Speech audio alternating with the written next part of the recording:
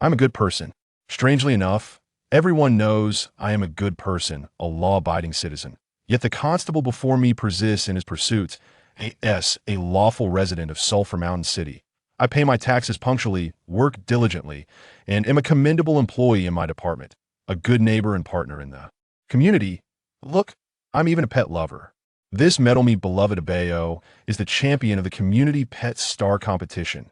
The medal and ribbon, serving as evidence, hang on a wall beside me, inscribed with 7 Sulphur Mountain City Pet Competition winner and wishing our robust and adorable Abeo eternal health. And the source of my glory, Abeo, is below, savoring his dinner.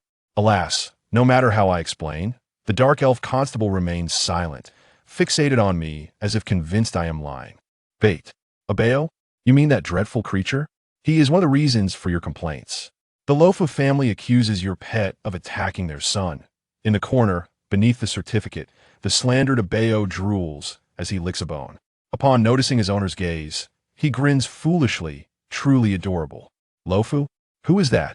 I have no recollection. Do you not find this argument quite unconvincing? Your beast has a piece of his son's tibia in its mouth. Oh.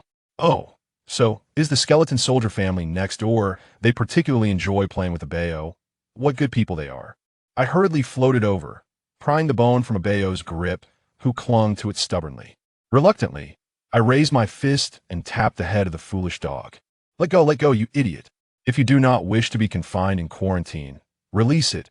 What an obedient dog, seeing my insistence. The lovable Abeo whined, relinquishing his treasure with a heart-wrenching expression.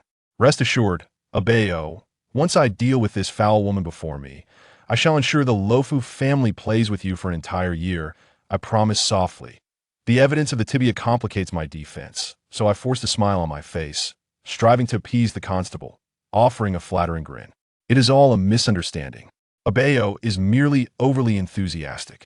He always loves making new friends and finds parting so sorrowful. Is it not entirely normal to take a token from friends? I attempted to extend the bone towards her, but the constable recoiled sharply. I had already lowered myself sufficiently. This woman, however, showed no gratitude. My kind gesture of offering the tibia was met with a reaction as if she had seen something repugnant, retreating 2 steps and adopting a guarded, fish-like expression.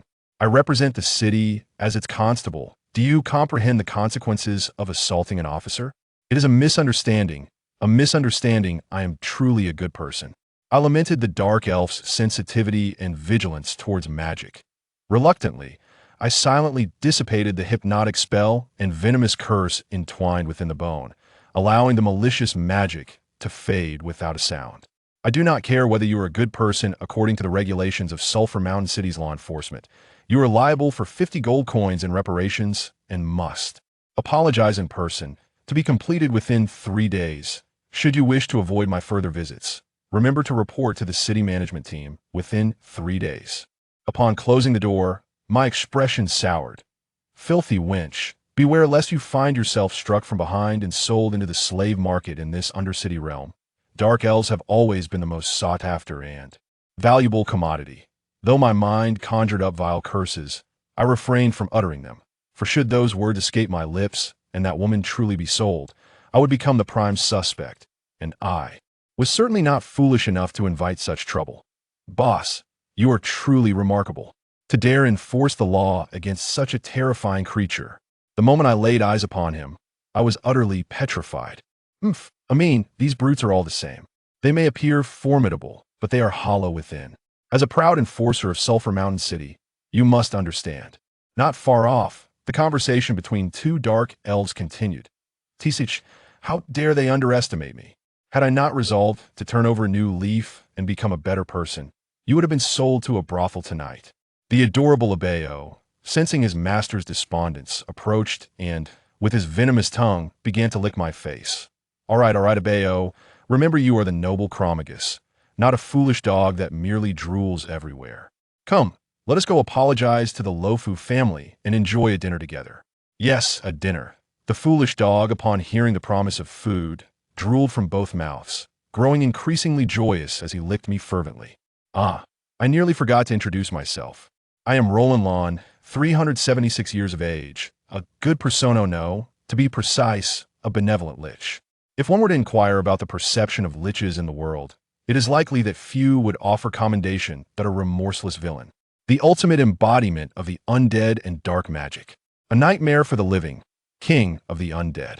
Though I have always regarded such views as the envy of the mediocre and the slander of hypocrites, I cannot deny that, at times, the discrimination from these prejudiced individuals does indeed bring considerable trouble, at the very least. Even in the forbidding environment of Sulphur City, I find myself dealing with several groups of brave souls combating evil or adventurers seeking to vanquish the malevolent old mansion each month. Though most of the time they cannot even breach the protective wards of the old mansion, there are moments when I welcome their presence, such as when I am in need of experimental subjects like now. I must you don't touch there. Damn tentacle monster. Not there. That area is very sensitive. How, please, I beg you, kill me, kill me. If you dare, just kill me. Before me lay a half-elf ranger, teetering on the brink of death. Just last week, she had boisterously threatened to rid the world of me, the villain now. However, she could only languish upon the filthy dungeon floor, groaning in despair. Spare me, at least just kill me, no. After a series of escalating cries, she finally reached a climax, her body tensing before collapsing in utter weakness. The once hate-filled gaze, though now devoid of focus, instinctively fixated upon me. Those lifeless eyes took an eternity to once again brim with animosity. Please refrain from looking at me. So, intensely excessive excitement is detrimental to one's health. Scoundrel! Scoundrel! Scoundrel! Is it that the language of the elves lacks sufficient curse words, or did your language instructor depart this world too soon? The repetition of the same words fails to invigorate me. Rascal rogue! Days of imprisonment and torment had shattered the will of the female ranger, yet the high elf's proud demeanor and elevated head remained unbowed. Even in her exhaustion, the golden-haired maiden continued to mutter curses in my direction. Very well. You've rested enough, let the next round commence. With a snap of my fingers, countless black tendrils surged forth once more. These summoned minions, conjured by the pink tome, could no longer suppress their desires for intimacy with the female. Do not, I beg you, release me. Alas, my minions would not heed the pleas of a captive. I am ticklish. Indeed, it was merely a matter of tickling. I am a benevolent soul. I would never engage in acts destined for harmony. Not your decision. Tendrils, direct your attention to the sensitive areas around her waist and beneath her neck. Those are her vulnerabilities. Ha! Hee! You fiend! Ha ha ha! Truly, this was the punishment the female ranger dreaded most. Soon, beneath the myriad of tendrils, she was rolling on the ground, overcome with laughter. Oomph! You deserve it. Who told you to trespass into my domain? This is clearly a criminal act. If I do not rectify your behavior, you might think me a pushover. Of course, I would not utter anything that would harm myself. Merely to punish her would be a waste of my magical energy. I implore you, I concede, I surrender. I will comply with any condition. No need. Your prolonged discomfort is contribution enough. Watching the numbers on my interface steadily increase, I could not help but reflect. 3 days have passed, and I have only garnered 2 points of evil. To accumulate the 100,000 points needed for resurrection, I shall have to wait an eternity. Recollecting the blissful life that many yearn for, I glanced down at my skeletal form, and soon my gaze shifted to the unfortunate souls in the cells. Punishing the wicked is also a means of promoting virtue for the sake of points. No, for the sake of justice, for our blissful existence. No, to become a good person. Your suffering is my treasure. Resign yourselves. Within each cage, various prisoners resided: minotaurs, elves, but predominantly humans. Let me out. I am innocent. Do not approach. Cries of despair and pleas for mercy echoed, yet the lich turned a deaf ear. Should their cries become too fervent, the skeletal guards would deliver a harsh reprimand to silence them. RUL, a human, a rapist, with 6 offenses and 3 arrests. However, due to the influence of a notorious gang leader's brother, the victims were too intimidated to report, resulting in the Sulphur City's highest court releasing him twice due to insufficient evidence. At this very moment, the notorious gangster finds himself in the most wretched of predicaments. You have such a penchant for copulation, I shall ensure you indulge to your heart's content. Thus, I summoned several towering ogres, each exceeding 3 meters in height. To keep him company, though, they were all male, and their appendages were as thick as a human calf. Well, now his confinement is truly a sight to behold, and even recounting it makes me feel nauseated. Let us instead discuss his neighbor, Diajin, a professional con artist of the goblin race, although simultaneously indicted on numerous charges, is remarkably skilled. The victims often lack decisive evidence, and he readily invests in hiring the finest attorneys in Sulphur City. Hence he remains at large. This moment, this gambler with bloodshot eyes is engrossed in a game of chance. I have won. All your money is mine. You must release me as per our agreement. I hold 4 kings. The skeletal dealer across the table merely chuckled, revealing his hand 4 aces, a slight triumph over his opponent. No, this is impossible. You have won 767 hands in a row. You are cheating. I must turn the tide in the next hand. Of course, the skeletal dealer is indeed cheating. These are enchanted cards of my own design, allowing him to draw precisely what he desires. How could you ever hope to win? If it were an ordinary individual, losing several hundred rounds would have long extinguished their spirit. Yet, Dia, having already succumbed to despair, perceives an opportunity for liberation and wealth before him and is unwilling to relinquish it. The skeletal dealer need not persuade Dia to fall prey to his tricks. He merely plays casually, and the goblin's insatiable greed compels him to approach the game himself. Thus, he is led, much like his past victims, into an abyss of avarice, having gambled away all his possessions that in truth, I harbor no interest in his tricks or secrets. But with each round he loses, the visceral bitterness and fury that emanate from him grant me greater reservoirs of malevolent energy, while his neighbor, now numb, wanes further. This is a prison, my personal domain, housing inmates who, for various reasons, the authorities of Sulphur City cannot penalize appropriately, yet are undeniably deserving of their fate. That unreliable system derives strength from the suffering and misfortune of others. And in my quest to embody righteousness, I have no choice but to tread the path of vanquishing evil. Thus, I utilize certain connections to bring these scoundrels here, serving as sustenance for my evil lich system. The fate of the lone adventurer is the most favorable. She merely shattered a few vases and scattered some skeletal gardeners. A few days of amusement, and she shall be cast out. The others, however, are truly deserving of the death penalty, so I allow them to experience the very torment they once inflicted upon others, or rather, to reap the consequences of their wicked deeds. For instance, allowing a rapist to endure the horrors of being raped, letting a swindler taste the bitterness of losing everything to deceit, allowing robbers and thieves to experience the anguish of having all they possess stolen, and permitting malicious merchants who hoard goods to create famine, to languish atop mountains of gold, yet unable to procure even a morsel of bread. Madman, you lunatic, please, I beg you, set me free. Engaging in actions that harm others without benefiting oneself is utterly devoid of meaning. Their suffering will, through that nameless system, transform into my strength, becoming the cornerstone of my resurrection. I have not lost my sanity. It is you who has succumbed to madness. Madlich, I beg you, spare me. I am willing to offer anything. Meldik. Indeed, many have claimed that I have long since lost my mind, but it was first uttered by that individual. When did I begin to descend into madness? Was it in my previous life, as a judge who steadfastly upheld fairness and justice, only to be stripped of my position by corrupt officials, ultimately relegated to a state where I could no longer even practice law?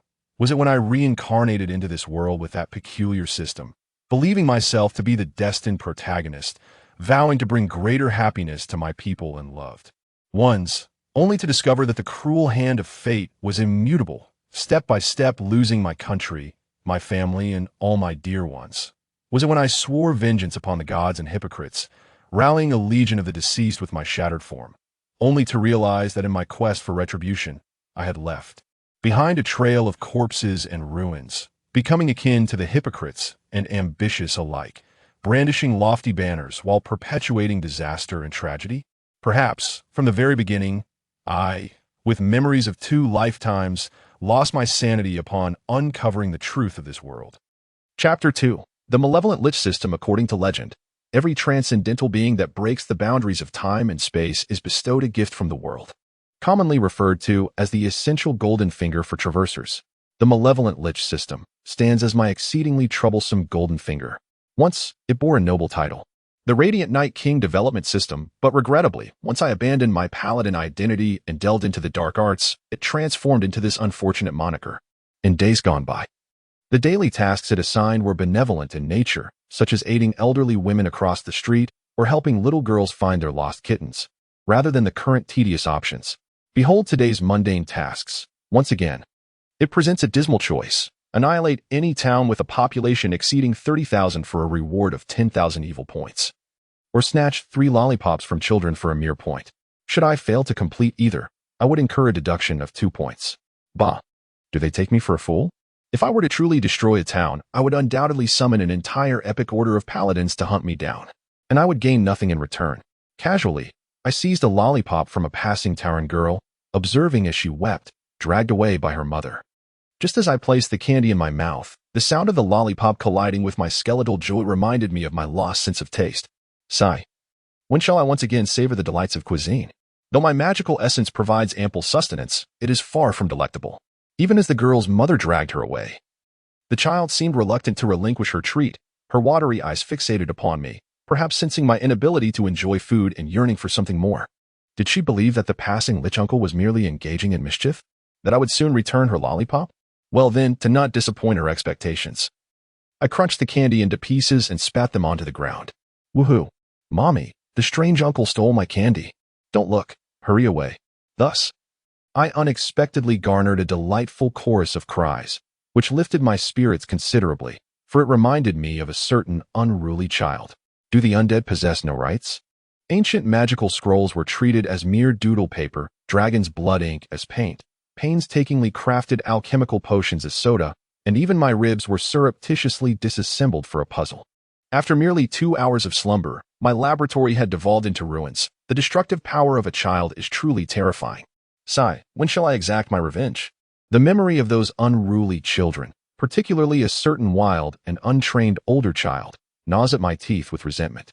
Suddenly, to my surprise, I received a system notification. Ding! Congratulations, host, for accumulating the tears of the 100th little girl, little boy. Reward, 10 evil points. A seemingly 6-year-old, yet actually over 20, legitimate loli? Not within the statistical range. Expired pseudo-lolis are the wicked path. Upon witnessing this unexpected achievement, I was overcome with joy. The least reward from the achievement system grants no less than 10 points, equivalent to 10 days' worth of daily tasks. According to convention, if one can reduce 100 accomplished individuals to tears, then 1,000 more shall surely follow, with rewards at least doubled. Thus, I gazed with fervent anticipation upon the young girls and boys on the street. Even in the absence of routine. It is our duty as benevolent beings to instill some semblance of order in unruly children, thereby sparing everyone from similar misfortunes. How might one engage in this endeavor? Oh, I could animate their toys, transforming them into grotesque creatures that run amok. Utilizing magical paint to turn the lollipops of these mischievous children into a vile shade of feculent yellow. As a victim of the havoc wreaked by these little tyrants, the thought of avenging my destroyed magical scrolls and precious tomes ignited a flurry of wicked ideas. No, that lacks intensity. Let us metamorphose pillowcases into flesh-eating fiends, instilling a deep-seated fear of pillows in these children henceforth. Moreover, I could summon the black tentacles of Iva, allowing them to partake in a realm of incessant ticklish torment. And yes, are not children fearful of ghosts and monsters? It is time to reassemble an army of the undead. Awaken, my necromantic cataclysm. On that day, I finally grasped that our neighborhood harbored fewer than 200 of these little rascals, marching through the streets accompanied by thousands of skeletons, abominations, and zombies felt rather extravagant. That day, before the city management team could respond to reports and before I was subdued by a cadre of dark elves, I traversed the neighborhood only to bring forth a mere 160 to tears. Upon learning that my summoning of the undead was fueled by vengeance against these unruly children, the expressions of the city officials, mingled with amusement and disdain, became a new chapter in my ignominious history. Congratulations to the host for being simultaneously scorned by 100 women. Thus attaining the dubious achievement has this child had been submerged in water or glue, awarded the honorary title dim-witted child. Equipping this title grants a chance of eliciting sympathy from women, albeit at the cost of a 100-point reduction in their affection towards the bearer. Having grown accustomed to the system's treachery and recognizing my already tarnished reputation, evidenced by my system-acknowledged negative 88 charm, a further decrease in desirability holds little consequence. Ultimately, the outcome remains unchanged. I remain devoid of a romantic partner. Why is it that, despite rational analysis, uttering such sentiments causes my eyes to brim with blood tears? Well, I am merely a solitary sorcerer of 3 centuries, yet at this moment, I have at least exacted my revenge upon my nemesis, the unruly children. Reflecting upon those wailing little miscreants, I chuckled with pride. I had already conceived the day as journal entry. On the 6th of March in the year AD 1896. During the summer of the Great Dragon, this day shall forever be etched in the memories of the children of Sulphur City, known as the Lollipop Hunter Incident and the Pillow Monster Devouring Incident. As my imagination wandered, the system's notification chime rang out once more. Ding! Achievement unlocked for bringing 100 children to tears in a single day. Reward, 10 points of evil. Congratulations to the host for earning the honorary title Nemesis of Mischievous Children, which, when equipped, instills a natural sense of dread in those under the age of 12. A gentle reminder, crying 500 little rascals at once earns the distinguished title of Rascal Slayer. If one could manage to make 1,000 of them weep. At this moment, the system's notification paused, inciting a flicker of anticipation within me. Although it was a comically absurd title, if it could ensure that these rascals kept their distance from me henceforth, it would indeed be a delightful surprise. Making 1,000 cry at once rewards the honorary title, still quarreling with children at your age? Could you possibly be any more tedious? Oh, dear host. You ought to thank me. In truth, this is the title most befitting you at present. I cannot endure this any longer. Cursed system, is this all you're doing? I, a benevolent soul, shall contend with you. Master, this time it was for snatching lollipops that I landed in prison. Next time, will it be for stealing a girl's undergarments? I truly do not wish to come to retrieve a pervert. The speaker was none other than my most loyal sidekick, the half-demon head maid of my grand estate, silver-haired Eliza. With her black-rimmed glasses, silver twin tails, playful little fangs, and a purple bow adorning her tail. Her Baroque-style-made outfit perfectly encapsulated her mischievous nature while revealing the dark humor of a lich. I have always been quite pleased with Eliza's appearance. If only she could shed her cold, sharp tongue, that would be even better. You know all too well about my troublesome system. Merely making a few little girls cry earns points, which is surely the sort of thing a good person ought to do. Here, she handed me a hefty album. This is, well done, Eliza. You truly are my most devoted assistant. I could surmise what had transpired. This was the contact book of the largest kindergarten in Sulphur Mountain City, containing a meticulously curated list that should assist the master in completing his task. Excellent work. I had assumed you were eager for me to meet my end and grant you your freedom. It seems I was mistaken. Splendid. You are indeed a good person. Let me see. As I opened the contact book, my expression darkened progressively. My glare, as usual, was completely disregarded by the half-demon girl, who adjusted her glasses. The cold glint reflecting off the lenses. The reputation of the Lollipop Hunter had spread throughout Sulphur City, and even stepping outside my mansion resulted in pointed fingers and whispers. For the sake of maintaining a lady's reputation, I truly wish to change jobs. Furthermore, master, it is high time you settled the wages you owe me from the past decade. Avoidance is not the conduct of a gentleman. Also, please do not divert the topic. Why did you drag me along? What have you done? Truly, after being with me for so long, little Eliza. Today's routine task was nothing short of a grand explosion. You understand. I comprehend. Please hold on tight. I shall teleport us away.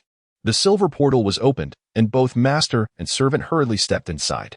As the short-range teleportation spell dissipated, the area was left empty. The backdrop being a cataclysmic explosion followed by the blaring of fire alarms. A delayed incendiary bomb, perhaps? Wouldn't a prisoner apprehended by the city guards be sealed away from magic? No, it merely appears so. When flour is combined with chili powder, and just a hint of dust is added, it transforms into a dust bomb.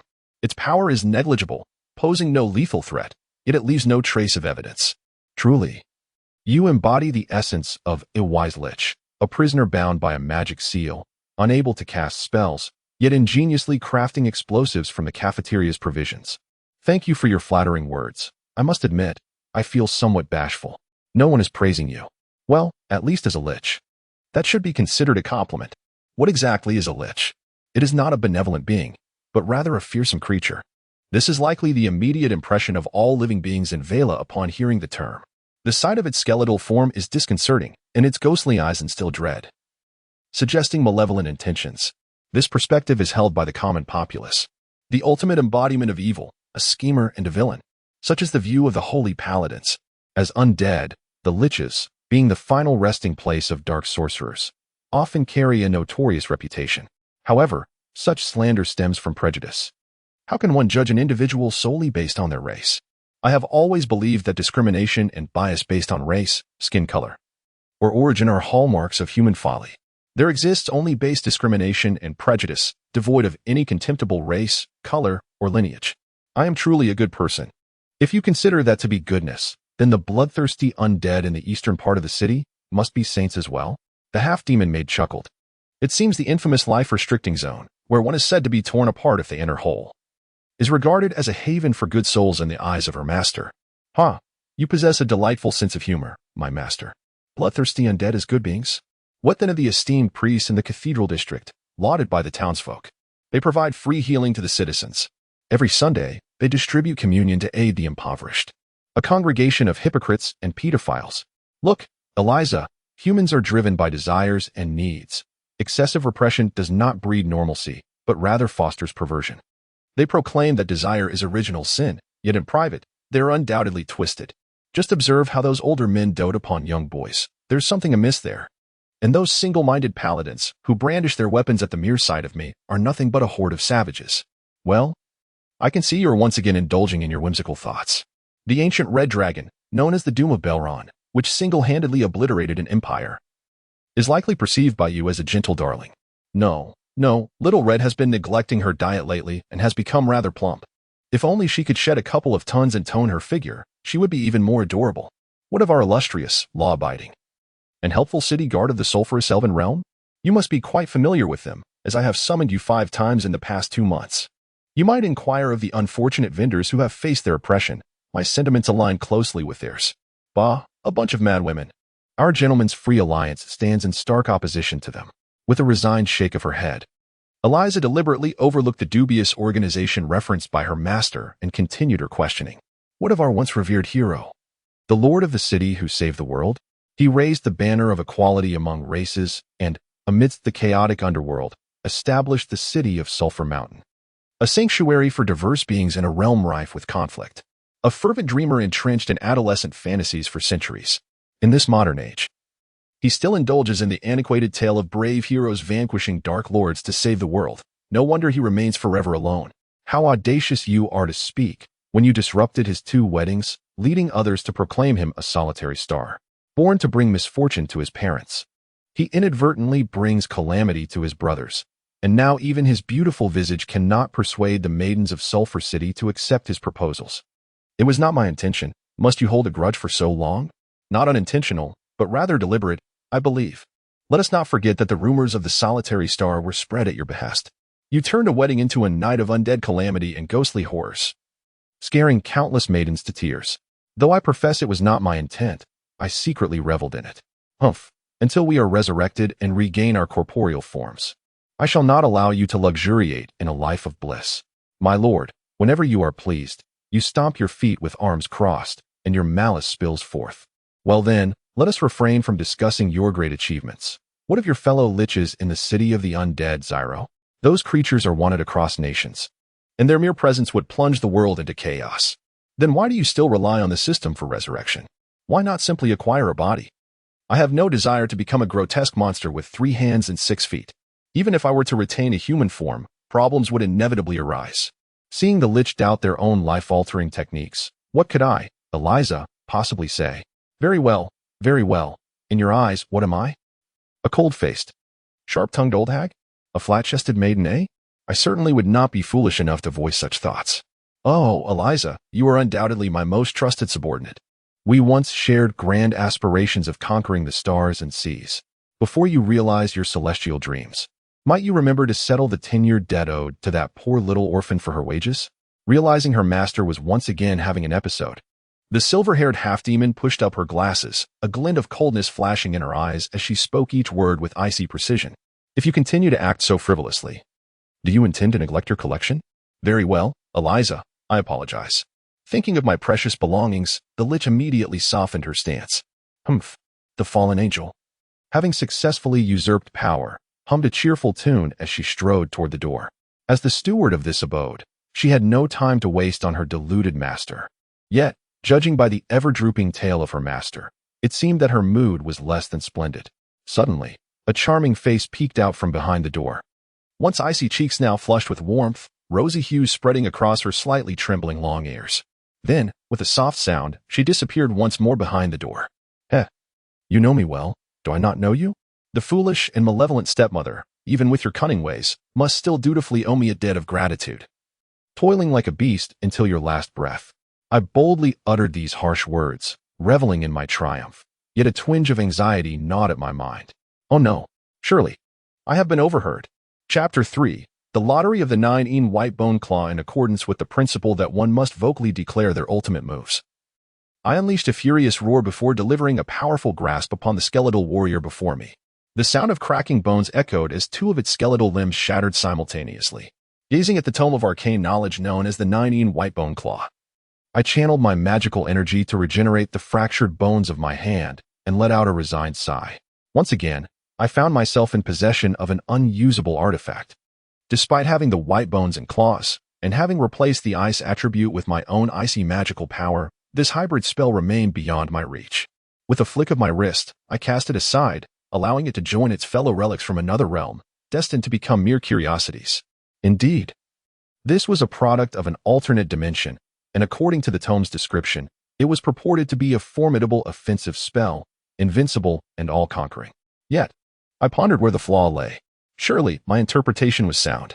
Wasn't it synonymous with ice and negative attributes? The term 9 signifies abundance.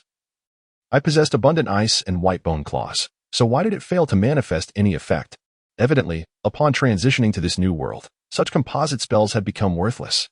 The legendary dragon-slaying palm, once thought to be my means of vengeance against the little red dragon, had turned into a source of mockery after nearly being slain by a single slap, only to be ridiculed for my skeletal dance. The Buddha's palm, an imposing name indeed, was clearly a holy light spell meant for exorcism. Should I truly pursue its mastery, perhaps I ought to seek the enlightenment of a holy priest. These tomes of arcane knowledge were the result of my unreliable systems lottery. At the beginning of each month, I was granted the opportunity to draw from 3 categories: divine techniques, legendary weapons, and extraordinary treasures. Despite the overwhelming odds, over 90%, of receiving something utterly useless, I nevertheless chose to draw from the divine techniques time and again, driven by the minuscule chance of uncovering a genuine treasure. Adjacent to the myriad unusable tomes stood an ancient bookshelf, upon which resided the rarest of treasures: treatises on the organizational structure and personnel management of the undead army, uncovering blind spots and maximizing the combat potential of 1's Legion under the guidance of Kel'Thuzad, the mysteries of the past and present, the constraints of time and space. Utterly inconsequential. We, the mages, are the true masters of time and space, as proclaimed by Raceland Magir.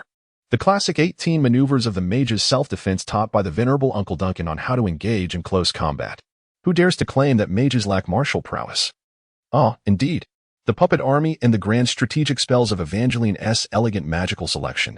True archmages do not soil their hands, allowing their minions to vanquish foes beyond the horizon. Such tomes of magic filled half the bookshelf. These arcane secrets and knowledge from another world were treasures I valued above life itself. For a lich who forsook their corporeal form in pursuit of boundless knowledge, these invaluable magical insights from beyond were of paramount importance.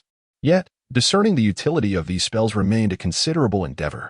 It is evident that this knowledge originates from disparate realms, and the sole means of discernment lies in mastering it oneself. The most absurd aspect remains that singular reed crossing the river, regardless of the so-called energy-free floating magic or the notion that a lighter weight is advantageous. I am left with nothing but bones and still sank directly. Furthermore, it necessitated that Eliza seek out the fishmen to retrieve me from the river, a truly humiliating predicament. My master, the malicious points accrued in the underground prison for this month have been harvested, totaling 39 points, which is 2 points less than last month.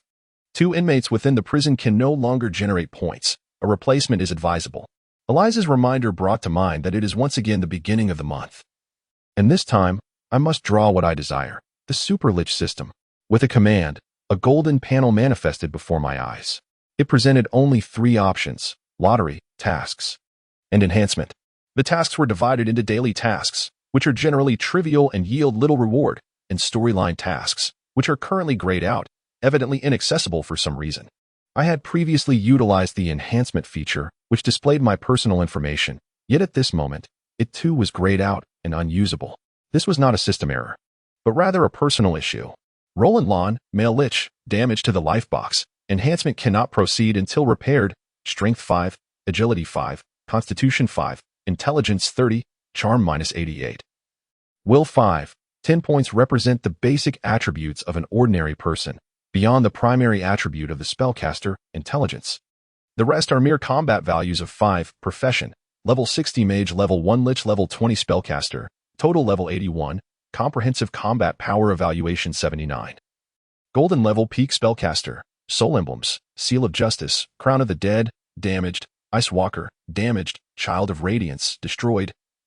My strength has significantly diminished. From the apex of the 8th tier to the 4th tier of gold, the Soul Emblem is the crystallization of a mortal's breakthrough into the legendary realm, a culmination of their lifetime experiences and power, and the cornerstone for ascending to higher realms. A person has but one life, hence only one possible Soul Emblem. Yet, I possess 4, for unlike the short-lived mortals, I have experienced 4 lives. And these 4 Soul Emblems represent my 3 deaths in the glorious past of my 4 ascents into legend. The Crown of Ice, the Monarch of the Dead, the Benefactor of Holy Light, were once my glories, yet now they lie in tatters. Nonetheless, having returned to life thrice should be a source of gratitude. Even with my Soul Emblems damaged, it is remarkable that I still exist, let alone make any progress. As my counterpart from another realm, nicknamed Voldemort, once remarked, one cannot be considered the ultimate boss without resurrecting a dozen times or transforming 3 to 5 times, although each death incurs substantial losses. The journey of traversing death and returning to the mortal realm is not without its rewards. Recently, I suffered a significant decline in power due to damage to my life vessel. My first demise occurred just as I had embarked on my legendary journey, and during my second death, I had only just reached the pinnacle of the 6th tier of the Holy Domain. Over a century ago, when I perished last, I had attained the status of an 8th tier demigod. The loss of invaluable knowledge and cherished memories indeed brings a sense of sorrow, yet overall, there has been progress. However, this incessant cycle of death is rather humiliating. Each time I fall, my reputation tarnishes, forcing me to adopt a new persona yet again, even if reduced to mere bones. I shall await the day of resurrection. Of course, I have had my fill of being a lich. While I possess remarkable talents in necromancy and ice magic, the nature of my attributes is excessively extreme. To ascend further, a sound physical form is indispensable. Ahem.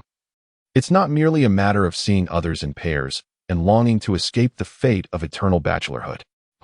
Who dares to look down upon me? There are plenty of undead in the Eastern District who have found companionship. Even bloodline families have formed. Why must I, as a lich, remain solitary? Liches too desire companionship. This unique being possesses a soul, not within a corporeal body, but rather encapsulated within a treasure known as the life vessel. Nevertheless, for a mage, knowledge is power. Although my life vessel has been compromised, hindering my growth and strength, the knowledge gleaned from other realms has proven immensely rewarding. Repairing the life vessel requires 80,000 points, while crafting a new body demands merely 100,000 points.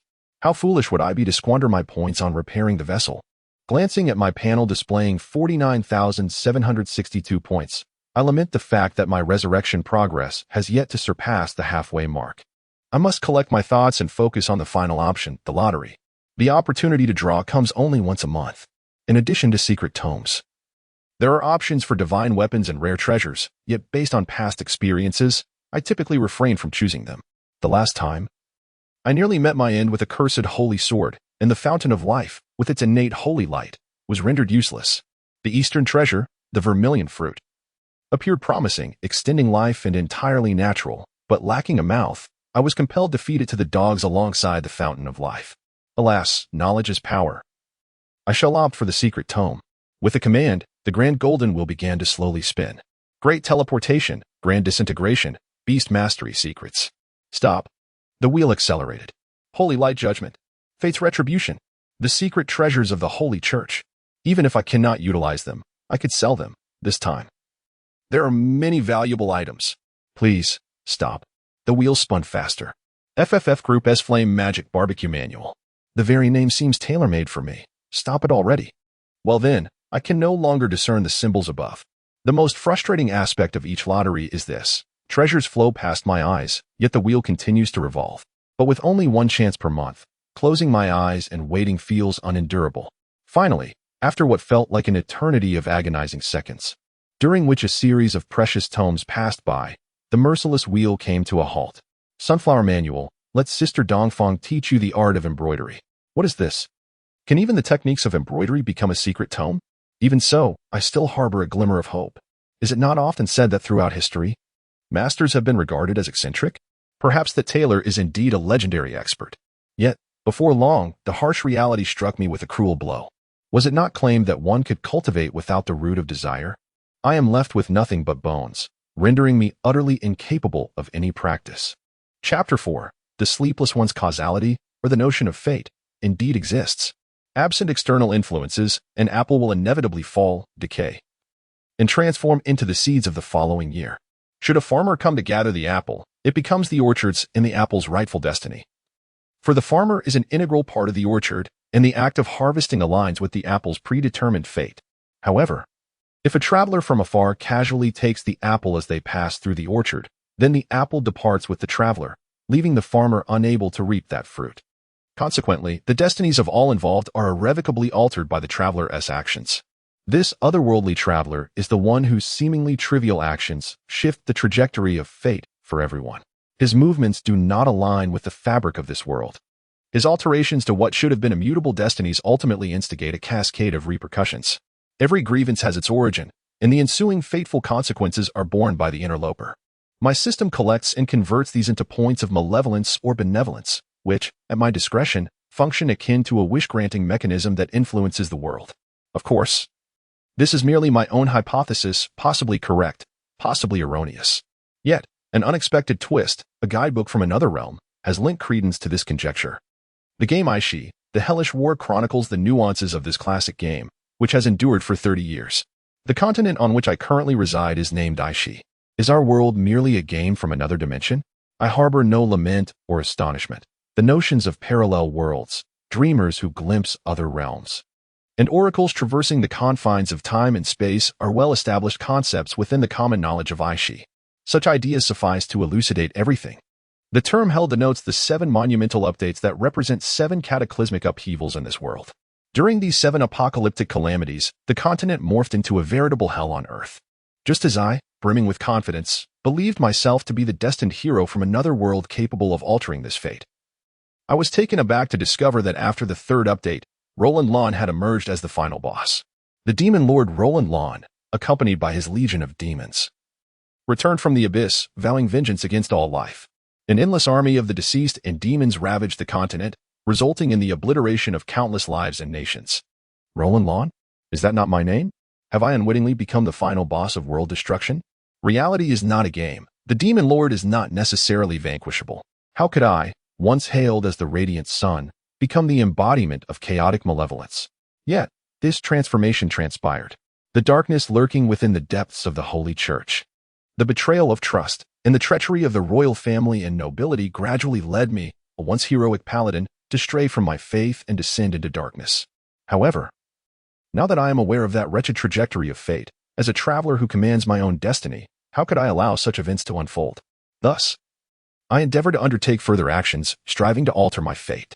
As a traverser endowed with the power of causality, altering one's own fate is not an arduous task. However, shifting the trajectory of the entire world proves to be a far more challenging endeavor.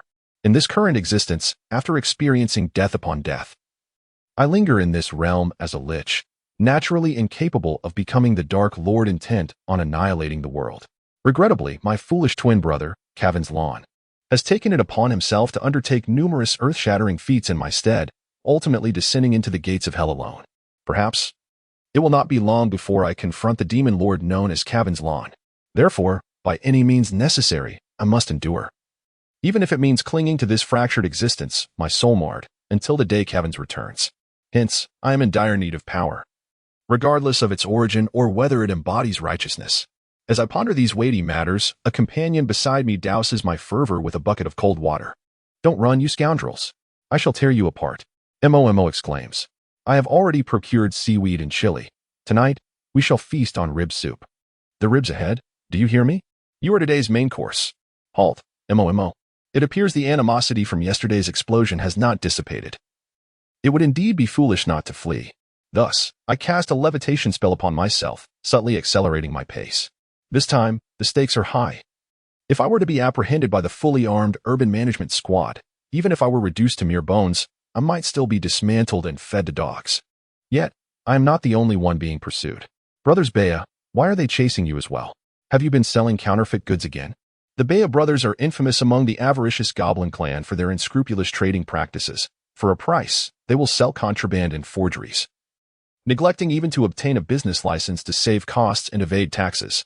Naturally, such illicit merchants have faced multiple crackdowns by the urban management squad, and through these confrontations, we have forged a profound camaraderie. Who knows what has stirred these women? It seems some fool has grievously offended this band of madwomen. Since yesterday afternoon, they have commenced a city-wide manhunt, declaring, in accordance with the law, we shall swiftly and severely clamp down on criminal elements, vowing to vigorously combat illegal merchants and perverts, restoring a beautiful blue sky to Sulphur City. Bah. As an engineering master, the elder Bea, Genia, appears decidedly displeased, his once lush hair shorn, despite his unremarkable appearance. He has reached level 59 as a great goblin engineer, merely a step away from the coveted 60th level golden tier. These women are formidable. A mere urban management squad boasts an entire roster of paladins and holy knights clad in plate armor, well-equipped. Their bodies are encased in dwarven mithril heavy armor, augmented by the dark elf's innate magic resistance, rendering them as resilient as steel cans. Astonishingly, each captain wields an artifact. Such equipment and formation would suffice for a divine battle. What are they even doing as urban managers? The younger Bea, Silverhook, is in disarray. His clothing singed and his precious alchemical apparatuses destroyed during the pursuit, leaving him in a state of utmost ire. The level 57 Grand Alchemist should ideally excel in healing and saving lives. However, the association with goblins renders this somewhat dubious. At least in my recollection. The potions concocted by that rascal Silverhook would explode upon consumption, with the remaining half destined to detonate regardless of whether it was ingested. Patience is required. For the tales of the 3,000 city guards of Sulphur City maintaining order have circulated for quite some time. The cursed gold coins, back when their equipment was not so outrageously powerful. Once I uncover who obstructed my brother's path, selling them such formidable gear for mere trifles, I shall ensure he finds no refuge in Sulphur City. Who else could it be? Apart from the diminutive, orange-headed fellow from the Flower Street. Who else possesses the expertise to forge such exquisite mithril-heavy armor? Once I find the time, I shall pay a visit to his shop and put an end to his mischief. Thus, I fell silent. If my comrades were to discover that their sacred swords were procured from me, that I received a commission for the heavy armor sold, and that even the enchantment of their armor was a judicial transaction favoring me, it would undoubtedly ruin our friendship. Old bull, what's the matter? Haven't they always been indifferent towards you? What, have you committed another offense recently? Beside me jogged a tall Tarn warrior, his square face adorned with a silly grin. His innocent gaze filled with integrity and confusion, seemingly unaware of why he was being pursued. Not at all. I merely asked them for some milk. With such ample bosoms. Surely they have plenty of milk. Isn't it quite normal for a Tarn to drink milk? Isn't it natural for a Tarn to go unclothed? Despite his seemingly upright demeanor, his pure voice carried an air of injustice. Yet, he was, without a doubt, a peculiar individual, although he appeared righteous and bewildered. He was still an enthusiast of running about in the nude. At this moment, he remained completely unclothed, his robust and wild physique inciting shrieks from women along the roadside. As he waved his arms in greeting to some object, the peculiar bull demon king was out again. Mother, how terrifying. I'll never get married. Where? Let me see what kind of tiny toothpick is being waved about so freely. Oh, indeed, it's not a toothpick. It's a wolf's fawn club. Halt. Turn in front. Let me give it a try. The screams and mysterious sounds from behind filled him with delight as he continued to run, performing various bodybuilding poses that elicited further shrieks. Though he is odd, others may not realize that in my eyes, the towering snow hoof is, in fact, an 89-level legendary warrior, perhaps among the elite in the bustling Sulphur City. Yet, despite his prowess, he remains a peculiar individual. A fact so significant it warrants repeating. Damn, They possess blessed silver arrows. The Emperor's holy sword of Horus, the sword that slays angels. What the hell? They have over a dozen unnamed blades against the wicked. The opulent Orland Empire could hardly rival their outrageous arsenal. Leading the charge is Lilith Milan. Renowned as the knight nobleman, celebrated for her passionate yet discerning nature, a clandestine lover or dream partner to countless noble women of Sulphur City. Yet she, who once regarded grace as her lifeblood, now found herself in a most pitiable state. Even a level 72 golden tier vampire swordsman would meet a fate of utter subjugation when confronted by a legion of metallic sentinels. Indeed, it was she, not he. Known by many monikers, such as the Mad Wild Lily, the Passionate Milan, the Mobile Obscenity, and the Female Deviant. Due to our shared plight against the oppressive city management forces, we formed the League of Free Gentlemen, colloquially dubbed the League of Deviants. The Naked Bull King, the Moving Obscenity, and the Explosive Brothers became our alternative appellations, as our comrades fell one by one during the rigorous crackdown on criminal elements known as the Severe Action. We, the formidable leaders of the League, emerged as the final survivors. If only I had the chance to try 3 centuries ago. Now, my life box is damaged, and my control has diminished. The Great Disruption could still be employed, albeit with difficulty in targeting. I am not destined to perish. Are you certain? The Great Disruption is the ultimate weapon of top-tier mages, said to annihilate whomever it encounters, yet I hold no affection for conventional spells. With my life box compromised, I am, of course, unable to utilize it. However, I shall not yield, for I refuse to be silenced. Worthless. Indeed. Upon mentioning the risk of losing control, those cowards, fearing death, would not permit me to wield it. Yet, if I continued to be pursued by the city management, my reputation as a good person would swiftly dissipate. Thus, I resolved to take action. Greasy spell. With a flick of my wrist, a layer of slick oil spread before us, the instantaneous first circle arcane. As a lich, it is fundamental to manipulate magic to levitate, so I effortlessly glided forward. What use is a first circle arcane? The foes behind me were at least bronze tier. In the disdainful gaze of the Golden Tooth, the first circle arcane bore no significance to even moderately skilled warriors. However, this knowledge pertains to ordinary mages. I am no ordinary mage. Bam! No sooner had I boasted than Golden Tooth stumbled and fell, his feet slipping uncontrollably, unable to regain his footing. Golden Tooth, your tongue is sharp, but look at me. Wait, how is it so slippery? Following suit, his brother Silver Hook, who had just mocked him, met the same fate. I have improved it. Not merely improved, but utterly reinvented. The typical greasy spell produces a smooth oil derived from animal fats, while mine is crafted from otherworldly mechanical lubricants, calibrated for zero friction on the surface. With my abilities constrained to lower-tier spells, I naturally exerted great effort on my existing incantations.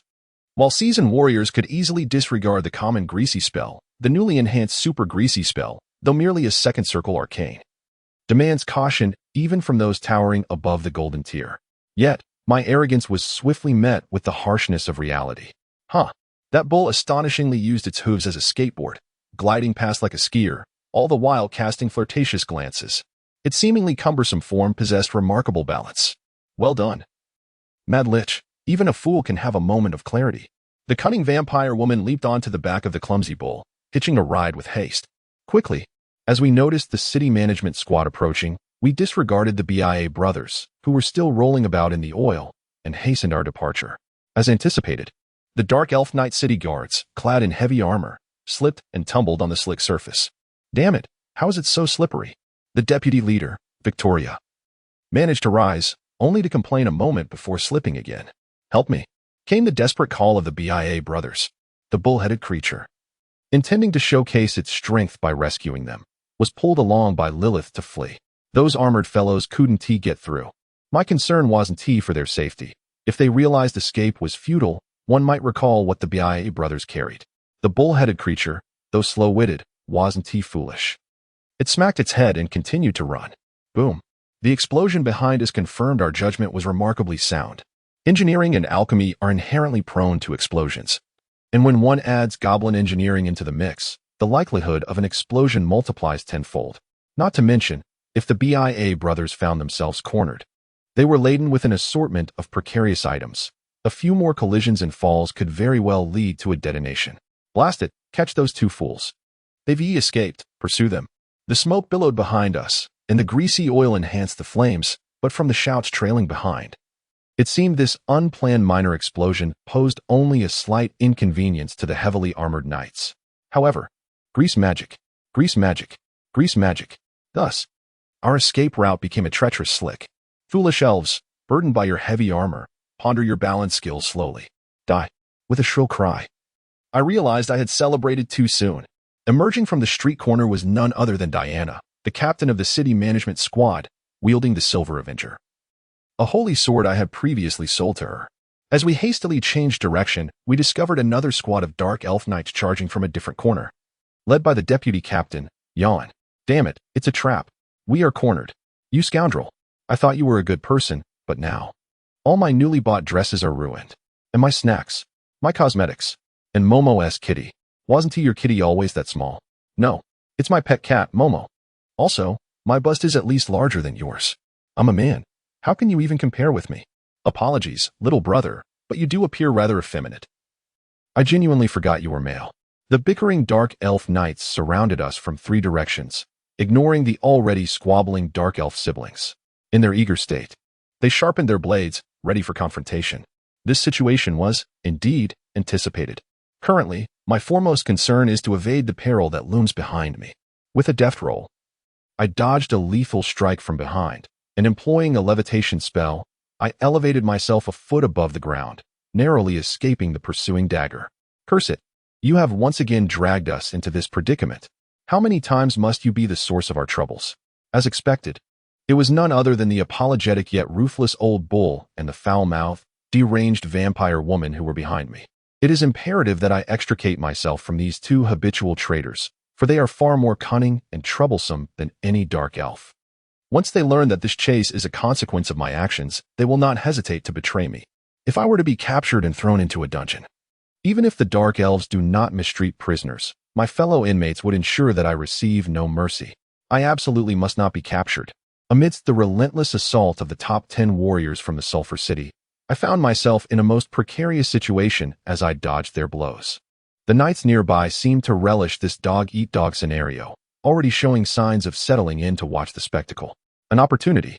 Yet these women could never comprehend the unwavering brotherhood forged in our shared oppression. A mere glance was all it took for us to understand each other. The bull seized both me and Lilith, hurling us away from danger. How infuriating. By the time the dark elf knights regained their senses, we had managed to break free from the encirclement. The poor old bull, despite his formidable strength, was overwhelmed by the onslaught of female knights who took advantage of his reluctance to strike women. Old bull, I shall remember your sacrifice. What have you done, Lich? Yesterday, they captured me, and I retaliated by obliterating their encampment. Well done. I had long desired to do just that. With a smirk of satisfaction, I raised my finger and cast a spell. Word of truth, stasis. Thus, under my surprise attack, the unsuspecting female vampire was rendered motionless. Though my incantation would only immobilize her for a few seconds, that was ample time. Confusion clouded her exquisite eyes. Having just escaped, why was I now ensnaring her? But soon, realization dawned upon her. This mad lich Roland was notorious for her inexplicable penchant for harming others while inflicting harm upon herself. After all, how else could one explain the moniker of a lunatic bestowed upon a lich, a harbinger of terror? However, as the pursuers closed in, even Lilith Milan, despite her seething rage and confusion, found herself overwhelmed. The anticipated system notification finally chimed in. Daily task, betrayal completed. Task objective, betray 3 comrades, friends, allies who trust you. Rewards determined by the strength of the betrayer. Task completion status, Gold Tooth Bea, Silver Hook Bea, Lilith Milan, each possessing combat prowess exceeding the golden tier, collectively far surpassing the host's current capabilities. Task completion status, flawless, with an additional reward of 10 evil points.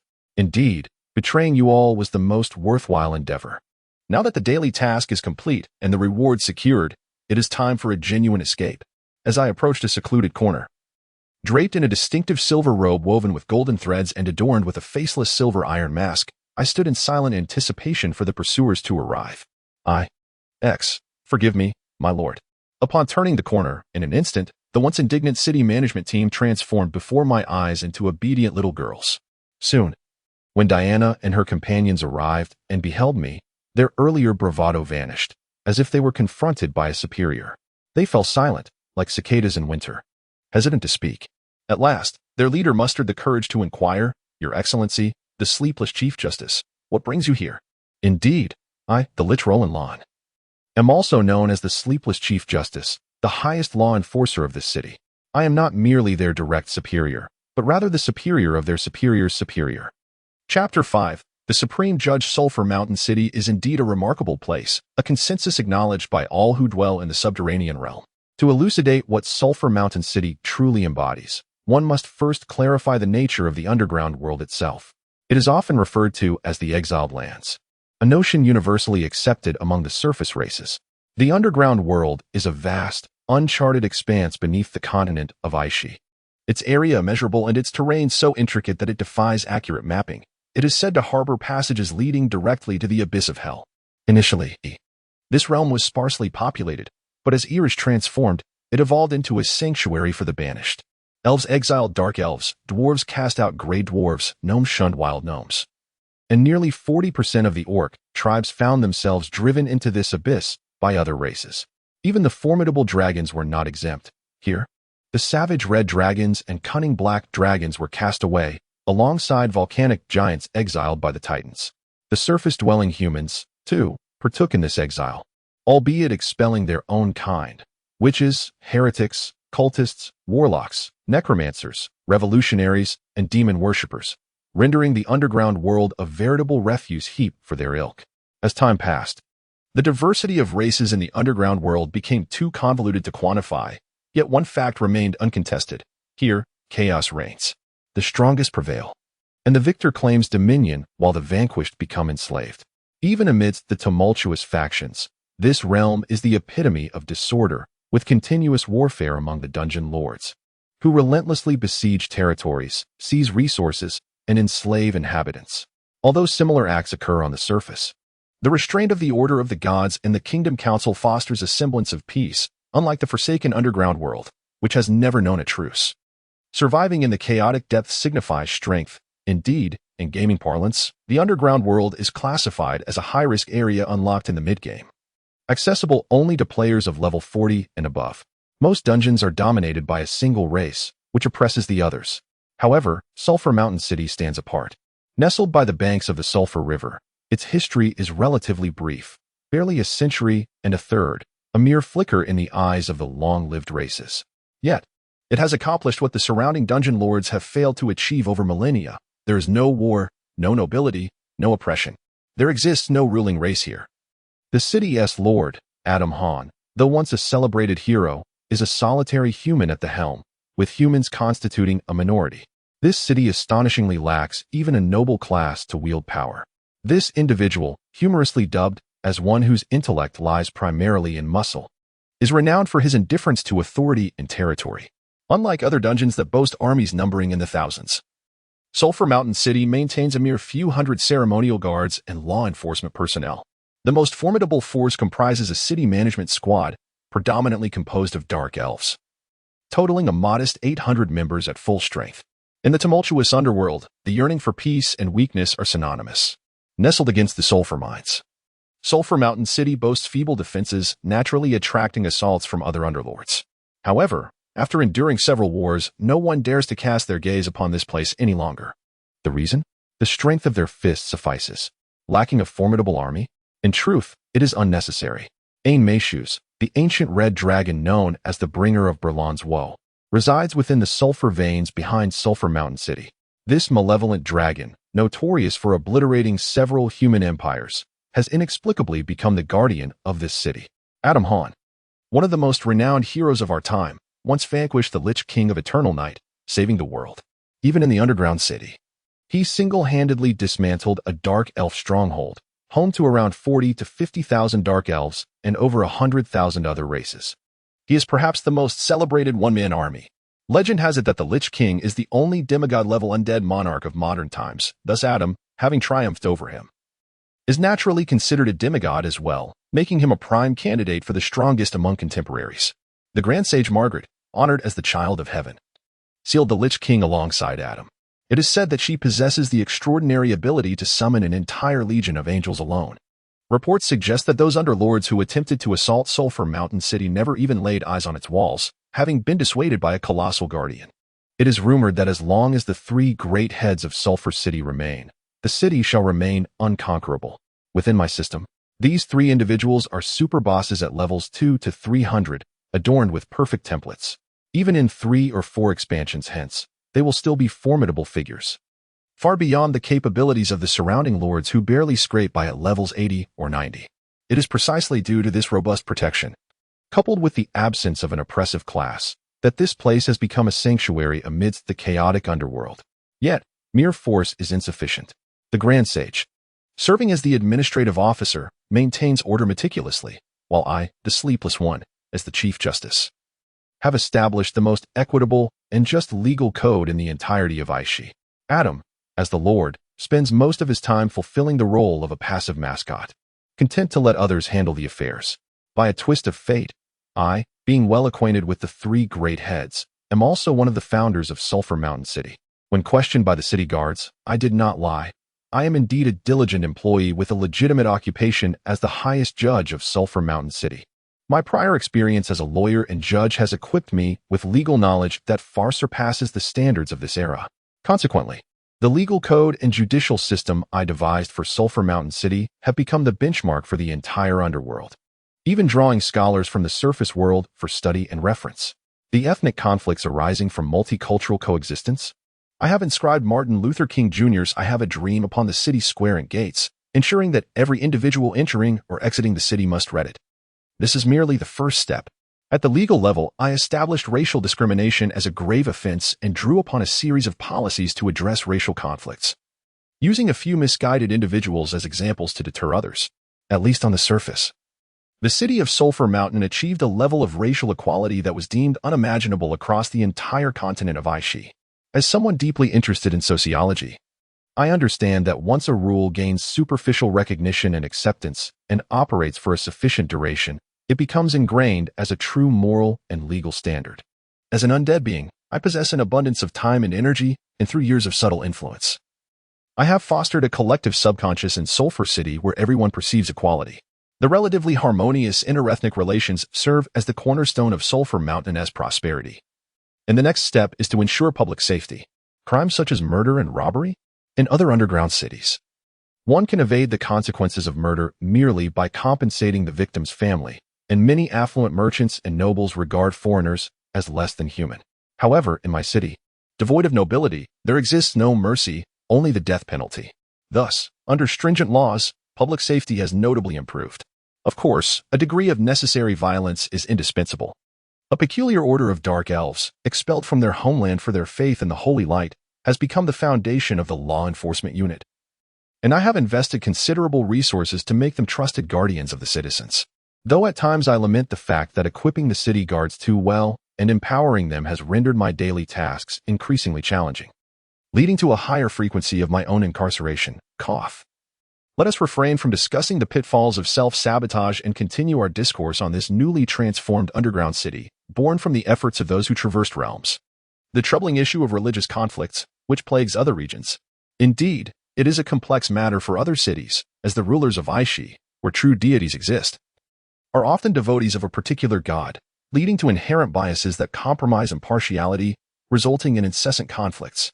In this city, however, among the three leaders, the red dragon Ainmaizi venerates gold, the city lord Adam Han is a well-known skeptic, and the esteemed sage cherishes knowledge. And yes, it is true that the sage has harbored a long-standing infatuation for the brave hero, an affection so apparent that even the most oblivious, like myself and Little Red, could not overlook it, culminating in our two chaotic wedding escapades. I do not deny my own selfish motives, aside from the significant turmoil caused by evil points. Witnessing Adam's near tearful, foolish expression brings me unfathomable delight. All right, I digress once more. Let us return to the subject of our underground city. The three leaders themselves lack reliable convictions, and if I were to forcefully claim a belief, it would revolve around ensuring that wrongdoers receive their just deserts while the innocent are safeguarded by the law, echoing the legal spirit of my former life. Thus, I have audaciously instituted an astonishing degree of religious freedom in Sulphur Mountain. Religious freedom is a matter of personal volition. Preaching is permitted within the city. Yet no religious institution may employ force to compel belief. Violators shall be expelled from Sulphur Mountain. Here, various beliefs coexist: devotion to demons, reverence for the holy light, and veneration of the Earth Mother. Countless altars and temples dot the landscape. However, those who wield faith as a banner to oppress others face severe penalties under the law. While other underground cities are mired in intrigue and ruthless political power struggles, with incessant religious wars between churches and rampant plundering of the weak by the strong. The governance of our city, Sulphur Mountain, remains extraordinarily stable. Our legal system is robust, administrative efficiency is commendable, and the atmosphere is peaceful and orderly, attracting countless residents and merchants, thus fostering prosperity and earning the moniker of an underground paradise. In truth, this does not signify that our city is truly superior. Rather, it is merely a relative comparison to the chaos of other underground cities. The disorderly nature of these other realms continuously draws resources and talent into our city-state, further enhancing the prosperity of Sulphur Mountain. Even the holy church above ground is astonished by the tranquility of this tumultuous place, dispatching paladins and priests to seek wisdom here. Some paladins, taken aback by the coexistence of diverse races, express a willingness to reside permanently, learning from the sacred text of the holy light while spreading its radiance to redeem the wicked denizens of the underground. Yet, these paladins and priests are the very ones I, as a lich, despise most. At times, I long to remove my mask and reveal to them that the order they revere as a divine gift is, in fact, a creation of an evil, chaotic lich, potentially shattering their faith. Meanwhile, as I am captured, this skin serves as my greatest shield. No one suspects that the just and incorruptible supreme judge, the Sleepless One, is in truth the same individual as the chaotic lich Roland, who is often regarded as a fool. In my capacity as the Chief Justice, I have resolutely insisted on wearing the mask. For the existence of this unreliable system of wicked liches renders it impossible for me to maintain the dignity required of a judge. As the arbiter of balance, dignity and authority are paramount. A code devoid of authority and fear is merely scrap paper.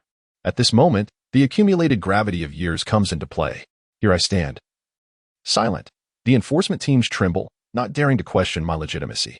I turn to face the team leader, Captain Diana Sphinx. And milady, her voice quivers, revealing her unease. I am her superior, and it is evident that her confidence wavers. They are members of the city enforcement team, which operates under the Directorate of Law Enforcement, itself a subordinate of the Supreme Court, where I, the Sleepless One, hold the title of Chief Justice. According to the code I have established, the city enforcement team lacks independent enforcement authority and must obey their superiors' directives. For any significant enforcement action, they must report to the Directorate of Law Enforcement, which, in turn, must notify the Supreme Court. As the Chief Justice of the Supreme Court, I have yet to receive any official documentation. Is this an abuse of power? Undoubtedly, it is. The enforcement station I dismantled yesterday has been met with a severe crackdown today. How could there be time for hierarchical reporting and approval? Even if there were a need for notification, one must first sift through the debris to compile the necessary documents, a monumental undertaking in itself. My seemingly soliloquizing murmurs elicited an immediate pallor on Diana's face. Regardless of how ornate the rhetoric, the violent exercise of law enforcement, a manifestation of public authority, renders the enforcers mere instruments of oppression. When such instruments develop a will of their own and act recklessly, it is time to discard them. This is not only my aphorism, but also a caution inscribed on the first page of every law enforcement officer's manual. It is likely they intended to launch a surprise attack, subsequently retrofitting the procedures. In the past, the Law Enforcement Bureau and the Supreme Court would often turn a blind eye, yet they failed to anticipate my sudden appearance, resulting in their superiors catching them red-handed. I quietly observed them. The once darkly clad dark elves now appeared as pale as specters. Abuse of power? Regardless of the consequences or motivations. The independent actions of the enforcement forces are gravely reprehensible. If you can overstep your bounds today, can you not do the same tomorrow in attacking the Lord's residence? According to the laws of Sulphur City, the most lenient punishment for these overstepping enforcers is expulsion from the Sulphur Mountain City. The Dark Elves find themselves in dire straits. Had they encountered other officials, there might have been leniency, and the aftermath could have been mitigated.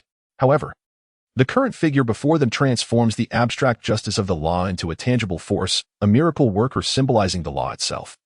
And there are no precedents of leniency associated with him. Diana, the captain of the city defense forces, wore a bitter expression. Yet the moment had come for her to stand firm. After such arduous efforts, had the evil Dark Elves finally garnered the citizens' recognition only to see it all crumble?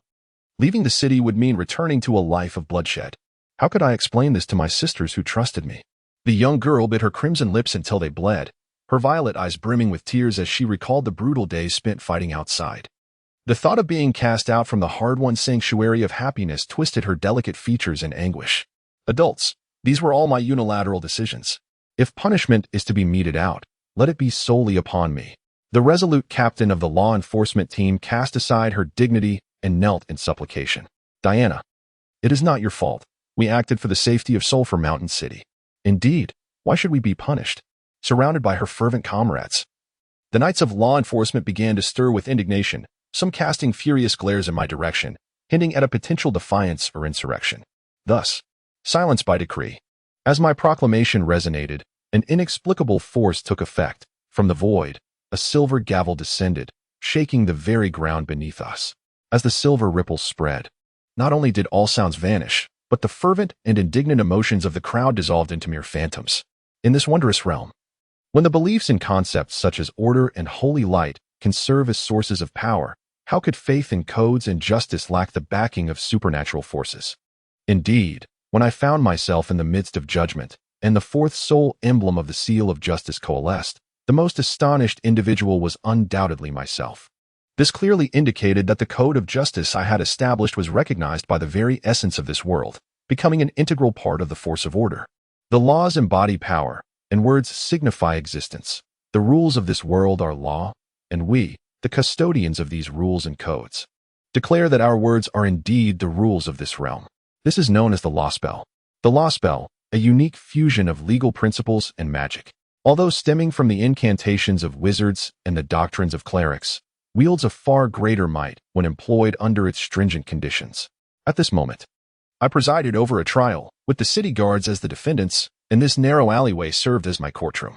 I commanded silence, and the multitude was obliged to quiet themselves, attuning their ears to my incantations.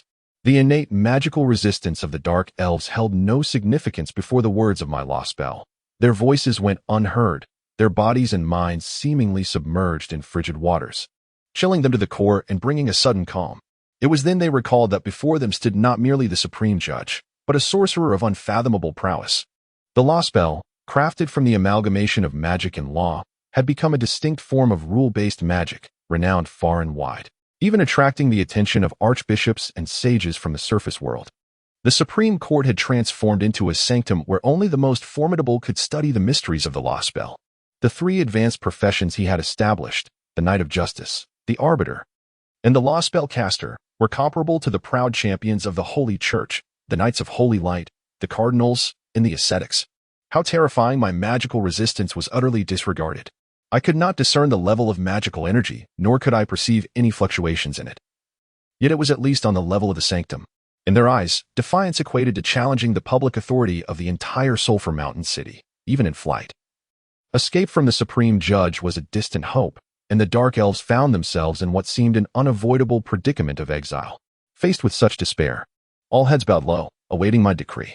My lord, for the sake of my years of service to Sulphur Mountain City, I implore you to punish only me. With a quavering voice, Diana knelt. When the esteemed captain of the knights fell to her knees, how could the other knights stand firm? Thus, a multitude knelt before me. Oh dear, witnessing this poignant display of sisterhood moved me deeply. In truth, Captain Diana was also a level 81 legendary knight, her strength undeniably surpassing my own at present. Her current state of disarray stemmed not solely from guilt, but significantly from the influence of the artifact. The enchantment on this silver robe was crafted during my prime. Initially intended to instill fear, later, as a judge, it served to exert pressure on the guilty. Upon grasping the essence of the law spell, the exquisitely crafted robe I wore transformed inexplicably into a quasi-artifact. Artifact, the majesty of justice, bound. Defense, 10 points. Even steel plate armor only offers 5 points of defense. It is truly absurd for cloth robes to achieve such levels of protection. Effect 1. The self-examination of the guilty causes wrongdoers to feel guilt and unease. Increasingly succumbing to fear and helplessness over time, the greater the crime, the more pronounced the guilt, and thus the more potent the effect. The innocent remain unaffected by this effect. Effect 2. The iron mask of the judge. The bearer's charisma is fixed at 100, granting a 20-point resistance against charm, divination, and illusion spells. Effect 3. The bearer's conditions are insufficient to activate. Effect 4. the bearer's strength is insufficient to activate. Curse of the artifact. Weight of the judicial hammer. The bearer must embody the role of a judge or enforcer, diligently fulfilling their duties with impartiality. Should they abuse their power for personal gain or speak falsely, the robe will transform into an eternal divine flame, annihilating both the soul and body of the bearer. Exercise caution with the powers you wield. The decisions made by the hammer's fall dictate not merely individual fates but also uphold the dignity of justice. The highest court of the sleepless. In the land of Aishi, equipment of artifact level and above is inherently troublesome, presenting singular yet formidable effects coupled with burdensome curses. This robe exemplifies such complexity. While normal robes invariably enhance spell effects, the increase in intelligence is of no consequence, yet it bestows several exceedingly powerful effects. Effect 1 has significantly simplified my judgments, whether dealing with serial killers or underworld magnates, as long as there remains a shred of conscience. They shrink before me like frightened chicks. Effect 2 allows me to essentially disregard any probing into my true identity. As for the curse of the artifact that prohibits bending the law or lying, it poses little challenge to me. I am, after all, a solitary figure, untouched by personal bias. Furthermore, should deception be necessary, mere wordplay would suffice, with lies easily dismantled should they be exposed. I have never lied. Yet that does not imply you will grasp the true meaning of my words. Should you misconstrue them, do not cast blame upon me. The curse of the artifact is ineffective against me, yet its power remains undeniably palpable. Presently, the enforcers of the faith and holy light transgress their authority, their guilt manifesting as invisible shackles and burdens under the artifact's might, leaving them unable to stand tall. I estimate that merely by my presence. The pressure I exert rivals that of a dragon's might, intensifying with each passing moment of judgment. However, if pressed further, one might witness the girls succumbing to their distress in public. That is quite enough. When cornered, even a dog may leap over a wall. And I have no intention of banishing them from the city. Thus, I turn to depart, leaving behind a remark. I merely passed through, having seen nothing. Tomorrow, let your captain come to rectify the formalities.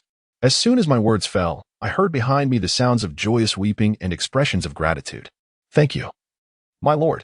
Just as I rounded the corner, the elves had already collapsed in a heap, some embracing each other in tears, celebrating their survival of the crisis.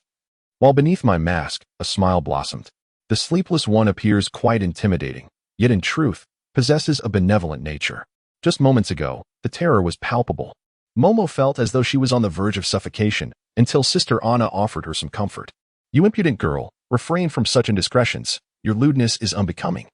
Go seek out that Lilith Milan instead. The little eavesdropping device I had left behind. Cough. The mischievous winds carried their discussions to my ears. Attentively listening to the grievances of subordinates is indeed a responsibility of a superior. I ponder who might be speaking ill of me. What if the wrong person wears a small shoe? This girl, Daisy, is quite eloquent.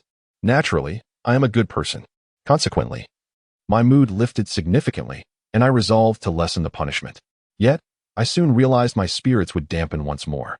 For there, at the street corner, my loyal maid, Eliza, had been waiting for quite some time. Master, have you undergone a change of heart? You would actually spare them? The law is immutable, while humanity is alive. A rigid and unyielding legal system will inevitably provoke public ire. Their actions and intentions are innocent. They are merely procedurally unlawful. Exile is excessive. Observe how I handle matters with finesse. I raise the scepter of authority high, only to let it descend gently. This is the way of governance for those in power. Take heed and learn. Truth? She scoffed, her lips curling in disdain. The sharp-tongued maid, my most devoted sycophant, once again disregarded my platitudes in triumph. It is utterly mundane to toy with one's life. Today has proven bountiful. Not only did I triumph in my daily tasks, but I also secured leverage and goodwill from the city management. Ladies, tomorrow you shall witness how I rectify your audacity in snatching the sustenance from my beloved Abayo. Of course, I remember that wench named Diana, the vile creature who wrested Abayo's bone from my grasp. Tomorrow, when you report to the Supreme Court, I shall show you what it means to face a superior's trials, what constitutes nonviolent harassment, and what it is to endure office humiliation. To expel you from the city? The dark elf paladin, a devotee of the holy light, must indeed be a rarity in the underworld. Losing such a valuable toy and effective tool would be a lamentable fate. Yet Eliza let out a resigned sigh. Indeed, one cannot harbor expectations of your conscience. You are truly incorrigible. No, I am a good person. One day, I shall transform those points of wickedness into points of virtue, and strive to do good, then I too shall enjoy a commendable reputation in a certain light. This is also a consequence of the chaotic system that compels one to earn points. One must engage in nefarious deeds. Yet how can one attain a good reputation through villainy, forcing me to don an iron mask even in the workplace? This alone is bearable. What truly vexes me is that cursed mask and robe, even if they are artifacts of exceptional quality, render me a figure of terror to the fairer sex, causing them to tremble in fear or faint from fright, which is a lamentable state for someone of my age, still without a girlfriend. No. The issue lies not with the mask and attire, but rather with your own mind, a lich seeking a romantic partner? Ah. The absurdity of it is hardly amusing. By the way, it is said that when you were still human, you were perpetually single, although reality is harsh. I implore you, master, do not shy away from it. I hope I don't frighten you, but there are still young ladies who express a desire to marry me. Oh dear, what peculiar taste in suitors does this family possess? No, I comprehend now. It must be an innocent little girl who, with a mere offering of sweets, agrees to such a union. Yet, to resort to deceiving a child in order to bolster one's own dignity is indeed a pitiable state. Oh dear, master, why does your countenance appear so grim? Could it be that Eliza has once again spoken the truth? Cursed Eliza. I too wish to be a good person. I too yearn for a girlfriend. Thus, this time, the residents of Sulphur Mountain City were fortunate enough to witness their Chief Justice brought to tears. Chapter 6. Work, my lord. We, the half-sheep folk, have toiled as shepherds for generations. That day, we finally stumbled upon a lush pasture, just as we were about to loosen the reins for our beloved flock. These fiends appeared. Indeed, they seized our precious ones and audaciously attempted to rob us, claiming to be enforcers of the law. Where in the world can one find such robber-like enforcers? Before me stands a group of half-sheep folk, their hearts ablaze with righteous indignation. These diminutive half-beasts, known for their chatter and cunning, now bear tear-streaked faces, their expressions filled with outrage as if they have suffered the gravest injustice. My lord, you must take a stand for us. All our belongings have been snatched away by these demons. Yes, my poor little Shar, only 2 months old and still nursing, has been torn from his mother by these wicked creatures. How can he survive? In the north, the winds blow and the snowflakes dance. Yet my little lamb is so small, and those cruel wolves have invaded our home. It is not uncommon to witness the heart-wrenching sobs in court. Yet the scene before me, filled with wailing and singing, is quite rare. Truly, the half-sheep folk possess a certain artistic flair, and it seems they are prepared to perform. I was moved for a moment, observing them, but soon realized their talent was lacking, as they repeated the same 2 lines incessantly. My interest waned, and I stifled a yawn before rendering my verdict. My lord, in justice, the deputy captain of the city management, yawned, exhaled in relief. While the plaintiffs continued their lamentations, yet I remained unmoved. Bailiff, take them away. Next, corruption runs rampant, and justice is but a facade. Indeed, foolish officials protect the wicked. Alas, it is always this way, yet to be called a foolish official to my face irked me somewhat. For maliciously attacking the judge, a fine of 10 gold coins shall be imposed. Furthermore, should you graze your sheep on the city's green pastures once more, we shall seize your flock. Yes, they indeed possess the right to graze, but herding within the city's landscaped areas has transgressed from personal liberty to a crime against public property. In the past half-year, the damage inflicted upon the lawns and gardens has accrued restoration costs and labor fees amounting to hundreds of thousands of gold coins, while they have only saved a mere few hundred in fodder expenses. The half-sheep folk excel at distorting the truth. And now they dare to accuse the city managers of malicious enforcement, truly believing me to be a fool. Ah! And those who called me a foolish official shall report to the community for 2 months of unpaid labor. Who would dare to speak further, like him, in the future? If you wish to purchase fodder or graze outside the city, should you graze recklessly again, your entire kin shall be banished from the Sulphur Mountain City. For the cunning and indolent half-sheep folk, tending to their flocks while they doze off is already the most arduous task. Forcing them to labor like other races is akin to torture, while demanding that these greedy and selfish beings work for others without compensation is far worse than a death sentence, with the imposition of stern punishment for their incessant chatter. The cry ceased instantly, and the singing faded away as they dutifully lined up to exit. Thus, I nodded in satisfaction. Next, continuing to scrutinize the case files and gazing at the seemingly amiable defendant before me, I couldn't help but furrow my brow. It was no wonder that the lower court had relegated this case to me. The matter at hand was indeed fraught with complexities. The defendant, Arrow the Sorrowful Wind, a half-dragon hunter, was charged with abduction and sexual crimes. while the evidence of his guilt was irrefutable, and he himself had confessed without hesitation. The adjudication of this case proved to be quite a conundrum. It was utterly sordid, revolting, and had a grave impact on the moral fabric of the city of Sulphur Mountain. The goblin prosecutor, fervently advocating for the death penalty for this bestiality enthusiast and homosexual, sought to restore the city's ethical standards. This case had ascended through layers of appeals, culminating in this final, pivotal moment before the highest court. We had to consider the defendant's identity as a half-dragon. In their eyes, consorting with beasts was a tradition, a matter of course. Tolerance for the traditions of other races was a source of pride for the citizens of Sulphur Mountain. Moreover, the fundamental principle of our legal code was that a crime must be explicitly defined by law. Was there a statute in our code that forbade sexual relations with beasts or individuals of the same gender? Since no prohibition existed, it could not be deemed a crime. Thus, it followed that no conviction could be rendered, nor could any punishment be imposed. Based on this interpretation of the law, the elven defense attorney, Karos, had once again gained the upper hand, despite the disdain and contempt reflected in the eyes of the onlookers.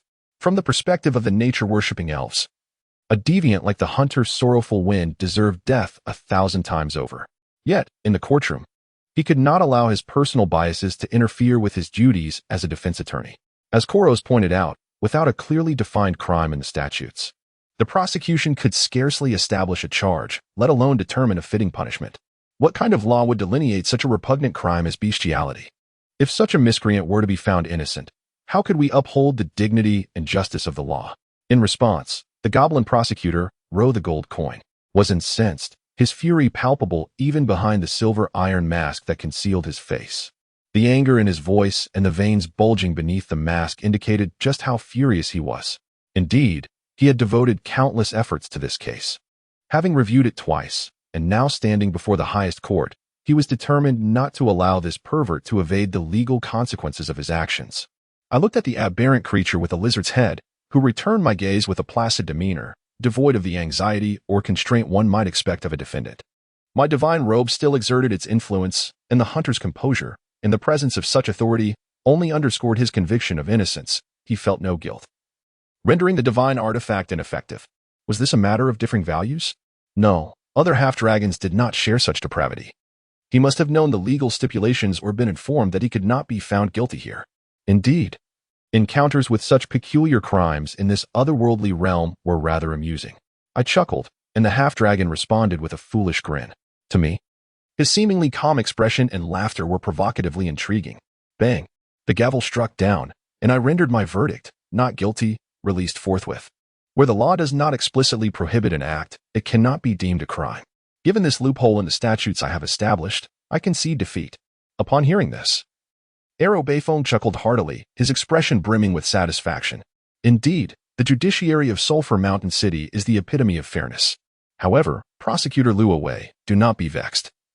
You ought to have known that in the absence of a legal stipulation declaring guilt, we cannot unjustly pronounce someone as guilty.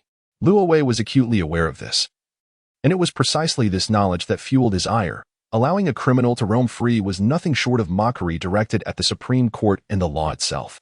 Yet, my lord, is the legislative meeting of the Royal Law Hall prepared for next week?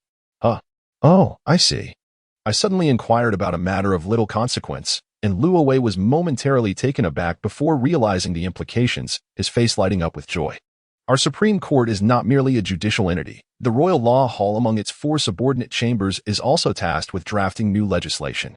Besides its role as the court of final appeal, the Supreme Court possesses legislative and judicial interpretative authority. Well, since our young friend Arrow has identified a flaw in the law, let us rectify it.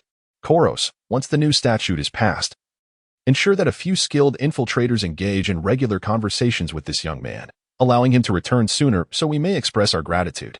These words did not escape Arrow Bayfong's notice. At this moment, his face turned ashen, as if he could already envision his imminent rearrest.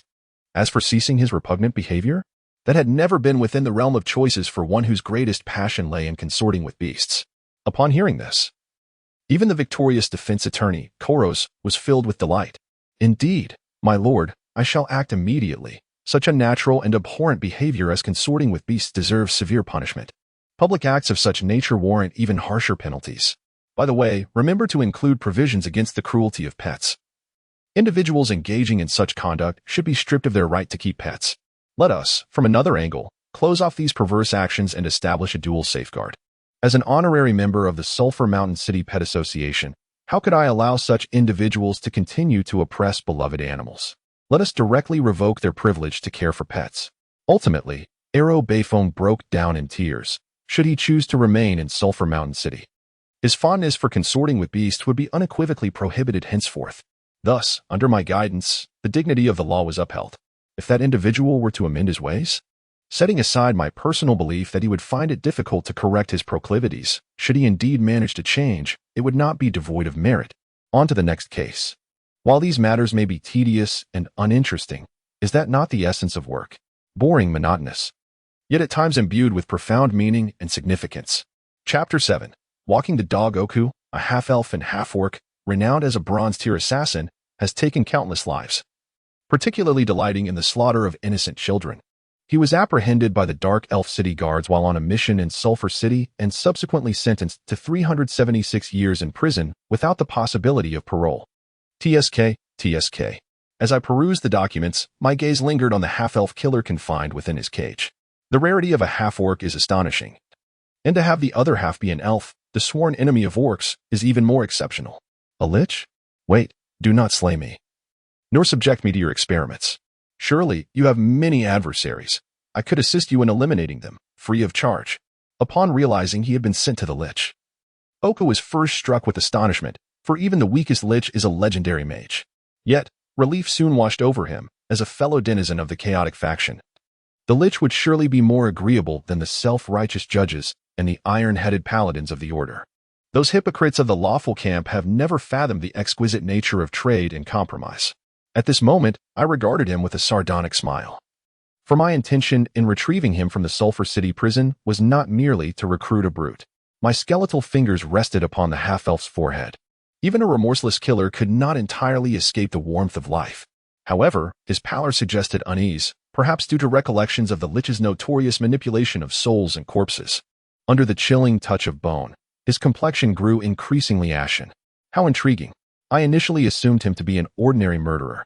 Yet he reveals himself as a concealed flesh sacrificer, a filthy worshipper of demons, bartering the lives of children for his own longevity and power in collusion with the infernal denizens of the abyss. Indeed, as my words unfolded, the memories buried deep within his subconscious became ever more vivid, accompanied by a rising tide of terror. Tell me, you amusing little creature, what do you fear most?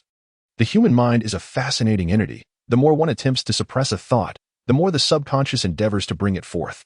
The fourth-tier arcane memory retrieval is not an arcane art of great profundity, nor is it particularly effective. The deeper the secret lies within the mind, the more elusive it becomes to such methods, which can only perceive the most superficial layers of memory.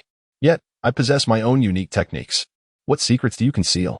In that instant, the individual often reflexively ponders what they must keep hidden, and at that moment, the secret rises to the surface, allowing my memory retrieval spell to unveil their contemplations. What you fear most is the revelation of your true identity. How intriguing. What is your true identity? A spy from the city of Kalen? How delightful. Through a series of probing inquiries, his hidden motives became crystal clear. Today has proven fortuitous. I initially sought merely to exchange 2 prisoners to accumulate evil points, yet a simple inquiry unveiled that he was, in fact, a spy dispatched from another city. The underground city of Kalenstample is perhaps the closest subterranean settlement to Sulphur Mountain City, yet it is evident that, in comparison to the thriving Sulphur Mountain City, it is significantly smaller in both population and area. The underground realm is predominantly inhabited by orcs and grey dwarves, presided over by a foolish orc lord who venerates the tyrannical deity Bane. The mining industry flourishes, yet other sectors languish in stagnation. This spy was employed in Kalen City, tasked merely with the simplest of missions, intelligence gathering, akin to a part-time gig. Nonetheless, it is indicative that Kalen City is once again concocting some nefarious scheme. Eliza? Oh. As expected, the elusive head maid materializes behind me in an instant. Under serious interrogation, I shall extract every secret from him and subsequently deliver a report to Margaret. Should she dismiss it, I shall entrust it to Adam. My recollections reveal a plethora of troubles stemming from the ambitions of a high-profile spy caught in the sewers. Essentially, a volunteer without compensation. With no benefits to be gained, I have no desire to entangle myself in such bothersome affairs. Since fate has led us to this encounter, I shall pass it along to someone who might take an interest. The sage Margaret, who oversees domestic affairs, will undoubtedly peel back the layers of truth bit by bit. As for this prisoner, prior to his arrival here, it was made abundantly clear that his crimes were unforgivable. Now that he is within these walls, he shall not emerge again. Bang! With two resounding crashes, the entire old mansion trembles slightly, and dust cascades from the ceiling, spreading throughout the dungeon. The prisoners cough violently, and a layer of dust settles on my bones, while Eliza, ever prepared, has covered her mouth with a handkerchief. It appears that Abba can no longer contain his excitement. This tremor is none other than my beloved Abba, who, having grown impatient due to my tardiness in our usual stroll, is imploring me to move with his leaps. Thus, I irresponsibly relinquish all tasks to Eliza. The workday concludes, and it is now time for a walk with Abba. Or rather, it is the period during which I am dragged about by the colossal two-headed hellhound. Like other silly dogs, the moment we step out of the door, Abba forgets his master, dashing about in wild abandon. With a combined weight of less than 30 pounds, I possess a mere 5 points of strength, making me susceptible to being towed along by the several tons of beastly might. Of course, having learned from previous experiences, I typically cast a levitation spell upon myself and secure the leash to the sturdiest rib, transforming into a competent kite. This unconventional method of walking, however, yields unexpected rewards. The banner of bones rises. The large dog approaches. Everyone, quickly, gather your wares. The city guards? Call for the city guards. Everyone, brace yourselves. Fortify the defenses and guard the butcher shop. Today, no one shall seize my fresh ribs. Well, suspended high above, I inadvertently become Abba's emblem. And to evade the chaotic stampede of the clumsy dog, vendors across 2 blocks begin to pack up and clear the way. We must head to the eastern necropolis. That area is not under the jurisdiction of the city guards. Upon hearing these words, I swiftly issue a command, pulling on the leash with all my might to redirect Abba. In the past, Abba's walks would merely cause traffic mayhem, and there were no injuries sustained. Skeleton soldiers do not count as people. Woof. Under my command, Obeo swiftly kicked aside the minotaur blocking our path and then sat heavily upon the obstruction, propelling us toward the eastern city with unrelenting speed. Halt. Stop, Momo. It's all your fault that Momo wet himself before the Lord of Insomnia yesterday. Alas, I had underestimated the adversary's resolve. The city management team had laid an ambush. However, jump, Obeo. The colossal hellhound leapt effortlessly over the barrier before us, while the city officials trailing behind were compelled to halt. A towering skeleton, exceeding 6 meters in height, wielded the adamantine city gate as a shield, standing defiantly before them. The hollow sockets of its eyes betrayed no emotion. Yet none dared to cross that threshold. This was the realm of the undead in the Eastern District, beyond the jurisdiction of the city officials. Should they wish to enforce the law here, they would need to file a report and adhere to bureaucratic procedures, and by the time they navigated that tedious red tape, the lich would have vanished without a trace. As for me, I had arrived at my destination for the day. I released Obeo, allowing him to seek sustenance. Ahem, to frolic. I then greeted every specter before me. Greetings, my long-lost friends. Have you missed me? Big fellow, your decaying flesh stinks more than ever. Little bone, your skull shines brightly. What brand of polish do you use? Uncle Akka, your bones have rusted. Perhaps you should try my newly formulated lubricant, made entirely from natural ingredients, non-toxic and devoid of side effects. Yet, as I spoke, the once lively spirits before me froze in collective astonishment. Then, run for your lives. That lunatic is back. We're terrified. It was a heart-wrenching sight as they scattered like birds and beasts. The skeletal giant, brandishing its battle axe, leaped over rooftops, while headless horsemen scurried to reclaim their severed heads, and even the unfortunate skeletal warriors rolled away in haste. The scene before me was indeed disheartening. Hey, is there such a warm welcome for kin? It's merely an experimental endeavor in necromancy, a routine of incessant trials, testing the might of the holy sword. My confidence waned as a familiar voice resonated behind me. Your Highness, having stated your purpose, I see no need for further pleasantries. Is your visit an indication that the time for our battle approaches? No, I am a staunch pacifist. I detest war and all its manifestations. However, the appointed hour is indeed drawing near. Is our legion prepared? Certainly, Your Highness. Your legion, whether from 376 years ago, 250 years past, or even the 130 years since the last time you were disappointed, is ready. 24,600 remnants of the Crimson Hounds lie in wait, honing their skills in peace, eager for deployment. We can hardly contain our anticipation to return to the battlefield. His deep voice resonated with martial fervor. My general was as dependable as ever. Are you here to inspect the troops, or to witness our latest plague experiment? Our alchemists have devised an entirely new weapon of war. He simultaneously embodies great destructive power. No, I have already declared myself a pacifist. Violence holds no allure for me. Today, I am here to prepare for an important matter. Are you referring to that foolish, no, that significant affair? It is fully prepared and can be initiated at any moment. Woof, down below. Woof, down below, Your Highness.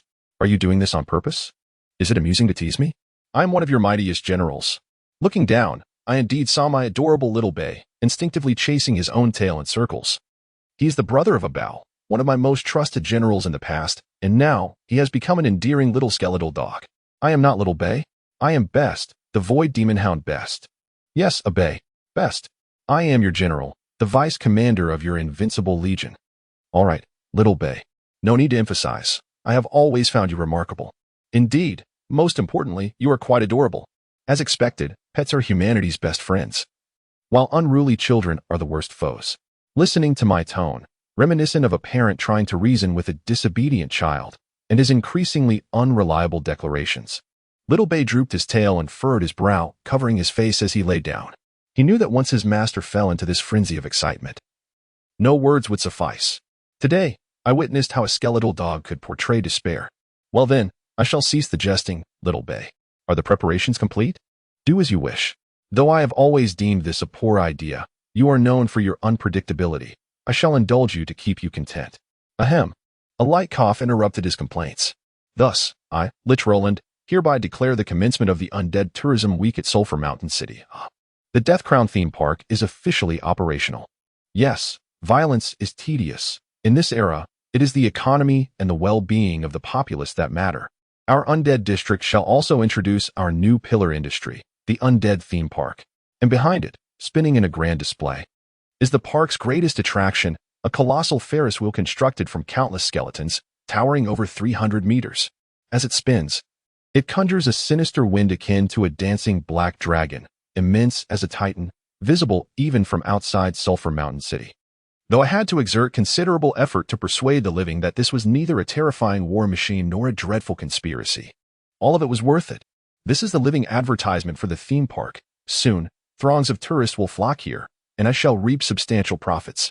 At this moment, my skeletal attendants donned clown attire, ringing bells and beating drums at the entrance, while I patiently awaited the arrival of customers. To my surprise, half an hour passed without a single visitor. Thus, I inquired of a Bay, who was perched upon my head. Have the flyers been distributed? They were sent out long ago. Did we pay those goblin wretches for the advertising? Yes, we did. Was the security guarantee from the Supreme Court included in the advertisement? Indeed, it is fortunate that you have obtained the permissions and guarantees from the Executive Yuan and the Supreme Court. Without such endorsements, it is likely that no one would dare to approach. Is my advertisement poorly crafted? No, it is replete with eloquence and allure. Greet your future circumstances and your forthcoming neighbors. Dance with the phantoms of the realm and relish an unprecedented experience. Enjoy 3 complimentary days, and the first 100 patrons will receive a mysterious gift. Absolutely secure, utterly entertaining. So why does no one come? I fixed my gaze on that foolish dog, and yet it smiled back at me. Ah, dear sir, have you forgotten? This is the realm of the departed, a zone forbidden to the living. What do you suppose we, the spirits, represent in the eyes of the living? At these words, I found myself momentarily speechless. What indeed are the spirits? Chapter 8. The Playground of the Undead. What are the undead? Regrettably, in the eyes of the vast majority of living beings, the first thought that comes to mind is the endless specter of death. Indeed, this assertion is not entirely erroneous. Ever since the day the demon lords devised spells to resurrect the deceased on the battlefield between the deities of order and the chaotic fiends, the calamity of the undead has become a nightmare for the living. In truth, the emergence of the undead cannot solely be attributed to their nature. On this continent, there exist 2 primary reasons for the creation of the undead. The first arises when the deceased harbor immense grievances, unyielding spirits, or unfulfilled ideals, unwilling to succumb to death. Thus, there exists a minuscule chance for resurrection. These naturally occurring undead are rare, yet they often possess formidable power. After all, the will to defy the call of death, fueled by desires and resentments, is extraordinary. It is said that the Reaper Eye is the most exalted of the natural undead. Undead born from profound resentment may exhibit some distortion. However, those who resist death purely through their own will, lingering in the mortal realm due to unfulfilled regrets, often manage to retain their essence. Among them, the most powerful and noble are the embodiments of heroes' wills after death, acknowledged by the deities of order and even granted immortal forms, earning them the melodious title of heroic spirits.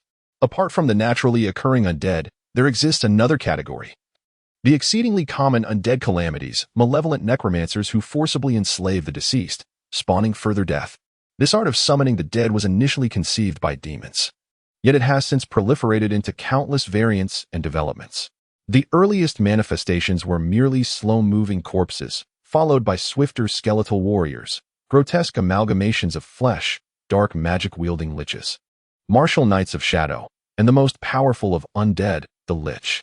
With the evolution of necromancy, the present-day races of the undead have multiplied to an unfathomable extent, with many individuals surpassing the lich in strength. Yet, the liches, as innate masters of necromantic arts, remain the core of their kind, for they shrewdly grasp the trajectory of undead evolution, excelling in the study and creation of new undead and necromantic spells. The bloodthirsty undead calamity is not an exaggeration.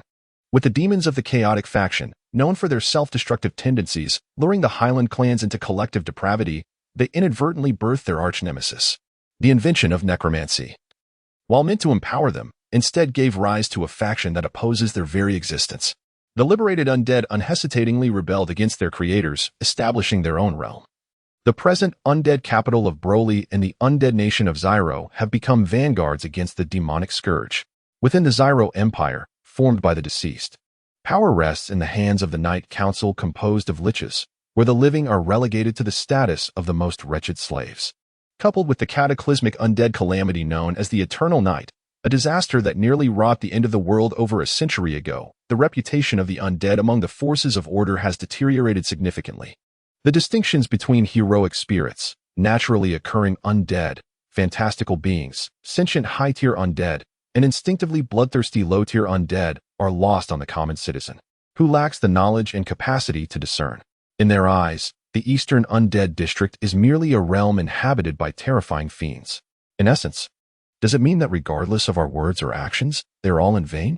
Indeed, the living inhabit a realm of their own, while the deceased dwell in theirs. Although your highness may choose to disregard the boundaries that separate these worlds, it is evidently an undue burden to expect ordinary citizens to cross them. Abby, perched above me, articulated this notion. Though merely a dog in this moment, she embodied the essence of a philosopher who has glimpsed the truths of life and death. Not far off, Obeya was blissfully gnawing on a pile of bones, thoroughly content. As I surveyed the scene, it unfolded as a chaotic spectacle of countless entities, yet to me, it resembled a perfectly ordinary tableau of life. While the spirits may have no desire for sustenance, it does not imply that the advanced undead, possessing self-awareness, are devoid of wants. Here, in the East District, lies one of the largest markets, bustling with shops opening for business. How much for this preservative? And I'll need an insect repellent, free of sulfur, as my skin is overly sensitive and prone to allergies. A skeletal sorceress lamented her increasingly empty mind, filled with a multitude of insectoid inhabitants. Dark bandages, cursed bandages, ensuring your magical prowess is as steadfast as your intestines. Care for some mummies or zombie gentlemen? The latest designs from the Circle of Arcana, with options of mushrooms and teddy bears available. Various types of fresh blood were on sale, from humans, elves, and dwarves of all kinds, including virgins, non-virgins, and those of ambiguous gender. A bulk purchase of 2,000 cc would even entitle one to a long-term blood delivery service. The charming girl in a red hood, though delightful, peddled goods of a rather macabre nature. Exclusive skulls for sale, golden, bronze, stone-carved, dragon bone, everything you could desire. Would anyone like to swap heads? Lich gentlemen, perhaps you are in the market for a new cranium? We have ISO-certified black variants, ensuring seamless magical conductivity, top-notch quality, and a 3-day trial period with no questions asked returns. Waving away the bothersome little red-hooded vampire, I redirected my attention toward the horizon, where the skeletal giant Croin, stationed at the entrance, was beckoning me. The Undead District holds a unique status within the sulfuric city, functioning as a relatively autonomous zone, free from the jurisdiction of the city guards. I had underestimated their determination to ensnare me, as they had stationed themselves at the entrance, seemingly planning a long-term ambush to exact their revenge upon my eventual departure. Caught off guard, I nearly fell victim to their trap, but fortunately, Croyne intervened on my behalf. An assault on the undead at the entrance of their realm could easily ignite conflict. However, as a paragon of virtue, I proposed a peaceful resolution. I hear that the esteemed Chief Justice is quite displeased with the city guard. No, this is not a threat. I shall not lodge a complaint with the Enforcement Bureau, nor will I brandish banners of grievance at the Supreme Court's doorstep. I am, after all, a good person. This is not intimidation. I merely request your assistance with an experiment, and I would be willing to accompany you. Rest assured, this experiment does not involve any nefarious sorcery. You should be aware that today marks the opening of the Undead Paradise, a key tourist attraction for this year, of which I am the contractor. But you see, there are hardly any visitors at present. I simply invite you to be among the first guests, and if you enjoy your experience, perhaps you could assist me in promoting it. I rubbed my hands together, ingratiatingly proclaiming, of course, it's entirely free, completely complimentary. As the inaugural guests, you will also receive a mysterious gift. Am I being unreasonable? I am a devoted follower of the deities of law and justice, and your insinuation is an affront to my beliefs. No such deity exists. Well, there shall be one in due time. Rest assured, I am a person of my word. As long as you complete all the entertainment project tests, I shall accompany you immediately. Thus, they acquiesced to my request, only to later regret it. Ah, wretched bone. Put Momo down. Momo is in so much pain. Momo is going to perish. Before me dangled a certain knight, swinging through the air, suspended by a rope. Then silence ensued, for the rope had snapped. Abe, remember to post a sign at the bungee jump station. Remove your armor before leaping. Gazing into the vast pit below, I felt a deep sympathy. Ah, I always knew you had sinister intentions, you wretched bone. Let me down. Roaring as she whirled by was Deputy Captain Yon, whom I had seen only moments before. Her dark visage now contorted in anguish, as if she might vomit at any moment, clearly unfit for the dizzying speeds of the roller coaster. Let me down, you demons. Accept the divine retribution of holy light. No, don't. Don't summon holy light on the roller coaster. Alas, it was too late, Abe. Remember to inscribe on the sign, absolutely do not summon holy light on amusement rides. My warning came too late, regardless of my efforts. These contraptions were products of necromantic magic, and once they encountered the holy light, the bane of the undead. What a sight it was when the roller coaster hurtled down from a height of over 100 meters, disintegrating in the process. We soared quite far indeed. I swear, I did not intend for this to happen. Ugh, scoundrels. The elven beauties ungraciously formed a circle to vomit. The scene was, Abe, please reduce the speed of the hell-shaking cup by 300. It appears I had forgotten that the living would become dizzy if spun too rapidly. A decisive reduction in speed would suffice. My head. I can't see anything. I shall take my chances with you. A 180-degree spin in the UFO is sufficient. Let us forego the 360-degree rotation. It seems I neglected that the living may experience temporary blindness when their heads are down for too long, and a prolonged inversion could be fatal. How high, how terrifying. The very heavens are trembling. Please, let me down. I beg you. The Ferris wheel may move slowly up and down, but there is no need for it to spin. Evil begone. Holy light, with so many malevolent spirits, must I be the one to succumb? Should we not refrain from using real ghosts in the haunted house? That would hardly be frightening enough. But if we do use genuine apparitions, what if the professional warriors instinctively engage them for real? Alas, the haunted house shall remain sealed for the time being. Stop, I implore you, cease. I feel faint. No. Bam. The resounding crash against the wall evokes a visceral sense of pain. The spectral steeds possess the ability to pass through barriers, while the living, fortunately, they have undertaken the testing. It is a relief that no lives were lost. The paladins, renowned for their resilience, have suffered such a fate. One can only imagine the dire consequences for an ordinary citizen. Witnessing the tragic scene and hearing the screams and wails, I cannot help but feel a pang of dread. The imposition of otherworldly amusement facilities has resulted in severe dislocation, and without the benevolent testing conducted by these good souls, chaos would surely ensue. Today has been arduous for everyone, with 120 tasks remaining. Once we complete the tests, we shall report to the city management team together. I assure you, I shall not flee. You, Remember this day, for you may have triumphed, but one day we shall bring you to justice. Yet they have fled. Do not forget to take your mysterious gift, an annual pass to the land of the undead, complimentary for a year. Be sure to return for more amusement next time. Chapter 9. The Dark Lord on the muddy battlefield. A solitary figure was sprinting. The path, composed of coal cinders, was painful to tread barefoot. And when burdened with armor weighing over 100 kilograms, this had long ceased to be mere training. It was a punishment. The dampened cinder path, though it did not stir up the black ash, was rife with malicious muck, leaving the once smooth soles of her feet marred with wounds. After every few hundred meters, the slender figure would falter, and despite being covered in injuries and filth, the young girl would rise again, determined to forge ahead, only to stumble once more. The blood flowing from her bare feet traced a crimson line along the route, extending endlessly. For her, the physical torment was trivial. It was the piercing gazes of those around her that inflicted the greatest anguish. Some passers-by cast sympathetic glances, but did not intervene. This was the highest court in Sulphur City, regarded by citizens as the most sacred and just place when one was punished. It was only natural to assume a corresponding crime had been committed. At the edge of the track, two judges clad in silver-trimmed robes whispered to one another. "Is that Captain Diana of the city enforcement team? Why is she running barefoot and clad in a single garment, burdened with heavy armor? It appears she is being punished. Hadn't he, the Lord of the Sleepless, instructed to douse the track with water this morning? It seems this was intended for her. What had she done? Not long ago, the enforcement team had acted unilaterally, launching a new wave of crackdowns without prior notification, seemingly caught red-handed by the Lord of the Sleepless. Acting without authorization? That was a grave offense. At the very least, it warranted exile. Ah, I see. Yes, a blanket exile would be excessively severe. Yet a complete lack of punishment was equally implausible. Thus, in recent days, she had come to rectify her situation. But the Lord of the Sleepless had refused to see her.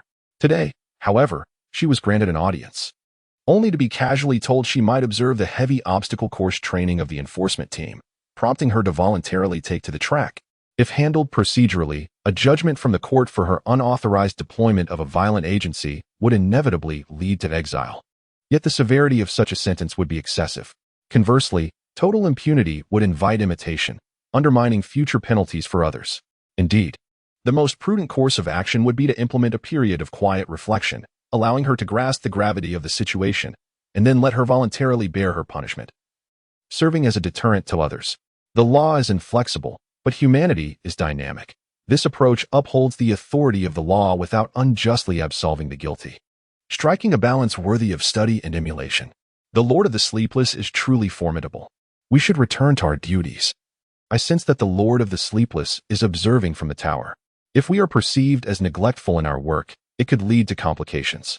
The two hurried away, now that work hours had commenced, their judicial robes signifying their own pressing cases. The keen ears of the dark elf did not miss the judge's discourse. And with a clenched jaw, Diana arose once more, precariously supporting the weight of her 100-pound armor, and continued to endure her punishment.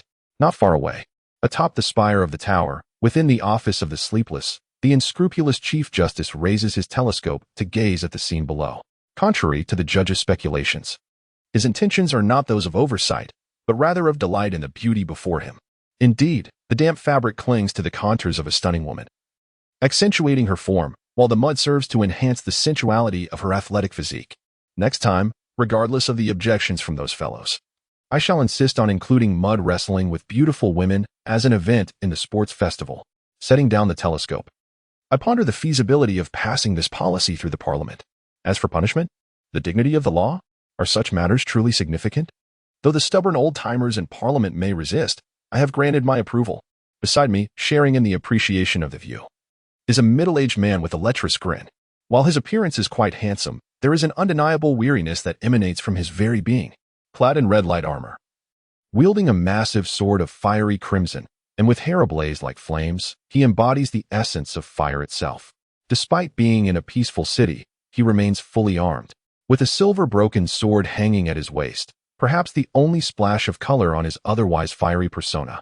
Known by many titles, such as the Phoenix of the Eastern Script and the Undying Man, he is most famously recognized as the Red Lotus Sword Saint.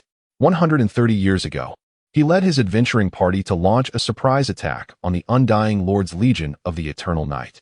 successfully beheading the undying emperor and causing the entire undead army to crumble, an epic tale of a hero vanquishing a demon to save the world. Subsequently, he spurned the offers and accolades from various nations and, rather inexplicably, ventured into the neglected underworld, where he established this peculiar city. When the extraordinary reputation of Sulphur Mountain City reached the surface once more, the hero's fame surged anew. An epic alive, the quintessential hero. The denizens of the land have bestowed such titles upon him. Yet at this moment, confronted with the alluring curves hinted at beneath the damp garment, the resolute face of this righteous man also bears an expression of understanding that only men could comprehend. Why not organize a marathon mud run, allowing the city management and the female priests from the church to participate, clad solely in undergarments? The mere ticket sales would undoubtedly yield a fortune. Adam Hahn, the Red Lotus Sword Saint, my immediate superior and the Lord of Sulphur Mountain, finds his greatest amusement in creating chaos for his subordinates and vexing the civil council. He would surely relish the idea of a proposal that would send the old coots in the parliament into a frenzy. Despite his seemingly irreverent demeanor within my system, he is a formidable half-god of level 262, a figure who would be a king in any realm above ground. Ah, the aging bachelor, you have grown stronger. Just last week, you were at level 260, and for beings of such caliber, advancing further is no easy feat. To have gained 2 levels in a mere week is nothing short of astonishing. Indeed, old bachelor, your eyes remain as sharp as ever. The fire phoenix grows stronger with age. Now, my heart of the phoenix burns at its zenith, and I should be capable of besting you at your prime. Heh. Even if you have become invincible, you remain merely a deluded old bachelor. Indeed, you are akin to an old bachelor with a skeleton as a pet. After centuries of mutual harm, these 2 old recluses sighed in unison. When will this solitary existence come to an end? If only I could find a girlfriend. I have grown numb to the presence of my left and right companions. Were it not for your meddling, I would have long since found a woman. Perhaps even a son or a grandson by now. Are you trying to boast? Is having a corporeal form truly something to brag about? My left and right have been reduced to mere bones. Boastful? It is you who wears that expression. And what of those rumors? Claiming I am cursed by a solitary star, causing the beautiful women of the city to avoid me? The lovely lady I accidentally collided with last week. Instead of cherishing our fortuitous encounter, rushed to the church to exorcise a curse, thinking it was a malevolent omen. Do you know how I felt at that moment? Of course, I do. That is precisely why I informed that desert beauty of your solitary fate. I said an outsider could not possibly know such tales, and indeed, it is you, the scoundrel. Very well. What followed was a chaotic scuffle between the most perfect human hero, Adam, and the most esteemed judge of Sulphur Mountain City, the Sleepless One, akin to children squabbling. Yet, as always, this pointless altercation soon reached its conclusion. Although the demigod warrior could effortlessly dispatch me, a mere wretch with combat prowess barely above 5, I felt no fear. For I lacked the capacity for pain. The jests regarding bachelors flowed incessantly. One is destined to be a lifelong bachelor. It is said that turning 30 while single marks one as a great sorcerer. At nearly 200 years old, have you ascended to the status of an ultimate archmage? Come, cast a fireball for me to witness. Would you like me to use magic to transform your left and right into charming maidens? I guarantee they would be utterly adorable. Oh, you wavered. You truly wavered. Do not be foolish. If magic could achieve such a feat, would I still be single? Certainly. While I verbally assaulted him, my heart bled within. I am already 376 years old and still single. I wish to be revived. By the time we remembered that we had pressing matters to attend to, the sun had already begun its descent. Indeed, as a certain philosopher remarked, after mutual harm, what remains is emptiness. Hey, you did not come here today seeking to fight, did you? Of course not. Margaret sent me to attend to serious matters. What could it be? Let me think. Ah, indeed, the onset of senility. Do not interrupt. I am on the verge of recalling. Oh, right. There are 2 matters today. No, actually just one. I am nearing my end. You must be aware of that. Speaking of one's demise so nonchalantly, this wooden fellow seems to treat it as casually as planning a trip for tomorrow. Indeed, in the shortest span of a year and the longest of 3, you are destined to depart. I am well aware. As the system prompts indicate a red border next to his name, life nearing its end, his time is drawing near. At 157 years. I have lived long enough and bear no regrets. Is that so? No regrets? Indeed, in the realm of Aishi. The average lifespan of a typical human ranges from 60 to 80 years. Yet, this individual, boasting extraordinary prowess, has remarkably persisted for nearly 2 centuries, which can certainly be deemed a testament to longevity. Should one desire to extend their existence further, it is, in fact, not a daunting task. With such formidable strength, any warrior willing to venerate the deities could easily attain immortality through the status of an apostle. Alternatively, should they prefer to refrain from serving others, reincarnation into a longer-lived race, such as angels, demons, or undead beings, poses no challenge for him. However, Adam laughed, a laugh that was light and carefree, devoid of burdens. Though he still appeared youthful, he seemed to possess the wisdom of an elder who has seen the capriciousness of life. No, he mused. 150 years is far too lengthy for a human who is considered short-lived. I have lived enough. The once aimless village boy had fulfilled his dream of heroism. Most of those he knew had already passed away. All his aspirations had been realized, and it was time for him to rest. Furthermore, the incessant presence of the elderly is rather unseemly. It is time to make way for the new generation. You still think of Lisa, don't you? Yet, his nonchalance could not deceive me. Lisa Grant, a former companion of Adam and the object of his affections, had perished over a century ago in the battle against the Lord of Eternal Night. Given his capabilities, if he truly wished for a partner, he would have no trouble finding one. Those 2 weddings, had he been resolute, would not have been disrupted by our antics. Ah, you truly are a romantic. Are you not? Yet, you are somewhat selfish. Indeed, I am selfish, he conceded. I owe an apology to Margaret. As an immortal, she remains quite young and deserves better options. The great sage Margaret harbors deep affections for Adam, yet he remains tethered to the memory of his deceased former lover. A truth widely recognized among the upper echelons of Sulphur Mountain City. The aforementioned weddings were more a hope that Margaret would relinquish her feelings, though she unhesitatingly reached out to me, requesting a gift for Adam's wedding, a clear indication of her unwavering resolve. Rumors can spread and can also be dispelled. The transformation of a well-known secret into common knowledge likely pleases Adam, as the city's lord. A foolish love triangle, indeed. As an outsider, I prefer not to meddle in such matters, but since you seem intent on your demise, I have surmised another matter. Naturally, as I, the warden, prepare for my end, it is time for you, the prisoner, to be released. Congratulations, Lord of Eternal Night. How does it feel to be on the brink of freedom? Yes, this Sulphur Mountain City is, in truth, a prison, where the valiant Adam, the great sage Margaret, and the ancient Red Dragon, Little Red, serve as wardens.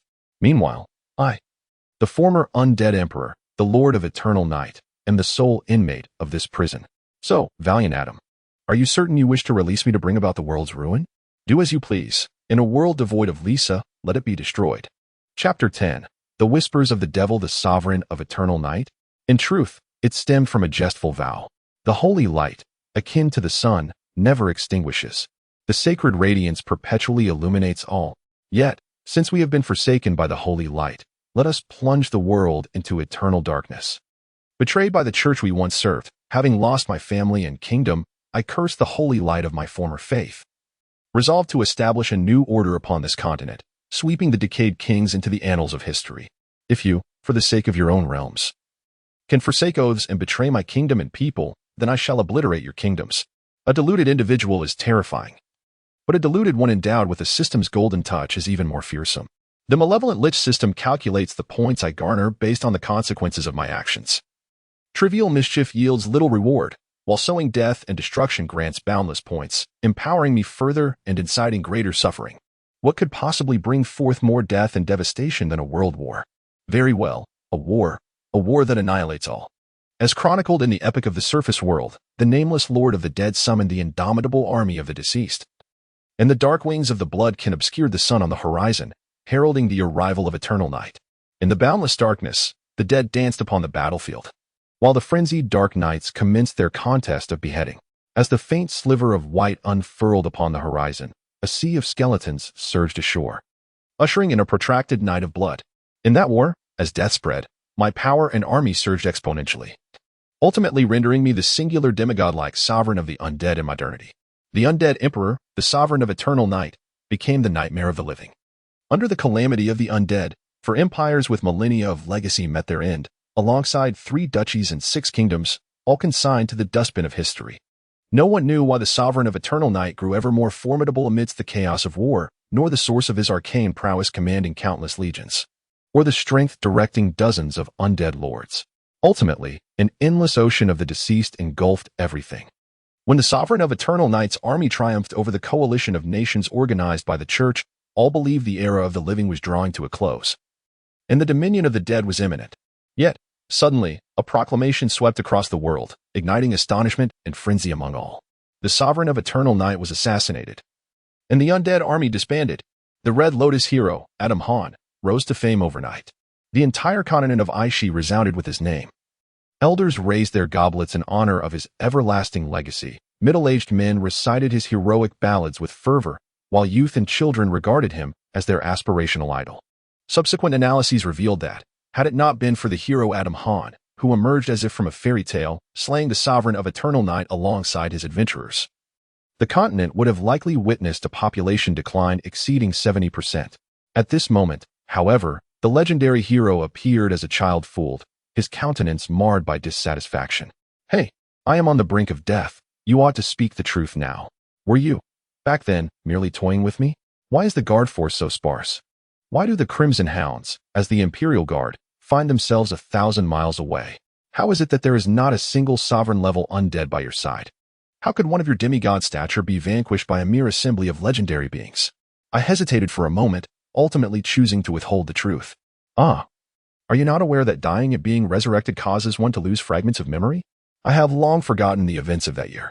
In truth, that year, after annihilating several kingdoms that had conspired against me and subsequently assassinating the Archbishop of the Holy Light, who betrayed my homeland, the Principality of Shilon, my wrath had subsided considerably, and I had regained a semblance of reason.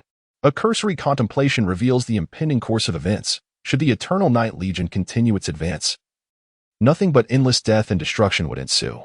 At that time, I found myself in a predicament I could not escape, while my underlings, the undead monarchs, eagerly discussed the grand enterprise of state building and how to transform the entire continent of Aishi into a heavenly realm for the deceased.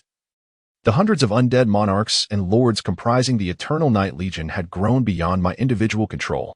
The artifact, the Staff of Eternal Night, a symbol of the undying sovereignty, is said to be the personal possession of the Lord of Eternal Night, harboring formidable secrets. Yet it has never graced the annals of history. The artifact compendium of the Tower of All Laws introduces the Staff of Eternal Night in this manner. Naturally, due to my untimely demise, the true nature of the staff remained undisclosed, leading the various lords to suspect each other of hoarding it. Who claims that the undead lack desires? Power and authority are the most cherished pursuits of all sentient beings. Well, the ensuing developments are self-evident. Civil strife erupted, and the calamity of the undead came to an end. Now, within the realm of the deceased, the Empire of Zyro, over half of the 12 highest undead monarchs are familiar faces from that coalition. It is amusing to note the legend that whoever wields the Staff of Eternal Night will ascend as the next undead emperor. Alas, this tale shall ultimately prove to be a fabrication, for does such a Staff of Eternal Night even exist in this world? Indeed, even the title of Lord of Eternal Night arose from jest. How could there be such a peculiar artifact? Everyone has been misled by me, having successfully exacted my vengeance. I found myself devoid of any objective. Dying once more and adopting a new guise made me a formidable figure anew. I had initially intended to start afresh upon my resurrection, to amass strength while awaiting the so-called unfolding of the game's narrative, and to bide my time for the return of my foolish brother. Perhaps the only unforeseen variable was the sage Margaret, who discerned the truth behind my existence, recognizing the difficulty in completely vanquishing a lich. Consequently, through the sealing of my life box, she bound me.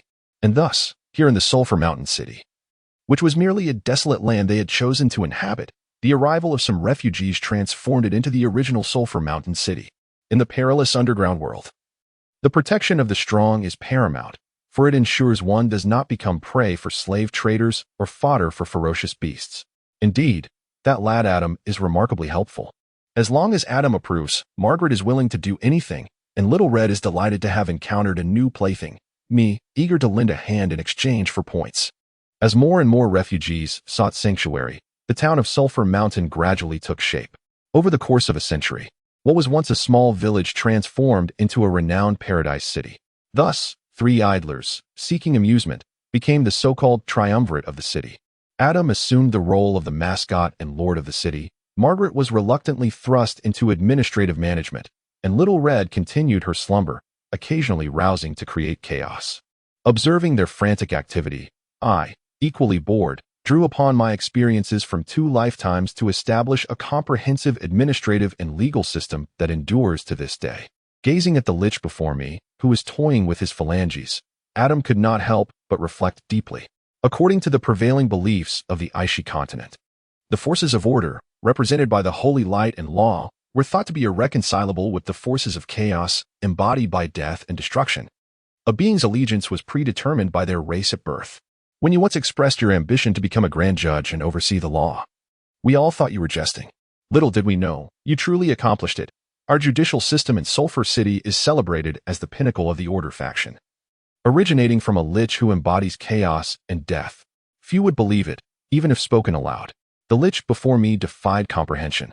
To label him a good person would be disingenuous, for he has wrought countless tragedies.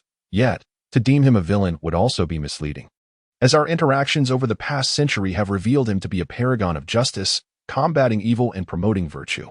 Humans are inherently social creatures. Isolation breeds eccentricity. Statistics have shown that regardless of a mage's prior goodness and integrity, several centuries of solitude, external scrutiny, and the corrupting influence of dark magic invariably lead to a descent into isolation and malevolence. Even an immortal warrior like Adam, who has lived long enough to feel weary, finds the lich before him remarkably vibrant, creating new mischief daily. What an enigma. To be honest, I sometimes find myself envious of you. With your arcane spells and sorcery, your original codex astonishingly allows the powerful to attain advanced roles such as Justiciar and Knight of Order. This undoubtedly signifies that the source of order has acknowledged the potency of your codex. As a pioneer of a force on par with the Holy Light, you must be on the brink of that threshold. Upon hearing this, I paused, realizing I had once again underestimated the man before me. It is no surprise that he has ascended to a demigod-level warrior. He seems to have grasped the essence of that divine realm. My thoughts swirled, and I almost uttered a falsehood, but upon seeing Adam's weary visage, I hesitated. Ultimately, moved by years of camaraderie, I resolved to speak a rare truth. Death has bestowed upon me boundless power, yet the deceased are inherently lacking. A soul who has passed can never truly reach that realm. Were I to be revived once more, perhaps I could touch the edge of it. Is it worth it? Death has also taken your corporeal form, power. Yet memory should remain. How much of the past do you still recall? Do you remember the days when we embarked on adventures together? Evelyn, Caven's father. A multitude of faces flit through my mind, yet these indelible visages remain largely incomplete. Nonetheless, it is undoubtedly worthwhile. For my ambitions are as vast as the stars and the sea. My code of justice shall one day transcend the mundane power of the holy light. I truly envy that perpetual vitality. It instills me with greater confidence in entrusting the Sulphur Mountain City to you. The sheer astonishment left me momentarily speechless, as I took several minutes to reset my dislocated jaw. What a jest! Who would allow prisoners to serve as their own guards? You must be jesting. Chapter 11. The long-forgotten main plotline. What connection do I truly share with this unfortunate man before me? It seems the answer has long since become obscured. Now, the jailer claims to be weary and aged, expressing a desire to relinquish the prison to the very inmates themselves. What a ludicrous jest. You intend to hand over this city to me, a lich? To a dark lord who nearly brought about the world's demise? Do not jest. Adam chuckled bitterly.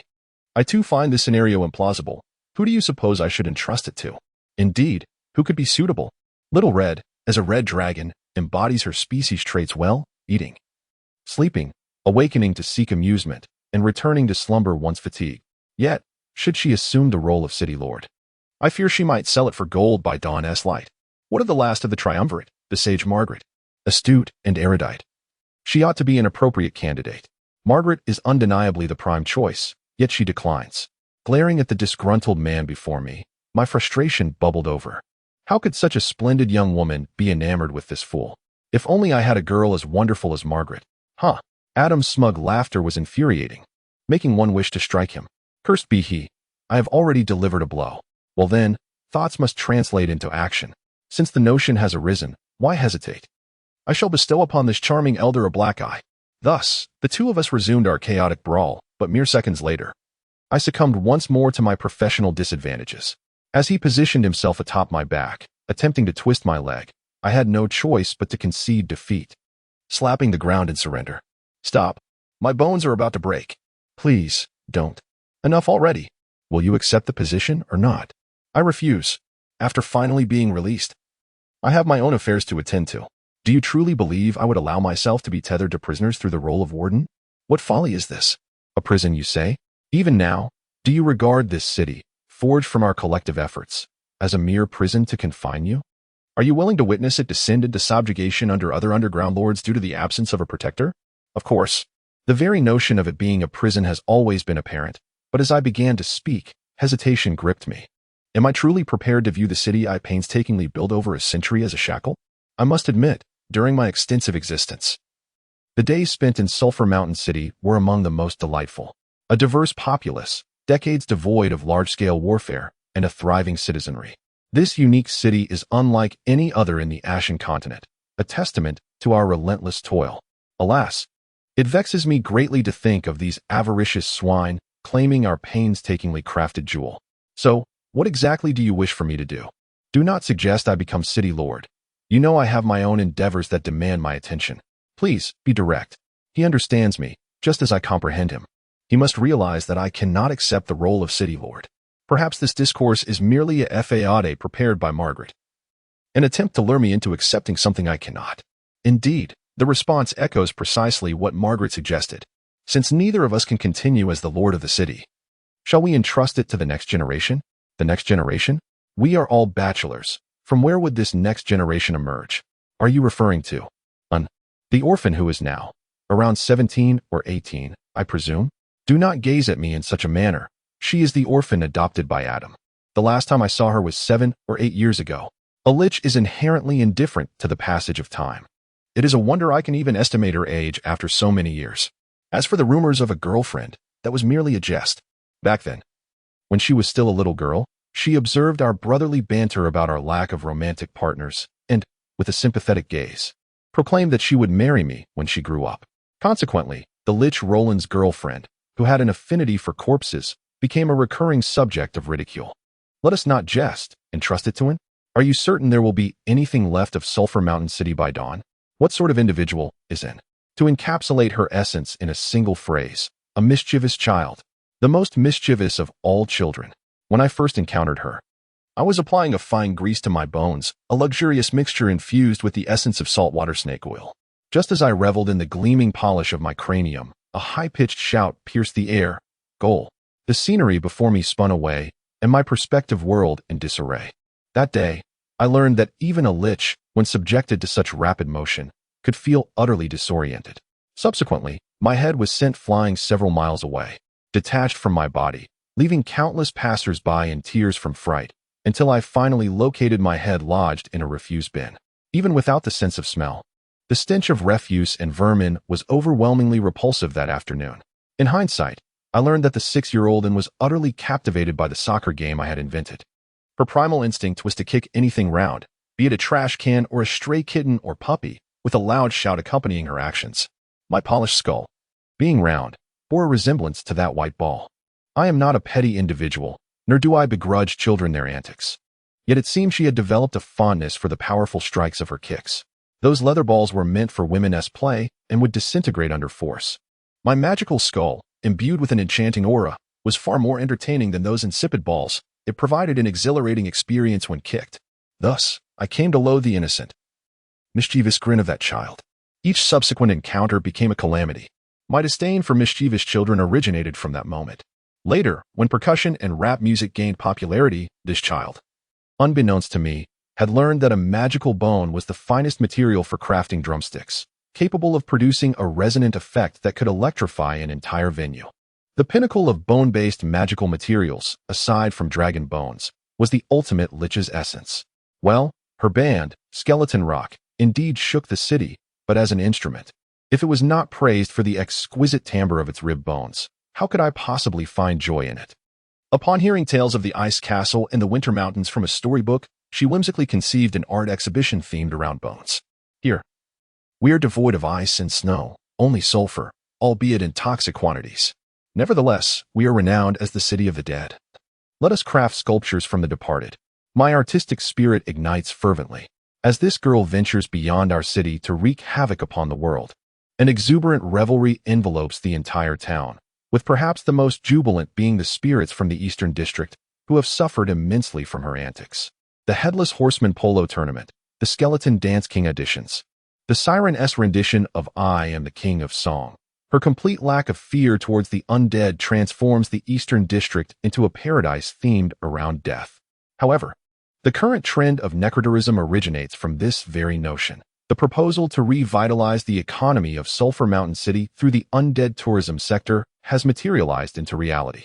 Do not speak ill of her, though and may be a rascal. It is precisely her mischief that has bridged the gap between the undead and the living citizens. Do you not agree that in this city, what is truly needed is not sheer capability, but an egalitarian perspective towards all its inhabitants? In this regard, it excels. I presume Margaret has informed you of this. I share the same sentiment. Were it not for her considerable popularity, would others truly follow her lead in folly?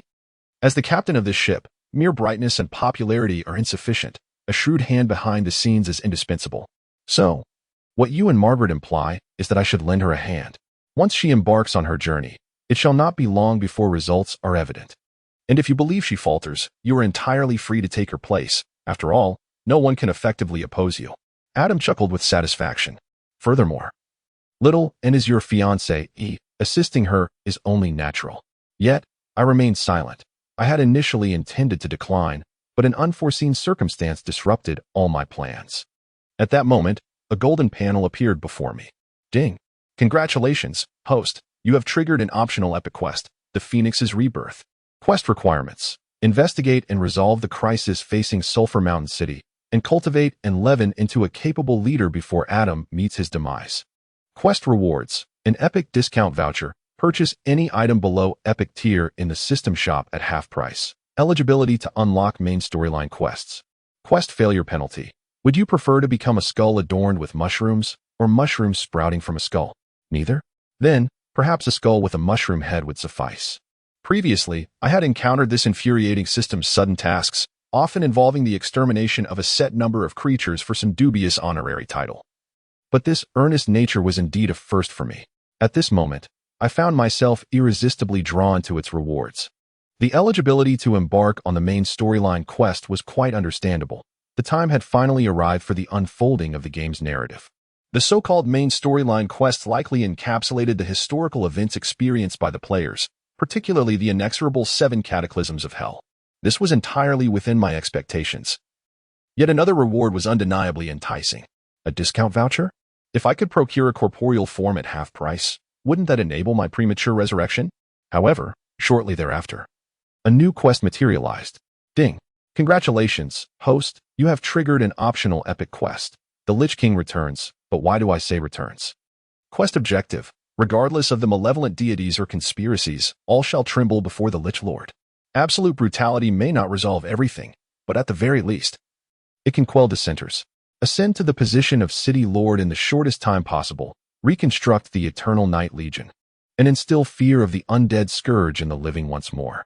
It is time to rouse those indolent souls in the Eastern District. If they continue their frivolities, it will truly become a theme park of the undead, and they will forget the honor of the Knight's Eastern Wolf. Quest rewards: eligibility for the Lord's system and the continent's conquest narrative, along with an exquisitely perfect demigod-level Lich physique. Quest failure penalty: to be frank, your cunning and malevolence, having persisted for millennia, render you unparalleled. I truly cannot conceive of any reason for your potential failure. Chapter 12. 4 halls and 1 courtyard. The option for system tasks had always remained in a gray, unusable state. I surmised that this could only be activated by the progression of the narrative. I had awaited this main storyline for quite some time. Yet I was taken aback to discover that it presented 2 choices. However, upon reflection, everything seemed rather inevitable. This world, known as Aishi, is composed of countless realms, teeming with innumerable species. Although both the world and its largest continent are named after the creator goddess Aishi, she herself performed no miracles. Legend has it that, weary from her creative endeavors, she succumbed to eternal slumber. Yet, before her repose, she entrusted all responsibilities to her 2 daughters. Goddess Asteria, the guardian of order and daylight, crafted the noble races, the high elves, metallic dragons, angels, and titans. In contrast, goddess Cynthia, sovereign of chaos and night, birthed the infernal beings, demons, chromatic dragons, vampiric races, and elemental entities. The two goddesses each represented distinct pantheons and a myriad of races. As the elder sister, Asteria desired that all be bathed in sunlight, with races meticulously following the divine plan, operating in a hierarchy of obedience. Her creations inclined towards order and benevolence. Conversely, Cynthia aspired for her creations to evolve through competition, preferring minimal interference from their creator and resisting the imposition of her own order upon them. For mortal races, these conceptual differences manifested merely as verbal disputes. However, for the true deities, such ideological conflicts equated to questioning each other's very essence, inevitably igniting war. The two nearly identical goddesses battled until they both succumbed to eternal slumber, while their remaining creations continued their relentless warfare. The golden and sulphurous races fell in droves, leaving the silver race, represented by moon elves, and the mercury race, epitomized by fallen giants, to persist in their soul strife. This conflict, birthed at the dawn of creation, knows no end. When order prevails over chaos, a relatively stable epoch of order emerges. Conversely, if chaos reigns supreme, a tumultuous era of chaos ensues. Each transition signifies the rise and fall of countless races. Presently, we exist in the iron-black era of order, an age belonging to mortals, where the previous dominant force. The chaotic trolls relinquish their throne, and the current overlords of the continent are the humans, known as the iron-black race. The cyclical struggle between order and chaos remains the principal theme of the Aishi continent. My codex of law has garnered recognition from the source of order, thereby becoming a part of it. Thus, Knights of the Holy Light, aligned with order, have come to learn from me. To my mind, this is not particularly significant. Even within order, chaos exists. Demons and undead, as mainstream races of the chaotic faction, embody a unique form of order within their strict hierarchical structure. In my view, it merely boils down to choosing a side, whether one aligns with the deities of order or the malevolent gods of chaos. Choosing to elevate into the position of city lord, I shall embrace the role of a mentor and elder, thereby securing a corporeal form and a chance for a fresh start, a choice that aligns with the principles of order. After all, as living beings, humans are inherently the backbone of the order faction. Conversely, should I opt to assume the mantle of leadership myself, the system would restore me to my peak strength. Yet, as a demigod lich, I would still be regarded as an undying sovereign, a ruler of the chaotic realm. This seemingly ordinary choice, in truth, represents a pivotal crossroads of fate. Why hesitate? Should I tread the path that has proven fruitless once more? I choose the epic quest, the Phoenix's rebirth. I shall be resurrected. Indeed, the past has demonstrated that sheer power does not resolve issues. The foolish denizens of the chaotic faction are ensnared in disorder and strife, their lives consumed by incessant infighting, achieving little and failing more. How could I possibly repeat such folly? Moreover, without a corporeal vessel, a lich can only aspire to the status of a demigod. No, it is certainly not due to the inability to savor culinary delights, engage in romantic pursuits, or relish corporeal pleasures that I shy away from becoming a lich. Very well, let him take the mantle of city lord. I shall extend my assistance to her. By the way, is her full name Annie? Was she not simply called him previously? After all, and is merely a diminutive, suitable for both boys and girls. A name bestowed by Margaret. I find the name Annie Hahn quite melodious. Yet, she has opted to adopt Margaret's surname. Annie Levin, you say? Strangely, that name rings a bell. With a snap of my fingers, a large tome bound in black leather opened before me, its pages fluttering until they came to rest on a vibrant illustration. It depicted a poised, mature woman wielding a sword, gazing into the distance, clad entirely in crimson.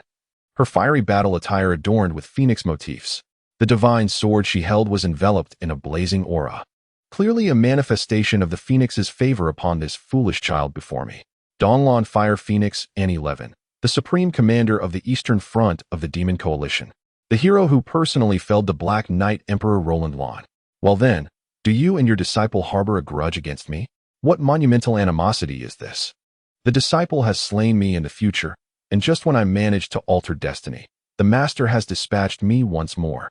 Am I destined to be cleaved repeatedly by the divine sword of the phoenix? Once was not enough. After I painstakingly redirected my fate, I must face obliteration yet again? No wonder N is my nemesis.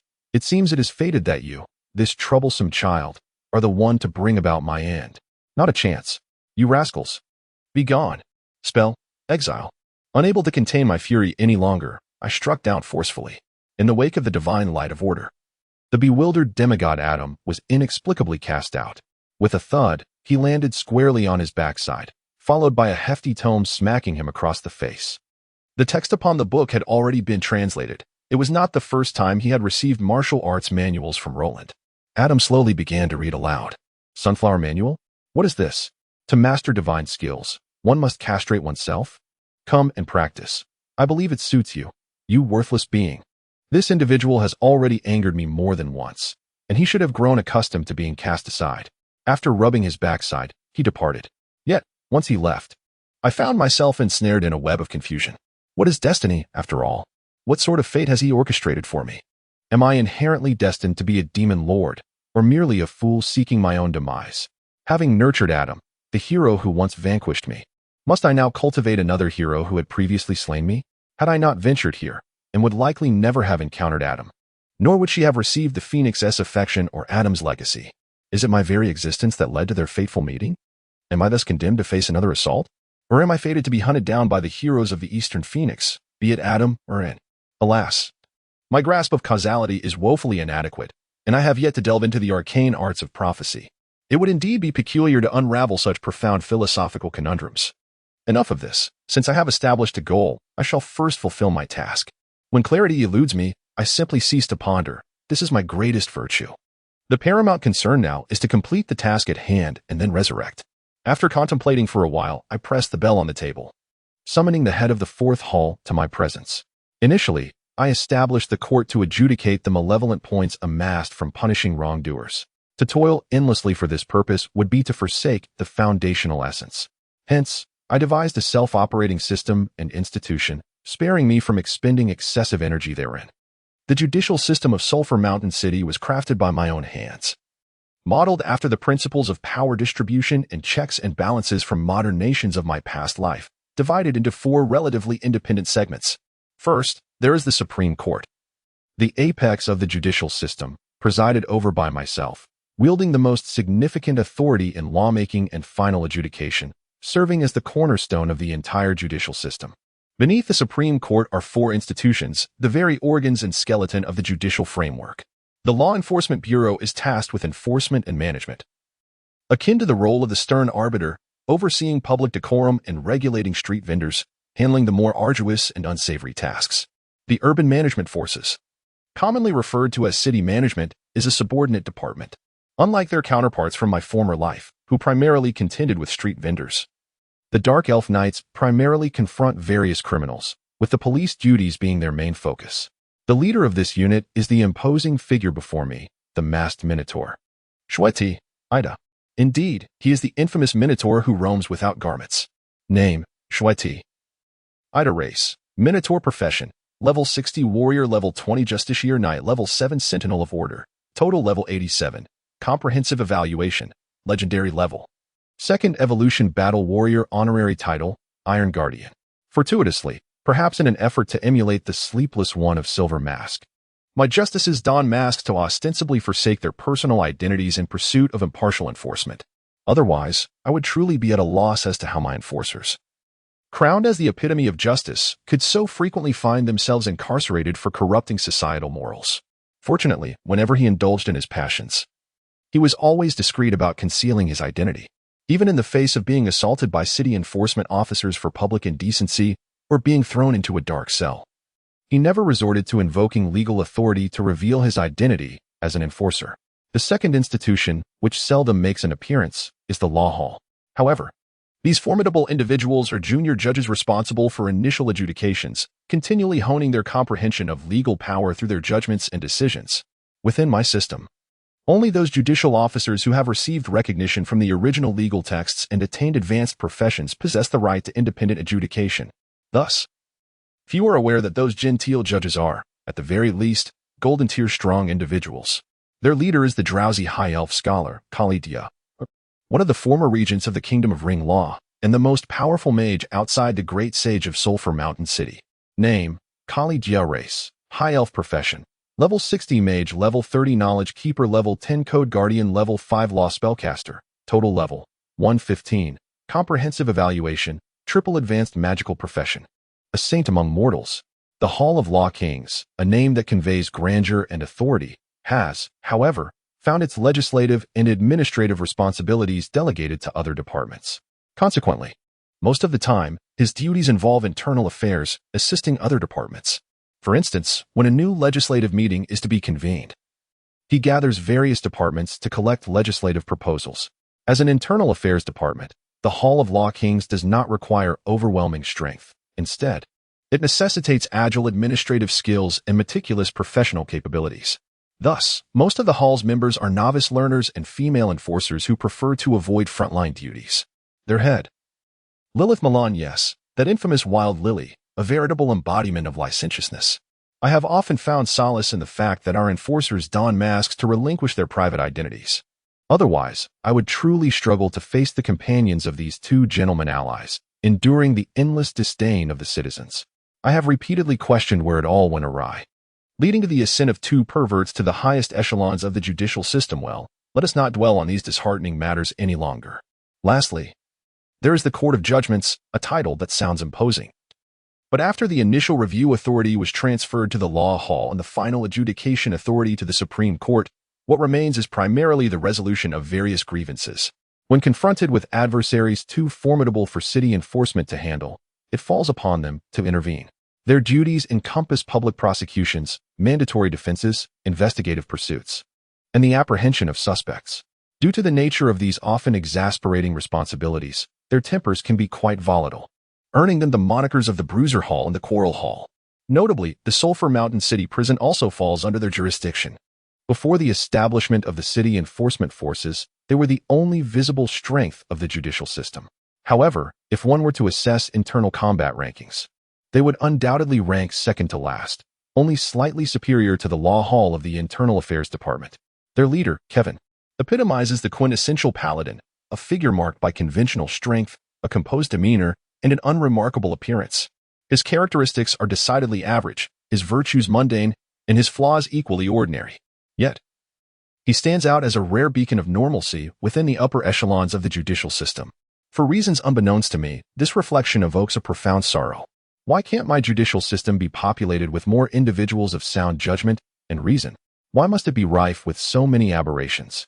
Is it perhaps because I, too, am an aberration? Ahem, returning to the matter at hand. The 4 chambers and 1 court form the very foundation of the judicial system in Sulphur Mountain City, serving as the bedrock of peace and stability in the region.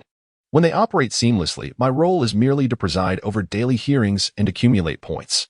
At this juncture, having resolved to assist Annie in securing her position as the mayor, it is imperative that my 4 chambers and 1 court spring into action. Today, I have summoned you to discuss the arrangements for the subsequent matters. Chapter 13. The Parliament at precisely 8:61 a.m. today. The 97th ministerial meeting of the judicial authorities of Sulphur Mountain City convened at the Supreme Court, presided over by the esteemed Chief Justice, the Sleepless One. The Assembly meticulously examined significant issues currently facing the judicial system, and the salient points of the meeting are as follows. It was resolved that all personnel within the judicial bodies must diligently study the documents concerning the 4 aspirational goals of Sulphur Mountain City as articulated by Lord Adam. They are to faithfully fulfill their roles as judicial officials, adhering to laws and regulations while executing their duties lawfully. In conclusion, the venerable exemplar of the judicial system, our most respected elder judge, the Sleepless One, delivered a momentous address, urging all party and governmental bodies to earnestly grasp the directives from higher authorities and to unite around the second generation of the Central Committee of Sulphur Mountain City, led by Annie Levin, steadfastly maintaining a singular core and 2 pivotal supports. However, I confess that the preceding statements, save for the final remark regarding Annie's leadership, were fabrications. Do not label me a dictator. I merely seek the counsel of others. Allow me to share a significant revelation. Keep this confidential for now.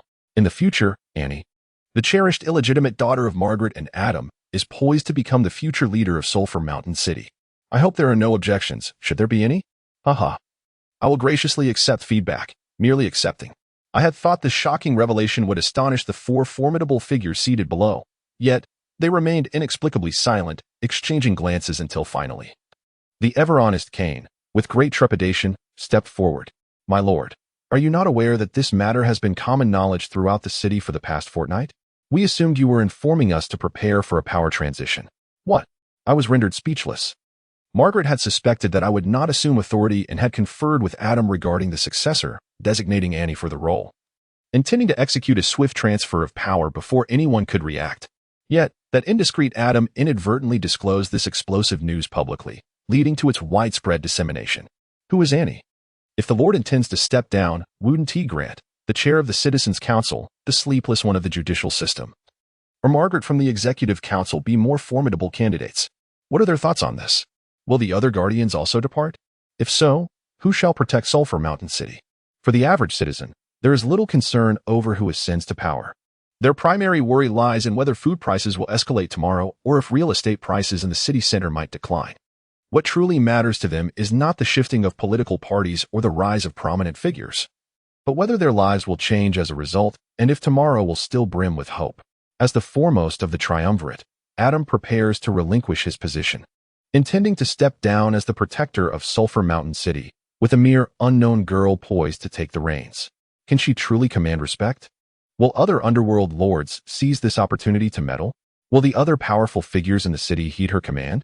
Although this seems unrelated to their daily lives. Should the entire city descend into turmoil or even war, the once lavish ordinary existence compared to other cities would undoubtedly come to an abrupt halt. In recent days, the politically astute citizens have sensed an inexplicable low pressure looming overhead, an oppressive atmosphere reminiscent of an impending storm, leaving them breathless. That fool. I gritted my teeth. Had I heard this news yesterday, witnessing Margaret and Adam bustling about, I might have even celebrated. Yet now, having taken on the task, that imbecile's actions have merely added to my troubles. A brief assessment leads me to surmise that chaos must reign outside. Wherever one looks, ambitious individuals and thugs will abound. Previously, the trio of leaders maintained order, but now that Adam intends to pass the baton, many will undoubtedly seize the opportunity to rise. I reclined in my chair, countless nefarious ideas swirling in my mind, my fingers instinctively drumming on the table. Surely someone has already stepped forward. Who opposes? Who supports? The Royal Hall. Simultaneously, an intelligence department within the judicial system saw Lilith unreservedly take the floor when I inquired. Most leaders of official institutions have publicly expressed their support for Anne's ascension to the role of City Lord, at least on the surface. However, two key figures have yet to voice their opinions, leaving everyone to speculate on their intentions. Who? Grant, the Speaker of the Citizens' Council. Him? How foolish. When ambition surpasses one's capabilities, self-destruction is inevitable. Nonetheless, the Citizens' Council is at least nominally a representative institution of public opinion, and if he staunchly opposes Anne, it could indeed pose a dilemma. The reason I say nominally is steeped in history. After the establishment of Sulphur Mountain City, in an effort to mediate the increasingly sharp ethnic conflicts, Margaret emulated the Elven Kingdom on the surface, establishing the Citizens' Council to facilitate discussions among various ethnic representatives. Initially, this did yield certain results. However, it ultimately led to a counterproductive outcome. The original council was comprised solely of tribal leaders and elders, who held significant esteem within their respective communities. Upon becoming representatives, they naturally sought greater advantages for their own tribes. Yet, the overall pie of resources was limited, and as several powerful tribes banded together, the living space and resources of the smaller tribes were inevitably encroached upon. Gradually, as small circles and teams formed, the entangled interests elevated the council's influence. When a proposal to establish a human and dwarf district was put forth, witnessing these proud magnates fervently defending their own interests, the forces behind them became impossible to ignore. The wise sage finally grasped the sensation of lifting a stone only to drop it on her own foot. Thus, she sought aid from the devil. Yes, that would be me. Drawing from the experiences of 2 lifetimes, I provided her with a response known as the Devil's Letter. At that time, there were daily demonstrations in the streets, with various groups organizing speeches and disturbances, as if the rights of the people were paramount and public opinion was inviolable. They believed that tomorrow they could overthrow the nefarious dictator and establish a citizens' assembly in power. However, in reality, this had already transformed into a form of violence by the majority against the minority. Observing this situation, I realized that if I were to forcibly disband the assembly, it could very well lead to an outright revolt, rendering decades of effort futile. Thus, an idea struck me. You seek to augment the power of the assembly, do you? Very well, I acquiesce. I even fear that your manpower may be insufficient. So I shall permit the recruitment of additional representatives, increasing the total number of seats. At that time, the then speaker, Old Ball, was overjoyed. And they even designated that day as Victory Day for the Assembly. Yet now, they have redefined it as Foolish Day. Initially, the Assembly comprised only 30 members, with only the dominant races having the population base to elect representatives. How could this suffice? The Assembly should represent every citizen.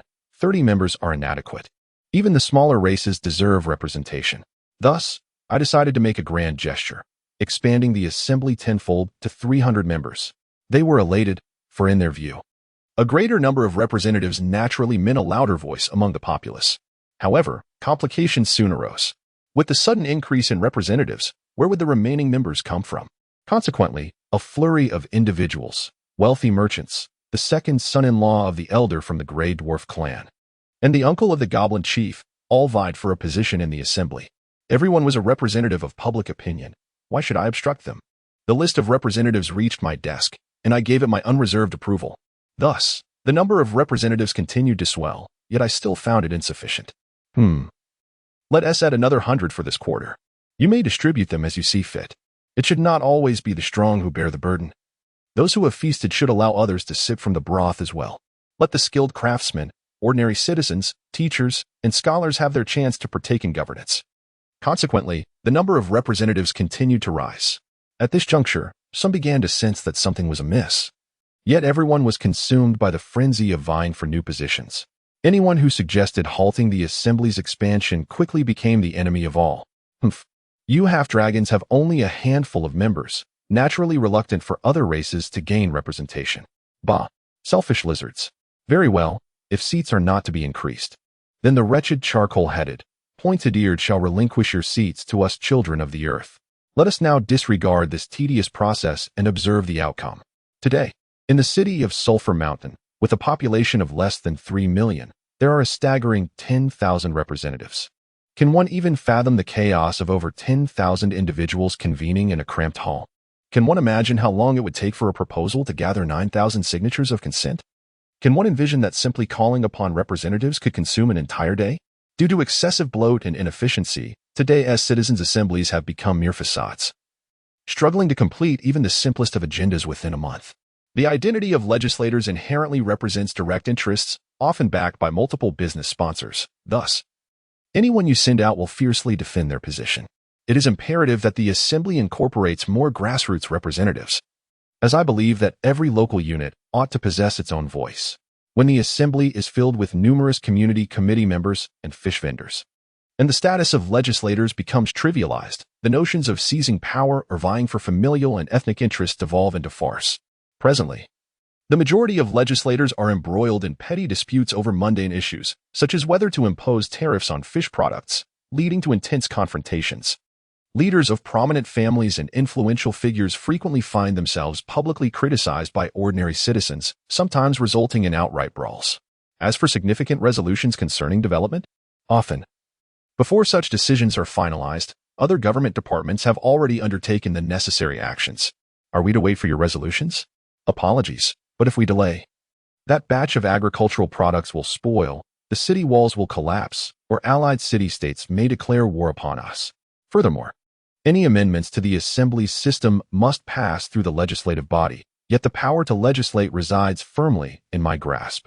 Thus, let the Assembly continue its endless debates and quarrels. I have, on several occasions, brought snacks and friends to observe the spectacle of democracy in action.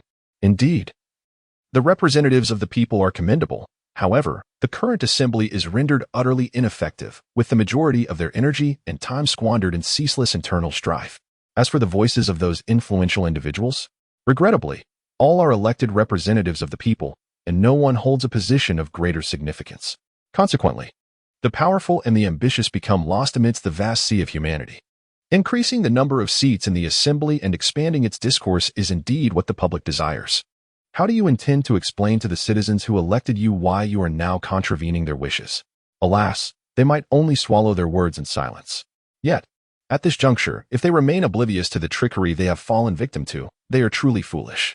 Thus, I have been dubbed the cunning sleepless one. That devilish figure, and naturally, The relationship between those legislators, the speaker, and their respective factions and our judicial system has always been fraught with tension. Grand's opposition was anticipated. He is as ambitious as his foolish father, Old Ball, but sadly, at least his father possessed some shrewdness. While he is as dim-witted as a pig, he truly does not comprehend that once Adam and Margaret are resolute, no one in Sulphur Mountain City can impede their path. The fool attempting to halt the inevitable is much like a mantis trying to stop a chariot, mistakenly believing that a tiger, after 3 years without feeding, has turned vegetarian. Humph. And who is the other imbecile that remains silent? Suddenly, Lilith, who had been so loquacious just moments ago, fell silent. And an air of tranquility enveloped the room as all eyes turned towards Cain. This time, the honest and straightforward Justice Knight averted his gaze, feigning his own non-existence. After a prolonged silence, during which I had already surmised that I had spoken foolishly, Lilith, with a determined expression, mustered the courage to articulate her thoughts. It is you, which is why we assumed you wanted us to prepare for a coup. At this, I found myself at a loss for words. Eliza, why did you not inform me? Perhaps I should consider reducing the budget for the intelligence organization, adhering to the principle that the 4 kings must have a 5th. My chosen 5th king would be Eliza, the eavesdropper from the subjective intelligence department. I sincerely apologize. The day the news arrived, you happened to be spending the night at the City Management Detention Center, and I found it impractical to infiltrate and deliver the intelligence to you. Subsequently, the information should have been placed on your desk. Did you not see it? Reflecting on how I had not been in the office for quite some time, I glanced at the towering stack of documents precariously balanced atop my sturdy oak desk and silently severed my connection with the sharp-tongued maid, even from a distance.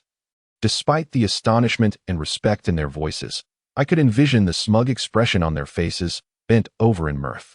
With my eyes closed, reclining in my chair, I fell into contemplation. The past need not be revisited. What truly matters is the future.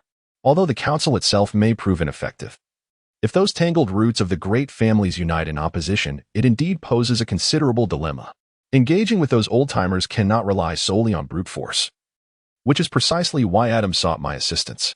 A myriad of brilliant ideas flitted through my mind, and indeed, calling it a conspiracy would not be amiss. Gradually, a flawless plan began to take shape. Very well, let me present my proposal. Upon my triumphant conclusion, they were left speechless. This, esteemed one, is it not a bit excessive? Sleepless one, while it may not be illegal, it is undeniably unconventional, morally questionable. The elderly one protested. This idea is too reckless. If the outside world were to learn of it, our reputation as the Four Halls would be irrevocably tarnished. I find it rather intriguing, said the leader. Whatever you wish me to do, I shall comply. Observing the commotion among the judicial 4 kings below, I could not suppress my triumphant smile. Hee. As a parting gift, let us revel in this delightful chaos. Chapter 14. The blade that slays dragons. Before me lay a thick black blade, its robust body marred by a layer of dark rust. The edge, as thick as a pinky finger, burned no glimmer of light. It resembled more a weathered butcher's knife than a weapon of war. Yet, as I examined the rust, it became clear that it was beyond the realm of utility, a mere scrap of iron. However, I was acutely aware that this was but an illusion cast by the divine nature of the blade. The evidence lay in the bedpost and the fragment of my pinky bone, which had been inadvertently severed. The edge of this knife was astonishingly sharp. Crafted from the extraordinary material known as 9 heavens Xian iron from another realm, this weapon was said to possess exceptional sharpness. And just like that, it was gone. Yes, it was that simple. Even an ordinary fruit knife comes with an attack power 0 to 1, durability 1, sharpness 1, description. Yet this evidently extraordinary weapon from another world bore only the most rudimentary description. In truth, many of the otherworldly weapons acquired through the lottery system exhibited this peculiar flaw. They were not of this world, and thus the rules of this realm could not decipher them, leaving my system utterly powerless in their presence. The inability to decipher them rendered them unusable, and regardless of their illustrious histories and tales, without the means to invoke their true names. They might as well have been oversized fruit knives. What distinguished them from scrap? Initially, these otherworldly weapons were, to me, mere cumbersome toys that wasted valuable storage space.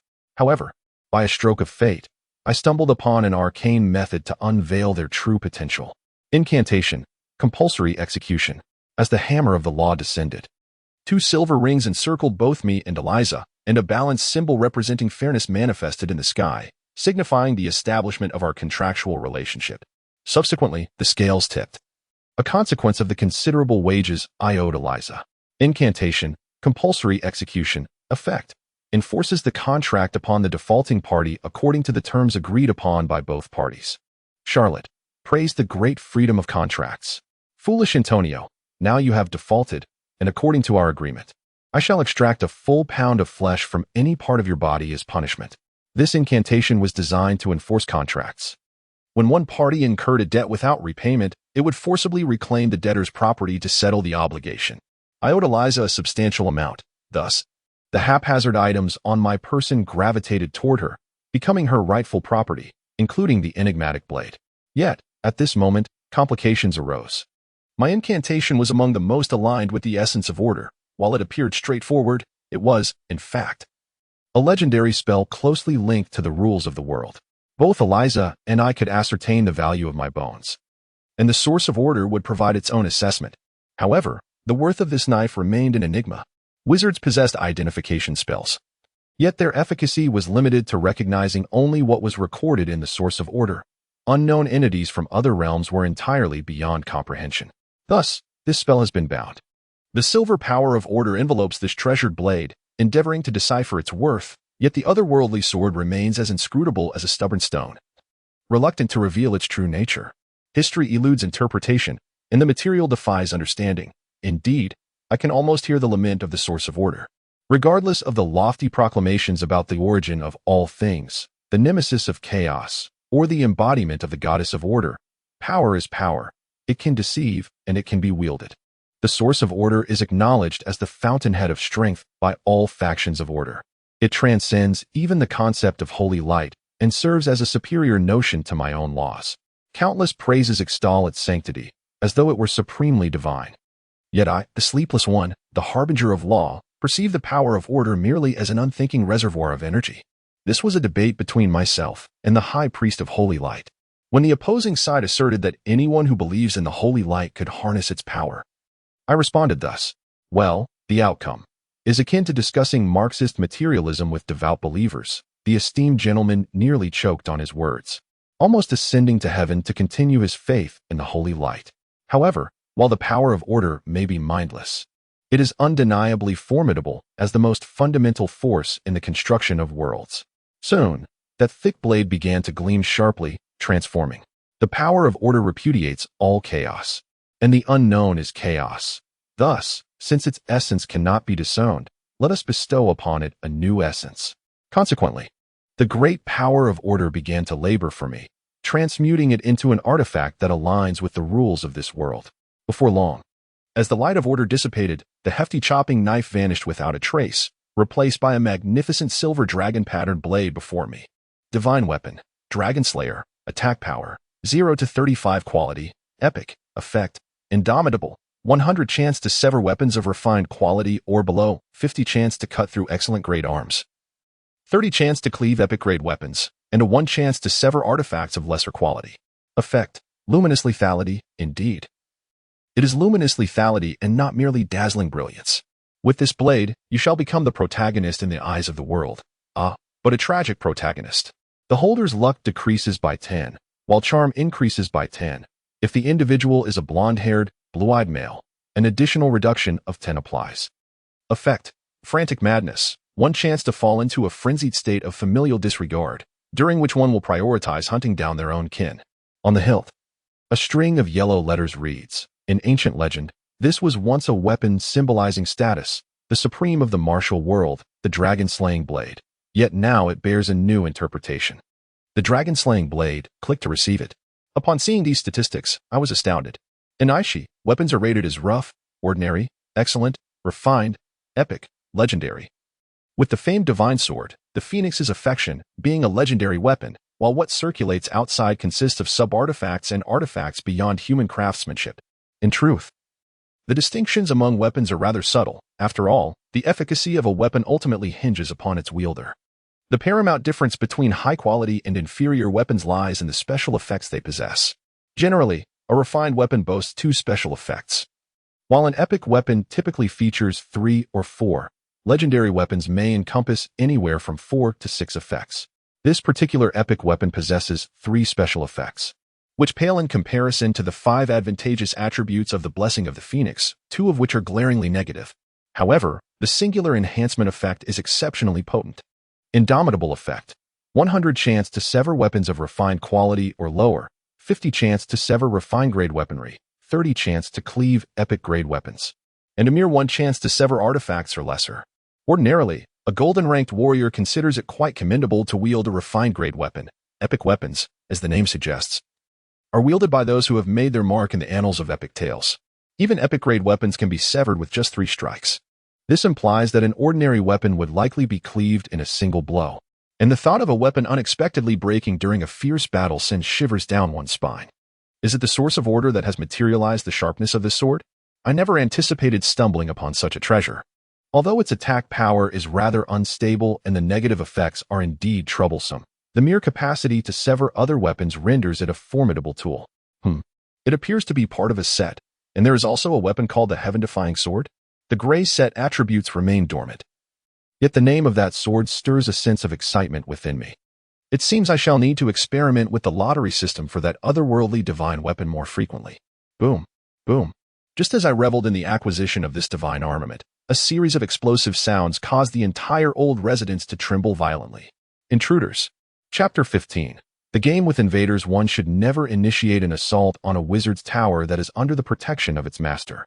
Nor should one underestimate the moral thresholds of a sorcerer. Unless, of course, one wishes to meet a fate akin to mine, an excruciating demise through a series of 12 intricate mechanisms. Indeed, wizards are often reckless adventurers. In a certain sense, this adage has become an ironclad rule among adventurers, particularly for this renowned dandy and escapologist, who, during an expedition in a floating city from an alternate plane, was disassembled into 13 fragments by a grand archmage chain of traps, thus providing a final, fatal annotation to his own maxim, further enhancing its persuasive power. Wizards, as a breed, are typically consumed by the pursuit of truth and knowledge throughout their lives, and their residences and towers serve as both their laboratories and vaults. The residences and towers of legendary archmages pose threats that rival those of dragon lairs, and even the weakest liches, at the very least, a figure of legend. Thus, I find myself pondering who would dare to directly invade the abode of a lich, especially when the lich is evidently present. Eliza? 2 teams of invaders are currently engaged. One team is holding the front line while another is scaling the walls from the side. Judging by their agility and the weapons they bear, they are likely dark elves, 7 of the silver tier and 3 of the gold tier, a rather opulent assembly. What caused the explosion? Did I not specify that the perimeter should be equipped with some quiet and secure warning devices? Such a loud detonation at night will surely attract the attention of the city guards.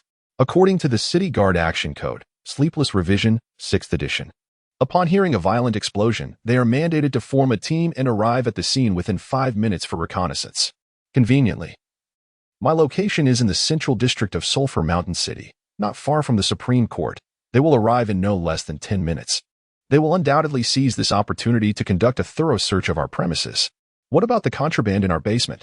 The city guards possess only the authority for on-site enforcement. To enter a residence for the purpose of searching, they must await a search warrant issued by a superior authority. The City Guard Superior is the Enforcement Bureau, and the Enforcement Bureau's Superior is the Supreme Court. Yet how could I possibly authorize a search warrant for the guards to invade my home? Indeed, from the outset, my concern has not been the invaders, but rather the prospect of being treated like those corrupt officials and unscrupulous merchants who dare not report stolen illicit gains. Should the city guards gain entry into my old residence to uncover my secrets, I fear I would be unceremoniously cast into the Sulphur Mountain City prison. Upon hearing my grievances, Eliza maintained her stoic demeanor. But did you not desire a secure anti-theft system? As per your specifications, we merely deployed some engineering-based warning robots around the perimeter. And yet, what caused the explosion? Then, upon comprehending the emphasis on secure, I had an epiphany. Secure? You cannot be referring to the goblin mechanisms of Gold Coin Street, can you? That establishment is run by the BIA brothers, is it not? I am, of course, familiar with that shop. The goblin mechanisms there have had their business licenses revoked multiple times due to the sale of counterfeit goods and explosives. And I believe they are currently operating without a license. Certainly, the very name of this establishment seems designed to deceive. Indeed, some have mistakenly purchased ostensibly safe goblin products. But after a few mishaps, Who would dare to buy again? This brand has become a cautionary tale. I had assumed you intended to look after your comrades, particularly requesting where I might procure supplies. They are not my comrades. What utility do their wares possess aside from explosive danger? I would be insane to allow you to source anything from them. I apologize. I misinterpreted your intent. Although the maid offered her sincere apology, the slight curve of her lips revealed her concealed satisfaction. This coy half-demon was clearly reveling in her mischief. Very well. I concede to your persistence. You have certainly exerted considerable effort to vex me. As long as you settle the wages, I assure you that your future will be smooth sailing. Not a chance. Do you think I am unaware of your demonic schemes? Settling wages equates to the conclusion of our contract, freedom? Not on my watch. Amid our banter, the two small squads drew ever closer, yet I remained unfazed. Have you ascertained the identity of the intruders? If not, I shall cut your funding. Do not presume I am oblivious to your embezzlement of resources for your personal gain. At your age, still enamored with those frivolous garments. How ridiculous.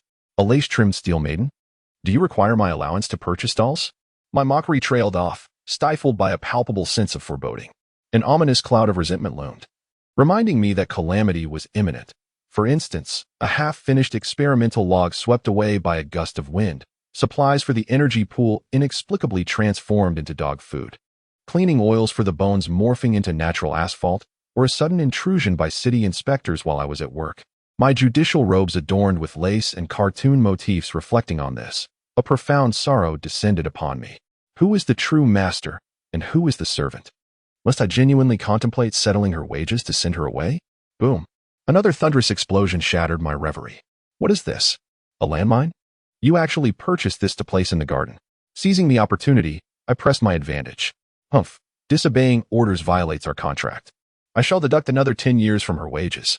That should be the goblin's fully automatic sprinkler system T-130, I presume. Boom. Over there? A lawnmower? No. It must be the foyer, the doorbell loudspeaker? Tilting her head, the girl feigned innocence. Indeed, it is sufficiently loud. Fortunately, I have never pressed the doorbell. No, wait. You even bought a safety brand doorbell? Are you plotting to cause harm for profit? Boom. Boom.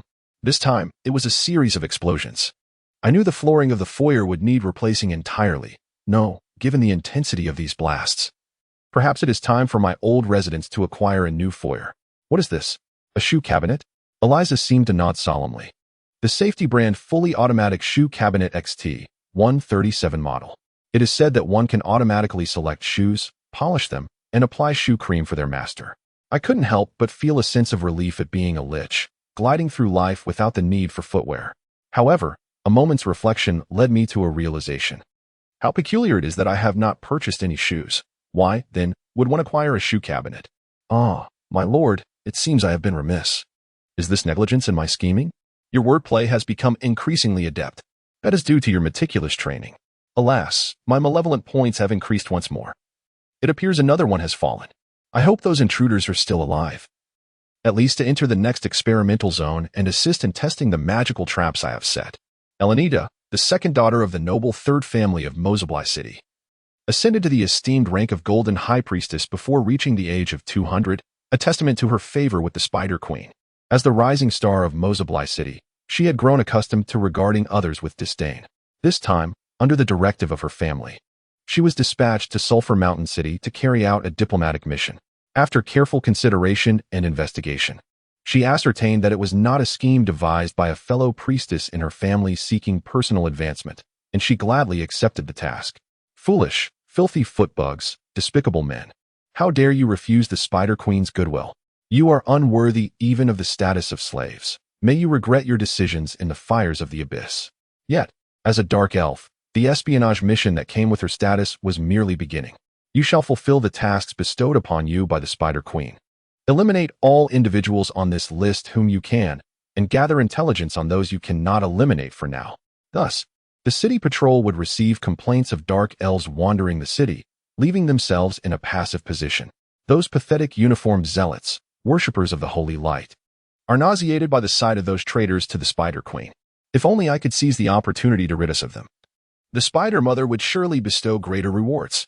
However, for Elenita, fulfilling her family's espionage duties was merely a side endeavor.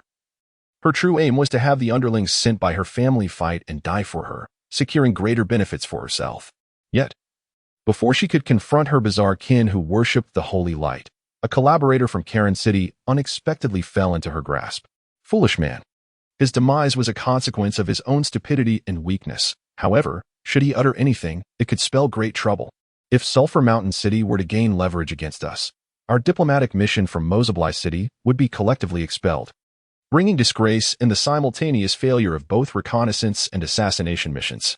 And if our secrets were to be uncovered, recalling the family's tortures for failures, the Spider Queen's punishments for the weak, transforming them into grotesque half-human, half-spider abominations. Elenita trembled at the thought. Yet, fortunately, the wise spider mother still watched over her. The mark she had placed on that man revealed he had been taken from the impregnable volcanic prison and brought to this strange old mansion. Even the knowledge that this was the residence of a lich did not deter her. He was merely another foolish man. Have you not savored the services of the handsome male mages within our family? To fear a mage, even a legendary one, is absurd. We are dark elves, born as slayers of magic. We are two shadow dancers of the golden tier, accompanied by a matron of spiders, capable of annihilating him in an instant. Yet, in this moment, she lacked the composure and confidence she once possessed. Explosions erupted all around, an incessant cacophony of detonations. Doorbells exploded, insoles shattered. Even the small pebbles by the roadside erupted in chaos. What manner of place have we stumbled into? The golden tier shadow dancer, equal in strength to myself, lay upon the cold floor, her skull shattered, blood and brain matter seeping forth. The cause of her demise? The formidable blood mage, Axidia, felled by a mere exploding coat rack. Who would believe such a tale? How can I explain to the family that we have lost our strongest assassin in mere minutes? In less than 3 minutes, only 3 out of 2 elite squads survived, and they had yet to even glimpse their adversary. The survivors, now paralyzed by fear, dared not advance. When Axidia, retreating, was slain by the coat rack's explosion, they could not even dare to withdraw, huddling together in a defensive circle. But soon, she would no longer need to worry. For ahead, a specter emerged from the darkness, a silhouette cloaked in silver frost magic, with black death magic swirling amidst its skeletal form. Purple flames of ethereal souls blazed within its eye sockets, the vibrations of its magical resonance forming an icy, despair-laden voice. Greetings, test subjects 17893, 17894, and 17895. Welcome to my laboratory. Please remember your designations. From this day forth, these shall be your new names. Here, you shall find your eternal abode, and I hope to impart to you the warmth of a home. The voice of the lich, synthesized through magical means, bore no discernible gender, devoid of emotional fluctuation, as if merely proclaiming an undeniable truth. Its gaze held neither male desire nor female jealousy, if anything. It was a mere curiosity towards physiological structures. Strangely, as she beheld those icy, infernal eyes burning like ghostly flames, Elenita recalled the poignant counsel of her beloved grandmother. To the world, we dark elves are perceived as wicked, perilous, and mad. Yet, in the face of true malevolence, we are but pitiful lambs awaiting slaughter. Grandmother, I finally comprehend your lament, she thought, though alas, it was too late. There exists neither good nor evil, nor affection nor aversion, only the gaze of one observing experimental subjects. Is this the essence of true evil? Before losing consciousness, the noble second daughter of the third family, Elenita, uttered her final lament, a star of the city of Mozablai, now extinguished. Chapter 16. Conspiracy. The invaders, with minds clouded, met an unfortunate fate. Merely breaching the entrance corridor resulted in the demise of 3. Yet, the aftermath became an inconvenience for me. Thanks to Eliza, the explosive cacophony of the secure goblin apparatus reverberated through the night, audible even 3 blocks away. This place, once merely a haunted abode, was now destined for infamy. It came as no surprise when the reported location turned out to be the residence of the infamous lich. The city management team promptly roused their slumbering sisters, dispatching an elite contingent of 30 knights, led by a legendary paladin. This formidable assembly of silver-tiered paladins was sufficient to challenge a mature dragon. Their intentions were transparent. Whether to rescue or to eradicate a societal blight was evident. That insufferable lich, elusive as ever, has evaded capture time and again. This time, Yon led Team A for rescue, while I commanded Team B for a surprise assault. Though the law enforcement agency seemed to consistently shield him, I refused to believe that this lich was devoid of contraband. Should this endeavor succeed, I would treat the captain to a celebratory drink. Oh, let us vanquish him. for the classic magazines in my storeroom, now scattered to the winds. First, they were hoisted skyward by ropes, then spun until nausea ensued, followed by a collision with a wall courtesy of a spectral steed. Sisters, the time for vengeance has arrived. For Momo's teddy bear. For my dowry. Charge, knights. Attack. From these fervent battle cries, one could discern that a certain individual had been accumulating grievances through commendable deeds. Though the Lich's offenses may not be grievous, the mental torment inflicted upon the city management by his antics would likely eclipse the cumulative transgressions of all other wrongdoers. Should we succeed in subduing him, not only would we earn the captain's reward, but we would also avenge the lost encampment and the resentments of the past. From the outset, the knights surged with extraordinary momentum and morale, marching at a speed rivaling that of cavalry. Upon the arrival of the city management, they were taken aback to discover that their stern superior, iron-faced steel guard, Snow Hoof, had already arrived. Upon observing the lifeless body strewn across the ground, his complexion paled, and any thoughts of confronting the Lich were swiftly cast aside. Dark elves? Why, the deceased were all of his kin. Beholding the shadowy silks enhancing their agility, the thick-soled boots muffling their steps, the green-glowing daggers and short swords, it was evident what their purpose was, irrespective of their notoriously dreadful reputation. They were the standard configuration for assassination tasks of the venomous Spider Fong, a second-tier assassin requiring the blessing of the Spider Queen, a privilege only afforded by the affluent families of Dark Elves. If the surface world were merely inhabited by the Dark Elves, it would suffice to consider them a criminal race. Even in the subterranean realms, many places apprehend Dark Elves first and interrogate later, and they rarely make mistakes in their judgments. Of course, when it comes to demons and devils, burning them before questioning would be infallible.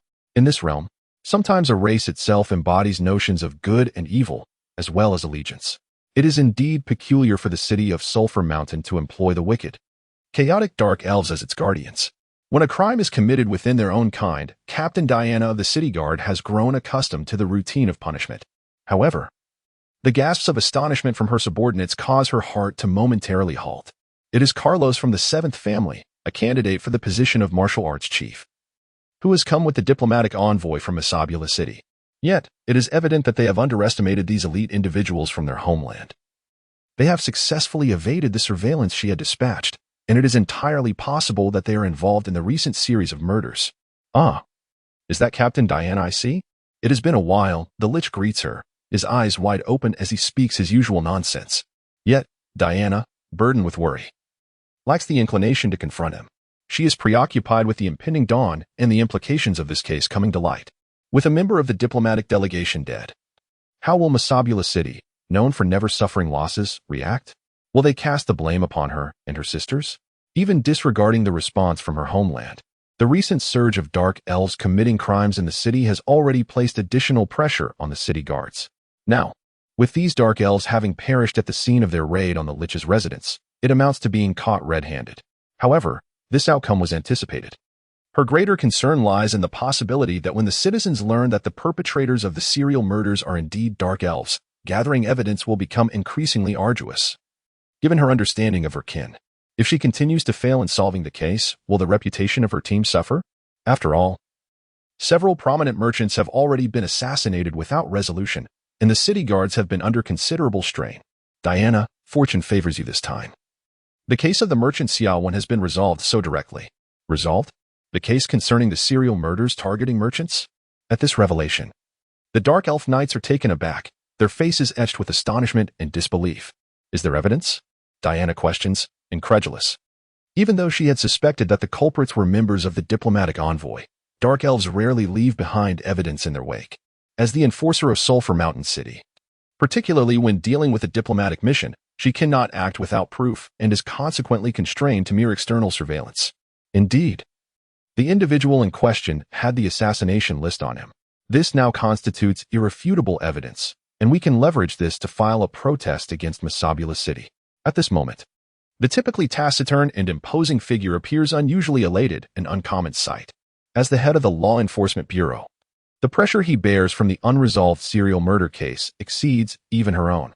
By the way, is Brother Bea still in custody? Bea? You mean that duo of explosive goblins? Oh, regarding the green skin bombs, in their quest to cut costs, they have resorted to using black powder, a potent explosive used for blasting, as the power source for their machinery. How could such a choice possibly not lead to an explosion? They continue to maintain their innocence, claiming this to be their ancestral secret formula, utterly safe and reliable. They still refuse to pay bail and fines, while we are gathering evidence to prepare for prosecution, accusing them of creating danger and producing substandard goods. Unfortunately, we find ourselves at a loss for evidence, as their products have been reduced to ashes. But wait, evidence has emerged. Look at these dark elves. The shattered goblin machinery. Doesn't their cause of death seem familiar? Snowhoof, despite your outward appearance of honesty, you too are mercilessly betraying your comrades. Upon hearing the impassioned speech of that Minotaur enforcer, I couldn't help but silently draw a cross for the BR brothers, then without hesitation stepped forward to join the ranks of those betraying their allies. Are dark elves truly benevolent? Didn't the lich already perish? Can it die again? Moreover, it would be quite the enigma if this calamity could indeed meet its end. Observing the twitching eyes of the two enforcers, I surmised what they were pondering. At the very least, the way they looked at me conveyed a message. Do you consider us fools, or do you see yourself as one? This distrust is quite irksome, especially since I am bound by the curse of the artifact, speaking nothing but the truth. I am unaware of this matter. Those dark elves indeed shielded me from disaster. Hey, if you do not take my words seriously, be wary of my complaints. I might just surreptitiously make your lives difficult. Sending you to oversee the sulfur mines.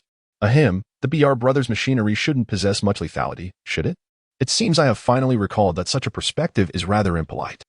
Diana shifted her gaze elsewhere, attempting to change the subject. Upon noticing her superior present, she understood that her plans to confront the lich today would be thwarted.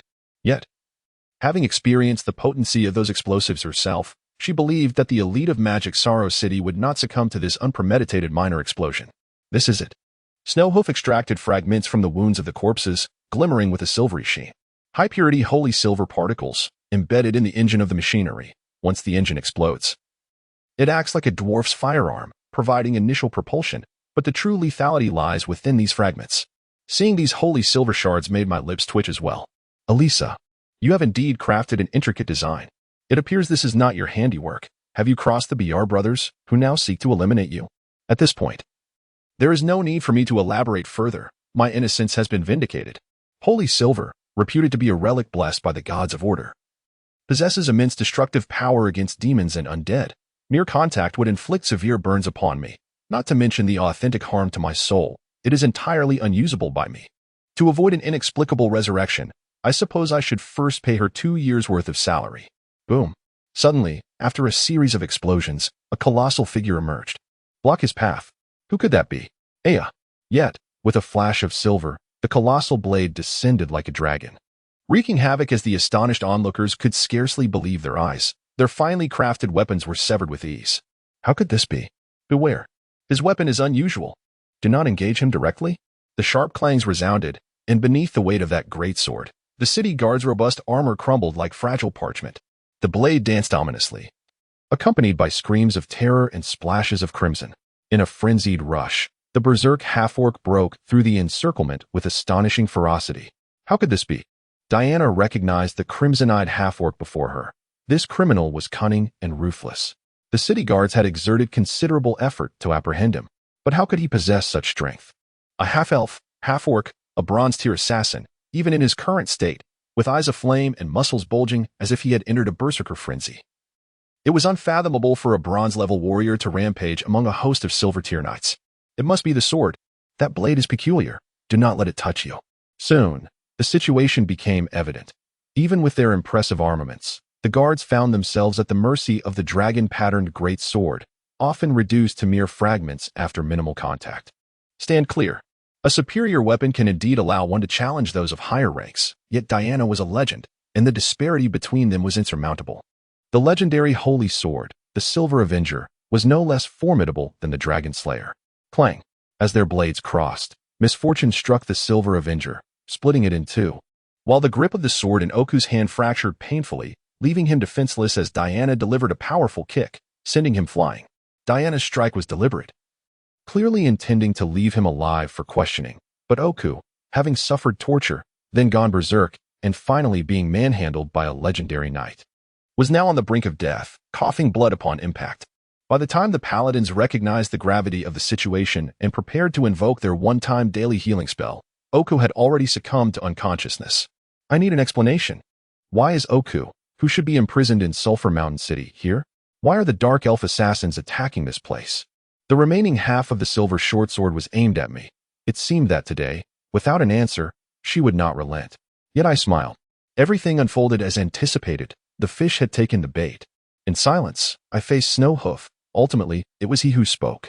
The truth is, Roland has a somewhat clandestine connection with our judicial system. He is a master of soul studies and torture. When we encounter stubborn prisoners, we occasionally call upon him. These explanations were, in fact, the truth, at least the truth known to Snowhoof, and Diana had begun to sense something amiss. The judicial authorities had been excessively lenient with the Lich before them, and the incident involving the Sleepless Lord during the pursuit was indeed suspicious. As was the presence of the head of the Enforcement Bureau. Yes, in reality, they were all on the same side. I cannot utter falsehoods. This statement is entirely genuine. In truth, I am indeed the Sleepless One, yet before the Paladins, they misconstrue my words as a claim of dealings with the judicial system. At this moment, Diana, as I anticipated, wears an expression of sudden realization. No matter who protects you, do not let me catch you committing a crime. Otherwise, no one shall save you. As I prepare to depart, they brazenly threaten me before their superior, truly a quintessentially foolish knight, so naive and easily manipulated. As I smile and watch them carry away the corpse, a familiar voice resonates in my ear. The confession that Oko had just extorted has been corroborated by that specimen named Elenita. I have transcribed 2 copies and discreetly sent them to Lady Margaret and Lord Adam. However, my lord, is it truly worth expending such effort on this charade, only to reveal your overt connection to the judicial system? Certainly, it is worth it. To be frank, I underestimated that deranged killer. He possesses such significant secrets. To temporarily pacify those restless individuals, Oko must perish, and he must do so in plain sight. Thus, if that specimen manages to escape, the news of the embassy's hasty retreat will appear genuine. Afterward, as long as the specimen dutifully submits the fabricated information, they should not suspect that the intelligence has been leaked. Is it merely to soothe those imbeciles that such a performance was staged? And at the cost of an epic divine weapon? That dragon-slaying sword? It is nothing but a treacherous item. The one chance of rampage increments by 1 per second for the wielder, which means that after 2 minutes, it will inevitably drive one to madness, completely severing ties. Isn't that a fool's errand? Dispersing it is wise. Moreover, I recall that a member of the city management team can wield that blade. And are they not my extended arm? Their strength is, after all, my strength. Why do I feel as though you are tenderly protecting them? Severing their leads to prevent them from becoming too deeply embroiled and ending up as mere cannon fodder? What a vivid imagination. I chuckled and gazed skyward. Speaking of which, I found myself inexplicably exhilarated. The ancient evil gods and the overlord of the underground city finally present worthy adversaries to confront with full force. Perhaps this is indeed a herald of a new era's arrival. Chapter 17, Truth and Reunion. The whispers of demons herald the first prelude of Aishi 7 Infernos. With the resurgence of the elemental gods, formidable foes such as the fire elemental commander, the wind elemental lord, and the water elemental monarch gradually emerge as the initial boss-level adversaries encountered by players. Concurrently, sensing the winds of a new order, both the ambitious and the idealistic begin to stir, among whom the most perilous are the zealous followers of the dark gods, who aspire to establish an independent nation and eagerly await the descent of their malevolent deities, alongside the undying empire that yearns for carnage and annihilation. Indeed, as suggested by the title of the prelude, these troublesome occurrences are invariably shadowed by the presence of demons, with each elemental god or their incomplete manifestations descending and the elemental tides rising. The potency of elemental magic intensifies, and the ascension of the strong becomes increasingly attainable. The continent of Aishi is destined to confront an era where liches roam freely and legends fade into obscurity before the tide of magic. Yet, amidst these elemental currents, the connection between Aishi and other realms grows ever more intricate, facilitating interdimensional travel and increasing the frequency of visitors from other worlds. As the younger generation flourishes on the surface and nations rejoice in their promising futures, even nurturing ambitions of expansion, they remain oblivious to the insidious schemes of demons and chaotic deities. The arrival of the magic tide shatters the barriers between worlds, paving the way for the abyss, where a deluge of demons floods into the mortal realm, setting the stage for the impending wave of undead calamity. The coalition of dungeon lords invading the surface, initially intended to be a central theme in the forthcoming expansion, now feels premature, yet upon reflection, it appears quite natural. After all, the dungeon world is still rife with chaos, and even the dungeon overlords require time to unify the proud and defiant lords under their command. It is now the moment to eliminate dissent and consolidate their forces. In this tumultuous landscape, the Sulphur Mountain City clearly obstructs the path of others. Perhaps it is inappropriate to refer to these dungeon overlords as mere mortals. Rumor has it that the highest priestess, Kaya Rose, the daughter of the Spider Queen, has unified all the dark elves, with their sights set on the surface elves. Estina Irul, a dark sorcerer, is of dubious human lineage. His goals and strengths remain unclear. Yet he commands over 50 dungeons, boasting a conventional military force that rivals any human empire. His own military prowess is exceptional, positioning him as the nominal supreme leader of the future dungeon coalition. These 4 dungeon lords are deemed overlords due to their significantly superior forces compared to other lords.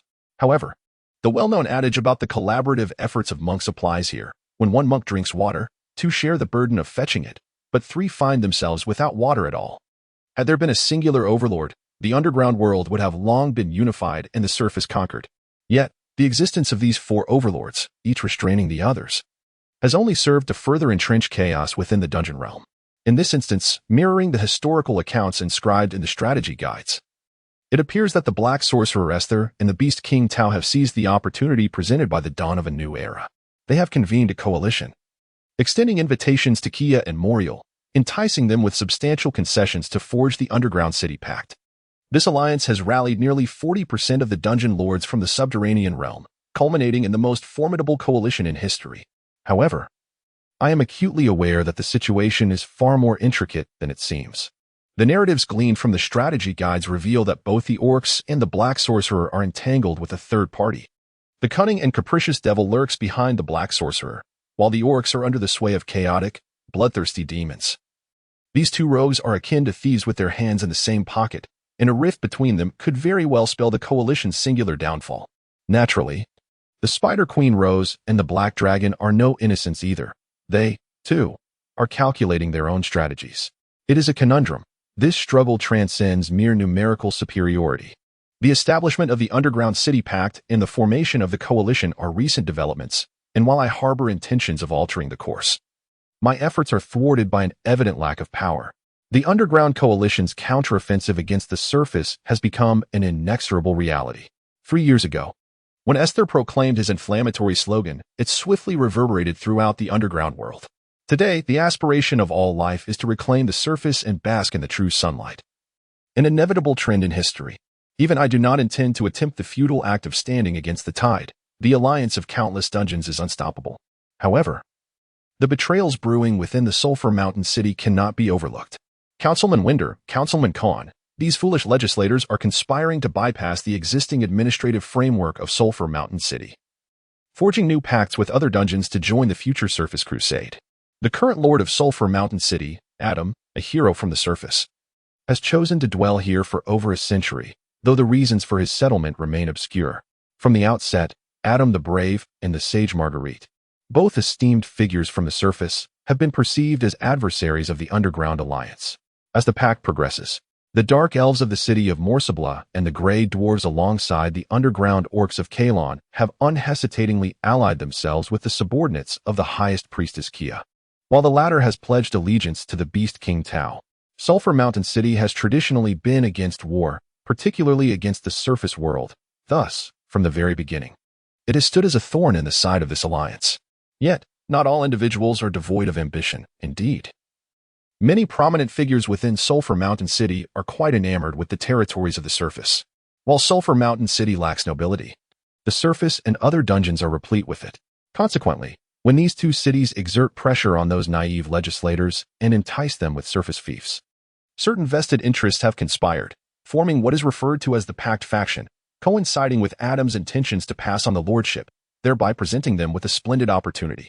The recent diplomatic mission to Sulphur Mountain City has been met with skepticism, as its apparent trade objectives mask a more clandestine agenda, assisting certain politicians in their ascension to power. The prominent businessmen who have been assassinated, aside from a few unfortunate scapegoats, often held positions as legislators, and as obstacles are systematically eliminated, the Covenant faction is gradually rising to prominence. No one would be foolish enough to confront the semi-divine Adam directly. They are biding their time, accumulating strength.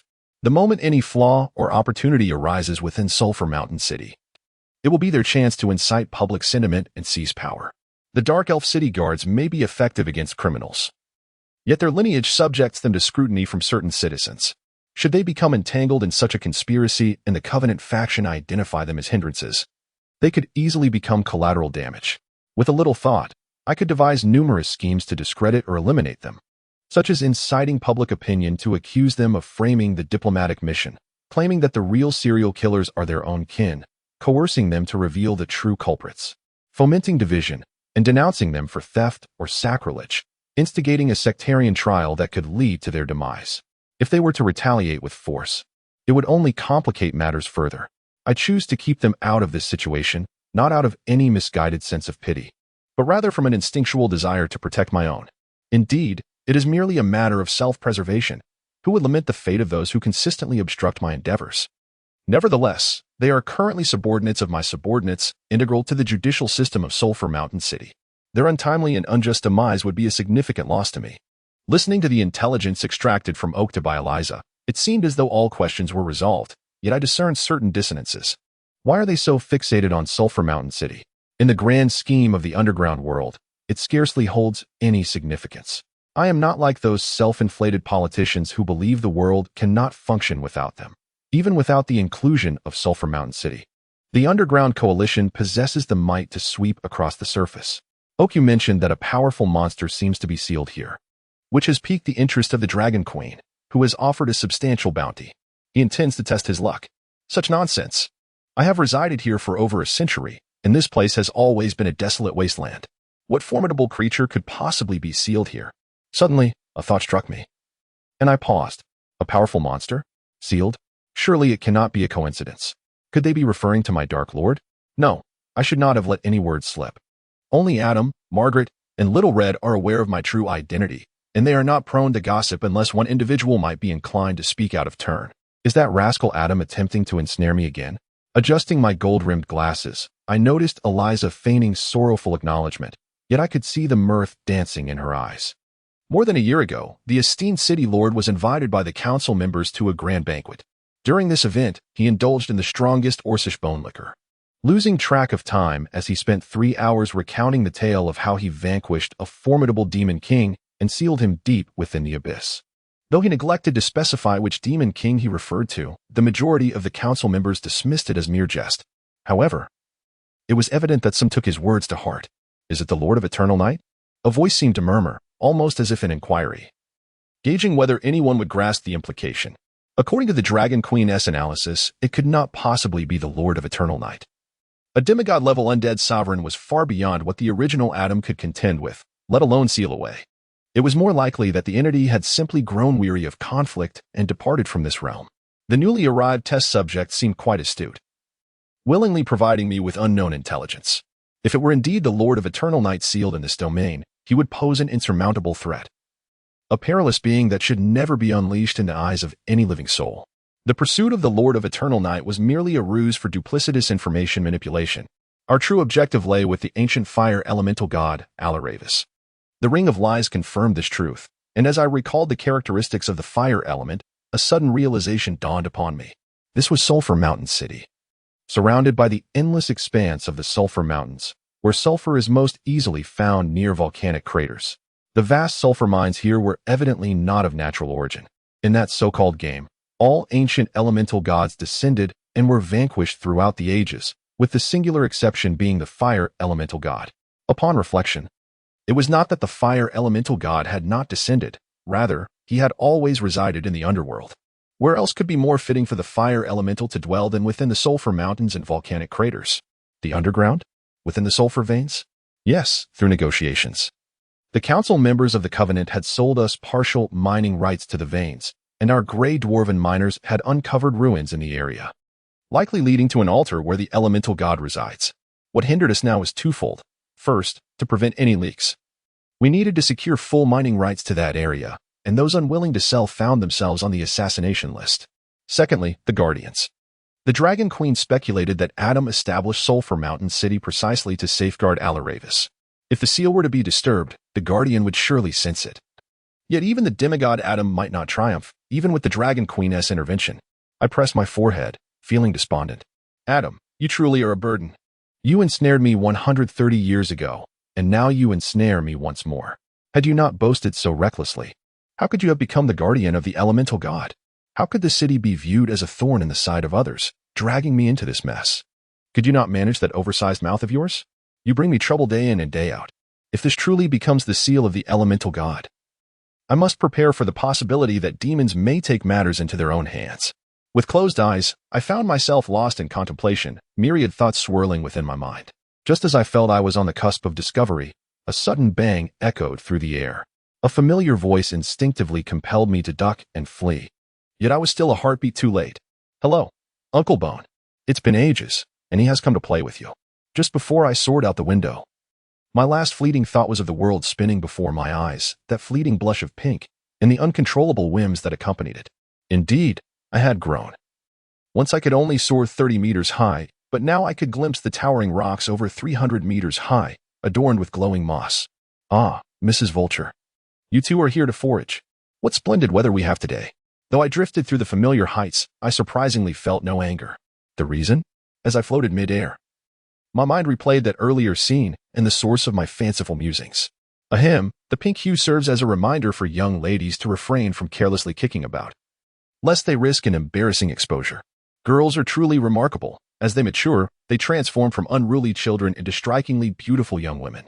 Indeed, despite not having seen her for 7 or 8 years, in that fleeting moment, I recognized that the formerly mischievous child had blossomed into an enchanting maiden, curvaceous and vibrant, with a youthful, innocent visage, a splendid figure, and an amiable disposition.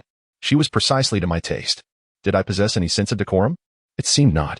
Soon, I resolved to determine whether Annie still remembered her dear Uncle Bone, who had always played with her, and the promise of a union sealed with a lollipop. However, as I indulged in my daydreams, an uninvited group of guests encroached upon my reverie. Go away, you foul birds. I am not your prey. I am a fearsome lich. Beware, for I am truly terrifying, and I might bite you. A flock of scavenging vultures surrounded me, seemingly drawn to my presence. Get lost, nasty birds. I truly will bite. The touch of a lich is formidable. Even a skeletal lich possesses considerable power.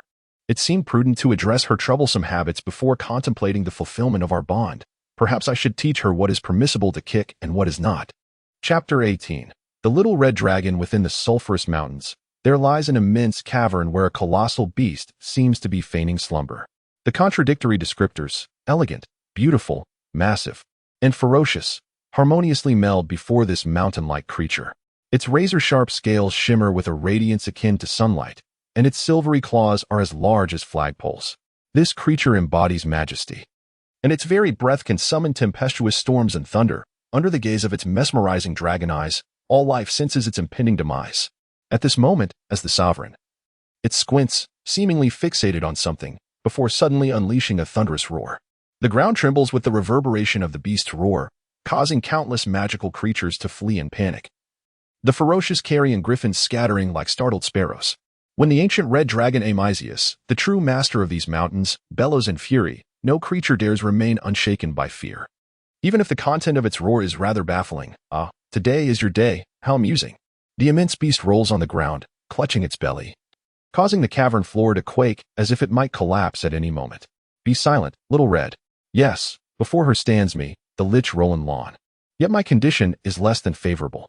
Isn't this our most astute Lord Roland? What has happened to your body? It appears to be merely a skull now. Before the mountain-sized creature is a skull that is hardly the size of its scales. Indeed, it is I. Humph. I am reluctant to engage. Yet the scorpion-tailed lion dutifully reports its findings to its master. Ah-woo-a-woo. The peculiar voice of the scorpion-tailed lion is intermingled with draconic language, which I struggle to comprehend, yet Amisius grows increasingly intrigued by the tale. Oh, you say he was first beset by a horde of vultures. Then the vultures were vanquished by dog-headed beings, who were subsequently plundered by griffins, and in the end, having witnessed it all, you looted the griffins, recognizing him and thus presenting him for my enjoyment? Roland, what a thrilling adventure indeed. I shall share this with Adam and the others. Ignoring the foolish dragon, I remained silent. Yes, The skull of a lich is not easily digested. As my cranium alone, I have relished the entire food chain of the sulfurous mountains, ascending through its levels until I reach the apex Amisius. Of course, I possess the means to expend magical energy for direct restoration. But I intend to wait until midnight when my skeletal form can automatically reconstitute under the influence of magic. Thus, I chose not to squander my energy on forced restoration, resulting in an indulgence in the cyclical food chain of the sulfurous mountain city. You celebrate too soon. Consider carefully what could lead me to this state. The red dragon, resting its massive claws upon its chin, mimics human contemplation. Initially, it appears indifferent, yet soon recalls a certain possibility, causing its body to tilt, and its jaw to crash heavily against the ground, disregarding the pain. I nodded sorrowfully. Before I could finish my words, the colossal dragon had already roared. Quickly, erect a truce banner at the foot of the mountain, proclaiming that I have ventured out to visit friends. By the way, what about the key to the treasure vault? Toss it into the volcano. I must not allow those mischievous children to invade my trove. Never mind, I am genuinely stepping out. Goodness, I am not like those foolish lizards, believing that glimmering glass can be exchanged for gold coins. Absolutely not. Alas, I merely wish to please Auntie Red. Everyone claims that Auntie Dragon adores shiny things. Oh dear, I made a mistake. Do not harbor disdain for me. At that moment, confronted by the weeping little girl, the resentful gazes of her parents, Margaret and Adam, and the mocking laughter directed at me for bringing her to tears. Even a dragon could not maintain its dignity and had to reverse roles to appease her. Yes, dear sister dragon loves you the most. Do not cry, dear. Be good. Auntie will give you some sweets. No, this is a magical artifact, quite valuable, just for you. Not to your liking? Then how about this, a blessed winged armor? You shall wear it when you grow up, as evidenced by my treasured tomes reduced to mere doodle pads. The most terrifying aspect of mischievous children is not their ability to wreak havoc, but that once the chaos is unleashed, one must clean up the ensuing disaster.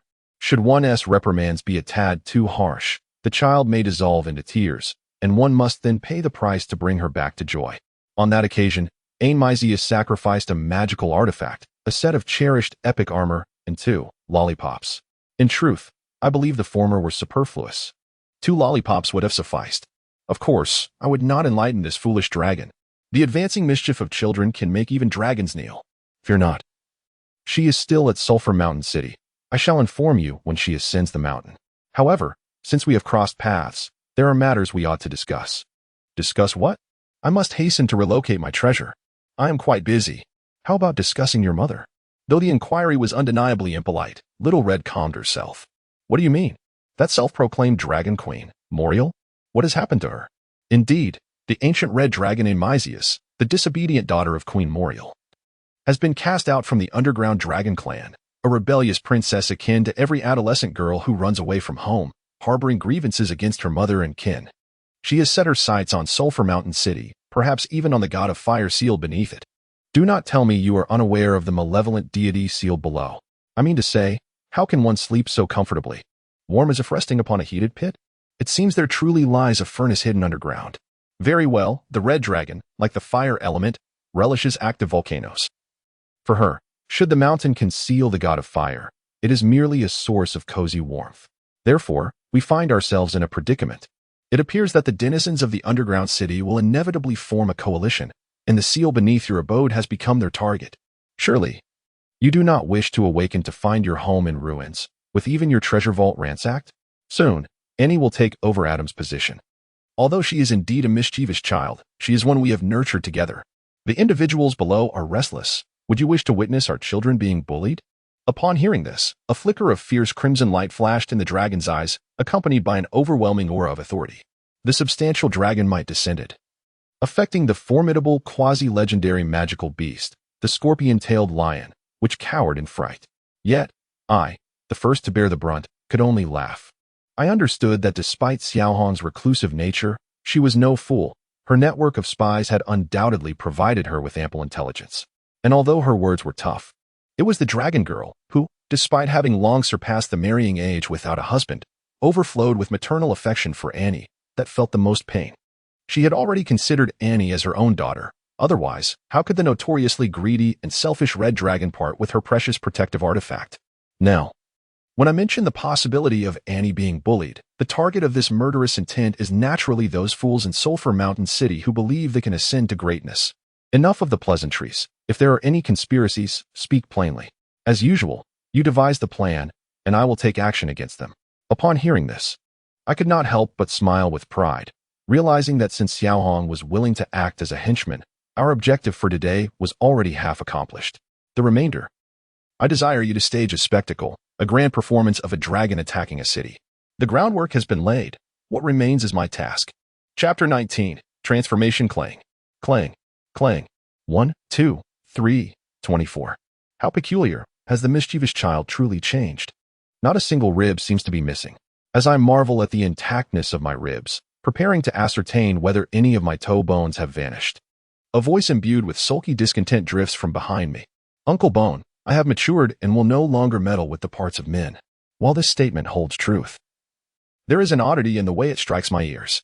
Turning around, I beheld a girl with fiery red hair glaring at me, and as my gaze lingered, I noticed that the previously boisterous child had transformed into a graceful young woman.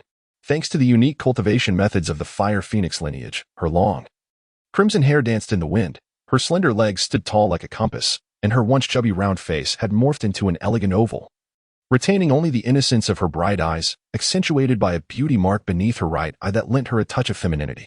Ah, how swiftly humans mature.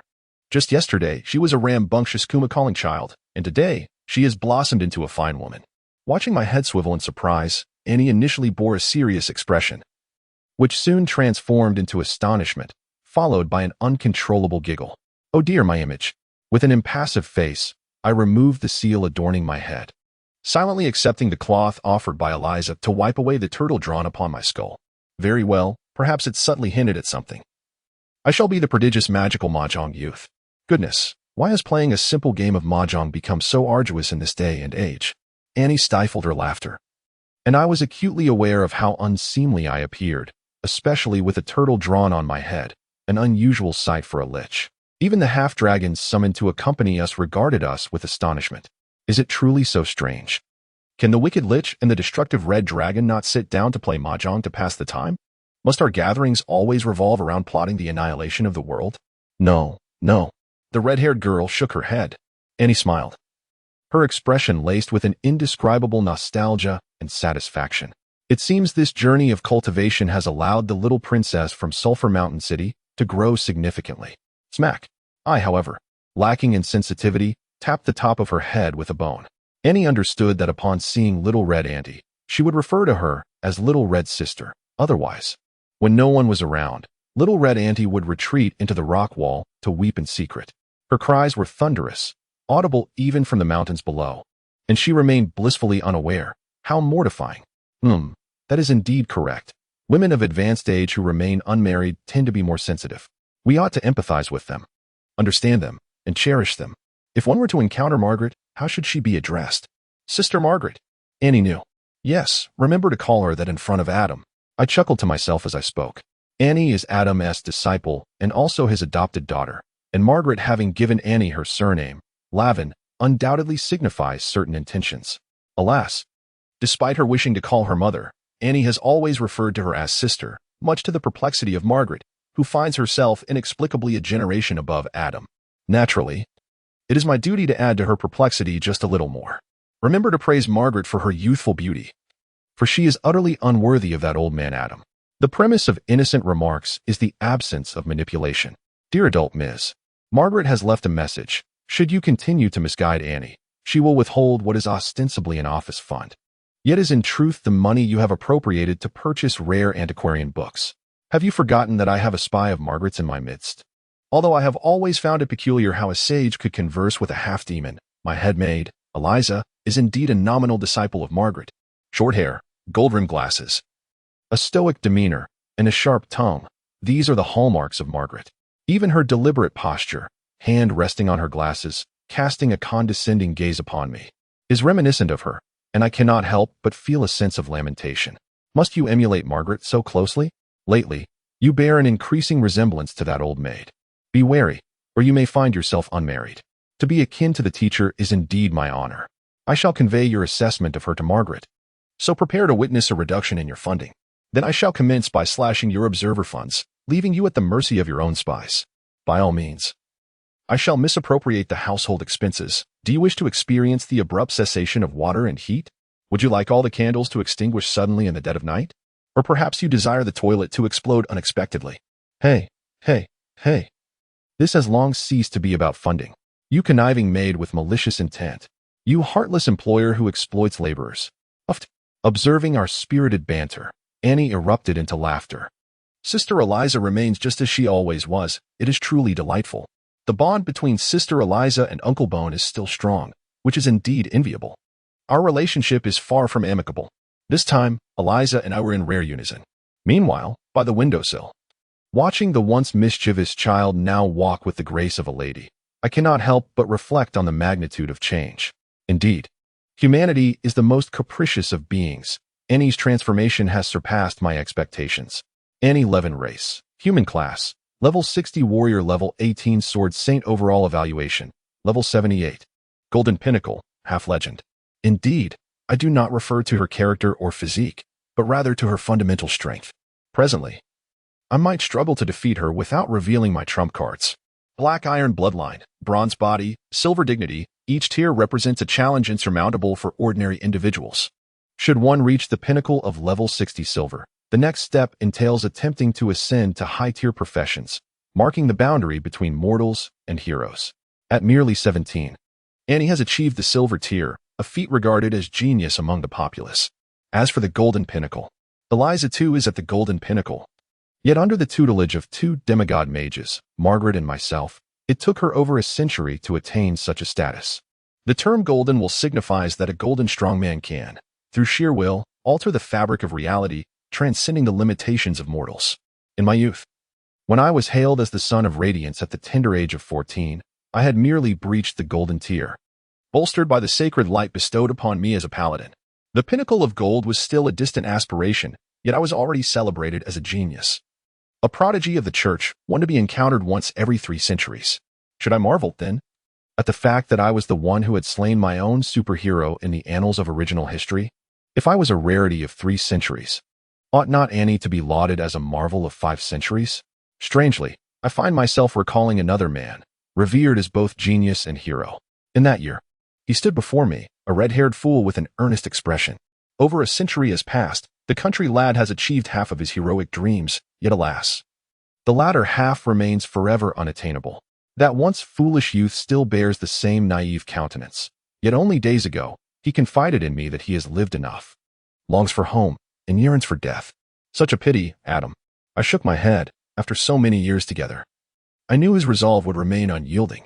At this moment, casting aside superfluous emotions, I turned my focus towards rational contemplation. Annie's rate of growth is astonishing, almost unfathomable.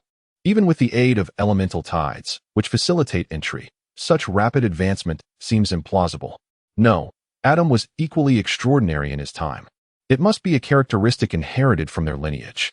The phoenix, by its very nature, grows stronger as it approaches death, often igniting itself in its final moments to pass on its power and knowledge to the next generation, thus enabling their meteoric rise. Could it be that Adam's time is drawing near? Reflecting on this seems only natural. He would not seek my assistance until the very end. I am inexplicably reminded of our adventurous days together 130 years ago, when Adam was still a simpleton, Margaret a novice mage, Lisa an unseasoned rogue, and Little Red the team's mascot and hidden boss.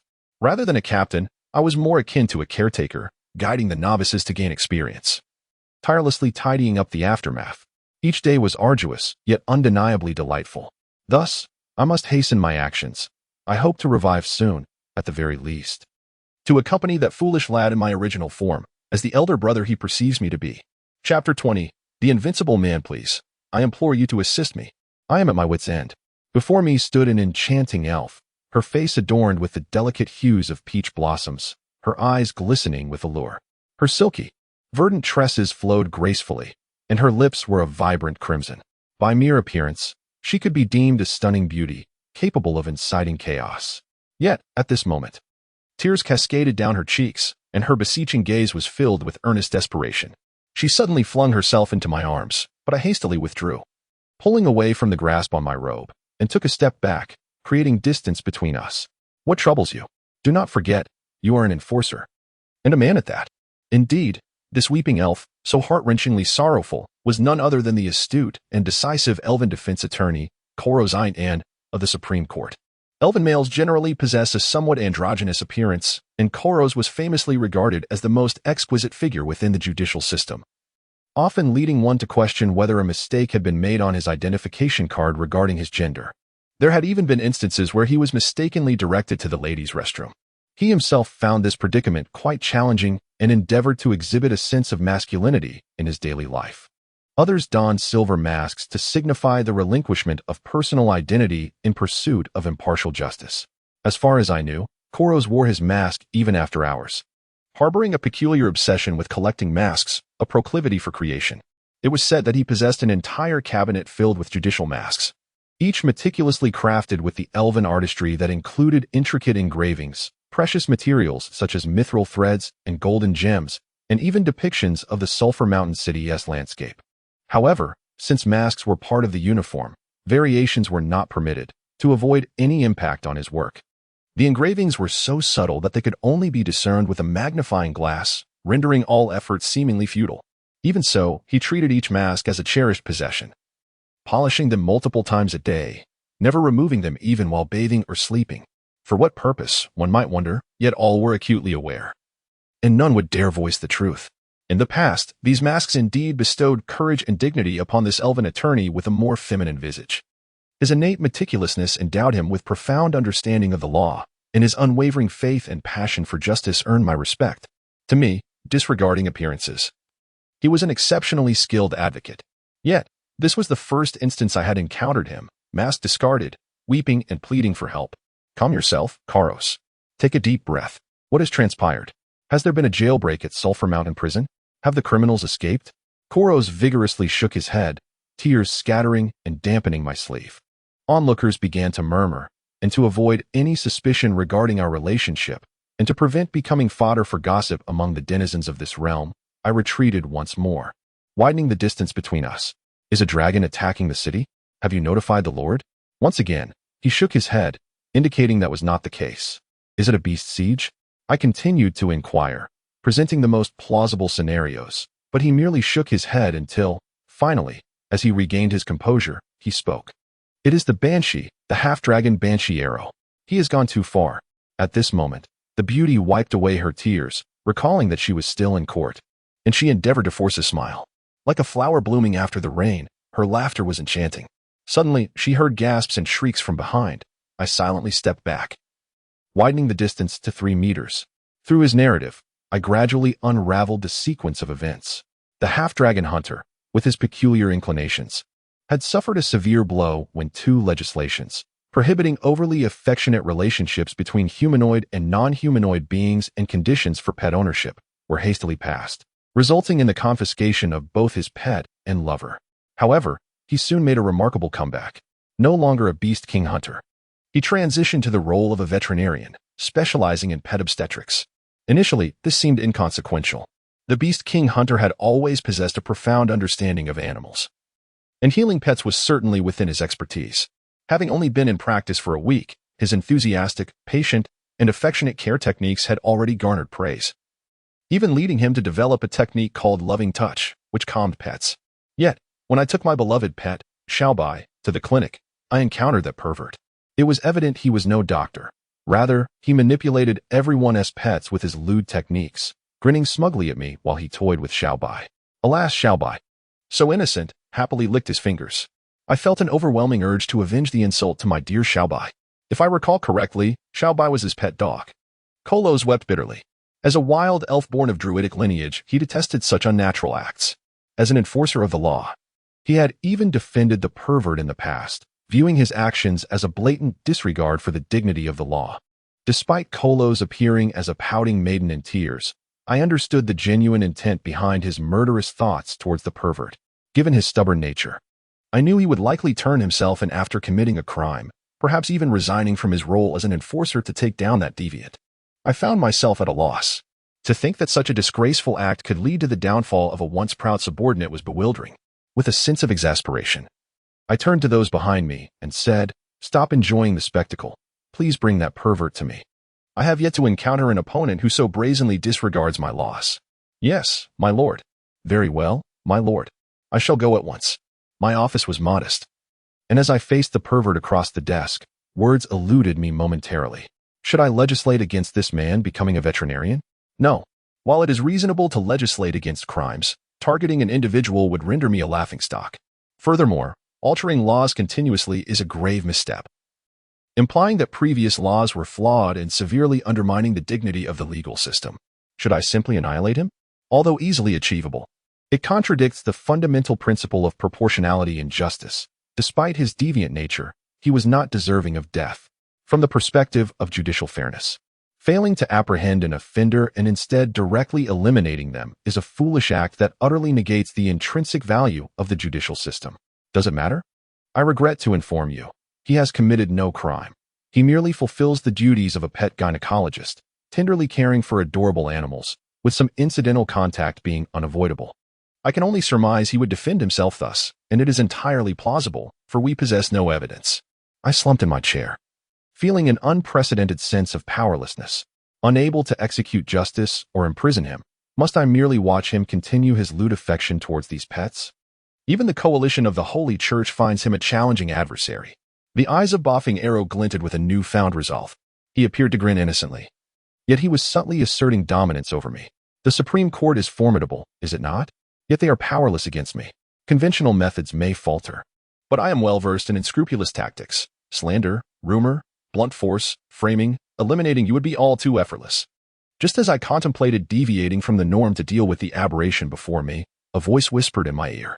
Master, according to your plan, we require someone to be imprisoned, and he seems quite suitable. Thus, I smiled, scrutinizing the individual before me. No matter the angle. He resembled a deviant destined for incarceration, indeed fitting. Resolutely, I raised 2 fingers. Yes, Boffing's proclivities are merely moral transgressions. As long as they remain concealed from public scrutiny and do not incite societal unrest, they have not crossed my red line and can be begrudgingly tolerated. Yet, gazing upon that revoltingly smug smile, I felt a surge of nausea, almost wishing to cast a deadly curse upon him. Closing my eyes to avoid the sight of the half-dragon's arrogant grin, I took a moment to regain my composure and suppress my murderous intent. First, I must apologize to Klaus, the elven defense attorney you made weep. It is unbecoming to repay kindness with malice, especially when others have defended you. Yes, my lord. I shall promptly apologize to Lady Klaus. Indeed, sir. Not surprisingly, I observed the half-dragon's astonishment as I continued. Secondly, you shall commit an offense for me, and I will ensure your imprisonment in Sulphur Mountain City, where I will require your assistance. What? Escape. As I stood by the window, gazing at the serene and prosperous scene outside, I couldn't help but reflect. Sulphur Mountain City has enjoyed tranquility for far too long. So much so that some have forgotten their responsibilities. Isn't that your doing? Are you indulging in self-praise again? As her sharp tongue lashed out as usual, I found myself devoid of the inclination to engage in banter. No, gratitude should be directed towards Adam and Margaret. They have sheltered this city amidst the chaos of the underground world's infighting. Yet, it is evident that some have forgotten the favors they have received. It is high time for a reminder. Eliza nodded in agreement. Betrayers will never be forgiven. In fact, according to the rules of the dungeon, we can eradicate them outright.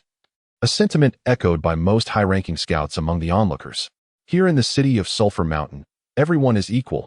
There is no dominance, at least on the surface. The hard-won peace, well, the facade of peace, must be cherished.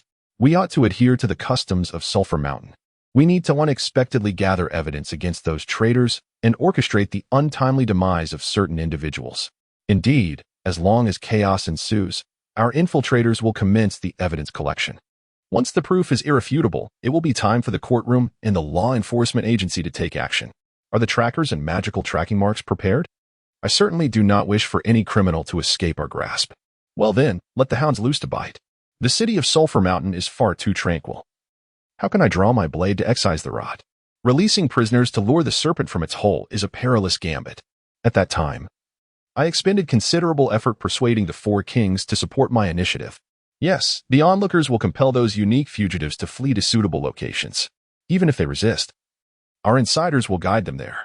However, I am concerned whether that wretched figure truly possesses the capability to escape. Do not underestimate him. Observe this. Gazing at the document before me, even the usually stoic Eliza gasped in astonishment. How is this possible? The Golden Tier Beast King Hunter. The Beast Master? Indeed. This exemplifies the inherent advantage of the long-lived. Given enough time, they invariably grow stronger. Moreover, the Beast King Hunter is indeed a natural beast tamer. And his affection for beasts. Never mind, it's too revolting to contemplate. Look at this report. Subject X entered the prison for less than an hour before all the inmates requested to be relocated. Some shouted, "Do not make me share a cell with that pervert. If I am not moved, I shall perish." Simultaneously, there are truly inmates throwing themselves against the wall in despair. How exaggerated. Furthermore, there were sounds of squeaking emanating from the cell. He must have summoned the rats to assist him. I can only hope their assistance is limited to facilitating an escape. I do not wish to ponder further. Unaccountably, the murderous intent I had managed to suppress surged once more. Must this truly be done? There is no wall that does not whisper, releasing prisoners, should word leak out, would tarnish your reputation. Even without leaks, merely the occurrence of a prison break within the judicial system would inevitably lead to disciplinary actions against a lax guard. Even if Adam chooses not to punish, I would willingly accept the consequences myself. After a prolonged silence, Eliza resumed speaking. Are you willing to tarnish your own reputation for this? If your subordinate's renown and prestige surpass that of the highest leader, then that leader's position becomes untenable. Since the intent is to elevate Annie, let us commit fully to the charade. Moreover, the tide of a new era approaches. An upheaval that none can prevent. Amidst the shifting times, what does my meager reputation truly signify? Moreover, you find yourself pondering whether little Annie might be so moved by your sacrifice that she would offer herself in return. I was taken aback by this notion, only to hear her continue with her sharp retorts. Offer herself? Given her temperament, she would only become infuriated with you, disregard you completely. It would be best if she ignored you for a lifetime. As I gazed upon the half-demon girl before me, her flushed face a stark contrast to her usual icy demeanor, I found myself uttering a reckless question. Are you jealous? Jealous of my affection for Annie surpassing that for you? Instantly, the atmosphere in the office grew heavy with tension. Observing the fiery blush creeping up the neck of the sharp-tongued maid and the indignation in her eyes, I began to pray for my collection of artifacts. It was over. I had misspoken, and she would undoubtedly seek retribution. Strangely, however, she maintained an unsettling silence, finally managing to squeeze out a response after a lengthy pause. If I truly were jealous, then you. Eliza's voice dwindled to a whisper, and her words became inaudible. What? As I racked my brain for a humorous remark to lighten the mood, the office door suddenly swung open, and Cross burst in, causing the blushing Eliza to vanish into the shadows. Master, an emergency. There has been a jailbreak at the Sulphur Mountain prison. What is the fuss? This was all part of the plan. But this was not what we anticipated. That lunatic hadn't even breached the wall yet. And another escape route was utilized. The prison was attacked. This is a genuine jailbreak. The inmates have fled. The situation is spiraling out of control. The sound of splintering would echoed as I crushed the armrest of the chair in a fit of frustration, accompanied by the suffocating surge of magical energy. In the next moment, the world distorted. The vibrant colors faded to a mere monochrome. Eliza was expelled from the shadows, while Cross was propelled through the doorway by the unleashed magical force. These scoundrels have grown weary of life, daring to create chaos upon my hidden cards. That blind fool. I shall eradicate your entire family. Chapter 21. Fishing as representatives of various industries and advocates for diverse ethnic interests, they were able to negotiate with the executive yuan, the judicial system, and the city lord, presenting opinions and proposals that, if supported by the entire parliament, the city lord would be compelled to acknowledge. When Adam made it clear that the mascot was indifferent to matters, and that the judicial system was solely concerned with public order and adjudication, there were times when the parliament could even compel the beleaguered executive yuan to concede, even under the leadership of the great sage, Margaret. Of course, power signifies interest. Merely a commercial tax or the admission of goods represents countless gleaming coins. As these legislators began to grasp the wealth in their hands, how could they be content to remain mere common merchants? After all, this world is populated by inherently noble aristocrats and even royal families who consider the realm as their private estate. Human hearts are eternally insatiable in the comfort of peace. They naturally aspire to greater heights. Now, as ordinary workers, farmers, neighborhood committee matrons, and fishmongers have become legislators, issues such as whether early morning square dancing constitutes a disturbance, or whether the parliament can provide free lunches, have supplanted discussions on acquiring black gold mines from Karen City. The identities of the great merchants, clan leaders, and elder legislators have been subtly diminished, leading to their discontent. Moreover, the excessively bloated configuration of legislators has rendered the parliament sluggish and unwieldy, with opposing factions hurling insults and engaging in brawls, transforming the chambers into a spectacle for the citizens. The original founding legislators, in their dismay, have come to loathe the seemingly amicable yet insidiously cunning Sleepless One, the proponent of this chaos. Chairman Grant, please make a decisive choice. At this moment, within Chairman Grant's office, a group of impassioned Covenant faction legislators surrounded the aging, mediocre chairman, compelling him to take a stand. The city was rife with fugitives, and chaos had inexorably spread. They demanded a protest against the ineffectual city lord, calling for the removal and investigation of that derelict fool in a mask, as well as the disbandment of those loathsome dark elves. Indeed, the young and inexperienced acting city lord, Annie, had failed to command respect, leading to the prevailing disorder, meriting her removal and punishment as well. The exquisite mahogany desk trembled under the fervent pounding of the agitated legislators, while the elderly chairman turned to gaze out the window. It was the end of the workday. Once, the streets were filled with throngs of people returning home, seniors strolling with their grandchildren, young couples wandering in the gardens, and shops peddling various ethnic dinners, the fragrant aromas wafting far and wide. But now, the air was thick with smoke, and the once lively streets echoed only with terrified screams and flashes of fire. Enough. Taking a deep breath, the chairman, known for his mediocrity, calmly removed his spectacles and regarded his impeccably dressed colleagues. What? The leading legislator, Khan, was unprepared for such a response from the chairman. Enough, he declared emphatically. The elder's roar astonished all the parliamentarians. His blood-red eyes resembled those of a ferocious beast poised to devour. Even though they were accustomed to the clamor of the assembly, they were taken aback by the unexpected fury of the usually monotonous speaker, the elderly figure known for sipping tea and dozing off during meetings. Besides the fugitive outside, you must have your own private soldiers. Do you not understand the gravity of your actions? You are conspiring against us. The old speaker's wrath compelled the representatives to instinctively retreat a step, yet Khan, deemed the most likely successor to the speaker's position, boldly stepped forward, gazing at the elegantly attired middle-aged representative, who met his gaze with a calm demeanor. Speaker Grant was momentarily taken aback before breaking into a smile. Ah, so you are not foolish after all. I comprehend your fears. You dread that the young new lord will be unable to safeguard you in the chaotic underworld after the old lord relinquishes his position. You wish to force an out, allowing the old lord to assume the title of honorary lord, continuing to act as your protector? It is best that you understand, at that time, you shall be the future head of the executive council. Shameless. A spit flew from the old man's mouth, landing squarely on Khan's face, instantly distorting the benevolent visage of the affluent jeweler. You wish to drive away another's adopted daughter, compelling others to fight and die for you. You base scoundrels. How dare you even contemplate such a thing? How dare you utter it? I am ashamed to be in your company. The parliamentarians yearned to voice their objections. Yet the furious old speaker pressed on with his condemnation, pointing his right hand at a sprightly elderly gentleman. Lullins, 50 years ago, due to your father's crimes, your family was reduced to slavery, sold to Carlin City as sacrificial offerings for a cult. It was the kind-hearted old lord who risked a rift with Carlin City to personally rescue you.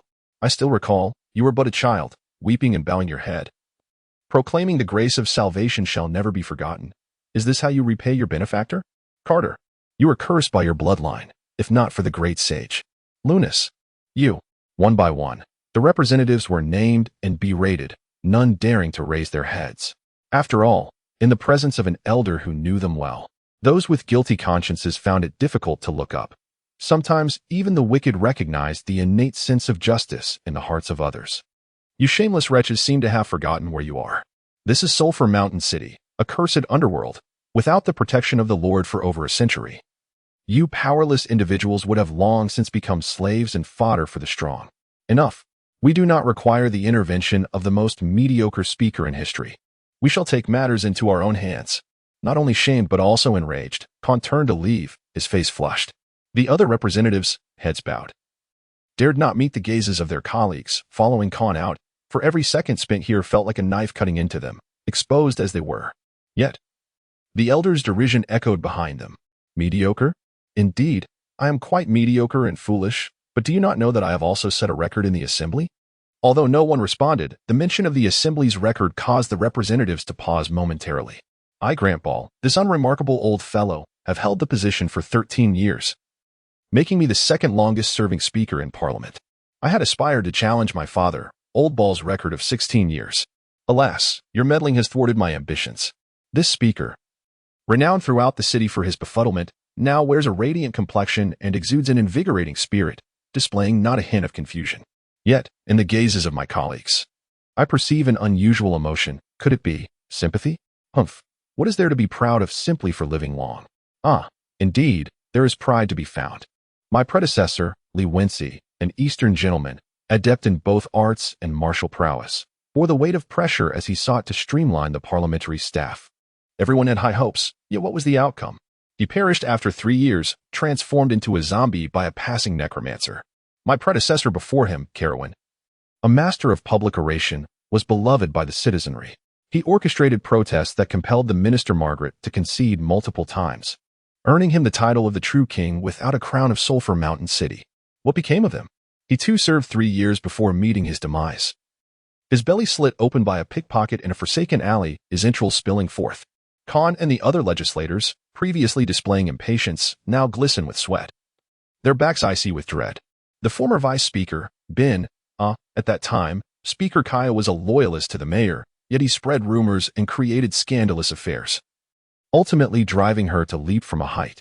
Ben was indeed a skilled manipulator, weaving his schemes so seamlessly that the rabid hounds of the justice system could not find evidence against him. What became of him? He vanished amidst a bar brawl for over 20 years, yet every year on Kaya's death anniversary, an additional male body part appears as a sacrificial offering at her grave. Just 2 years prior, it was a finger adorned with Ben's old copper ring. At this moment, all legislators turn in sheer terror, no longer daring to look down upon this old man, who could succumb to the earth at any moment. Could it be the work of Adam and his cohorts? I once believed them to be virtuous individuals. Lady Margaret and the old mayor are indeed good people. But do you know what the so-called devilishly cunning sleepless ones were first labeled as? What? A legal executioner more malevolent than the devil itself. Such a term describes his invisible machinations. Anyone who dares overstep boundaries or trample upon the law, regardless of who they are, faces the swift judgment of Kara.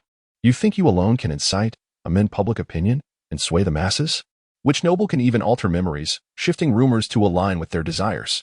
As for me, I am the longest-serving old ball in history. Before he passed, my father imparted just one piece of wisdom to me. Do you know what it was? The pale-faced legislators, now stricken with fear, lacked the courage to respond, their visages resembling corpses. Yet Khan, leading the charge, mustered a strange shout. Old man, I have no interest in knowing. He told me this: Sulphur Mountain City is a paradise of the underworld. But it is so because a devil bears the weight of all the filth upon himself, eliminating all that is more wicked than he. Thus, the surface appears as clean and beautiful as paradise. If you wish to become speaker one day, it is quite simple. Be a little foolish. Refrain from harboring ambitions beyond your capabilities, for in due course, the fools before you shall perish, and you shall ascend. He was indeed correct. The 2 longest-serving speakers, must also be the most mediocre in history. At this moment, Khan had lost his earlier swagger, his mouth agape. He gasped for air like a stranded frog, sensing an invisible noose tightening around his neck, the chilling proximity of death rendering him breathless. Indeed, you others must be akin to the denizens of Karen City. Do you truly believe that colluding with the underground pact will enable you to triumph over the triumvirate and ascend as the future nobility? You have never witnessed true warfare, naive children. Regardless of the outcome, the first to be eliminated shall be you despicable traitors. The impulsive Shadanan unleashed a punch upon the elderly speaker, Grant, who crashed against the table, his glasses shattering, blood trickling from the corners of his mouth and eyes. Yet he wore a satisfied smile. Did you think I shared all this for what? Am I afraid it will leak? It is because I wish to survive. You fools. Is that so? The sleepless lord, the dead do not disclose secrets, now that these foolish serpents have emerged from their lairs. It is nearly time to cast the net. Clap, clap, clap.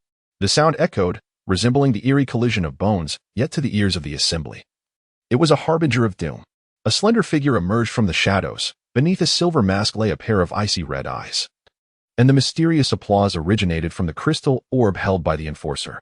Silver Rose, the leader of the intelligence organization, The Observer, the underground queen of Sulphur Mountain City.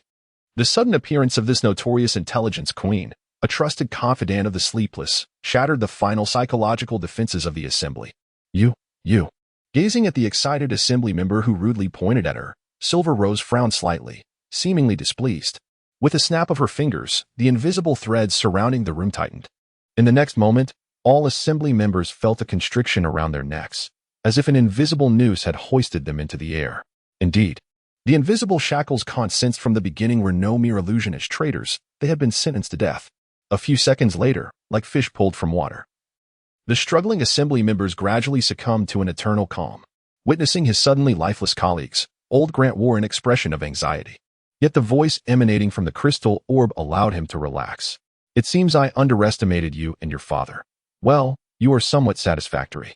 If you wish to avoid sending your white-haired parent to mourn a black-haired child, take good care of your grandson, who always troubles others under your name. By the way, do your best in the next election. I look forward to your success. Silver Rose, still not casting a glance, bowed gracefully before retreating back into the shadows. Leaning against the table, the old speaker gasped for breath, becoming the sole survivor in the room. Ha ha. Ha ha. I have survived. I have survived. Even as the Silver Rose departed the building, the old man's laughter, a sound born of survival, echoed far and wide. The sulphurous mountain city has succumbed entirely to chaos, with fugitives and mercenaries of wealthy merchants wreaking havoc, while outside the city lurk dark elves and elite forces poised to infiltrate. It seems that the once paradisiacal underworld has descended into hell. Meanwhile, atop a towering edifice, I indulge in the spectacle of the turmoil below, while behind me, the director of the Law Enforcement Bureau, Shweti, the head of the legal department, Kali, and the Chief Justice, Kevin, gaze down with expressions of fury at the desolation unfolding beneath us. Enough with the long faces, the situation is rotten to the core. Without shedding some blood, how can we excise the festering flesh? It is only through experiencing the pain of being battered that one truly comprehends it. To ingrain the desire for peace into the minds of these fools, and to ensure stability and tranquility in the sulphurous mountain city for the next 30 years, we must endure a little longer. Moreover, our forces have begun to mobilize, and improvement shall soon follow. When the Silver Rose, my chief maid, Eliza, reappeared before me, I sensed that circumstances had shifted once more. Those fools have indeed conspired with the other underground cities. The army is set to invade? The Four Kings. It seems we are in for some amusement. Let us partake in the revelry together. Chapter 22. The difficulty of being a good person. I am a good person. I truly am. This has almost become my catchphrase, and each time I utter these words, the expressions and attitudes of my listeners turn strangely ambiguous and nuanced. The weather is splendid today, perfectly suited for a camping trip. By the way, we, the Minotaurs, have no interest in fodder, perhaps for our next outing. We could forego the hay and bring along some steaks instead. I particularly favor them medium rare, with just a hint of blood for the most exquisite flavor. My dear master, you are quite amusing, though this just is somewhat outdated. A good person? You have me in stitches. If you are a good person, then I must be a love god. Adam certainly spares no blushes. No, even if Roland becomes a good person, you cannot possibly ascend to the status of a love god. However, Adam, your aspirations are lofty indeed. A love god? Shall I construct a harem for you? Gathering beauties from near and far. Yet, soon enough, Margaret's palpable resentment would teach Adam the perils of speaking without thought. Naturally, I would relay this to Margaret. Well, most who know me, to some extent, respond much like Elisa and that fool Adam, dismissing my claims of goodness as yet another jest. Nonetheless, in my own estimation, I am genuinely striving to be a good person. As a lich, should I attempt to assist an elderly lady across the street, she might very well summon the city guards for help. Yet, vanquishing evil is also a means of promoting good. Eliminating a villain is far more effective than performing a multitude of minor good deeds. Ensuring the city functions in harmony, allowing ordinary citizens to lead decent lives, surely merits a multitude of virtuous rewards. Regrettably, my malevolent lich system adamantly refuses to acknowledge this. It continues to impose one nefarious daily task after another. Yet, failing to complete these tasks results in a deduction of evil points, jeopardizing my resurrection. As an enforcer, reckless misconduct is out of the question. Thus, I find myself racking my brain to transform these destructive daily tasks into harmless pranks that skirt the boundaries of legality. For instance, compelling hundreds to writhe on the ground in despair? Perhaps I could try inducing a tickle hell. The aftermath of such antics involves a plethora of feathers littering the square, which in turn leads to substantial fines and subsequent expenses for me. Publicly torturing an intelligent creature. The more gruesome the demise, the better. This is quite simple. I shall choose you, Mr. Cockroach. A little intelligence enhancement spell. Followed by the 10 tortures of the Qing dynasty, which would be more fitting, being pulled apart by horses or dismembered with 1,000 cuts. Elisa, may I borrow your needle for mending clothes?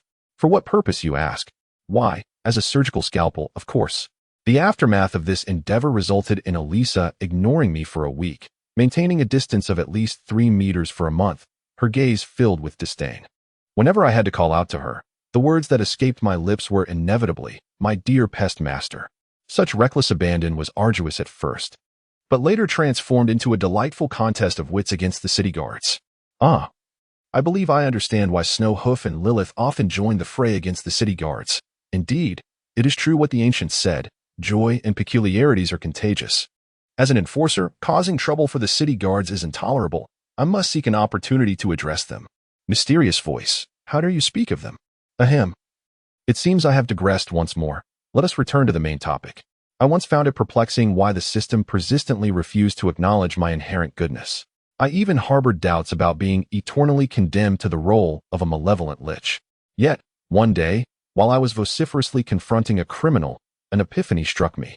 Do you truly believe that by murdering one's father and subsequently compensating the daughter with your entire fortune, you have absolved yourself of guilt?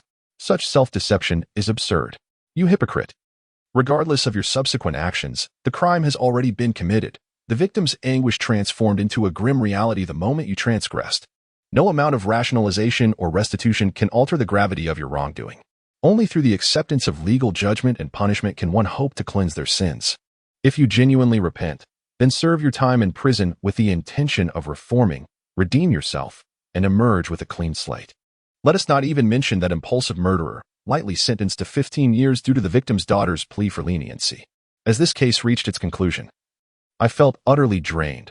A sense of unprecedented helplessness enveloped me.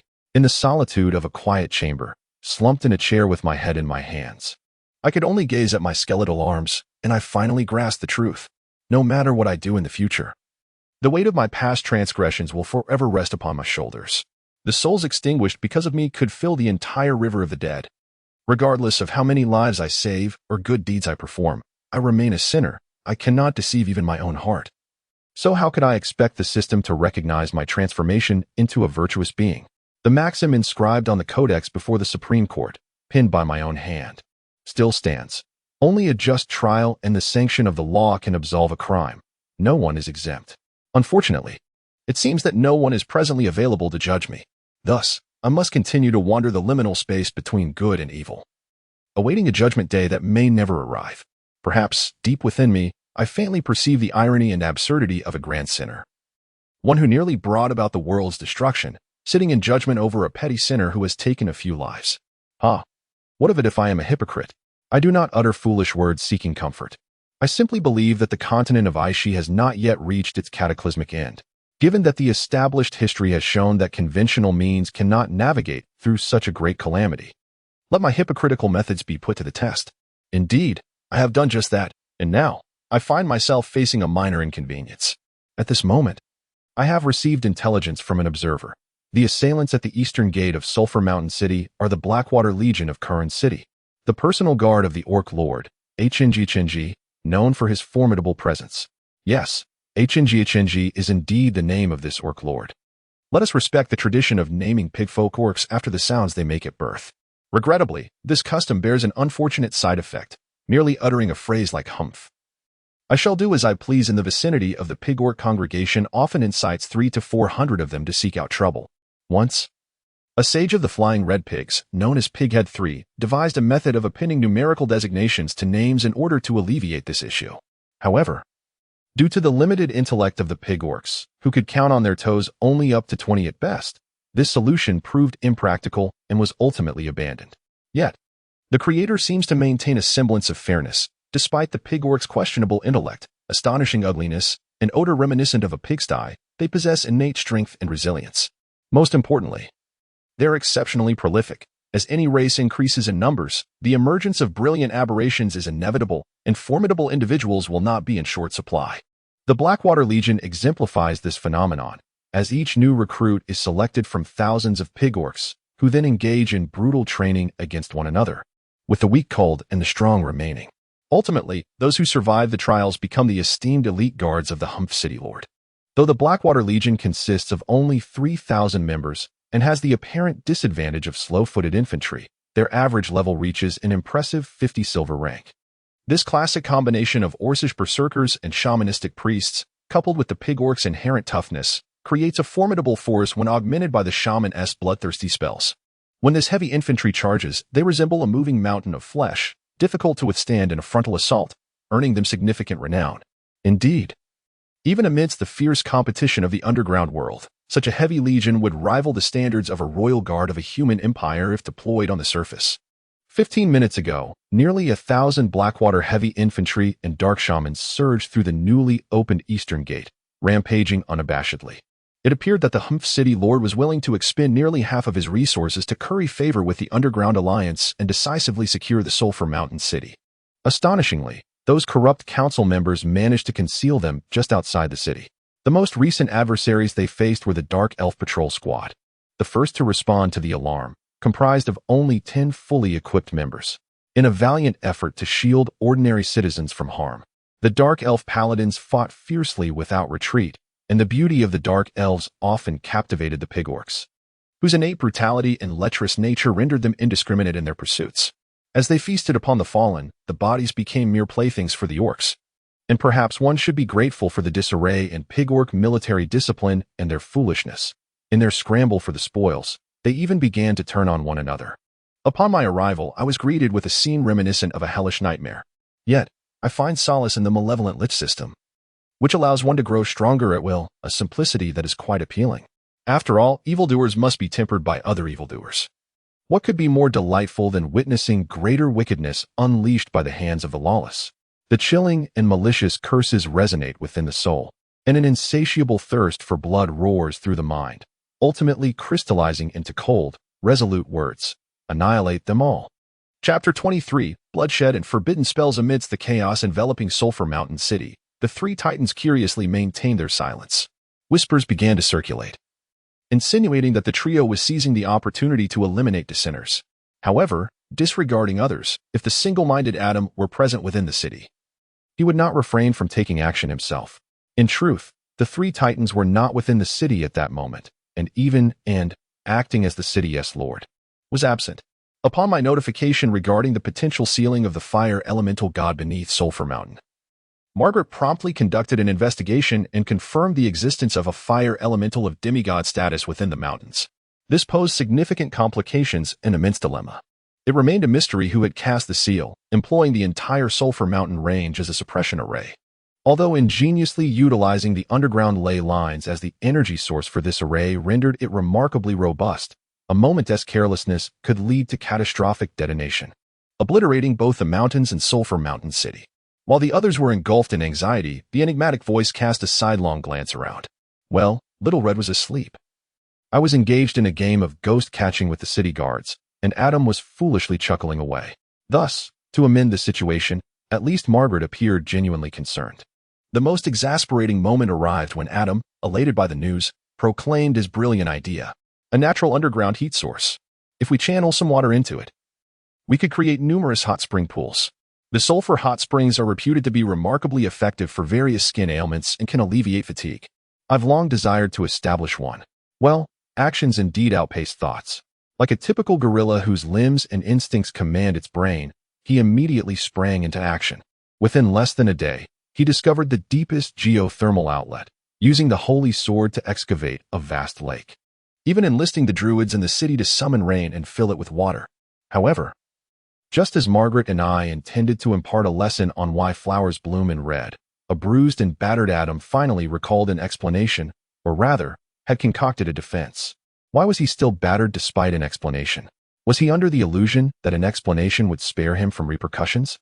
I had long seized the opportunity amidst the turmoil, while Margaret vented her grievances, and Little Red simply sought amusement in the chaos. The phoenix undergoes rebirth through immersion in flames. And my fire phoenix inheritance similarly demands a substantial heat source. This pool would allow me to extract a vast amount of heat, facilitating its optimal inheritance, enabling her to retain as much power as possible post-rebirth and mature swiftly. Moreover, for fire elementals, heat serves as a source of vitality and magical energy. Draining it would significantly weaken the fire elemental god. One must concede, despite his usual unreliability, Adam indeed proves to be a competent hero, blessed with fortuitous instincts. This seemingly reckless strike, in truth, struck at the heart of the opponent's vulnerability. For certain individuals with ulterior motives, the unsealing of the fire elemental god directly pertains to the impending elemental tide, which has significant implications for the historical trajectory of the world. Upon realizing that Alaravis was weakening, potentially rendering it incapable of stirring the elemental tide, how could they possibly remain passive? Thus, in a hushed and silent manner, the city lord and the head of the administration escorted the city lord's deputy to the Sulphur Mountains, even opting for Little Red's Dragon Cave as a facade for safety. Yet, it is evident that in this world, there are no secrets that can remain hidden. In a realm where prophetic magic is exceedingly advanced, absolute secrecy is an illusion. Perhaps the news of the Lord's departure reached them through a traitor within the Sulphur Mountain city, or perhaps the elements themselves revealed the unsettling situation. The three titans found themselves cornered. Clad in a cabbage-green robe, a young girl stood alone, her slender wooden staff untouched by any form of enhancement, mirroring the innate beauty of its master. She simply stood there, timeless as the river of history itself, possessing an ancient and profound aura. Her appearance could only be described as elegant. Beneath her tousled blue locks lay a pair of golden-rimmed glasses that precariously rested on her nose, tethered by a silver chain to her elfin ear, for otherwise, they would have surely tumbled to the ground. The immortal one exuded a quiet demeanor. Yet there was a natural scholarly essence about her. If one were to judge solely by her exterior, she resembled not a wise sage wielding power, but rather a librarian engrossed in tomes, perpetually forgetting to partake in lunch. Yet at this moment, this librarian was a force to be reckoned with. Heaven above, earth below. By the covenant of scrolls and stars, by the command of the sage Margaret, ancient star spirits, heed my summons. Chimera, Leo, unicorn, chariot, descend. With a sweep of Margaret's staff, nameless heroic spirits descended with the starlight, gracing the mortal realm. Towering like a citadel, the chariot giant wielded both fire and lightning, while the three-headed beast of frost replaced the sacred radiance of the white unicorn steed, alongside the golden-tiered lion warrior brigade. Legendary heroes transformed into tangible reality. With mythical warriors battling under the guidance of the sage, this was a demigod mage wielding a personal army against an entire nation. Yet, despite this formidable spectacle, her circumstances remained dire. For this was an inherently unfair battle, a confrontation of an individual against an army. Her adversaries, though not a nation, were the formidable coalition of the underground city, far more perilous than any empire above ground. The remaining 2,000 warriors of the Blackwater Legion stood ready, led by the mud-armored HNGH, the lord of the underground city, who charged fearlessly, even as the spirit battalions overwhelmed him, leaving him in disarray. Were it not for the valiant guards acting as shields, he would have perished countless times over, in the face of a demigod mage. Even a legendary warrior like HNGH was but a slightly more advanced fodder. Yet, the willingness of the underground lord to embrace such a fate only underscored the elevated command status and astonishing prestige of the underground coalition, quelling the resistance of lords like HNGH. Alas, as the sound of horns echoed, yet another battalion of orc warriors, numbering in the thousands, advanced onto the battlefield. Among them were the bloodthirsty lion men, the fierce and agile wolf men, and the immensely strong elephant men. Their weakest were warriors of golden rank.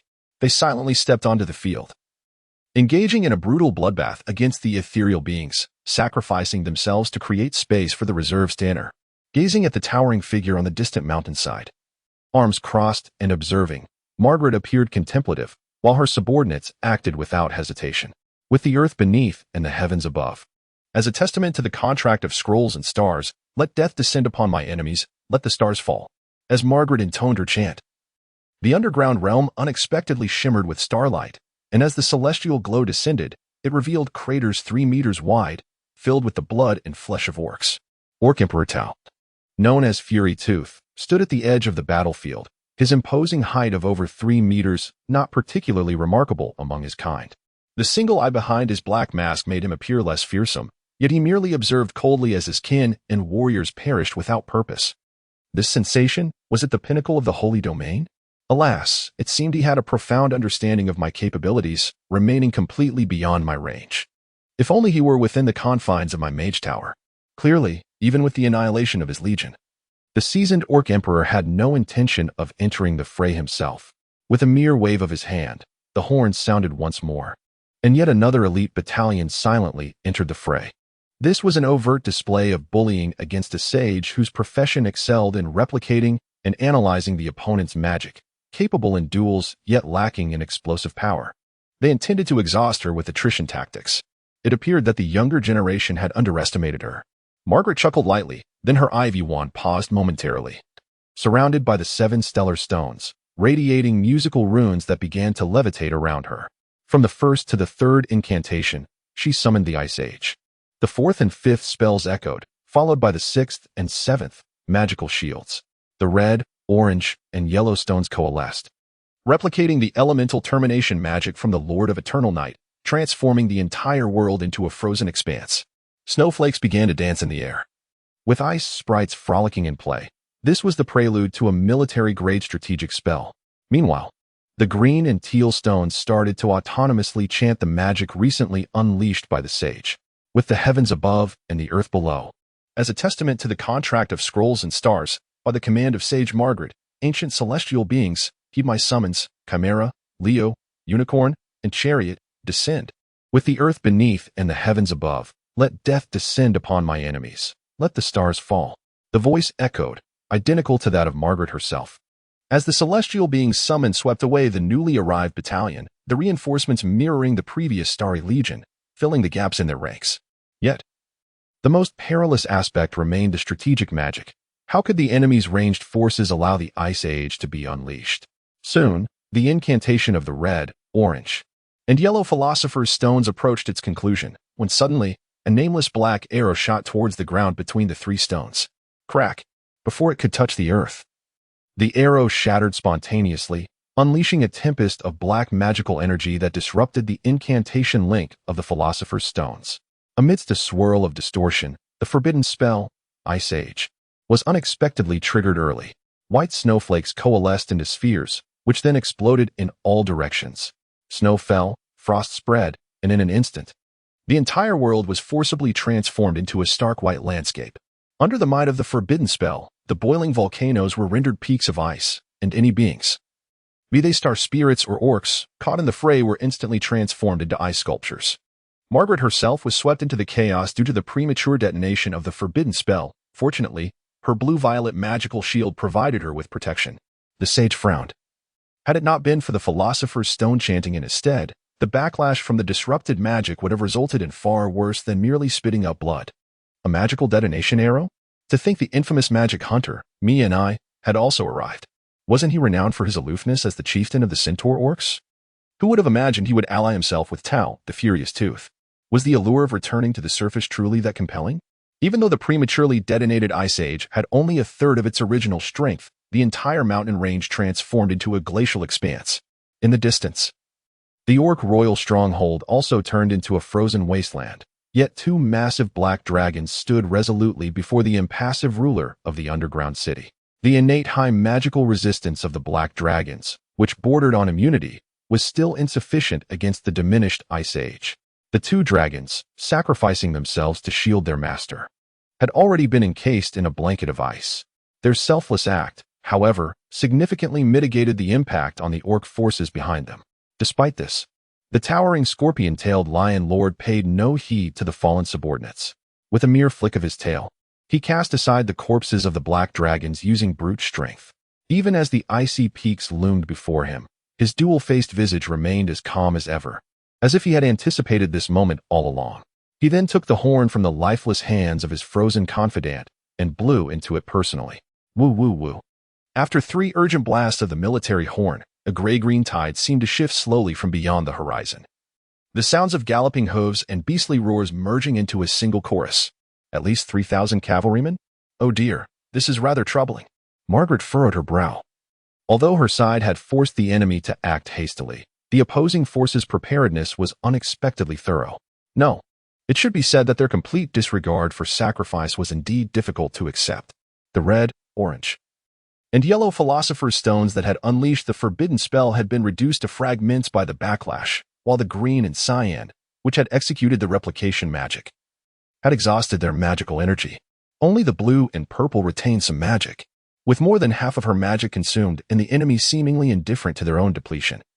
The situation was becoming increasingly precarious. Retreat was no longer an option.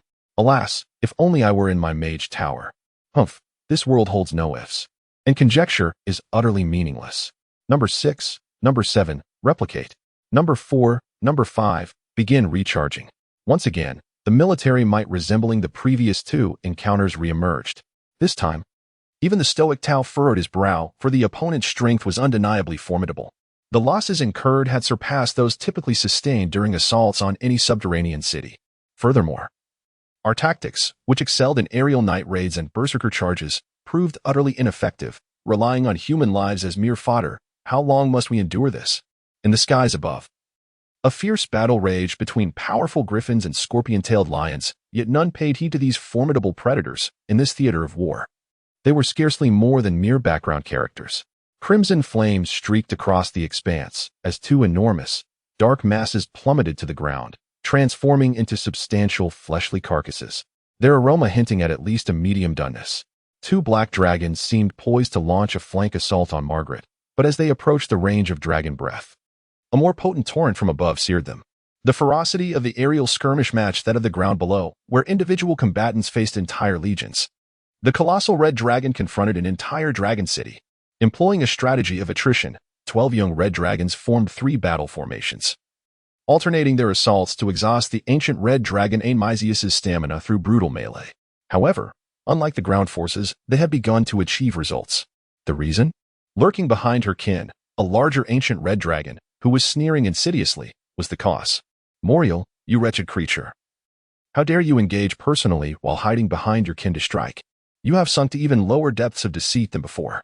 Young red Amisius, with a shattered right wing and an unseeing left eye, bore numerous wounds, yet continued to fight valiantly in the air, unleashing furious roars. Oh, my foolish daughter. You truly have filled your mind with muscle. You dare to consider our proud martial artistry as despicable. It appears that my decision to expel you from the Dragon City was utterly justified. Indeed, that shameless ancient dragon was none other than Moriel, the Dragon Queen and one of the overlords of the subterranean cities. As the young red dragon grappled with the assaults of her kin, she remained vigilant against Moriel's treachery, which proved exceedingly burdensome. Should she attempt to unleash a powerful spell, the cunning Moriel would undoubtedly interrupt her in advance. Under such overwhelmingly unfavorable conditions, merely sustaining her position was a remarkable feat at that moment. In her desperate attempt to eliminate the black dragon assaulting Margaret, Moriel seized upon an opening and savagely bit her neck, causing crimson dragon blood to rain upon the ground. Facing the coalition of 2 subterranean city overlords, the 3 titans found themselves cornered. Hurry, Adam, if we do not complete the sealing and inheritance soon, we may well perish here today. Just as the young red dragon could hold on no longer, a silvery beam of light erupted from the direction of Sulphur Mountain City, soaring into the heavens. Chapter 24. The power of law annihilate them. Perhaps, at this moment, my commands are superfluous. The one who charges forth with unparalleled speed is undoubtedly the illustrious Steel Guardian, Snowhoof. As the head of the Enforcement Bureau, the city management forces can be regarded as his direct subordinates. He interacts with them daily, able to recall the names of all 800 officers. Now, witnessing their suffering before his very eyes, how could he not be enraged? How could he not harbor hatred? Snowhoof's eyes have rolled back in fury, the last remnants of rationality dissolving into bloodshed. Once resolute in his benevolence, the facade has vanished.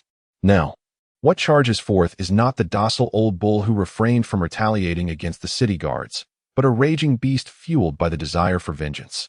With valiant ferocity, it is the most rudimentary of warrior techniques, merely propelling the user like cannon fodder. Yet, in the hands of the Steel Guardian, it transforms into a deathly charge that rends all asunder. To withstand head-on, he tramples mercilessly through.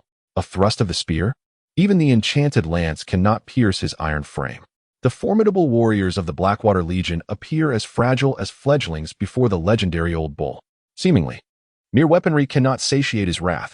He seizes a pig-like orc with one hand, colliding his arms to create two masses of pulpy flesh, and then seeks his next target.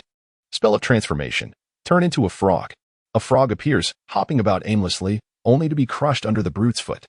The Iron Heart is the name of Snowhoof's soul insignia. He firmly believes that his body is as solid as iron, his spirit as unyielding as steel, impervious and flawless. However, the side effect of such unwavering confidence in his perfect physique leads him to believe that not bearing it for the world to see is a loss to humanity, thus cultivating a rather unfortunate habit of exhibitionism. Ahem, back to the battlefield.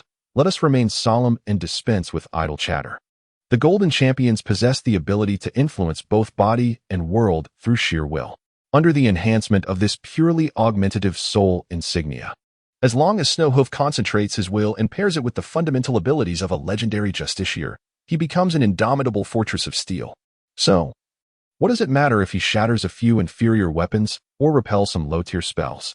Confronted by the ranks of the Blackwater Legion, he resembles an unstoppable meat grinder, advancing steadily and resolutely, cutting through, assaulting, and trampling, leaving behind a ground strewn with shredded flesh and shattered arms. Accept the judgment of the law, sinner. Legal spell, conviction. In contrast to the already frenzied Snowhoof, Kevin at least remembers to invoke the essential spell of a justiciar. This spell, derived from the paladin's divine art of detecting evil, bears a vastly different effect. The divine art of detecting evil suggests discerning between the virtuous and the vile. However, if the virtuous and the vile could be so easily distinguished, what need would there be for police or sheriffs? The paladins could simply use their powers to identify all wrongdoers and imprison them, thus ushering in an era of peace. The divine art of detecting malevolence relies not merely on superficial signs, but rather delves into the intrinsic energies and ancestral bloodlines within one's being. Should the essence lean towards chaos, it manifests as a sinister crimson glow, whereas an inclination towards order radiates a pure white light, symbolizing justice. Though this method may lack reliability, it possesses a certain efficacy. For instance, a lich imbued with deathly magic or a dark elf of chaotic lineage will undoubtedly shine with a menacing red light, and they are seldom inclined towards virtuous deeds. My spell, Judgment, acts in accordance with the law, examining the origin and memories of the subject to ascertain their actions within the past hour. If guilty, a red light will illuminate them. If innocent, a white light will prevail. I yearn to extend the duration of this spell's scrutiny, as it would greatly alleviate the burdens of our judicial system. Alas, such is the power of the laws of order, immutable by individual will.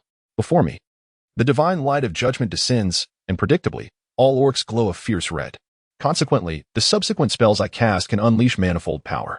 Silence. The enchanted gavel strikes the air, and with it, a silvery ripple spreads, rendering all shamans unable to chant their spells, while the berserkers find themselves muted in their war cries. This second-tier spell, designed to maintain order in the court, naturally compels the guilty to silence. Evidence locked, arms disarmed. This spell is notoriously deemed the most shameless incantation of the Just Knights, unparalleled in its audacity. When faced with a perpetrator in the act, it designates one of their possessions as evidence, rendering it temporarily unusable, although its duration is fleeting and its application limited. One can easily envision the chaos that ensues in battle when a weapon is relinquished or armor unexpectedly falls away. Judgment Strike. The seasoned Just Knight, Kevin, would not miss the opportunity presented by an opponent's disarmed state. With a flourish of his longsword, the silver gleam is imbued with the power of the law, and those struck by it endure devastating damage. Beneath that seemingly ordinary blade, the robust hide of the Orcish pigmen crumbles like mere parchment. As Kevin delivers his blow, the silver light transforms into a spinning wheel, targeting valuable foes, swiftly dispatching several officers in succession. This classic combination of paladin divine art and close combat, melding physical prowess with low-tier spells that target the guilty, stands as the most prevalent combat method employed by the Just Knights. In stark contrast, the transformed Snowhoofs, now resembling a raging bull, eschew spells and weaponry entirely, even shedding armor as if it were a hindrance. It is indeed commendable for warriors to exhibit such fervor, as long as one possesses greater fortitude than their armor. Embracing the freedom to fight unencumbered is a personal choice. In the theater of war, what is wrong with running into battle unadorned? In truth, as a rare pure enhancement type legendary warrior, the physical prowess of Snowhoofs rivals that of Adam, rendering conventional weaponry unnecessary. Whether torn apart by brute force or cleaved by a sharp blade, the distinction for the victim remains negligible. Perhaps the identity of Snowhoof remains undisclosed to this day, and the moniker of the battlefield's exhibitionist has not spread, simply because all those who have encountered the frenzied bull form of the enemy have already been crushed by him. Truly, an exceptional piece of cannon fodder. Observing the reckless duo of cannon fodder, who have captured the attention of a significant number of adversaries, I cannot help but exclaim in admiration. Meanwhile, the two other mages, Kali and Eliza, simultaneously display knowing smiles. In the continent of Aishi, there exists a classic saying that suggests mages hold a low opinion of others in their eyes. All professions can be divided into two categories, mages and the cannon fodder that are not mages. This is undoubtedly another interpretation of the supremacy of magic. Yet I must assert that this is clearly a prejudice. In my view, there are three categories: mages, useless cannon fodder, and highly effective cannon fodder. And Kevin and Iron Block, Snowhoof's codename, are undoubtedly the most cherished classic collectible cannon fodder. You see, in their charge, those foolish swine have completely forgotten about us, neglecting the mages who were the core of the battlefield. In reality, I categorize them by rank. Snowhoof is legendary grade cannon fodder, and depending on which soul emblem is upon him, he could even be elevated a notch, certainly worthy of being a classic collectible. Kevin, however, is somewhat lacking in strength. Alright, Eliza, please don't look at me like that. I know it's time to get down to business. Ahem. Since the cannon fodder has drawn the vitality of the adversary and fulfilled its task, let us swiftly eliminate them. Thus, allow this old man to proceed first. Spell, Deprivation of Personal Freedom. This is a single-target 4th-tier spell, capable of confining the sinner within a fixed area, rendering them immobile. Yet, in the hands of a saintly mage, it transforms into a formidable area of effect control spell, causing a multitude of black water soldiers imbued with red light to become unable to move within my line of sight. Let me out. Solo mages are often regarded as mere artillery, but in truth, it is when mages team up, especially when familiar with one another, that they can unleash their full potential. The Saint-grade Kali Jia expends a considerable amount of magical energy to limit the freedom of our foes, even rendering himself immobile to maintain the spell, all to allow Eliza and me to calmly lock onto our adversaries and cast our spells. Given such favorable conditions, the spells we choose now must fully exploit the advantage of confining our opponents and rendering them immobile. Spear Formation. As a half-demon, Eliza inherently possesses a strong chaotic bloodline, making the study of the Codex of Orders powers laborious and thankless. Therefore, I have taught her primarily my signature necromantic spells and ice elemental magic as the Dark Lord of Eternal Night. For the Frost Mage, creating a few ice sculptures is as effortless as breathing. While the icy creations may lack lethality, their strategic placement can spell disaster. At this moment, beneath the feet of all the orcs, numerous ice spikes are forming ominously, their sharpest tips pointed directly at the orcs' most vulnerable areas. Casting a glance at the desecrated corpses of the city guards, I felt a cold sweat trickle down my brow, silently lamenting that one should never provoke a woman. I understood that at this moment, Eliza was genuinely furious. Perhaps she wished for the orcs to repent for their sins before their demise. The ice spikes were slow to grow. Yet, observing the beads of sweat on old Kali's brow and hearing the orcs' shouts of anger, I felt compelled to assist them in their plight. Super Magic, Levitation. This spell, an upgrade from the 2nd-tier floating spell typically used by mages to descend from heights, allows for a slightly higher ascent, perhaps an additional meter or two.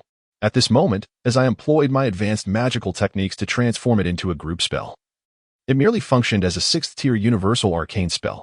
Soon, all the orcs in the vicinity were enveloped in levitation, and with their movement now restricted by the magical incantation, they could only ascend and descend. Currently, I am no longer that demigod-level top-tier mage. Although it is merely a 6th-tier spell, my lich's magical energy is limited, and I cannot afford to waste it. Thus, with a snap of my fingers, the effects of the levitation spell were lifted, causing all the orcs to plummet rapidly, directly into the awaiting ice spikes. It was a tragic sight, one I scarcely could bear to witness. The scene before me reminded me of candied hawthorn skewers impaled on bamboo sticks, prompting a solemn vow to never indulge in such delicacies again, only to realize that I no longer needed to consume food. Such considerations were entirely superfluous. Devil, flee, flee. When half of a legion's members are transformed into frozen treats before the eyes of the remaining soldiers, even the most elite warriors would succumb to panic and flee. The disintegration of the Blackwater soldiers was, therefore, entirely predictable. Pursue them? No, merely forcing them out of the city suffices. Had it been my usual practice, I would have annihilated them completely. If they escaped the city, I would have pursued them relentlessly. However, I refrained from pursuit this time, feeling an unsettling sense that something was amiss. To speak candidly, upon witnessing the devastation at the outer city gates and the plight of the Blackwater Legion, my immediate reaction, beyond fury, was astonishment. Why had the Blackwater Legion, assigned as the Royal Guard, engaged in such blatant hostilities? While a small band of elite thieves infiltrating could be explained away, the involvement of the Royal Guard would indicate a clear act of war. That foolish pig must have lost his mind. Did he truly dare to confront Sulphur Mountain City and instigate a full-scale conflict? What support did he have? However, my suspicions were confirmed when I discovered that I could not establish contact with Margaret outside the city. I began to piece together what might have transpired. An underground alliance and a dungeon overlord? It seems that they intend to sever ties with Sulphur Mountain City entirely. I had grossly underestimated my adversary. The assault of half a legion is merely intended to distract the internal forces of Mount Sulphur City. Do they not fear retaliation from Adam and his companions? Provoking 3 independent demigods simultaneously seems a reckless endeavor. To cut the grass without uprooting it is tantamount to courting death. Therefore, it appears the underground overlords intend to eradicate the threat entirely. The unresponsive Margaret and her companions are likely in peril, perhaps in grave danger. Upon contemplating this, I resolved with conviction. Indeed, it is worth the effort. As circumstances have shifted, Eliza, prepare the artifacts and the ritual. We must swiftly quell the internal strife. Our esteemed lord of the city may still be awaiting our rescue. Chapter 25. The Judgment Since the Inception of the Universe by the Goddess Aishi. The conflict between the goddess of order, Asteria, and the goddess of chaos, Cynthia, has remained an indelible theme of this world, commencing with the creation of the first generation of denizens.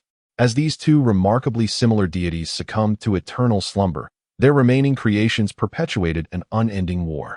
The golden and sulfuric races were nearly annihilated, leaving the silver race, represented by the moon elves, and the mercury race, epitomized by the fallen giants, to continue their spiritual battle.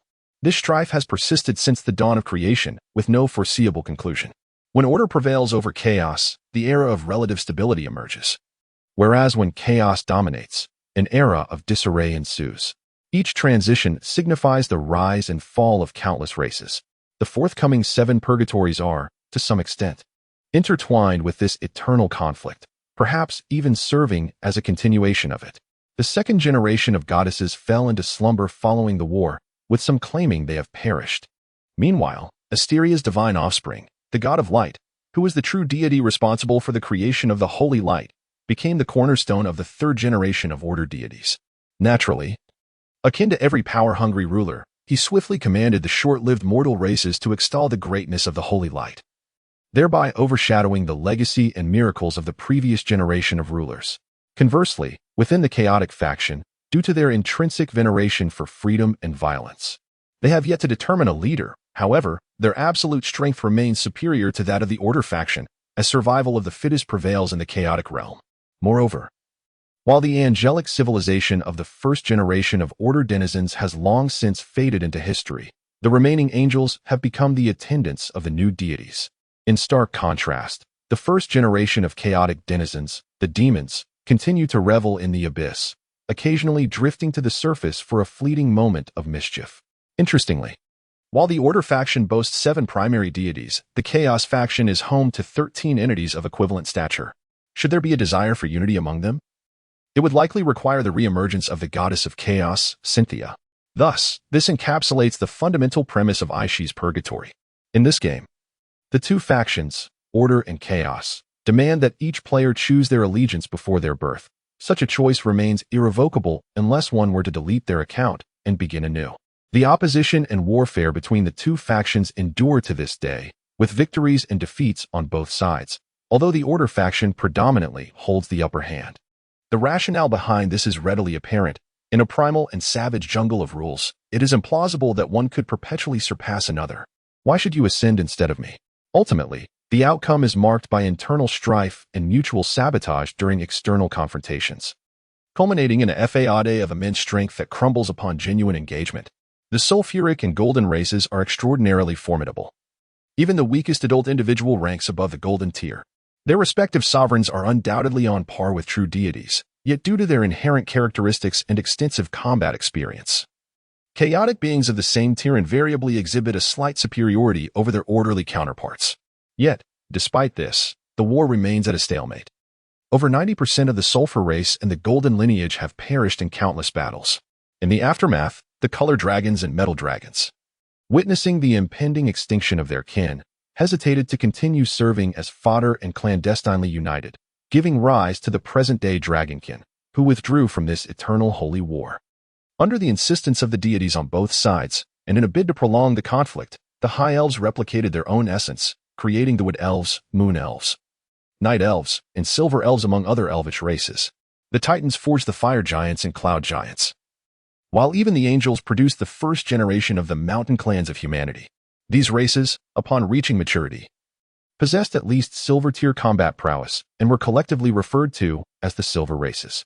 Thus, as one side infused new blood while the other dwindled, the scales of war began to tip. The Sulfur Race, not adept at creation, devised their own means. The demons, trading power, longevity, and knowledge, successfully lured the first generation of the mountain clans into the chaotic faction now known as the denizens of the abyss. Of course, in the aftermath, these demons and devils loathed their initial choice due to the endless bloodshed for the crown of evil, yet at that time, it significantly bolstered the strength of the chaotic faction. Tasting success, the demons subsequently enticed fallen angels, red dragons, black dragons, fire giants, and trolls to join their ranks, thus forming the so-called Mercury races, arch-rivals of the Silver races. The betrayal of the Sapients and the mountain clans directly precipitated the cleansing of the first generation of humanity by the Order deities, paving the way for the emergence of the second generation, the humanity of today. This new generation was meticulously designed to serve as mere fodder. Compared to their predecessors, they were individually feeble, with short lifespans. The Creator sought beings whose betrayal would incur minimal loss. Unexpectedly, it was this seemingly weak race that altered the tide of war. Their inherent fragility spurred a relentless pursuit of strength, weaponry, and magic.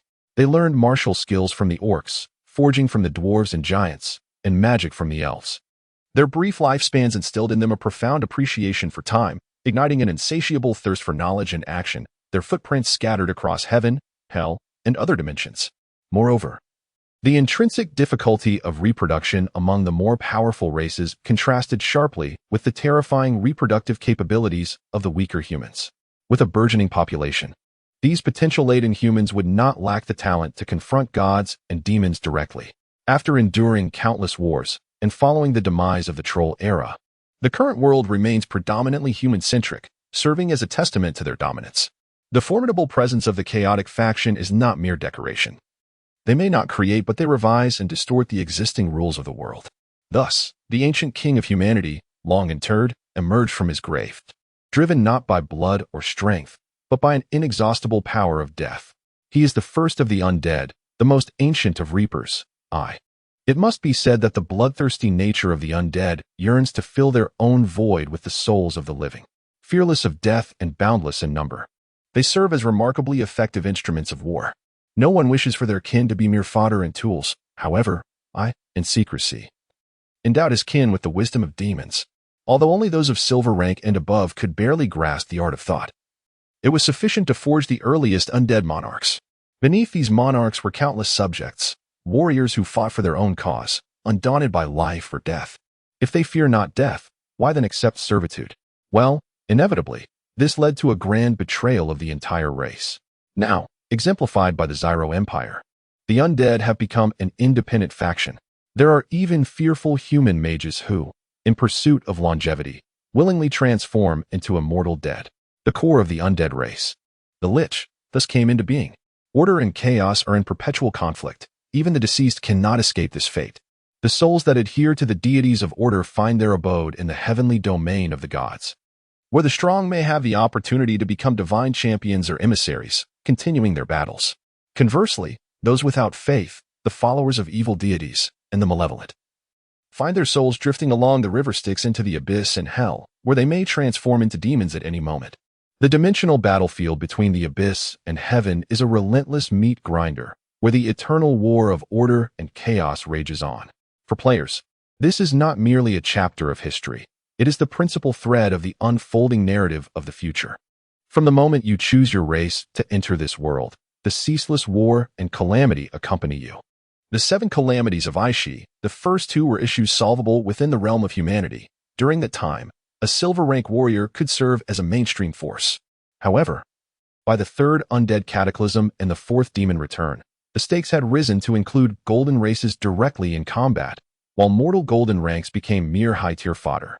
Without delving into the 5th and 6th, the 7th calamity, the ultimate catastrophe, heralded the revival of the 2 supreme goddesses, reenacting ancient myths. By then, even my once-achieved demigod status would merely be a slightly elevated form of cannon fodder. At that time, the gods waged war upon the mortal realm, tearing the Aishi continent asunder, with dimensional gates opening wide, unleashing formidable otherworldly races that transformed this world into a purgatory. As for the existence of an 8th calamity, it became irrelevant when the world had been cleaved into over 3,000 fragments. It is no wonder that prophets are often deemed mad. Upon learning of such a doomsday future, how could I possibly remain at ease? Perhaps, from the moment I discovered the impending calamities, I had already succumbed to madness, madly pursuing power, madly engaging in slaughter, and utilizing my golden finger system to enhance myself furiously. Of course, I have committed countless heinous acts. According to my principle that the guilty shall face judgment, it seems that I shall be the first bound to the pyre. Yet even so, I possess no intention of feigning innocence. I readily confess to my transgressions, yet I harbor no regrets. Moreover, I appear to have discovered a path to halt this turmoil and have made considerable preparations. At this juncture, the time I have patiently awaited may have finally arrived. The system's prompt regarding the main storyline signifies the awakening of the whispers of the first cataclysmic demon, which has recently come to pass. The initiation of the main narrative, as dictated by the annals of history, heralds the player's entry into the realm of altering this world. Indeed, as the remarkably authentic advertisement suggests, a genuine world awaits, with its future resting in your hands. The 7 cataclysms are largely attributable to those short-sighted and foolish players. It is a cadre of mercenaries, blinded by avarice, who have unleashed the seals of the abyss, allowing demons to return to the mortal realm. The catalyst for the calamity that has enveloped the world is, moreover, an invasion instigated by a player of the undead sovereign tier. Irresponsible visitors from other realms, driven by greed for wealth and equipment, regard the indigenous people as mere puppets to be toyed with and exploited, transforming a near-death struggle into a living hell of annihilation.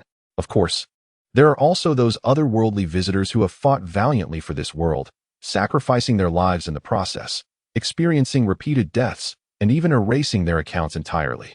Yet, in this tangible reality, no player can seize the future. The only one capable of grasping it is I, the fractured guardian of the desolate bones.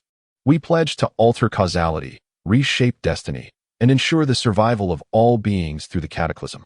Now, having uttered a plethora of words, and sensing that the setting and background may have grown tiresome, let us speak of something substantial.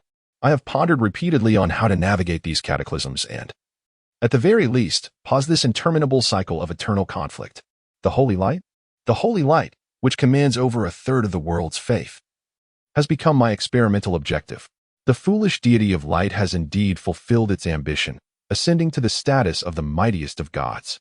However now, as an overwhelming influx of faith inundates it, it has become assimilated by that very faith, losing its individuality and transforming into a mere conceptual entity.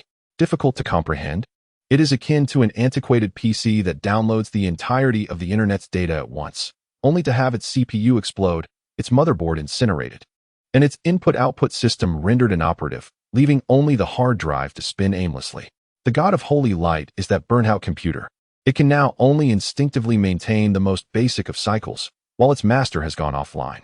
Conversely, the concept it embodies, having lost its controller, has paradoxically grown stronger. There exist similar deific concepts, such as the Great Earth Mother and the Wise Goddess of Magic. Their power is indeed unfathomably immense. Yet, apart from providing strength to their followers, they lack even a self-concept, rendering any interference in the realm of mortals utterly impossible. As long as the faithful of the Holy Light exist, they possess the right to wield its divine radiance. The doctrine of the Holy Light indeed sounds grandiose. Yet it is merely a testament to the mechanical handling of demands. It delineates 2 prerequisites for harnessing the power of the Holy Light. One must either be a subject of order or a believer in the light. However, I have empirically demonstrated that this is mere nonsense. Even a demon inhabiting a human form can wield this power, provided they are indoctrinated to genuinely believe in the holy light. Deceiving the dim-witted emissary of light suffices. Yet, the holy light alone is decidedly insufficient. The holy light is a subordinate concept of order, its core essence being purification, which implies that it mandates the normal functioning of things according to established rules. Consequently, beings that inherently violate these rules, such as the undead, which defy the laws of life and death, and demons, born of chaos, are naturally its archenemies. In truth, the holy light is indeed the nemesis of these two chaotic life forms. Thus, the pursuit of the so-called holy light for the purpose of achieving peaceful coexistence is akin to seeking armaments for world peace. The end result is invariably the annihilation of one's adversaries. However, the long history of Aishi has unequivocally proven that the complete eradication of a faction is utterly unattainable. Order and chaos cannot obliterate one another. A fleeting victory will only invite more ferocious retribution and backlash. Since the annihilation of the other is impossible, coexistence becomes the only option. Coexisting with demons, those utterly incomprehensible beings of chaos? To voice such a thought is perhaps to earn the infamous title of the deranged Litroland. If only there were a boundary, a line that all could acknowledge and adhere to.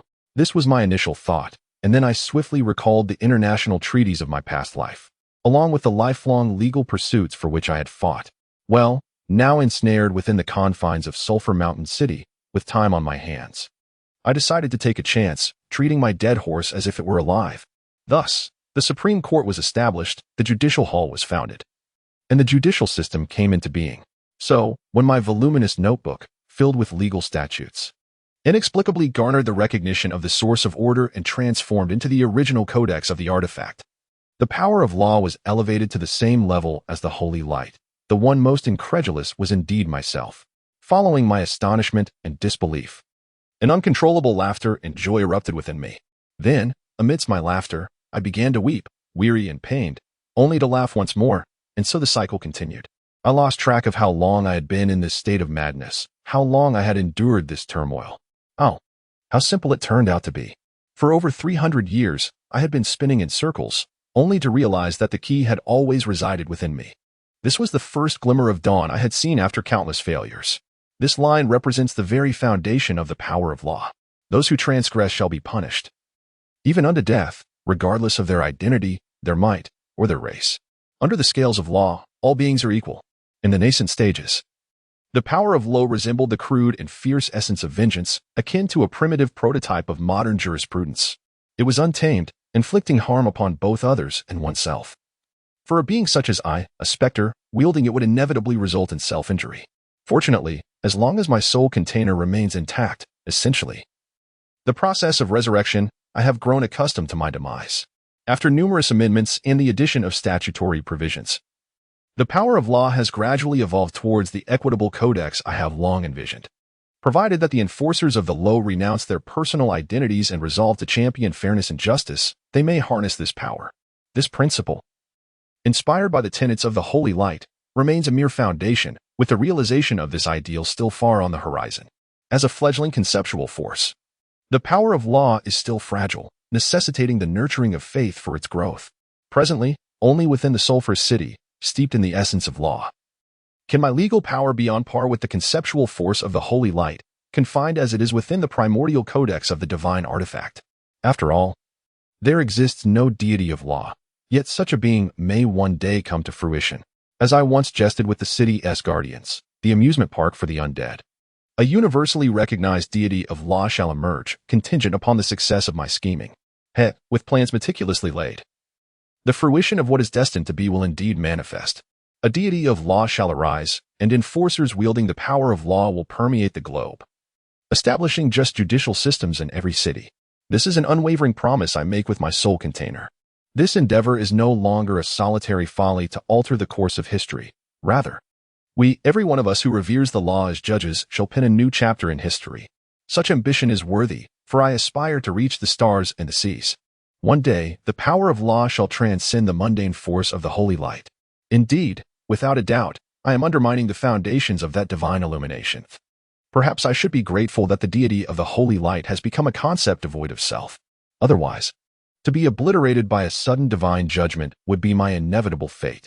Yet now, those foolish paladins have inadvertently contributed new subordinate powers to the source of order, rendering the faction of order ever more robust and exuberant, even dispatching representatives to learn from this place. I find a moment of amusement in the shadows. Once the power of law becomes mainstream and every realm establishes a judicial system, will there remain any necessity for the sanctified church endlessly reciting its archaic creeds? Is this what they call a self-destructive path? This evokes memories of another world, where clerics of a theological academy ultimately became the founders of modern science, sealing the fate of theism. Indeed, history tends to repeat itself. The original grave diggers were, after all, their own kind. My lord, all is prepared, interjected Eliza, pulling me from my reverie. Before us lay the first chamber of the Supreme Court, the grandest tribunal capable of accommodating 1,000 souls. Yet, due to its vastness and the exorbitant cost of maintenance, I have seldom made use of it. Now has arrived the moment for the power of law to truly manifest its miracles. From this point onward, originating from the city of Sulphur Mountain, the power of law shall genuinely permeate every corner of this world. Presently, I find myself seated upon the judicial bench, yet the spectators' gallery lies empty. To my left sits my esteemed deputy, the formidable Judge Kali Dia, and to my right is the stern-faced Shui Ti, also a legend in their own right. Eliza, with utmost care, extends to me an ancient, yellowed tome, fragile as though it might disintegrate with the slightest breeze. This venerable volume is none other than the supreme artifact of the power of law, the original canon. My old companion, since your upgrade as an artifact, I have not had the occasion to employ your wisdom. Gently caressing the familiar cover, I cannot help but reflect. Glancing around, I see Kali and Shui Ti nodding in affirmation, indicating their preparedness. Thus, I begin to speak. I, the Supreme Judge of the Sleepless, declare this court in session. I, Level 1 Judge Kali Diameter. I, Level 2 Judge Shui Ti. Together, we form the tribunal. With our proclamation, a cascade of silver lawlight descends like starlight, enveloping the entire world in a dazzling radiance. In the next heartbeat, we find ourselves no longer in that dilapidated courtroom but suspended in a boundless void. Kali, having completed the transformation through the artifact of the original canon, lovingly strokes his illustrious beard and intones the Court of Stars. The soul sigils of legendary heroes allow them to manifest their luminous essence, establishing a profound distinction from those of the golden tier. Yet, what separates a saint tier power from an ordinary legendary figure? It is the world itself. Saint tier powers possess their own heart-shaped worlds, transforming their ideals into tangible reality, exerting 300% of their capabilities within the realms they create. Soon, with the aid of the original canon, Kali establishes his own heart-shaped world. It is a courtroom fashioned from starlight, complete with a judge's bench, defendant's stand, and plaintiff's seat, everything a court ought to possess. In this courtroom, all forms of force become nullified, and no lies may escape. What remains is solely the truth in the interpretation of the law. At this moment, the once vacant spectators' gallery is now filled with silhouettes woven from starlight, spectators transformed from ancient heroes, summoned to witness the miraculous judgment. Unlike ordinary onlookers, they shall render their judgments based on the virtues celebrated by the world. Should this judgment prove unjust, they would intervene to terminate the proceedings. Conversely, if the judgment is just, they shall not overly cherish their applause. First, we address the initial charge, the crime of prison escape, with a resounding bang of the gavel. A multitude of starlight emanates forth, and the defendant's stand is now populated with phantoms. Meanwhile, the fugitives from Sulphur Mountain find themselves ensnared in a peculiar stupor. Their bodies stand rigid, eyes glazed, limbs powerless, as though their souls have departed. In truth, their souls have indeed been transported to this starlit courtroom. Why am I here? What is this place? In the face of the cacophony of restless souls, I gently struck my gavel. The incantation, silence. Then, within the courtroom, only the soft murmurs of the spellcaster Shui Ti could be heard. In this court, the efficacy and consumption of the incantations were greatly amplified. Even a mere first-tier spell had been chanted for 30 seconds. Incantation of condemnation. As Shui Ti invoked the spell, a brilliant red light emanated from all the souls, each adorned with a phantom above their brows, revealing their transgressions, how they had assaulted the jailers, how they had fled, how they had slain the patrolling guards, and how they had perpetrated violence against innocent civilians.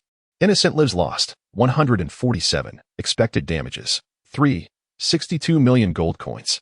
The celestial audience began to roar with indignation. For these ancient heroes, senselessly harming civilians was a disgrace, the most intolerable of crimes. Many heroes, adhering to their customs, raised their thumbs downward. Death penalty. Death penalty. At that moment, all sights converged upon the final scene, a black obsidian plaque at the gates of the Sulphur Mountain Citadel prison, inscribed with the laws I had penned myself. Article 97 of the Sulphur Mountain Citadel Penal Code. Escapees shall face hanging. With a resounding crack, my gavel struck down. All 461 defendants were found guilty of escape, and the court pronounced its verdict: death penalty, hanging, immediate execution.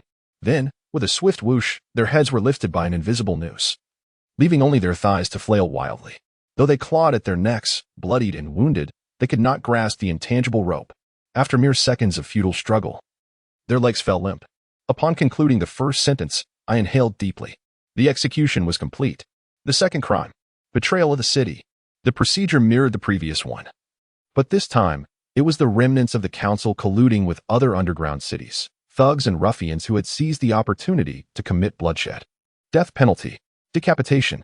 As my gavel fell, thousands of heads tumbled to the ground, and witnessing the sudden demise of the evildoers, some citizens knelt in gratitude for the miracle. The third crime, war crimes, acts of aggression. This time, as my gavel descended, my vision shifted continuously, ultimately landing upon the distant battlefield, now transformed into a realm of ice deep within the Sulphur Mountains. Neither side on the battlefield seemed aware of the presence of the Star Court, save for Margaret and the Orc chieftain, who vaguely raised their heads in this direction. Margaret, having stepped into the demigod realm, felt it was only natural, while the Orc appeared to be no ordinary holy rank. Yet at this moment, the arrow was knocked, and it must be released. I remind the court. This crime is currently in progress. The invasion is ongoing and necessitates immediate judgment to mitigate the victim's losses. Agreed. Expedited procedure, immediate execution. This territory falls under the jurisdiction of the Sulphur Mountain Citadel, the invading party, the underground coalition, the victimized party, the Sulphur Mountain Citadel. With the facts of the invasion established, according to the code. Death penalty. Death penalty. Death penalty. The three judges reached a unanimous conclusion, and the spectators vociferously clamored for the death penalty. The ruling of the tribunal immediately took effect. In the next moment, on the ground, both the formidable Orc officers and the battle-hardened Orc veterans bore the mark of the condemned, silently bleeding from their 7 orifices before collapsing lifelessly. In the sky, the black dragon and the red dragon rolled their eyes back and plummeted to their demise. Powerful warriors fell one after another, inexplicably succumbing to death. And the battlefield was enveloped in an eerie silence. Even the sagacious Margaret was momentarily taken aback by this turn of events. The once fervent battlefield, after the pronouncement of judgment, was transformed into a desolate scene in the blink of an eye. The ground was strewn with the corpses of invaders. At this moment, the coalition of the underground city was nearly annihilated, with the sole exception being the Dragon Queen soaring in the sky. Upon realizing that the situation had turned dire, the most powerful dragon in this underground world, without a hint of grace and without hesitation, abandoned her comrades in the battlefield, fleeing in haste. From the outset, I had not included the demigod Dragon Queen within the scope of judgment. Her power was simply too formidable. Even with the enhancement of divine artifacts, Kali would be incapable of rendering judgment upon her. To force such a judgment would result in the very fabric of this realm unraveling. If I were at my peak, I shook my head. As Margaret often said, hypotheticals are futile, and if is merely a comfort for the weak. It was prudent to focus on the present. Now, the judgment had concluded, the star spirits had dispersed, and with one final glance, I was astonished to witness the Orc King, who should have perished, rising once more and glaring vehemently at me. In those beastly eyes, a piercing hatred swirled, and dark green flames blazed fiercely. Was he truly a demon? Or a noble? It seemed he had slipped through my grasp. I recognized that flame. It was the chaotic fire of the abyss, a power only the most noble of demons could wield. As anticipated, in the next instant, the figure of Tao the Tooth Gnasher vanished without a trace amidst a cloud of black smoke. My lord, it appears I must request a 2-month leave of absence, I said, and with that, the overextended Kali collapsed into unconsciousness. You have worked hard. I instructed Shiwatue to ensure Kali's well-being and cast a resigned glance at the now dull and withered original tome. It seemed that after such depletion, the artifact would require a lengthier respite. Finally, I lowered the judgment hammer. The trial is concluded. Court is now adjourned. Chapter 26. the unfortunate paladin 15 years ago. As I diligently pursued my studies at a low-level warrior academy, I was the pride of my parents and teachers. A paragon of excellence in the eyes of my fellow villagers, the quintessential other people's child admired for my outstanding abilities. At the tender age of 10, I had already mastered over a dozen fundamental combat techniques and ascended to the rank of Iron Tier, earning the title of the Academy's pride and a future hero. I would often stroll through the Academy, surrounded by my adoring younger classmates, and would accidentally showcase my prodigious talent. That genius from Class B? He has merely mastered the continuous counterattack. With a decade more of effort, he might achieve half my level. I would casually critique those talentless fools, reveling in the admiration and accolades of my lovely classmates. I once believed such days would stretch into eternity. I envisioned growing into a great hero, marrying a beautiful and wealthy maiden, until that fateful day. Divine talent? An admission letter from the Holy Light Academy? To become a glorious paladin? I'm on my way. At that time, I had long yearned for the resplendent life of a paladin. Yet, as I received the acceptance letter with uncontained joy, I vaguely dismissed the concerned expressions of my parents. The honor of being a paladin appeared dazzling, but in truth, it was merely the beginning of a nightmare. Was graduation tantamount to unemployment? How could that be? I was the prodigious knight that the Paladin Academy had seen in a decade. Behold my holy light. Witness my glorious charge. Apologies, but we are all devout clerics. What we need are individuals skilled in preaching, not ruthless warriors. Our department, originally designed for 12, has expanded to 24. All of us are graduates of the Paladin Academy and, by rights, you're seniors. Why should we make room for you? Perhaps I could become a free adventurer? I still recall the disdainful glance from that elderly priest as he turned away. Just a rookie, are you? I've toiled for 20 years. My hair turned white before I earned my place. You, with your head in the clouds, should brace yourself for a long wait. Surely I can become a free adventurer. Of course, I could, but little did I anticipate that this would mark the true inception of my nightmare. 3 years later, I finally became a free adventurer. Why 3 years, you ask? If I wished to avoid being hunted by the church, how could I possibly skip the mandatory 3 years of service? Well, as I watched my juniors become seasoned adventurers and the backbone of their teams, I felt a mix of admiration and resolve. I was confident that, with my silver tier prowess, I would soon reclaim my place in the spotlight. Yet, soon enough, the harsh reality struck me like a thunderbolt. Why not? Why would you refuse? I am a silver tier paladin, eager to join your band of bronze tier warriors. You should be elated. Could it be, once again, because I am a paladin? The rogue across from me nodded knowingly. Paladins are verbose and bound by their codes. Can you tolerate undead or half-demon companions? Can you communicate with the gray organizations? Can you remain silent during the distribution of loot? Many times, we adventurers must accept less than savory jobs. Can you assure us that you won't chatter during missions and will obediently follow orders? Of course, I could not. The doctrine of the Holy Temple explicitly states that all lost items must be returned to their rightful owners. If the owner cannot be found, they should be surrendered to the public. How can one treat such possessions as spoils of war for personal gain? And as for the undead and half-demons, how chaotic and malevolent. We stand in opposition to you. Very well, we shall not conspire together due to our differing paths. If I am not permitted to join the adventuring party, I shall form my own.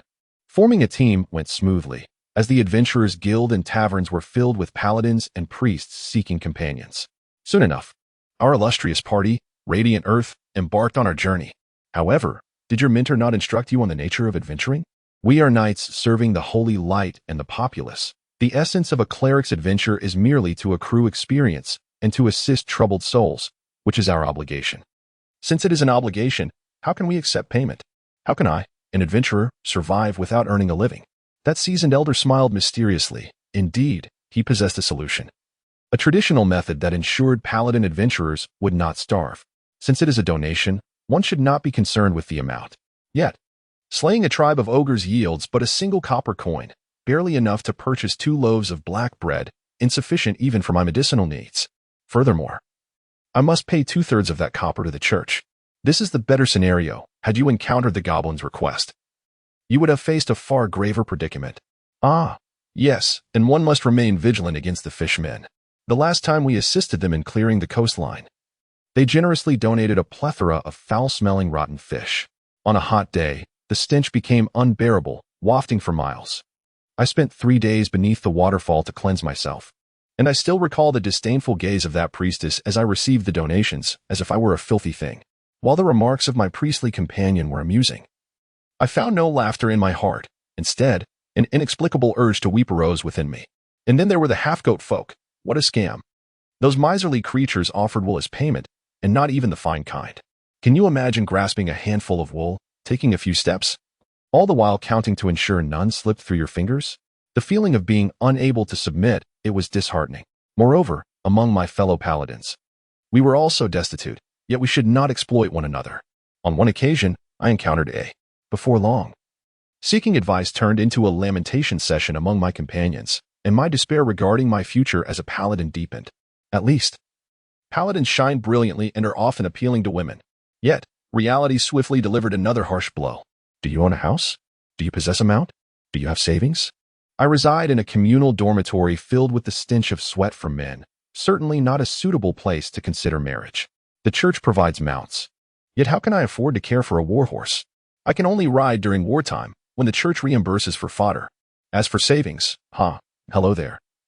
Young lady, goodbye. After enduring several setbacks, I finally met a pure and lovely maiden who did not mind my meager circumstances and was willing to engage in a romantic relationship. How beautiful and kind she was my goddess. Yet, curiously, our interactions remained limited to gentle hand-holding and leisurely strolls. When it came to deepening our relationship, she consistently declined. At that time, I was perplexed, yet I endeavored to endure. After all, she was so pure. However, 5 years had elapsed. And now at the age of 30, I could no longer suppress my feelings, so I mustered the courage to inquire. Aren't paladins the knights of the divine, bound to a lifetime of celibacy? Goodness, we are paladins, not monks. Only a few martial monks who take vows of celibacy will shun women for life. I apologize, but I sought you out for a purely spiritual romance. I cannot acquiesce to your request. May we remain friends? Friends? What an absurdity. I am 30 years old. My classmates have a dozen children by now. That night, in a dormitory filled with odious men, I wept inconsolably, while my comrades silently sat beside me, offering solace. Do you know Elu? That genius paladin from Lucas City? I recall that individual, a true winner in life. His girlfriend stunning and affluent. Why mention him? As if my sorrow were insufficient. He has fallen, having succumbed to the chaos and become a dark knight. And that beautiful, wealthy girlfriend of his is a demon, drawn to him solely to facilitate his downfall. How many times has this occurred? Prior to this, many in the church harbored doubts. Why would such a remarkable woman seek out a paladin? They even warned him, but he did not believe them. No, perhaps he knew deep down, yet chose to deceive himself, wishing to savor the sweetness of a blissful life a little longer. Everyone has grown numb. The women they pursue are often rebuffed, while those who approach them usually harbor issues. The tenets of the church also prohibit spinning to address physical needs. Even self-satisfaction is deemed a forbidden act of wickedness. We are human, not beasts. Just days ago, the romance of 2 paladins from Shishan was exposed, leading to their expulsion from the church. They were my comrades. I even attended their farewell, yet they appeared quite content, now free to be together. But they are both men. It turns out they are just ordinary men who like women. Holding back for too long truly leads to turmoil. The number of homosexuals in the church is on the rise. In truth, I have begun to entertain the thought of accepting men as well. Perhaps I could consider it myself. Why not give it a try? Since that day when the matchmaking couples appeared, I have descended into utter despair, living like a mere shell of a person. Want to break free from the church? No longer be a paladin? You lack the skills to support a family.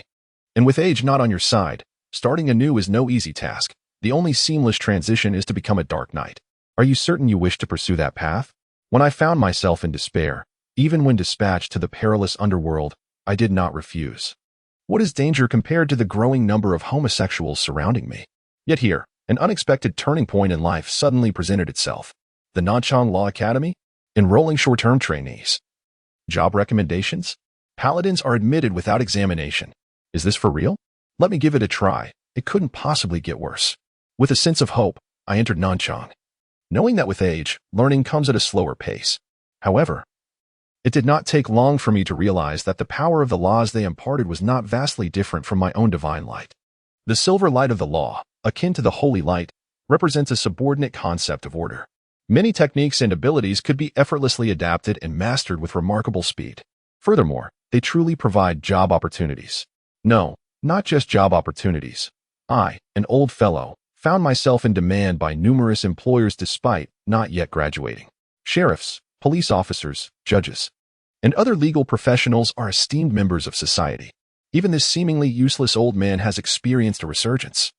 We are not burdened by any bothersome church or deities to serve. We uphold the code and maintain justice and fairness, yet we are human too. And we need to eat.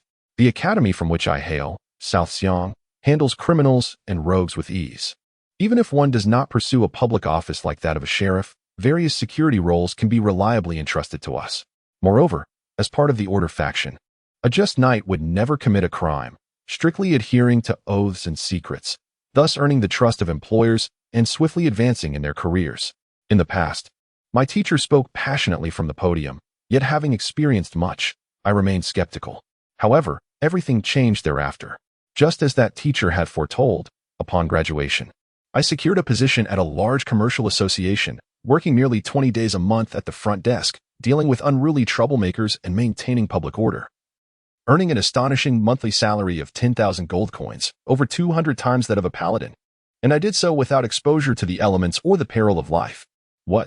You say a paladin can achieve this too? Foolishness. A paladin serves the divine and the holy light. How could they accept employment? Furthermore, once I saved enough to purchase a house, I found my beloved. I even acquired an adorable little dragon steed with red dragon blood, capable of traveling 1,000 miles a day and breathing fire. I had finally become a knight, no longer relegated to a foot soldier leaving my mount at the church. Brothers of the Paladin Order, come and become just knights. Not only can you seamlessly transition while retaining all your powers, but we continue to fight for order. The cathedral would surely welcome your transformation, especially as their funds to support you are dwindling. Where can one learn the power of order most effectively? Seek South Siang in the underground Sulphur Mountains. Learn the skills first, then pay the fees. Those who can wield holy light are exempt from entrance exams, with the first month's salary serving as tuition. Our South Siang motto is to study diligently, work hard, and advance in rank and salary together, ultimately winning the affection of a beautiful and wealthy partner. Mother no longer needs to worry about my job prospects. I too can become a great boss. Is this merely a promotional slogan? Are you still apprehensive about finding employment? Allow me to present a calculation. Every city requires police officers and sheriffs. Every enterprise needs security personnel. Every government requires a judicial system. The employment opportunities are immense. You, the vanguard of the law, a child of the times, still worry about finding work? Come to South Siang. We guarantee comprehensive training. Graduating from the Cathedral Academy equates to unemployment, whereas at South Siang, we can secure employment even before graduation. The aforementioned text is the content of a pamphlet, signed by none other than the Supreme Judge of the Sulphur Mountain City Supreme Court, the Sleepless One. It is rather excessive, isn't it? It is said that Archbishop Old Bill fainted upon seeing the pamphlet, nearly succumbing to a cerebral hemorrhage. Indeed, I am audaciously undermining the Church of Holy Light. Naturally, he would be infuriated. Although the promotional material is penned by me, every word is grounded in truth and highlights the vulnerabilities of both the Church and its clergy. After all, I was once a paladin myself, and many of the examples are based on real individuals. A wave of inexplicable heartache resonated within me, prompting a silent gratitude that I am no longer an unfortunate paladin. In the face of Adam's inquiry regarding the appropriateness of my actions, I could not help but smile. What is excessive about it? When I personally delivered the pamphlet to the city officials, they were overjoyed. Their excitement was understandable. Previously, they were not permitted to fully integrate into the judicial system, but now they are allowed to wield the power of law, signifying a complete acceptance of them into my judicial framework in the city of Sulphur Mountain. They have already demonstrated their loyalty through blood and toil. To cast them aside now would be utterly ungracious. You intend to have the Holy Light Knights of the city officials restructured into a law knights order? I presume you have not yet informed Old Bill of this development. I fear he may not withstand the shock. I reiterate, send someone to deliver the news directly. The Archbishop is in dismay. Numerous paladins and priests have seen the pamphlet and are declaring their intention to travel to Nanxiang. We are powerless to stop them. Archbishop of Holy Light continues to bleed profusely. You instructed that he maintain his strength during crises, all the while preaching amidst the turmoil of post-war anxiety. Do you think the tiger is merely a sickly cat?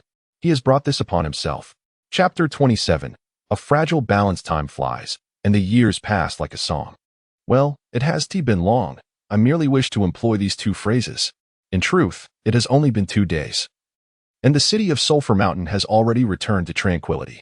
On that fateful day, when all the fugitives and marauding villains were judged, either ensnared by an invisible noose suspended in midair or having their heads severed in an instant, those who had not yet crossed the line, or were contemplating doing so, upon realizing they were already perched upon an invisible guillotine, promptly ceased their nefarious activities. The chaos did not linger for long. Once the external foes were vanquished and the judicial personnel from the 4 halls and 1 courtyard intervened to restore order, Sulphur Mountain swiftly reclaimed its former composure. Meanwhile, the ancient red dragon Amisius, severely wounded and leaving a trail of crimson rain as it glided across half the city, crashed down in the Holy Light District. When the news spread that the Guardian of Sulphur Mountain required the combined healing efforts of 100 paladins and priests, the rumors of the 3 great leaders idly watching and seizing the opportunity to eliminate rivals naturally fell apart. Conversely, under the manipulation of certain individuals, the tale of the 3 leaders' battle against the underground city overlords, coupled with the grievous injuries sustained by Amisius, circulated throughout the streets. Of course, the true cause of the sealing of the fire elemental god would remain unspoken. The ostensible reason for the conflict was, as always, the familiar territorial disputes of the underground cities. The existence of a formidable external enemy, coupled with a mightier guardian on their side, almost led to annihilation. Yet they survived the calamity through the guardian's valiant efforts. Gratitude surged as these conditions and intricate emotions coalesced, uniting this multiracial city even more in the face of adversity. If one were to seek any distinction, it might be found in the complete absence of tomatoes and rotten eggs. The reason? The betrayal of the council had been exposed, with the executed members serving as irrefutable evidence. The entrance to the council was now plastered with tomatoes and rotten eggs, and every window lay shattered. In this catastrophe, over 300 lives were lost, yet the deceased have departed, the perpetrators have been punished, and the grievances of the victims and their families found a target for release. The fruit stalls at the council's entrance had become exceedingly popular, and society basked in harmony, a cause for celebration indeed. Even now, at the council's doorstep, some merchants have sensed a lucrative opportunity. Are you still using those primitive tomatoes and rotten eggs? They're outdated. Gnomish alchemical stink bombs, 3 gold coins each, with a pungent aroma that endures, and gnomish colorful paint bombs, 2 gold coins each, featuring a random selection of 13 colors, each accompanied by a color card. Collect a complete set and receive a gnomish engineering chick as a gift. Unlike the goblins, our gnomish engineering is of superior quality and reliability, never explosive, absolutely safe. Goblin smoke bombs. Goblin bombs numbered 1 to 7, guaranteed potency, wounding, not killing, essential for vengeance and grievances, and at a bargain price. Only half the cost of those gnomish trifles. 1 gold coin each. Enough. Rovy Gold of the Judgment Hall, I have tolerated you for too long. You may insult me, but you shall not tarnish the brilliance of our gnomish intellect. Millhouse of the Hall of the Law, it was you who first uttered the hurtful words. Do you gnomes dare to criticize our goblin engineering? Indeed, your contraptions may not explode, yet the chaotic side effects are far more terrifying than any detonation. Can you boldly declare that you have never been flung into the air by your own gnome teleporter, or zapped by your gnome electric net, or even shrunk by your gnome death ray? Your gnome engineering is akin to your name, a veritable storm of self-destruction. It is the mana storm, the mana storm. Upon hearing this, the gnome, small in stature yet brimming with fury, exclaimed, "Let me show you." He brandished a toy-like engineering tool and aimed it at Rovy, pulling the trigger, and then a frantic little chick appeared, hopping about, alongside a fallen transformation device. Ha ha ha. I told you. Your gnome trinkets are utterly unreliable. Rovy laughed heartily, pointing at the chick while producing 3 silver balls from his pocket, engaging in a jester's juggling act. With bombs in hand and not a tremor of fear, Rovy displayed the unique courage of the goblin race. Behold our miraculous goblin engineering. We do not deny the unpredictable nature of wondrous engineering, but as long as we, the wise goblins, diligently study and pass down our knowledge through generations, goblin engineering will undoubtedly advance. Even if my father and grandfather perished in accidents, I shall persevere, and I believe that even if I fail, for the future of goblin engineering, my son and grandson will continue the pursuit. Ignoring the furious little chick at his feet, Rovy stood tall, proclaiming loudly, as if ready to sacrifice himself. The goblin's spirit of dedication to engineering unexpectedly garnered gasps and applause from the audience. Well said. Some even contemplated purchasing Rovy's engineering wares. Yet he continued, when my grandfather died, he only created a 13-meter crater. My father managed a 30-meter explosion. When I perish, I shall ensure a 100-meter pit. Our lineage of gold must develop a bomb capable of obliterating cities. With that, the gnome, now revealing his true nature, sent all potential buyers retreating. And the crowd took several steps back, thankful for their escape. Ah, what is this twisted copper piece? The relentless assault of the chick finally caught his attention. Rovi gazed at the copper piece that had fallen from his garment, a contemplative expression crossing his face, soon replaced by a look of dread. The safety screw. Bang, bang, bang. Following the display of the goblin's fearless spirit, he again showcased their daily penchant for self-destruction. Now, after a trio of explosions, our goblin merchant ascended into the sky amidst billowing smoke. Judging by his robust bellow, this was merely the beginning. Meanwhile, I, positioned behind the crowd, bore witness to this farce and turned to Eliza, remarking, "The situation within the city is unstable. They cannot proceed recklessly. The Supreme Court's directive mandates that next month shall be designated as Engineering Prohibition Month. Both the urban management and the tribunal shall mobilize to seek justification to detain those troublesome dwarfs for a month of reflection. As long as they are engineering masters, apprehend them first and search later. There is no way this could go awry. And if it does, I shall personally extend my apologies. Rest assured. Just as there are no unfaithful men, can one truly find a goblin that does not explode or a dwarf that refrains from folly? Secondly, are the BR brothers still in detention? Indeed, their confinement lasts another 3 days. Pleased with this affirmation, I nodded in satisfaction. Tomorrow, I shall send them some engineering parts. They will undoubtedly succumb to their explosive tendencies while incarcerated, thereby justifying an additional month of confinement. With the 2 foremost demolition enthusiasts of Sulphur Mountain City occupied, the absence of leadership among the engineering miscreants will render the Prohibition Month significantly more manageable.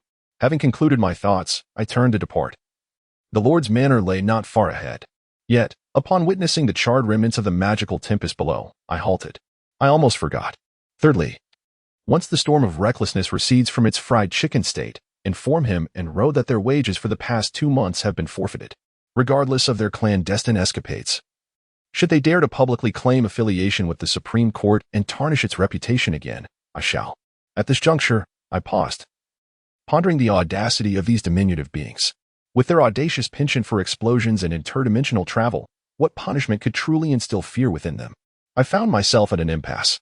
Yet, Elisa whispered in my ear, suggesting that they exchange all engineering tools and products, the goblin engineers utilizing the dwarven apparatus, and the dwarves employing goblin instruments, each compelled to fabricate 10 items of the other's engineering tools. Staring at her icy countenance and listening to her melodious voice, I was momentarily taken aback. Forcing them to use such tools would be akin to a death sentence. While goblin engineering and dwarven engineering may appear similar, they diverge drastically in principles and systems. 10 items? They might well spend a lifetime on that endeavor. Moreover, they would be compelled to grapple with their most detested tools and theories. What a torment. Nevertheless, I gave a thumbs up. A splendid idea, indeed, reflecting my own flair. Clearing my throat, I chose to walk to the Lord's Manor, wishing to observe the recovery of Sulphur Mountain City post-storm. Now, witnessing the remnants of the farcical events, I felt a sense of relief. As the orchestrator behind the scenes, I was quite content with the intelligence control demonstrated by the bystanders and the Sulphur Mountain City Thieves Guild. At least, everything remained unchanged on the surface. Let us speak plainly. With the establishment of the Nanxiang Law Academy, having poached from the Sanctum Church, you have expanded the legal system by more than threefold. What exactly are your intentions? Little Red is still recuperating and has not arrived within the Lord's Manor. Margaret and Adam have already engaged in conversation over tea, casually reviewing recent accomplishments. However, no sooner had I taken my seat than Margaret initiated the discourse. Ah, those young ladies fought valiantly this time, risking everything to protect the citizens. I admire their spirit. It is simply a matter of fully integrating them into the judicial system. This has been their long-cherished aspiration. Do not tell me you are unaware of it. I raised the bone knife, meticulously carving the ebony staff in my hands. Ever since the conclusion of the trial, I have become enamored with wood carving, a craft that demands undivided attention. The truth? It is far too cumbersome to articulate. To deduce it? His thoughts are exceedingly cryptic. Often, what seems like sheer folly transforms into a masterpiece in the future, if he genuinely intends to undertake something clandestine. Even a sage who witnesses the entire process would be at a loss. Your way of thinking is too straightforward, akin to the war chess you favor, where players vie for the gains and losses of each piece, accumulating minor victories to achieve a grand triumph. While it appears grandiose, the telltale signs are glaringly evident, easily discerned by others, leading to one's downfall. In contrast, I am a master of Go, where I patiently await the stars to fall into place, neither rushing nor contesting for trifles, but instead orchestrating a grand strategy. Go? Is there truly such a game in existence? Has it perhaps faded into the annals of history? Margaret once inquired, yet the Lich Roland consistently evaded the subject. By the way, in a few days, I intend to establish a branch, the Supreme Court of Karen City. The Lord of Humming City in Karen has perished at the hands of Margaret's forbidden spell during a recent attack, rendering his city a desolate land. And my intentions are unmistakably clear. Is that why you're expanding your personnel? Do you plan to seize Karen City? Naturally, if one defeats a boss without leveling up, it is forgivable. If one fails to acquire treasures, that can be tolerated as well. However, to not claim territory or capture a few beauties would render the endeavor utterly devoid of thrill, leading to inevitable failure. Very well, they, as usual, dismissed my extravagant musings. Yet what I spoke was merely the prevailing truth. Nonetheless, for me personally, living a life of amusement and joy is sufficient, sharing a joke for my own amusement, and engaging in merriment with others, surely, feigning seriousness while engaging in battles and displays of bravado daily is exhausting. Ahem, it seems I have digressed. To recite it all in one breath would surely require remarkable lung capacity. Returning to the main point, I do indeed intend to seize Karen City, but not for the sake of dominion. On one hand, the power of law indeed requires greater faith. On the other, we require more leverage. How do you plan to address the troubles posed by the Underground Alliance? Upon hearing this, everyone fell silent. The Underground Coalition's counteroffensive against the surface is a common aspiration among the majority of subterranean factions and has become an established fact. Our ability to repel the united front of two overlords was due to their hasty arrival upon receiving news of reinforced seals, possibly utilizing teleportation magic, with only a small contingent of their royal guard present. In comparison to their actual might, it may well have been less than a tenth, at least. We did not witness their formidable superiors. Allow me to offer a suggestion. Your thinking is, in fact, too rigid. Opposing their declaration of war against the surface does not necessitate standing in the opposing camp and engaging in a contest. Consistently taking an opposite stance in diplomacy will inevitably lead to isolation. If you are sufficiently strong, you can enter at any time without concern. Once any takes over, the enemies you have provoked and the grievances you have amassed will erupt simultaneously. Can she withstand it? What then? Margaret pondered repeatedly, yet found herself devoid of solutions. We shall join them, she declared. Indeed, let us ally ourselves with them. Currently, the four powers stand divided, each side maintaining a tenuous equilibrium. However, should another dominant force emerge, what chaos might ensue? Adam appeared perplexed, while Margaret contemplated deeply. Yes, we have ostensibly triumphed over the two great powers. Thus we possess the right to aspire towards dominance ourselves. The arrival of merely two titans has already revealed their internal discord. Therefore, if we were to align with that faction, yes, the leadership of the coalition could indeed become a coveted prize. Strangely, my thoughts drifted to a distant homeland, where a nation among the five venerable powers emerged as a new contender. In its growth, it oscillated between extremes, skillfully reaping advantages while employing abstentions and oppositions to vex the other great powers during collective votes, ultimately ascending as the new hegemon. Furthermore, I possess a significant treasure, one capable of transforming the current delicate balance into an uncontrollable tumult. What treasure? Adam inquired. I chuckled with delight, placing the intricately carved black staff upon the table. The artifact, the Staff of Eternal Night. This is indeed the supreme relic of the Necromancer Empire, the scepter of the Lord of Eternal Night. It is an authentic creation, handcrafted by the master himself. Accept inspections. If counterfeit, the penalty is tenfold. Chapter 28. A step-by-step guide to forging fakes. The artifact known as the Scepter of Eternal Night, a symbol of the undying king's authority, is said to be the personal possession of the Lord of Eternal Night, concealing his formidable secrets. Yet it has never graced the annals of history. The artifact compendium of the Tower of All Laws introduces the Scepter of Eternal Night in this manner.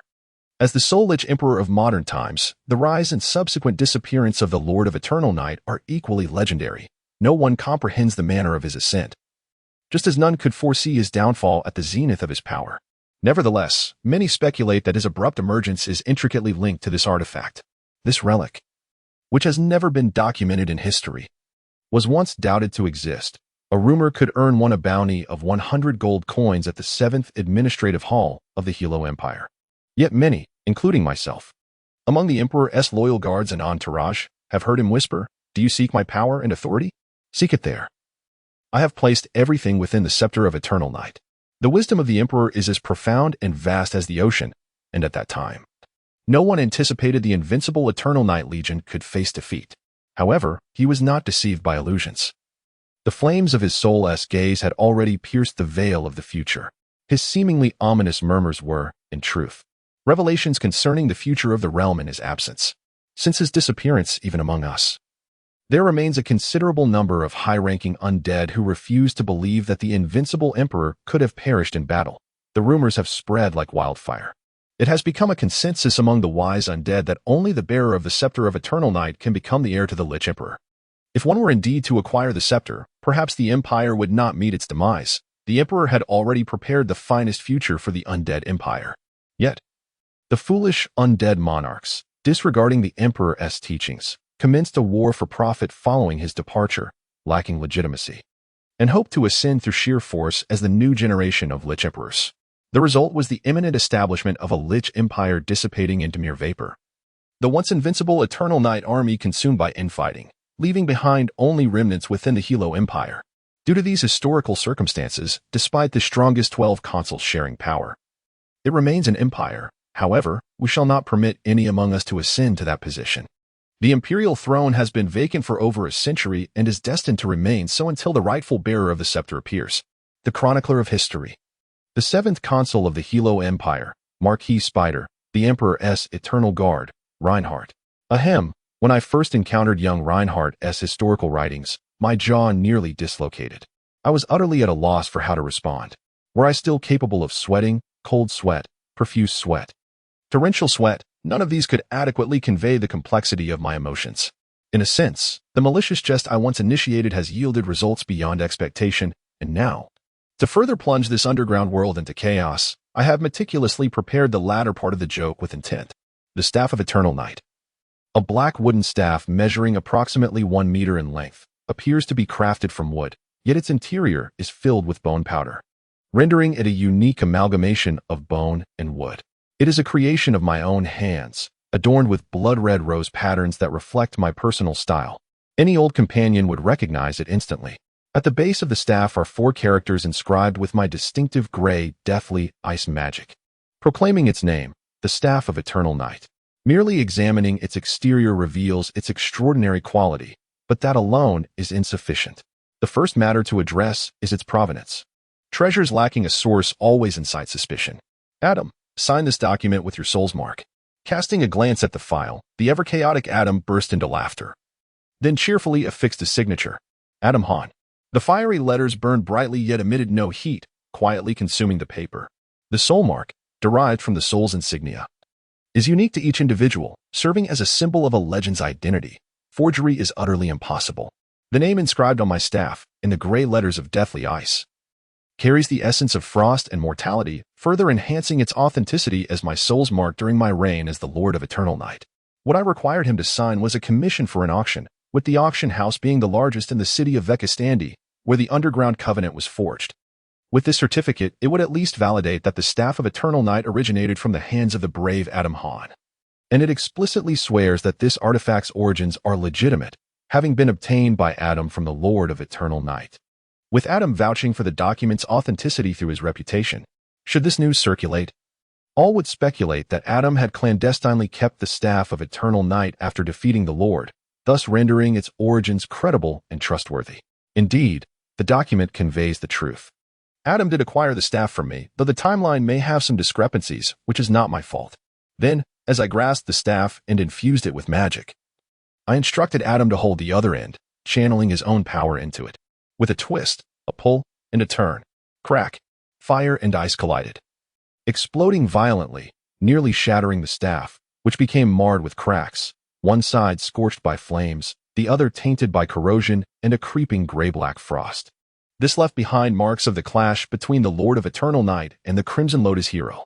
Thus, even if any discrepancies arise, they could be attributed to the damage sustained in battle. However, it still appeared somewhat too pristine, so I cast it to the ground, jumping upon it, trampling it repeatedly. Adam, eager to assist, approached, only to be kicked aside. He was unaware of the delicacy required.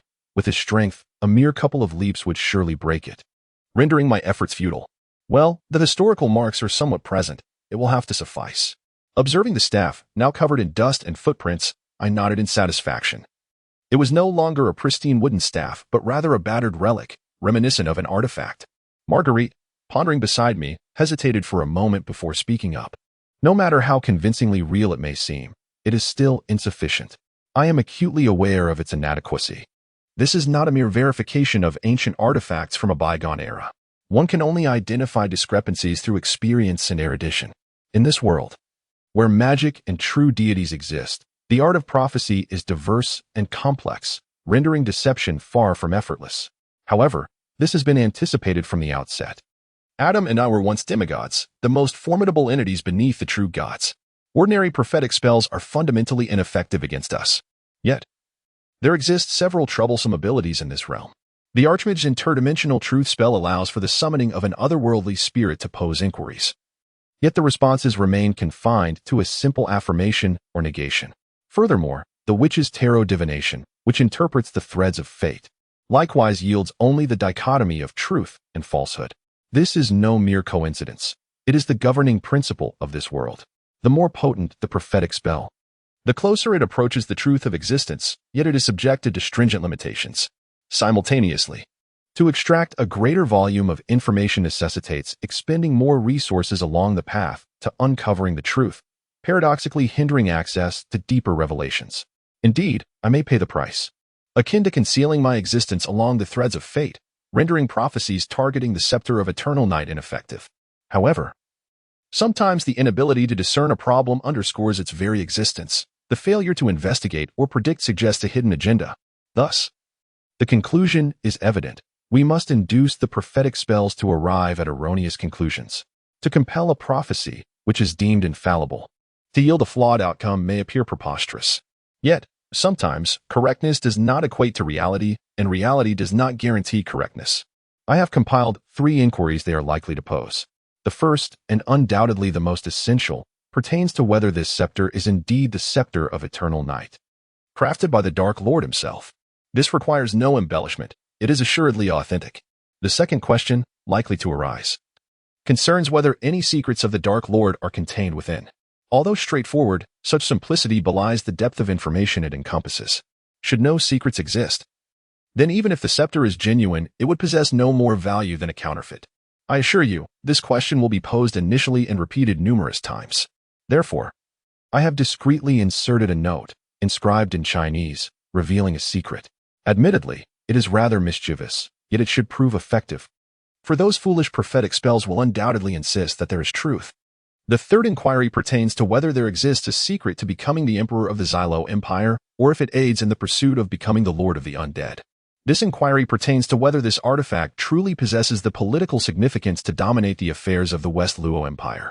Well, I have interwoven the little secrets and peculiarities of those undead monarchs within it. For instance, the Bone Dragon Queen Grace has a remarkably dreadful singing voice and snores while asleep. Should one wield these secrets as leverage against them, their potential capitulation could indeed facilitate one's political endeavors, provided, of course, that one is not silenced in the process.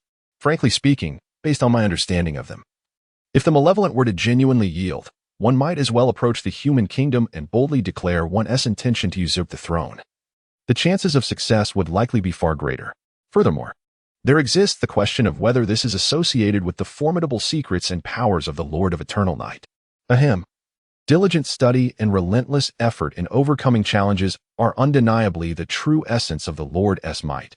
Should one dispute this, let them come forth and argue. Admittedly, I concede that my optimism may be excessive, yet it is worth a try. Thus, the initial objective of inciting chaos in the underworld has been achieved. Gazing upon this scepter, I find myself somewhat unsatisfied.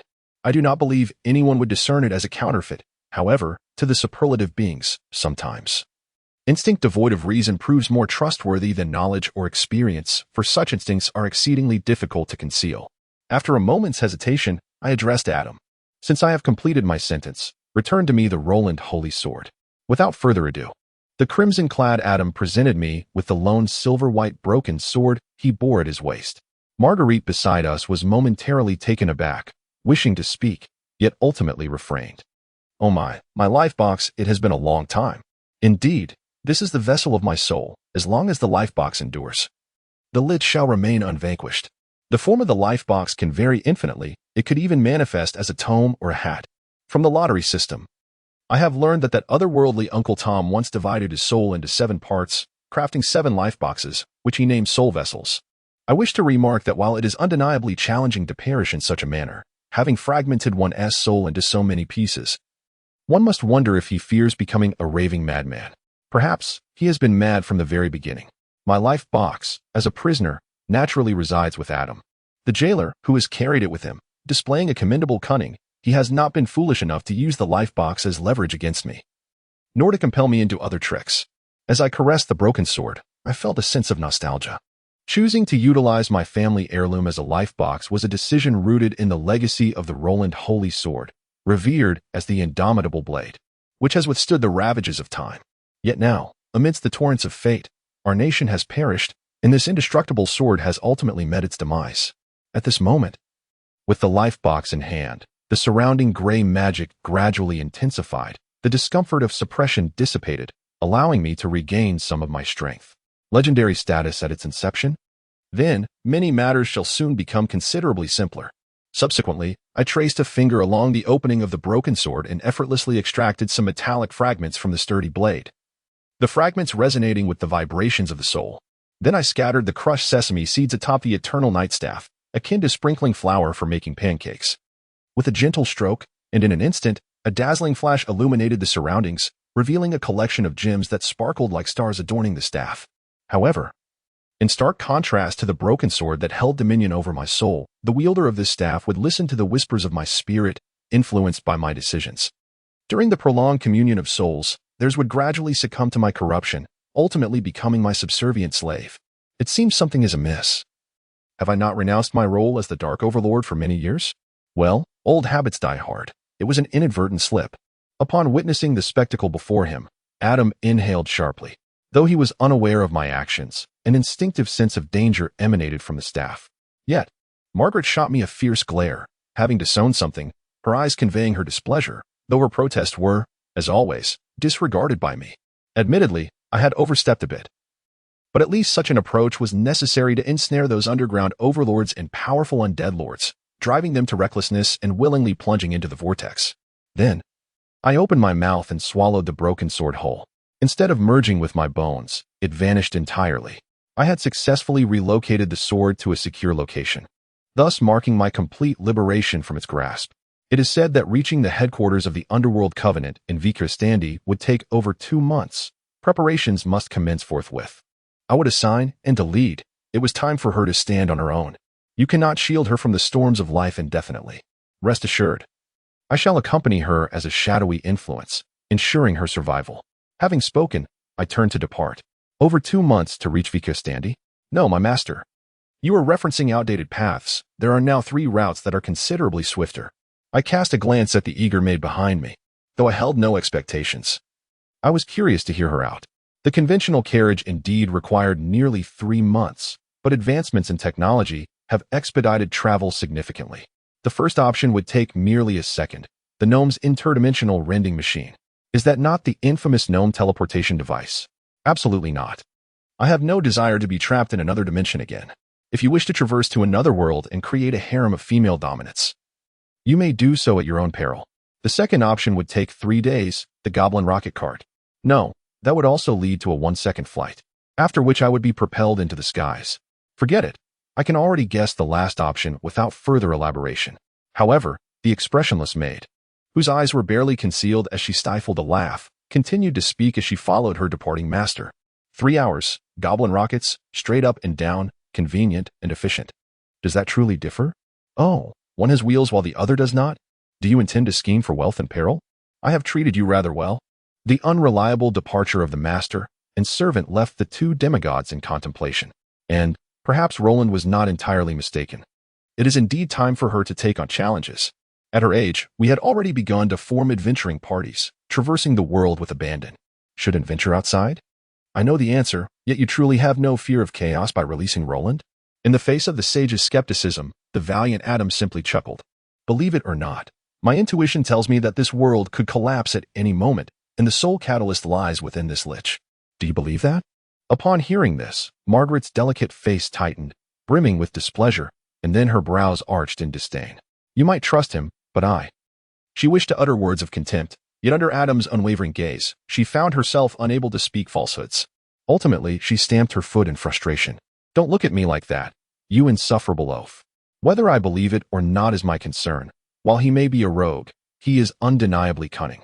If he cannot achieve it, then no one else can. Chapter 29. Waiting. Hey, mate, have you noticed that recently people have been looking at us strangely? Tim, a knight commander stationed at the Cathedral of the Holy Light in Sulphur Mountain City, maintained his diligent patrolling habits even within this underground city filled with malevolent inhabitants. Despite the fact that maintaining order was not their responsibility, it must be acknowledged that, regardless of the corruption and moral decay prevalent among the higher echelons of the church, it is the grassroots paladins and priests who diligently adhere to the tenets of the Holy Light, aiding the weak and vanquishing evil, that have garnered widespread recognition for the doctrine. They are the very foundation upon which the church's influence extends across most of the human kingdoms. Above ground, paladins are accustomed to such daily patrols, offering assistance to citizens and drawing swords against wrongdoers, all free of charge. However, in this peculiar city, Tim and his colleagues initially faced considerable trouble during their routine patrols and were not particularly welcomed. Yet, despite the unfavorable outcomes, Tim felt a sense of pride. After all, their recent experiences could easily be transformed into epic tales recounted in taverns. They had even rescued an innocent maiden who was being turned to stone by Medusa. The poor Medusa sculptor was understandably terrified, repeatedly emphasizing in his report that he had been abducted and coerced by a group of lunatics shouting about the holy light. For instance, they had confronted and driven away an ancient red dragon that was attacking children, intent on devouring them whole.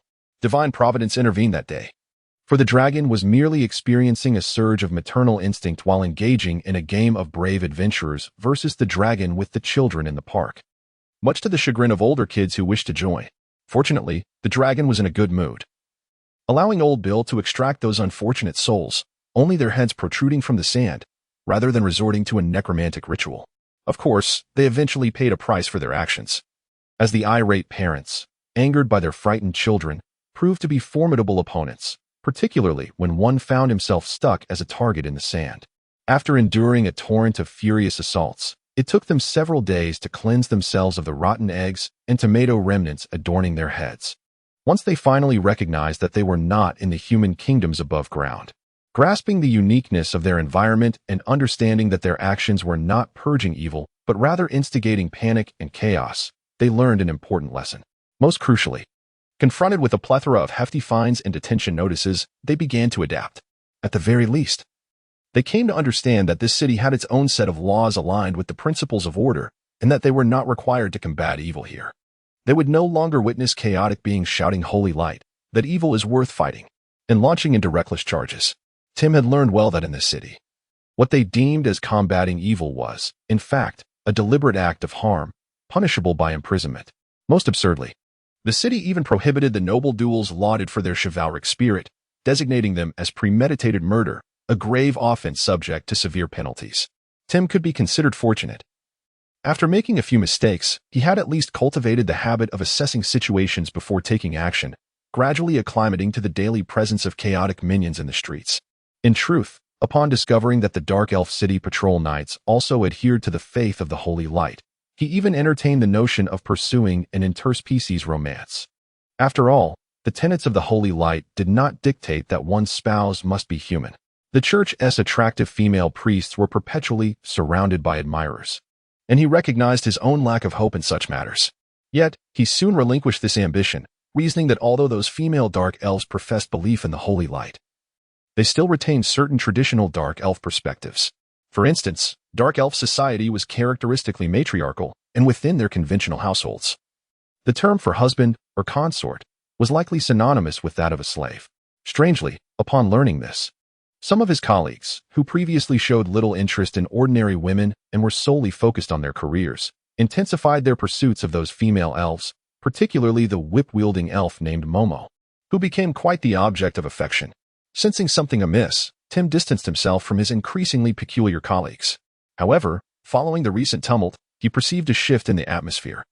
Previously, the citizens regarded him with a degree of wariness and caution, but they managed to maintain a semblance of friendliness. Recently, though, that vigilance had vanished, replaced by sympathy. Along with an inexplicable moniker, leftover night. It was one thing for the illiterate orc matron to mispronounce a few words. But why did even the florist and restaurant staff get it wrong?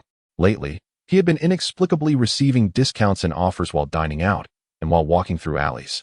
He would suddenly hear someone shout, "Don't give up, tomorrow will be better." Humph, being called a leftover knight was hardly a significant issue. After all, we are indeed the remaining knights. What was wrong with that title? Lucas, his peer, had always been warm-hearted, frequently assisting others with plumbing and delivering water, earning him the endearing title of good-natured Lucas. Yet, since the day before, he had donned a stoic demeanor, sitting in their dormitory surrounded by ice blocks, which was quite peculiar. Tim, hoping to alleviate his friend's burdens, coaxed him into joining a patrol, sensing that Lucas had encountered some troubling matter. However, throughout their stroll, no matter what Tim said, Lucas remained silent, lost in thought, while clutching a wilted purple lily. Now that he finally spoke, it was indeed a positive sign. "Lucas, what on earth has happened to you? You've been so strange these past few days. Everyone is quite worried about you." The concern from his companion warmed the icy barrier surrounding Lucas's heart. After a prolonged silence, he finally sighed deeply and recounted the event from the day prior. "Yesterday, a girl said she wanted to marry me." "Wow. Isn't that splendid news? Why then are you not rejoicing?" Yet, before long, the dismal experiences of his colleagues flickered through Tim's mind, and numerous grim possibilities hovered on the tip of his tongue. However, upon noticing Tim's hesitance to speak, Lucas discerned his thoughts and simply shook his head. "The other party does not intend to lead me astray, neither the demons nor the fallen angels. My rank within the group is neither high nor low, insufficient to warrant such elevated treatment. So, I am not as unfortunate as Fink and One Lawn. Those I encounter are neither over 40 orc matriarchs nor charming young lads. Instead, she is quite delightful, with a heart-shaped face, an innocent and endearing smile, skin as pure as jade, and an energetic spring in her step that exudes vitality. But why you? Given such favorable conditions, why is Lucas still so sorrowful?" Tim appeared perplexed. At this, Lucas wore a nostalgic smile and softly recounted, "She held out this flower to me and said, 'Don't be sad, knight brother. I'll be your wife.' That smile was as warm as the sun, her sweet voice as enticing as honey. Yet, in an instant, the clouds turned to rain, and Lucas's face fell. She is only 9 years old. 9 years old. How could I?" Seemingly realizing the crux of the issue, Tim sympathetically patted Lucas's back, intending to offer some words of comfort. However, Lucas's lips curled into a faint smile once more. "But she said she would marry me when she grows up. Haha. She even mentioned that by the time she is an adult, even if I am that so-called leftover knight from the flyer, I should have saved enough to buy a house and a steed." In an instant, Tim found himself at a loss for words. After a long pause, he managed to utter, "Well, congratulations." Yet, he witnessed Lucas still holding on to a glimmer of earlier pride, only to bow his head and weep bitterly into the dried, purple lily. "Lucas, don't cry. What does it matter if you wait 10 years? Look at me. I'm nearly 35 and still single. Even if you wait 10 years, you would only be 37, which is far better than the brothers in our group." Ugh, no. No, it's not 10 years. Yet, upon hearing his own consolation, Lucas only grew more despondent, sobbing uncontrollably. I can't wait. Whoa. Not 10 years, but 200 years. She is an elf and won't come of age for another 200 years. This means she thinks it will take me 200 years to afford a house. 200 years. By the time she comes of age, I will be dust." In light of this revelation, besides holding tightly to this rare stroke of romantic fortune while feeling even more wounded, Tim could do little else. What if we also try our luck in Nanxiang? As far as I know, many city constables at least provide housing.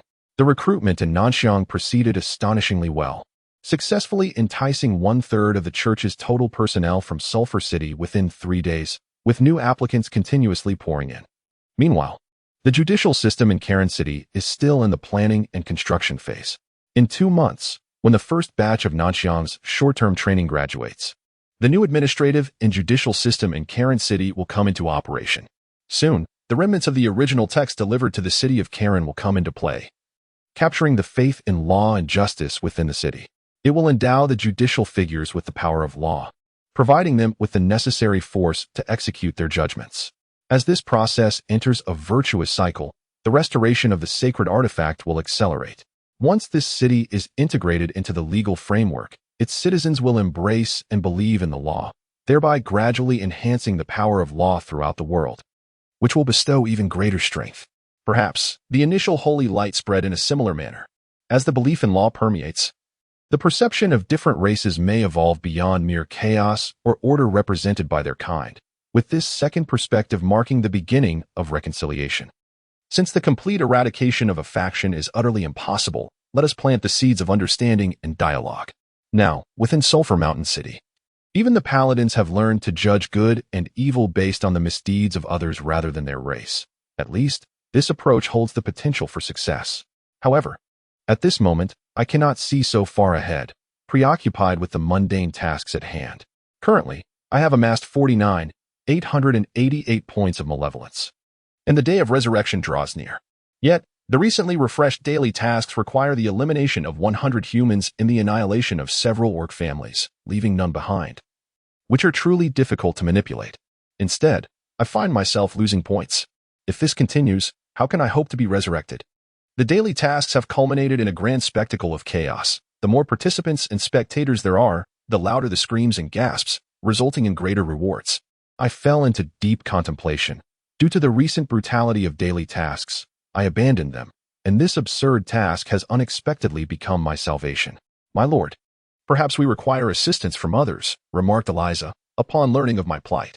I nodded in agreement and summoned my messenger bat. Old bull, I hear you have been faring well lately. I, Lich Roland, have a matter I wish to discuss with you. I understand you have a good rapport with the wild druids. Here is the situation. Chapter 30. Misplaced trust blow up the bathhouse? Steal the changing rooms and garments from the shops? Or perhaps summon a torrential downpour of corrosive acid rain? Drench passers-by with foul water? None of these actions align with my principles, not only due to their illegality but also because they contravene my commitment to avoid involving innocent individuals. Well, at least I strive to. I have a far more ingenious and entirely lawful approach. After all, this city harbors quite a few eccentrics, and I see no necessity to engage in criminality myself. The Wild Druid Alliance of Sulphur Mountain, affectionately known as the Bison League, is a moderate druid organization, moderate in relative terms, at least. In many instances, druids are often equated with terrorist factions and considerable trouble. Why is that? Aren't druids perceived as benevolent? Children of the jungle, coexisting harmoniously with nature, devoid of greed and self-sufficient. However, I must assert that those who utter such sentiments have likely never truly engaged with druids. It is common knowledge that druids champion balance in nature to simplify. The natural is deemed good, while the artificial is considered bad. In the world I previously inhabited, similar organizations existed that resorted to attacking hunters and destroying factories to protect nature, rendering them no different from terrorists. Druids capable of peaceful dialogue with other beings might be deemed moderate, and the Bison League epitomizes this moderation. Otherwise, Sulphur Mountain would never permit their presence. For instance, we only oppose excessive logging, though we also disapprove of mining. Our protests remain verbal, and we do not obstruct attacks. We oppose whaling, and also decry the hunting of dolphins and sea lions. As for crabs, we do not protect them.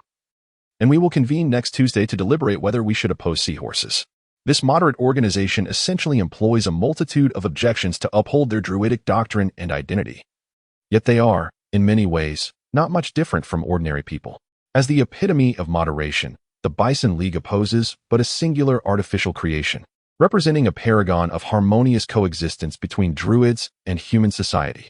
Regrettably, however, this particular objection to such an artificial item has hindered their expansion and growth, as not everyone possesses the courage to shed that garment.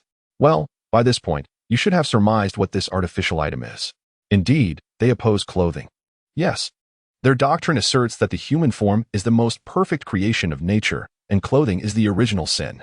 We druids, as embodiments of nature, ought to remain unclothed, proudly showcasing our innate, perfect, wild physiques. Despite this, they remain a reviled organization, even less esteemed than the Gentlemen's Alliance I belong to. For not everyone can accept the jarring sight of a group of men parading with their pet birds during their busy hours. Ahem. Merely contemplating this is enough to evoke nausea. Truly, I should have expelled them long ago. However, in consideration of the multicultural coexistence within this city, I initially refrained from instituting any obscenity laws. After all, the vast differences in the living habits of various races could easily lead to misunderstandings. For instance, the Minotaurs have a peculiar custom of drinking maternal milk at any moment, which might be deemed utterly bizarre by other races. Moreover, according to the code, such oddities are merely indicative of moral and mental discrepancies, thus employing legal measures against them would be excessive. Hence, there was no justification to deny their settlement. Regrettably, I soon found myself lamenting this decision. Following their successful establishment, they incessantly endeavored to propagate their doctrines among the citizens, seeking to amplify their influence, which posed considerable challenges for law enforcement and judicial authorities. To put it plainly, they persistently organized clandestine displays of public nudity, consuming the resources of my police force. Ordinary law enforcement personnel found themselves at a loss when confronted by these unabashed individuals. Initiating a confrontation was not an option as they had not violated any laws. Yet, engaging in dialogue only afforded them an opportunity to further promote their beliefs. This truly embodies the essence of primal beauty. Nature, in its creation, is unadorned. And why should we feel any shame? Their array of fallacious ideologies formed a coherent system, and their strength was not to be underestimated. The leader of this peculiar faction was a legendary druid, a formidable foe indeed. Fortunately, the arrival of the Dark Elf city management effectively quelled this audacious display. Such diminutive creatures, still parading about, yet to shed their fuzz, exhibit remarkable courage. Oh, that individual bears a most unsightly birthmark, with legs uneven. A natural deformity emulating others in their audacity. Astonishingly, they even possess a certain audacity, a lack of shame. Despicable subterranean vermin, keep your distance. Your stench is unbearable. How long has it been since you last bathed? Savages, cease your weeping. Momo feels your plight, albeit you are indeed rather diminutive. Not even half the length of Momo's whip. Ahem. Well, not excessively small, I suppose. Hee, strive to endure. Perhaps someone will take a liking to you. Indeed. There surely will be. Ha ha ha. I can hardly contain myself. For men, being scorned can be particularly distressing, especially when the scorn comes from beautiful women, amplifying the anguish. Under the scrutinizing gaze and critical remarks of a cadre of formidable dark elven women from matriarchal clans, the beleaguered Minotaur alliance nearly disbanded, while the mighty legendary druid Storm Eagle nearly succumbed to despair. From that point onward, the Dark Elf city management became the Minotaur alliance's nemesis, necessitating careful avoidance of their jurisdiction during every organized event. Presently, however, I find myself drafting an exceedingly lengthy and tedious speech, which I have entrusted to Eliza, clad in my robe, to deliver on my behalf. It is imperative that all law enforcement personnel, including city management, engage in its study. The manuscript is so monotonous that even I could doze off while reading it, and it would take no less than 3 hours to recite. The most audacious aspect is that I have insisted they take notes, to be reviewed afterward for comprehension. Failure to pay attention could result in salary deductions. Well, merely contemplating this is a form of torture. At last, I have vented some of the frustration stemming from overwhelming bureaucratic duties. I am quite wicked. Oh yes. At present, all I need is for the old cow, Shuetia, to convey the bustling news of the city management to the Wild Bull Alliance. They will undoubtedly commence organizing activities without hesitation. By the time the city management emerges from the auditorium, utterly bewildered, the Wild Bull Alliance-S event should have long concluded. However, due to my disdain for the Wild Bull Alliance, the notification timing and the actual time are somewhat misaligned, likely delayed by about an hour. When they gather their forces, they will be caught red-handed, subsequently suffering a severe blow from the city management, leaving them psychologically and physically battered, resulting in a period of silence lasting a month or two. Puff, puff. Seated in a CAF with a view of the expansive square, I ignored the men who had just rushed by with their birds.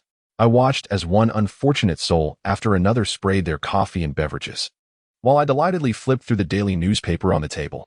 The Black Brotherhood resolutely supports the second generation centered around the imminent Annie-11. It seems the leaders of the current generation of the Thieves Guild possess a modicum of intelligence, hence I shall refrain from disturbing them for the time being. Puff. Well, perhaps I celebrated too prematurely, as Eliza across from me accidentally sprayed coffee all over me, drenching my face. Eliza, you did that on purpose. I'm sorry. It truly was not intentional, master. The half-demon maid hurriedly produced a tissue to wipe me down. But, wait a moment. Eliza, how did you end up here? Did I not instruct you to deliver my speech? I did indeed plan to deliver your speech, however.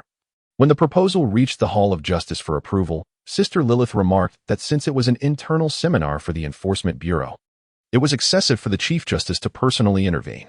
Thus, it was sufficient to leave it to the Director of the Enforcement Bureau. Oh, upon hearing this, I regained my composure. As long as the city management could be ensnared, entrusting it to that young rascal Shuitya would suffice. Yet suddenly, I noticed that Eliza across from me appeared somewhat hesitant. I smiled smugly, but Eliza shook her head, her fair face filled with sympathy. My lord, the reason for my outburst, please take a look behind you. Behind? Turning around, I was indeed greeted by a chaotic scene. With the hook-nosed storm eagle and that rascal Shuitya hand in hand, dancing and singing around two trembling paladins locked in an embrace. Surrounded by a circle of naked men dancing, the paladins were likely experiencing this sort of humiliation for the very first time. Some had even begun to strip them of their clothing, intending to force them into the parade. Tim and Lucas? How pitiable they are. Encountering such a group of perverts. I hope they do not emerge with psychological scars. The remaining paladins have already endured enough misfortune. I certainly remember those two foolish paladins. I have yet to settle the score for their destruction of my Ferris wheel. However, given their current misfortune today and my good spirits, even if they were to catch a break, I would refrain from seeking vengeance. Let bygones be bygones. Wait. That is not right. How could Shuitya be here? My inquiry was met with sympathetic glances, as Eliza cleared her throat and mimicked a familiar voice. My esteemed Silver Rose, I kindly implore you to refrain from mentioning the Sleepless One's impersonation in the future, regardless of how convincingly you may emulate him. Should others become aware, it could tarnish the esteemed reputation of our judicial institutions. Moreover, I must inform you that, due to the unavailability of the Chief of the Law Enforcement Bureau, Lord Gangway, the scheduled speech has been postponed until tomorrow at 2:30 in the afternoon. Should he express interest, he is welcome to attend as an observer. Thus, the speech has indeed been delayed. The city management officials are presently conducting their duties and may appear at any moment. Cursed be it. Once again, it is you aberrant beings, holy light, know the law. Grant me strength. Legal incantation, judgment spell.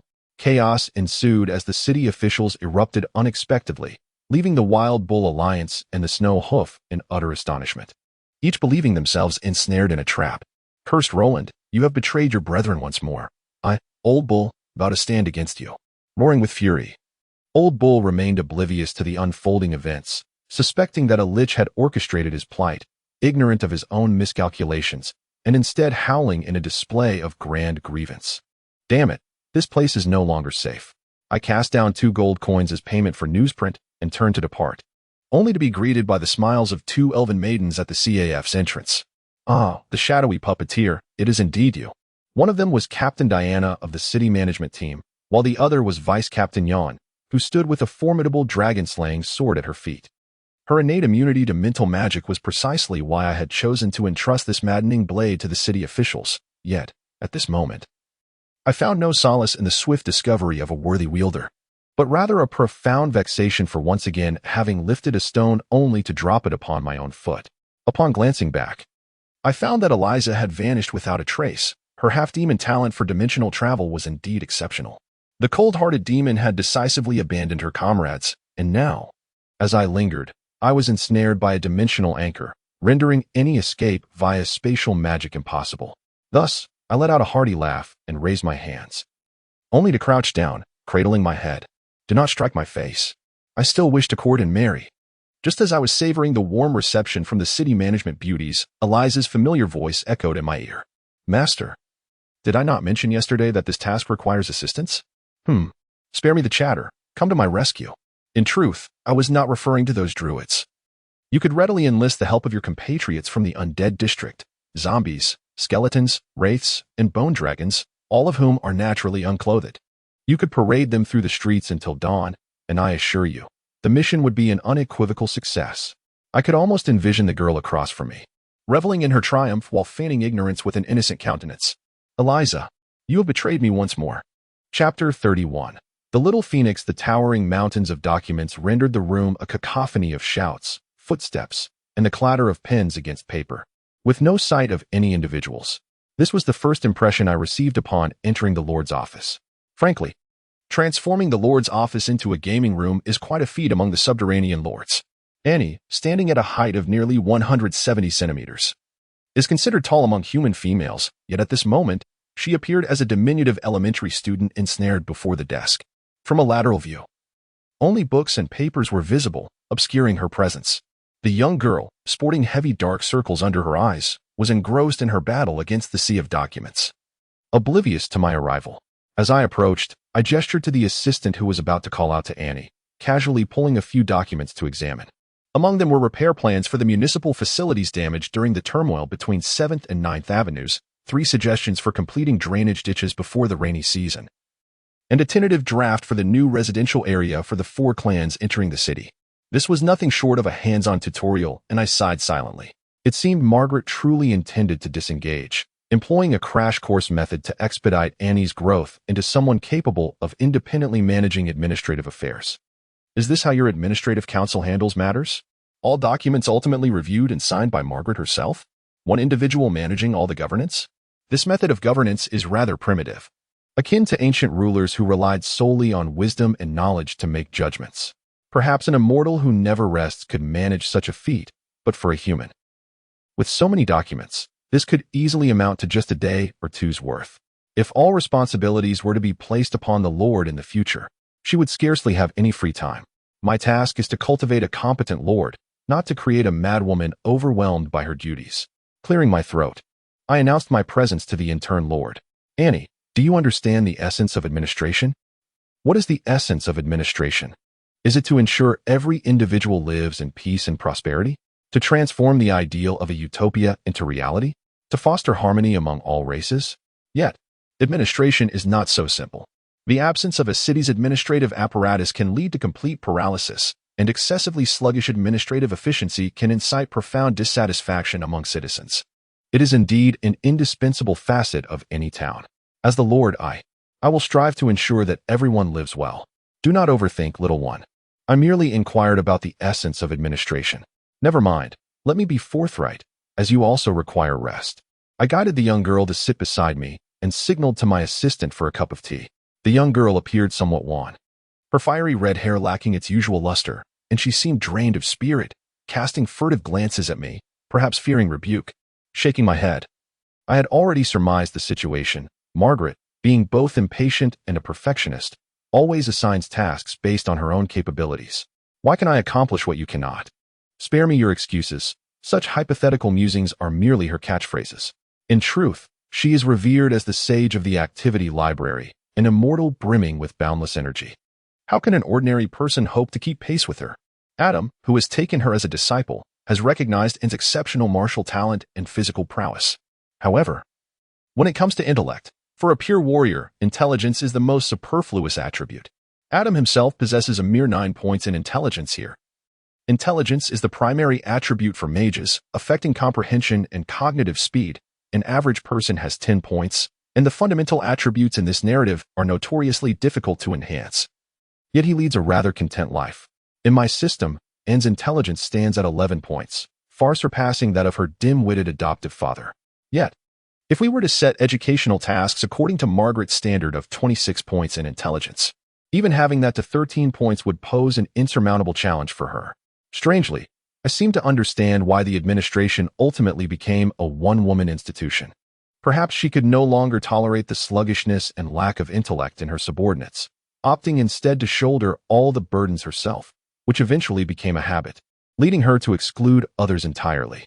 Such individuals, in ancient times, would be regarded as wise kings, yet when they pass on, their successors often find themselves in dire straits. For one cannot expect the offspring of a wise king to possess the same unyielding diligence and remarkable intellect. Truly, she is an immortal. And it is astonishing that such burdens have not worn her down. And Margaret must have scolded you, but do not take it to heart. Her teaching methods are rather unreliable. In the past, both Eliza and Carla nearly succumbed to her rigors, and they too were mages. Upon hearing this, the young girl began to sob and vehemently shook her head. Sister Margaret did not scold me. She was merely disappointed, and is indeed useless. I lack the confidence to be a good city lord. Tears dripped steadily from the girl's eyes. It seemed that Margaret's cold gaze of disappointment, followed by a shake of the head and her silent departure, had deeply wounded her. Such quiet abandonment, such profound disappointment, is far more painful than any sharp criticism, leading one to doubt their own abilities and intellect. Why am I so acutely aware of this? When my own learning progress faltered, Eliza was equally distressed and secretly vented her frustrations upon me, although it was indeed I who first employed this tactic to wound Margaret. Humph. Who could blame her for her poor chess skills, her rigid thinking, and her arrogance? Well, the one who ties the bell must untie it. I now comprehend why Margaret insisted I come to see and today. She must have subconsciously resorted to this tactic, bringing and to tears. Yet she remains at a loss for how to remedy the situation. Ah, do not cry. Come, let Uncle Bone teach you. In truth, Margaret's own methods were erroneous. It is entirely normal for you to struggle in learning. Mastering them would indeed present a far greater dilemma. Anne's eyes widened in confusion. Yes, administration is merely the act of problem solving. The administration itself exists solely to address issues. This task does not fall within our jurisdiction. Please forward it to the superior authorities for resolution. Brother, this is quite troublesome. We are unable to manage it. Please discuss it with our superior.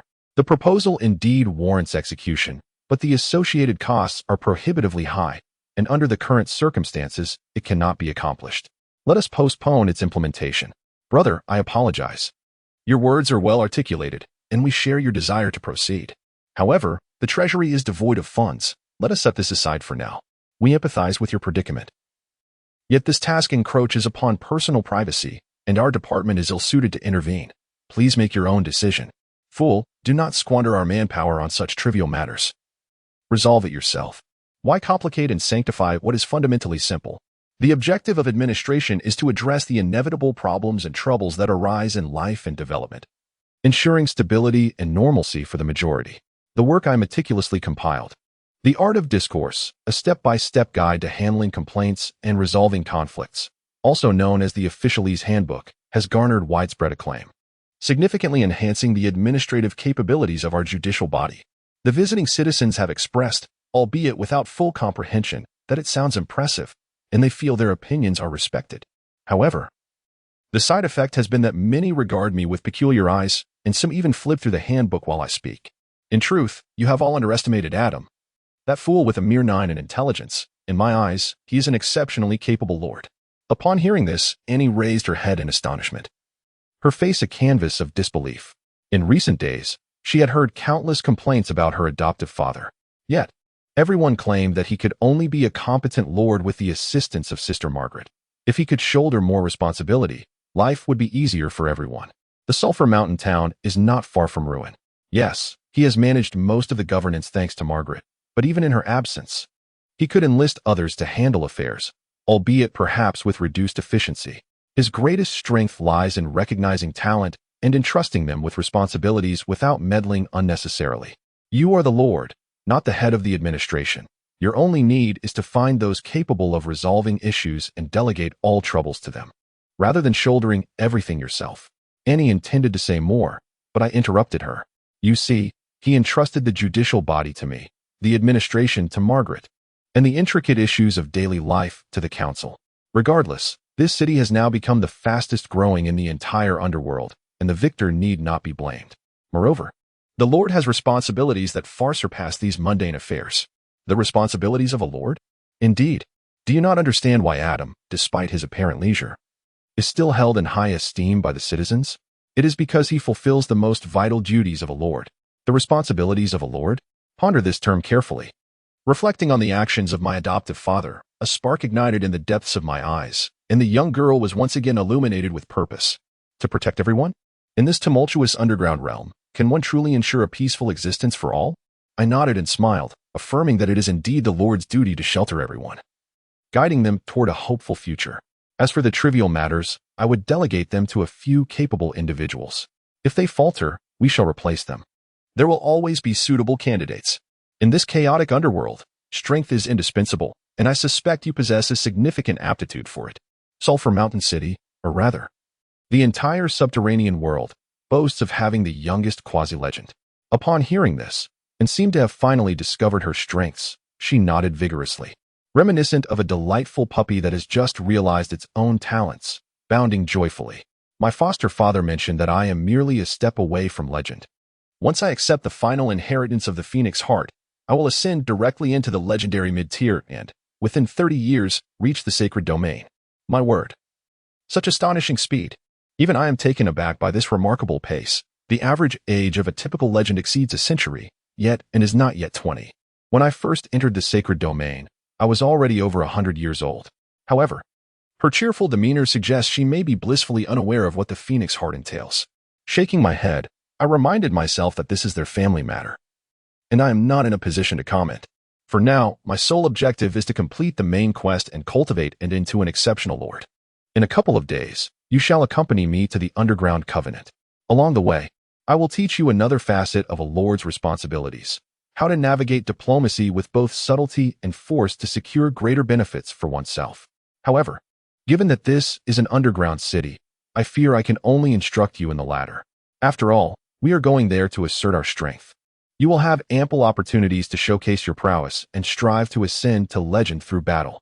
This time, Little Red will join us, as well as the most mischievous of our city, the Bea brothers, the Storm Eagle, and my lively subordinates. You shall handle the overt display of strength while I manage the rest. Together, we will turn the Underground Covenant on its head and orchestrate a grand spectacle. Adam's soul seal is the eternal phoenix, renowned for its endurance in prolonged battles. As long as he is not vanquished in one fell swoop, he will absorb damage, continuously reincarnating and growing stronger until he ultimately unleashes his might. Yet, despite sharing a lineage, I doubt you would be suited to his path. I believe you would excel in a combat style characterized by comprehensive suppression, which necessitates practical experience. Thus, endeavor to seek out fights at the Underground Covenant. Indeed, she remains a young girl at heart. Confronted with the tediousness of governance, she can only wear a morose expression and force herself to comply. Yet, when discussing her passions, she instantly springs to life, brimming with enthusiasm. Governance? It's simple, is it not? It merely involves resolving issues. Recruit a few astute merchants to manage finances, treating it as a newly established department of administration. Let's call it the Finance Bureau. For municipal construction, engage masons and builders, but ensure their personal interests are set aside first. Let us designate it as the Construction Bureau. Do not emulate Margaret's approach. That would be far too exhausting. You assemble the framework and select the suitable individuals. If they falter, simply replace them. To safeguard the city in the future, you must devote the majority of your energy to cultivation. Indeed, I am eager to hear tales of the legendary exploits of the new generation of the Crimson Lotus heroes. Do not fret. You surpass that fool by leaps and bounds. Adam, in his time, was far less capable. His naivety was astonishing. During his first attempt to mediate someone else's domestic dispute, he, gradually and whose emotions fluctuated and who had not slept for 2 nights, succumbed to extreme fatigue and fell asleep against me. Observing the girl, who had lightly sighed and drifted into slumber on my lap, I could not help but reminisce. Humanity is truly a wondrous life form. Just yesterday, a snot-nosed child. And today, in the blink of an eye, an adult. Seeing the dark circles under Anne's eyes, I could not help but feel a twinge of resentment towards Margaret. How could she be so lenient with the foolish Adam and so strict with it? Adam, too, bears the weight of the Phoenix's heart. Are you certain she can accept the truth once she learns it? Uncle Bone, Sister Margaret, Father. Suddenly, the sleeping girl shed silent tears, calling out our names. Do not leave. Do not abandon it. And we'll be very good. Her tearful dreams halted my outstretched hand, poised to wipe her tears. After a moment, I continued, carefully using my sleeve to brush away her tears and gently caressing her hair. The whispered apology escaped my lips, so soft that even I could scarcely hear it. I'm sorry, dear, and adults are rather selfish. We are all a bunch of self-serving scoundrels. Yet, unbeknownst to me, within the Lord's manor, 2 others echoed my sentiments. I was certain that bringing Roland would resolve the issue. Do not blame yourself, Margaret. Little and is far stronger than we imagine. Do not weep, Margaret. This does not suit you. If you have words of reluctance, you may still keep them. Upon hearing the heartless remarks of this indifferent man, Margaret's tear-streaked eyes flared with anger. You could simply choose not to die. That would resolve everything. You selfish bastard. If stairs could kill, Adam would have been pierced by 1,000 arrows by now. Indeed. Who could deny that we are all selfish adults? I only regret little, do not worry too soon. You are smiling? You are. Rest assured, as its father, I am acutely aware of her desires and needs. Trust me, I have made arrangements, and in the end, it shall conclude in a grand comedy, truly a great comedy. I will trust you once more, for the last time. You selfish scoundrel. This was the furious roar of the wise man, shedding his dignified facade in anger. Chapter 32. Lisa is at the detention center? Indeed. The Lich Roland remains confined there due to the tumult he instigated. He merely slipped away unnoticed. Although orchestrating a widespread nude escapade does not infringe upon any laws and cannot be deemed a crime, it is certainly warranted that he spends 3 to 5 days in contemplation, reflecting on his misdeeds to deter future transgressions. After all, the Dark Elves are exceedingly sensitive to magical energies, and a moment's carelessness during their patrols could lead to exposure. However, at present, they lack the time to attend to the docile Lich tucked away in the corner. The reason? They are exceedingly busy, overwhelmingly so. This predicament stems from the mischief I have wrought, specifically the engineering crackdown on the moon. From the perspective of purifying the atmosphere of Sulphur Mountain City, this operation has been nothing short of flawless. Those wretched gnomes and gremlins, akin to live explosives, were tossed into the detention center, and as a result, the crime and report rates in Sulphur Mountain City plummeted by over 3%, with an entire night passing without a single explosion. Yet, as the city guards reveled in a well-deserved slumber, they soon realized this was merely the inception of their nightmares. More troublesome than a single issue is the accumulation of several woes. When numerous engineering masters unite within the detention center, and the banner for the inaugural Sulphur Mountain City Engineering Exchange Conference is raised, even someone as seasoned as I, alongside my companions, was left utterly astonished. The gremlin engineering masters exchanged their experiences of explosions and being exploded, while the gnomes shared various innovative thoughts and methodologies, primarily revolving around their penchant for self-destruction. In the midst of being thoroughly searched in a fit of extreme boredom, the gnomes and gremlins even engaged in fervent discussions regarding the fusion of their respective engineering disciplines. Initially, I found myself quite intrigued, fanning the flames of their enthusiasm. What if we could construct a gremlin-sized lumberjack machine, capable of felling the ancient war trees of the High Elves with a single chainsaw? Impossible? Overweight? My dear child, how unimaginative you are. Have you forgotten that we are not without masters here? With gnome electronic conduits and pressure-reducing springs, not only would it remain lightweight, it should also avoid detonating too swiftly. We could create a colossal mechanical fire-breathing dragon, painting its horns red for a tripling effect on speed. We could devise a dirigible with a continuously rotating drill head, enabling us to bore through the ground, thus circumventing tolls imposed by the subterranean city for maintaining surface passageways. However, it soon became apparent that the situation was amiss. These individuals possessed an overwhelming drive. As I broached the subject of integrating technology and new research themes, their excitement soared to the point of immediate action. No source of ignition, my heel serves as a lighter, striking the ground sparks into existence. Lacking parts? My brother Silverhook moonlights as a fire mage. Melting a few iron rods for components is trivial. No gunpowder? I am a dual master of gremlin alchemy and engineering.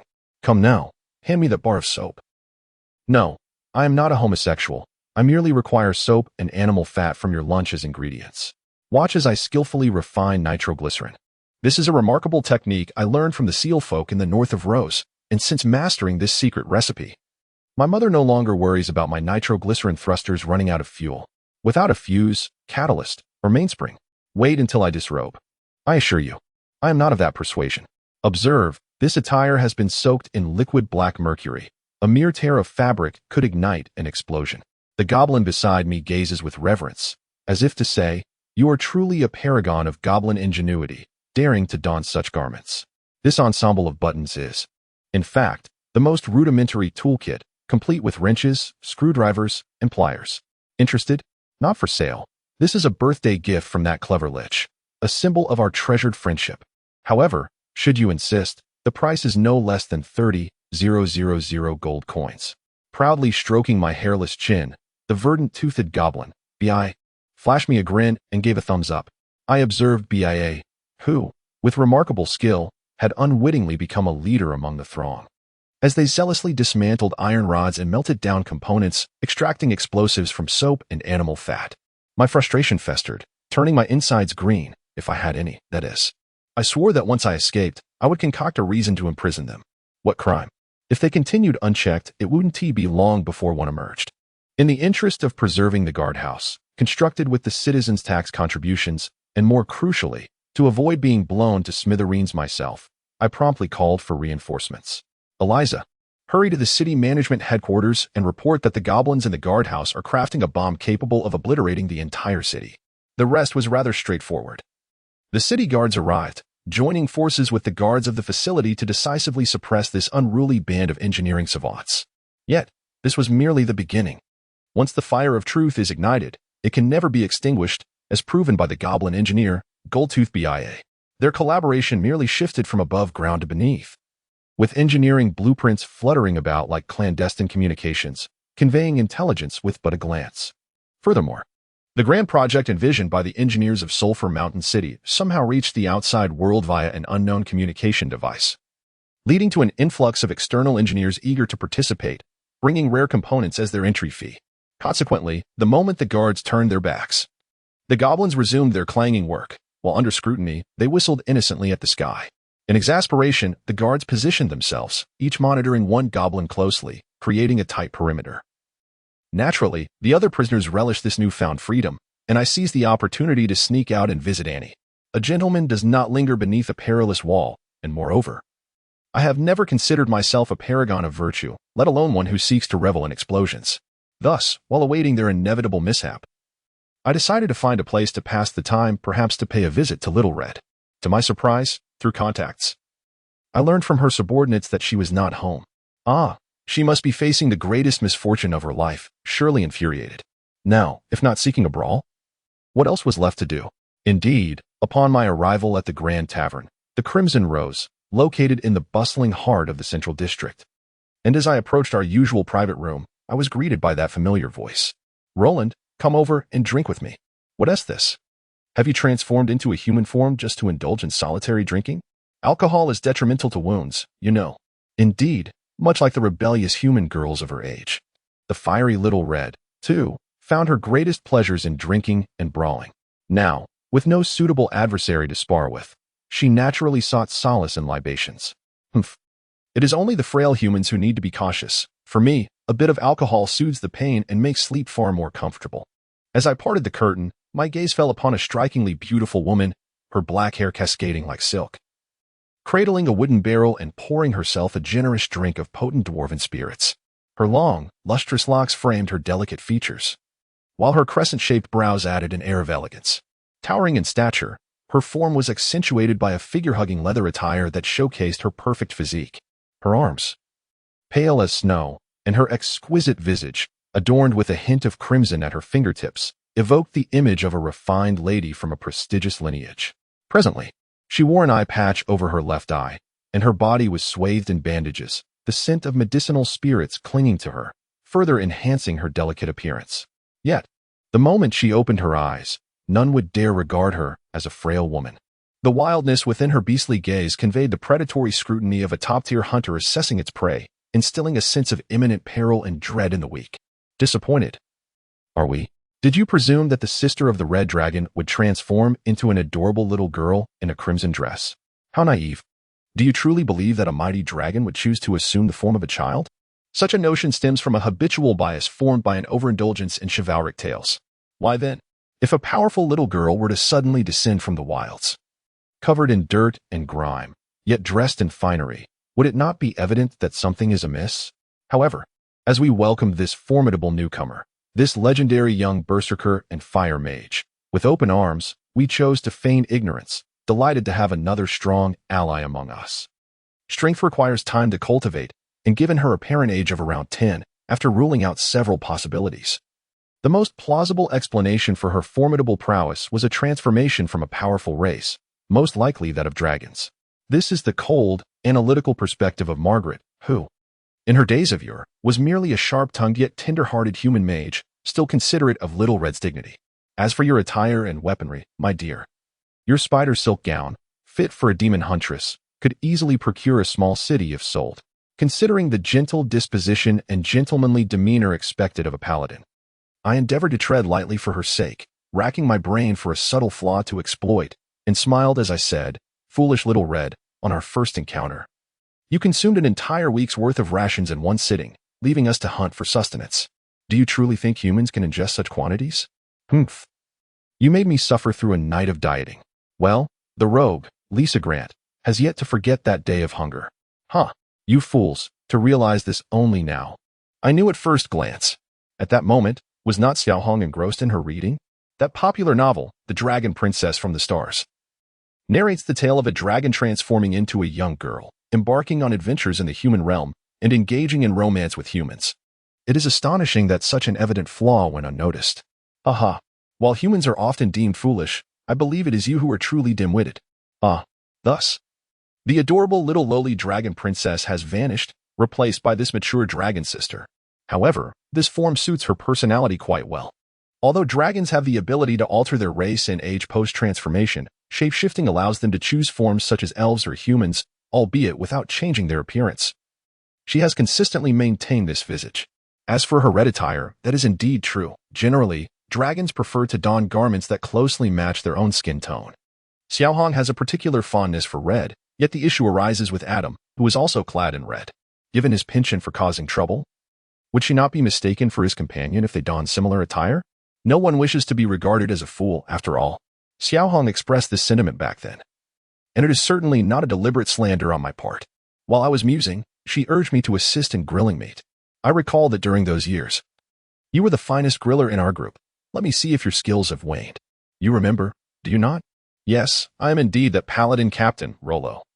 From those days, and in the open, the Xiao Hong before you is none other than the ancient red dragon, Amisius. The perspective and judgment of the golden race of dragons differ entirely from that of mortals. Before the penetrating gaze of her dragon eyes, it was impossible to conceal anything from her from the very beginning. However, our relationship, if termed as companions, would be more accurately described as accomplices. There are some matters better left unspoken, as feigning ignorance is far less awkward than exposing truths that would burden everyone. At present, while I grill the meat, having just sprinkled my secret blend of spices, primarily a mixture of cumin and chili powder, which also serves as a material for smoke-based spells. Before I could even brush on some oil, she snatched a piece and devoured it with delight. Xiao Hong has indeed endured grievances, had it not been for certain circumstances. She would not have merely lost the battle, but would have remained unscathed. Do you think she was merely stubborn and unwilling to yield? The most troublesome aspect of the dragon race lies not in their formidable melee capabilities or exceptional magic, but rather in their ability to fly. Dragons are innately creatures of the sky, possessing extraordinary flying skills. Young dragons can use magic to aid their levitation, while adult dragons can soar freely. For an ancient dragon like Xiao Hong, flying is as effortless as breathing. She can even defy the laws of physics and navigate the skies without the use of wings. Though this tactic may seem shameless, it is exceedingly difficult to counter. Should one wish to slay a dragon, one must first devise a means to bring it to the ground. Thus, even the mightiest empires refrain from provoking the dragon race. For no one desires their capital to experience frequent, unexplained fires. This time, Xiao Hong sustained such severe injuries merely because she was trapped between Adam and Margaret, unable to move, and left helplessly as a target. Being mercilessly beaten like a fixed target naturally left the proud and haughty Xiao Hong feeling aggrieved and indignant. Ahem. However, in her haste to drink, this foolish dragon inadvertently choked herself, prompting me to pat her back to help her breathe. No need. I will handle my own matters. I will confront Moriel personally. You need not interfere. I shook my head, aware of her indomitable spirit. Indeed, this was the answer I anticipated. Nonetheless, it is evident that Xiao Hong's individual prowess subtly surpasses that of the Dragon Queen Moriel, for otherwise, that old wretch would have come to settle the score long ago. After all, Xiao Hong is one of the few who can genuinely pose a threat to her royal throne. As expected, upon mentioning my plans for venturing out and stirring up trouble, Xiao Hong, eager for chaos and seeking an outlet for her frustrations, readily agreed. Yet, after speaking, she gazed at me with a mischievous expression. How has Lisa been lately? Do not feign ignorance. You know my dragon's eye perceives the soul directly. Eliza is indeed Lisa, the last member of our adventuring party, the notorious thief who aspired to become a millionaire, and the object of Adam's foolish affection for half his life. Eliza, is simply Lisa, Liza, with an added prefix F for emphasis. Such a simple game of letters is likely beyond Adam's understanding. When did you figure it out? Yes. The human Lisa has perished. The current Eliza is a new life and soul. One could say that Eliza is Lisa, yet she is not Lisa. Observing Xiao Hong's keen interest, I felt a bittersweet pang.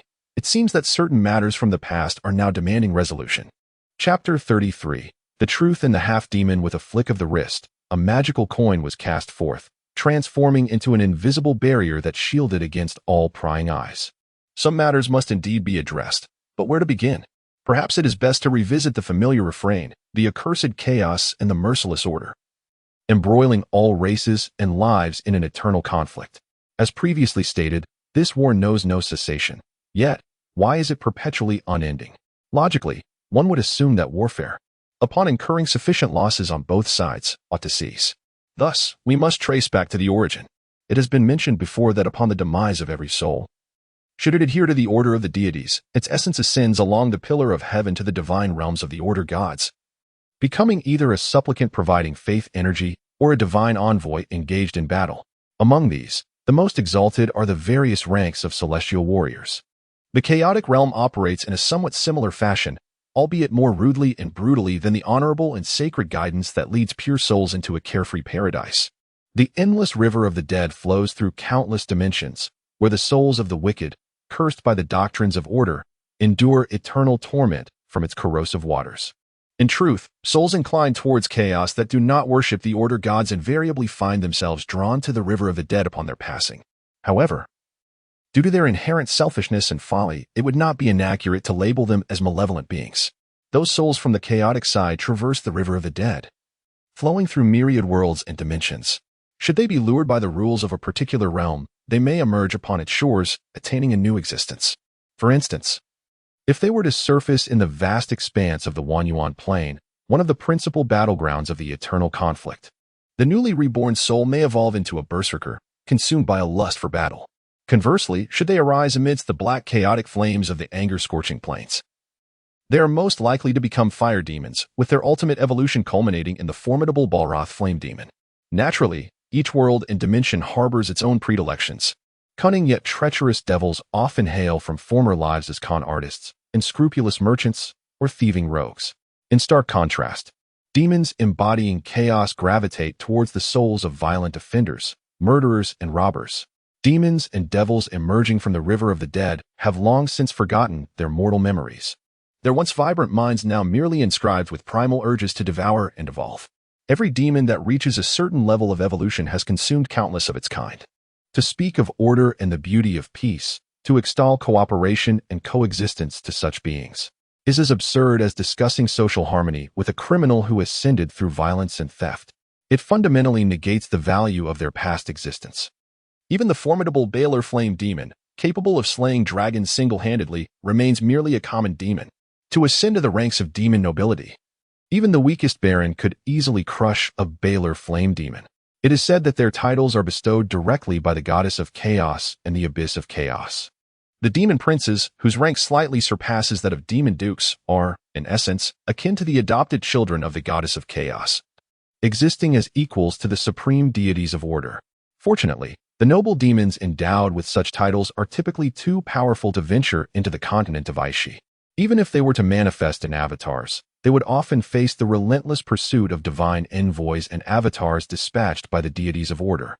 Alas, with life comes death. The souls of the deceased will be reborn, transforming into new soldiers for both factions. Thus, the eternal conflict continues unabated, a fundamental truth of existence, as certain as the rising sun and the salinity of the sea. However, over a century ago, one individual dared to defy this immutable rule. He sought to prevent the sun from ever rising, to bring death to the living, to establish nations from the dead. To extinguish the holy light, he was the Lord of eternal night. Indeed, it was I, in a moment of profound folly. Ahem. Since this is a matter of dark history, I shall refrain from elaborating further. Regardless of how one might argue, Lisa ultimately perished beneath my legion, slain by the hand of my most capable general, the Bone Dragon Queen, Grace. In a manner of speaking, her death was indirectly at my behest. At that time, in my pinnacle of power, I refused to acknowledge the tragic demise of a friend, challenging the very fabric of existence in an attempt to reverse life and death. To my mind at that time, mere resurrection as an undead was not true revival. It was utterly devoid of meaning. If one were to resurrect, it must be genuine resurrection. Indeed, the souls of the deceased lose all memory and identity within the river of oblivion, but this process requires time. After all, while the waters of the river are undeniably lethal to any living being, it must first be ingested to take effect. Hence, If I could locate Lisa's soul using divination before the waters fully took hold, I could extricate her from the river and restore her corporeal form. This notion was not my original conception. It was a well-known jest among mages. Although theoretically feasible, the river of oblivion devours any soul that dares to approach it.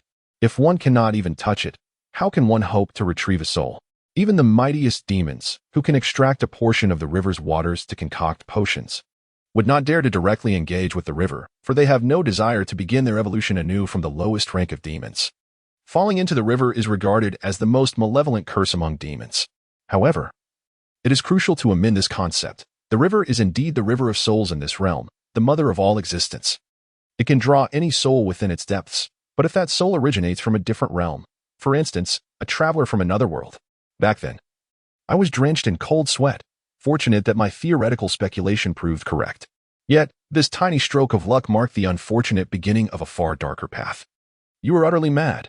You are challenging the order established by the gods. You are simultaneously provoking the dignity of both the chaotic evil gods and the deities of order. You are courting your own demise. The shock and roar of the dragon echoed in my ears, and all I could do was bitterly nod in response. Xiao Hong gulped down a glass of wine. Who did you encounter? Has a true deity descended?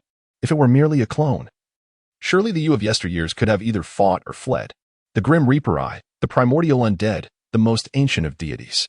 Suddenly, the wineglass shattered on the ground. The aroma wafting through the air, as the ancient red dragon Amisi escaped, letting the liquid trickle down. That utterly foolish expression was indeed a rare sight. Hey, your image. If this foolish visage gets out, how will you ever find a husband? I kindly warned her, yet she grabbed me, pressing our noses together, our eyes locked. You jest not. In the annals of our dragon lineage spanning millions of years, each has only struck thrice, and each opponent has been a true deity. Do you believe yourself formidable? Merely a modern demigod of the undead, a dime a dozen in ancient times, you lack the qualification to compel any of them to engage. Each word dripped with skepticism, her dual dragon eyes brimming with disbelief and doubt. I do not jest. It is indeed I, the most ancient of deities. A venerable predecessor who followed the goddess of chaos and the goddess of order, the oldest king of the Highland clan that birthed the devil race. The oldest Grim Reaper who bestowed freedom and wisdom upon all undead. Then why are you still so lively? I cannot fathom how a demigod could escape his grasp. All true deities he has set his sights upon have perished.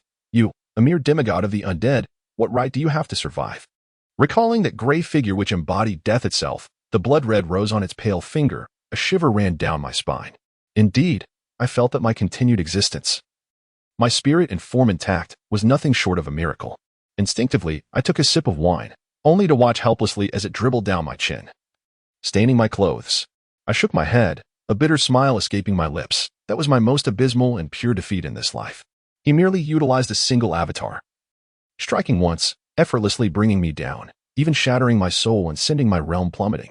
Since that fateful encounter, I had abandoned any hope of achieving divinity as an undead, for that would necessitate challenging the Grim Reaper and the unchanging position of the Reaper over countless eons attests to the impossibility of such an endeavor.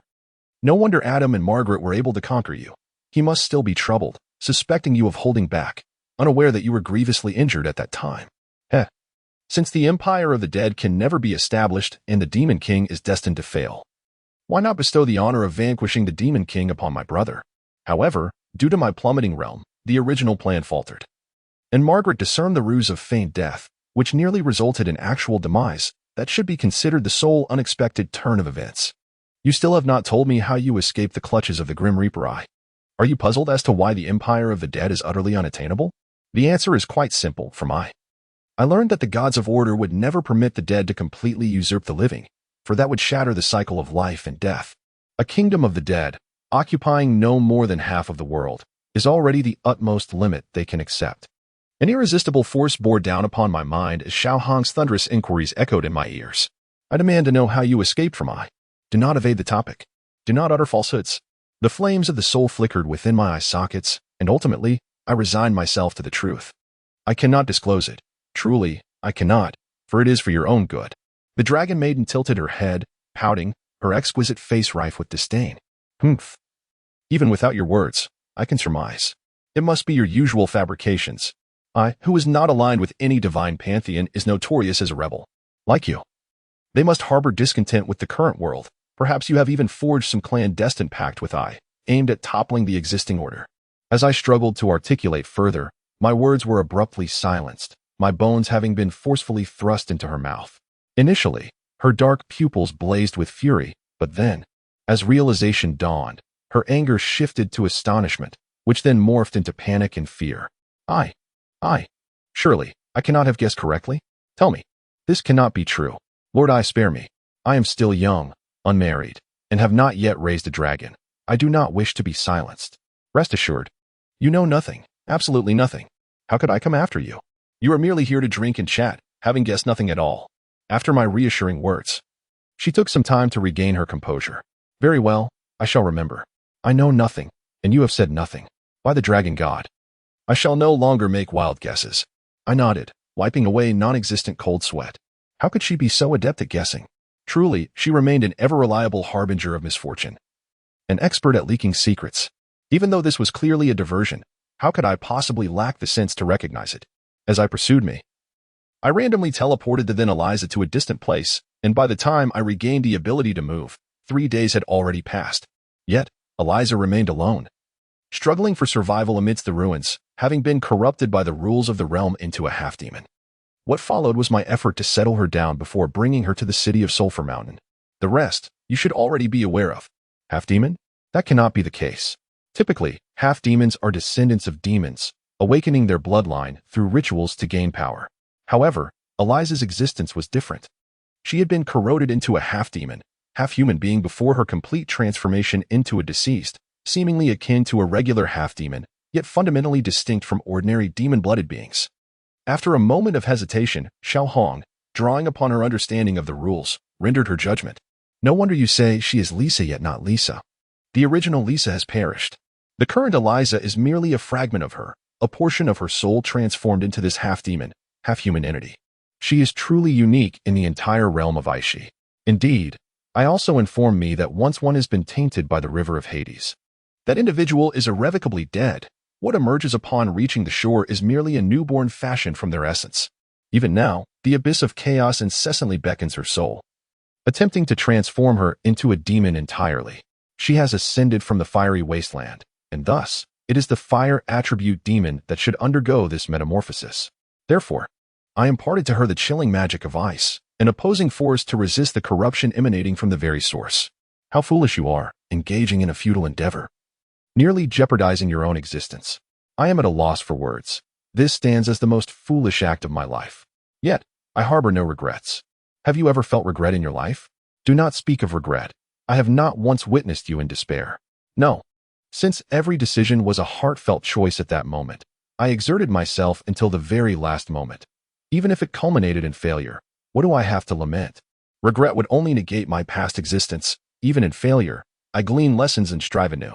Of course you do not regret. Now there exists a maid who devotes all her thoughts to you. Isn't this reminiscent of the past, when that lad Adam was infatuated with Lisa? Yet Lisa's gaze remained fixed on her Captain Rollo? Please refrain from bringing up such matters. It vexes me. Initially, I thought there might be potential. Yet it turns out that Eliza and Lisa share similar preferences, completely indifferent to Adam. Is Adam aware of this? Do you think he is oblivious? Though his intelligence is lacking, his intuition is remarkably sharp. It is akin to him knowing you are his brother Rollo yet persistently feigning ignorance. I am unsure. Some truths are too awkward to confront. Perhaps it is better to remain a little muddled. However, regarding Eliza, he has approached me with a singular statement. Eliza is Eliza. Lisa is Lisa. Lisa is dead, and my heart has perished as well. Suddenly, I feel a wave of sympathy for Adam. No, I am merely astonished by the truth of a rumor. What rumor? The old bachelor is particularly tender-hearted, even towards women who do not belong to him. TSK. Margaret possesses a sharp tongue yet a soft heart. In truth, you surpassed Adam in every aspect: beauty, strength, maturity, and a melancholic allure that attracted foolish women. To the point that the silly girl Lisa clung to you. Yet Margaret could not relinquish her attachment to the troublesome Adam, aiding him in cleaning up his mess for half her life, ultimately pining for him in vain. The paladin relies on their looks, and without the art of eloquence, how could they garner generous donations? As for my so-called melancholy, at that time, my entire being was consumed with thoughts of avenging an insurmountable foe. Naturally, I was engulfed in despair. TSK, TSK, heh. Why the strange laughter? Am I mistaken in my assertions? No. I am simply taken aback by the authenticity of a rumor. An old maid past her prime inevitably becomes a connoisseur of romance through endless delays and matchmaking. In the flicker of two pairs of eyes, a spark ignited, only to culminate in two resigned sighs. After all, inflicting harm upon shared vulnerabilities only leads to mutual suffering. Suddenly, those dragon-like eyes brightened, and Xiao Hong embraced me, deliberately positioning my head against her chest. The intoxicating fragrance of wine and the delicate softness of her touch enveloped me in an eerie sensation. Perhaps we, the remaining bachelors and bachelorettes, should form random pairings. Surely, someone like me would be quite to your taste. While you may not be able to grant me a child, you are hardly unpleasant. A purely spiritual romance could be delightful. The softness of her bosom pressed down entirely, and thankfully, I no longer required breath. Otherwise, is this a confession? For the first time in history? Has my spring finally arrived? Am I to experience my very first love in this lifetime? Humph. Sensing that my master had utilized a barrier, I worried for their well-being, having traversed a long way to find them. It turns out they were indulging in frivolous revelry. The romance between the great lizard and the skull was truly beyond words. Perhaps I might contact the Sulphur Mountain City Daily and Playwrights. The citizens would gain fascinating topics for idle chatter, and a new love opera would grace the Grand Theater. If I were still capable of sweating, I would surely be drenched in cold perspiration by now. Meanwhile, Xiao Hong was rolling on the ground in laughter, evidently. The earlier so-called confession was merely a farce to gauge the arrival of Elisa. She had played me for a fool. An inexplicable sense of loss and disappointment rose from my heart. The earlier wavering made me long to bury my head in a barrel of wine. While the piercing gaze behind me urged me to flee. I, Ultraman, am battling a monster. I must assist. Uttering the most absurd words. I made my escape, inadvertently missing the clash that belonged to women behind me. My master is mine. My declaration, filled with newfound courage, was met only with sympathetic glances from the other party. Last time it was my sister. This time, perhaps you are being regarded as a daughter. You truly are pitiable. Keep striving, though the road is long and hope is scarce. I shall not concede defeat, even against you.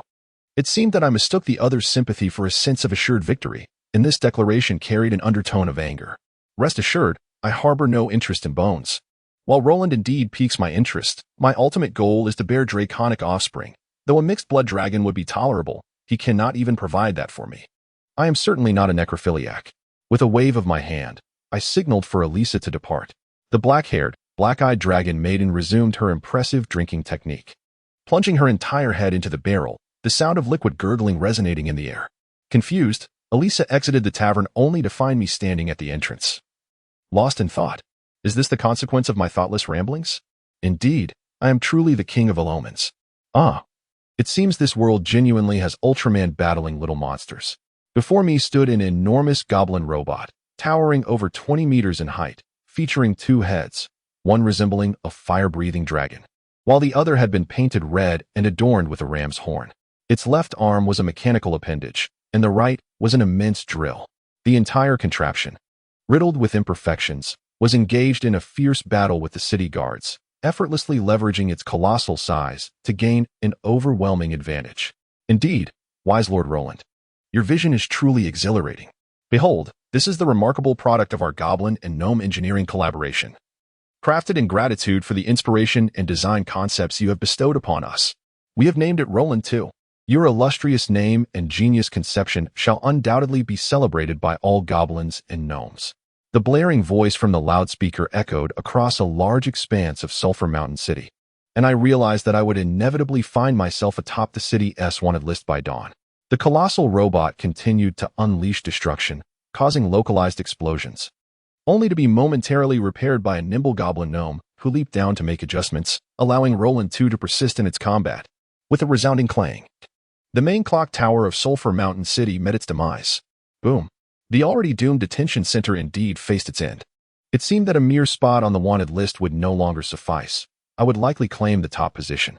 Without hesitation, I turned to Eliza and declared, "Inform everyone on the list that tonight we shall pack our belongings and flee under the cover of darkness. No, we will embark on a mission for the Underground Alliance." The Supreme Court of Sulphur Mountain City, the highest judicial authority, was typically enshrouded in an atmosphere of solemnity and silence, as prescribed by the decorum inscribed above the hall, maintaining a dignified demeanor, enforcing the law rigorously, and exercising caution in speech and action. The officials of the judicial body were often serious in countenance, concise in words, and swift in actions, earning the commendation of the citizenry. However, today's circumstances were markedly different. The once quiet corridors now buzzed with the clamor of disputes and uproar, as awaiting trial prisoners, shackled by iron chains, filled every cell to capacity. Even the previously vacant square was now teeming with people. In one corner of the square, the once mighty goblin robot had been reduced to a heap of scrap metal, given its substantial presence. It could aptly be termed a forest of steel or a wasteland of iron. Nearby, a gathering of goblins and gnomes wept around the remnants, with some even performing their ancestral waist dance, also known as the tropical belly dance, as if bidding farewell to a beloved family member. Meanwhile, on the outskirts, many affected citizens, unable to appreciate the exotic spectacle, resorted to the traditional Sulphur Mountain custom of showering the troublesome engineers with tomatoes and rotten eggs. Of course, the furious citizens were not lacking in the company of goblin merchants peddling ammunition.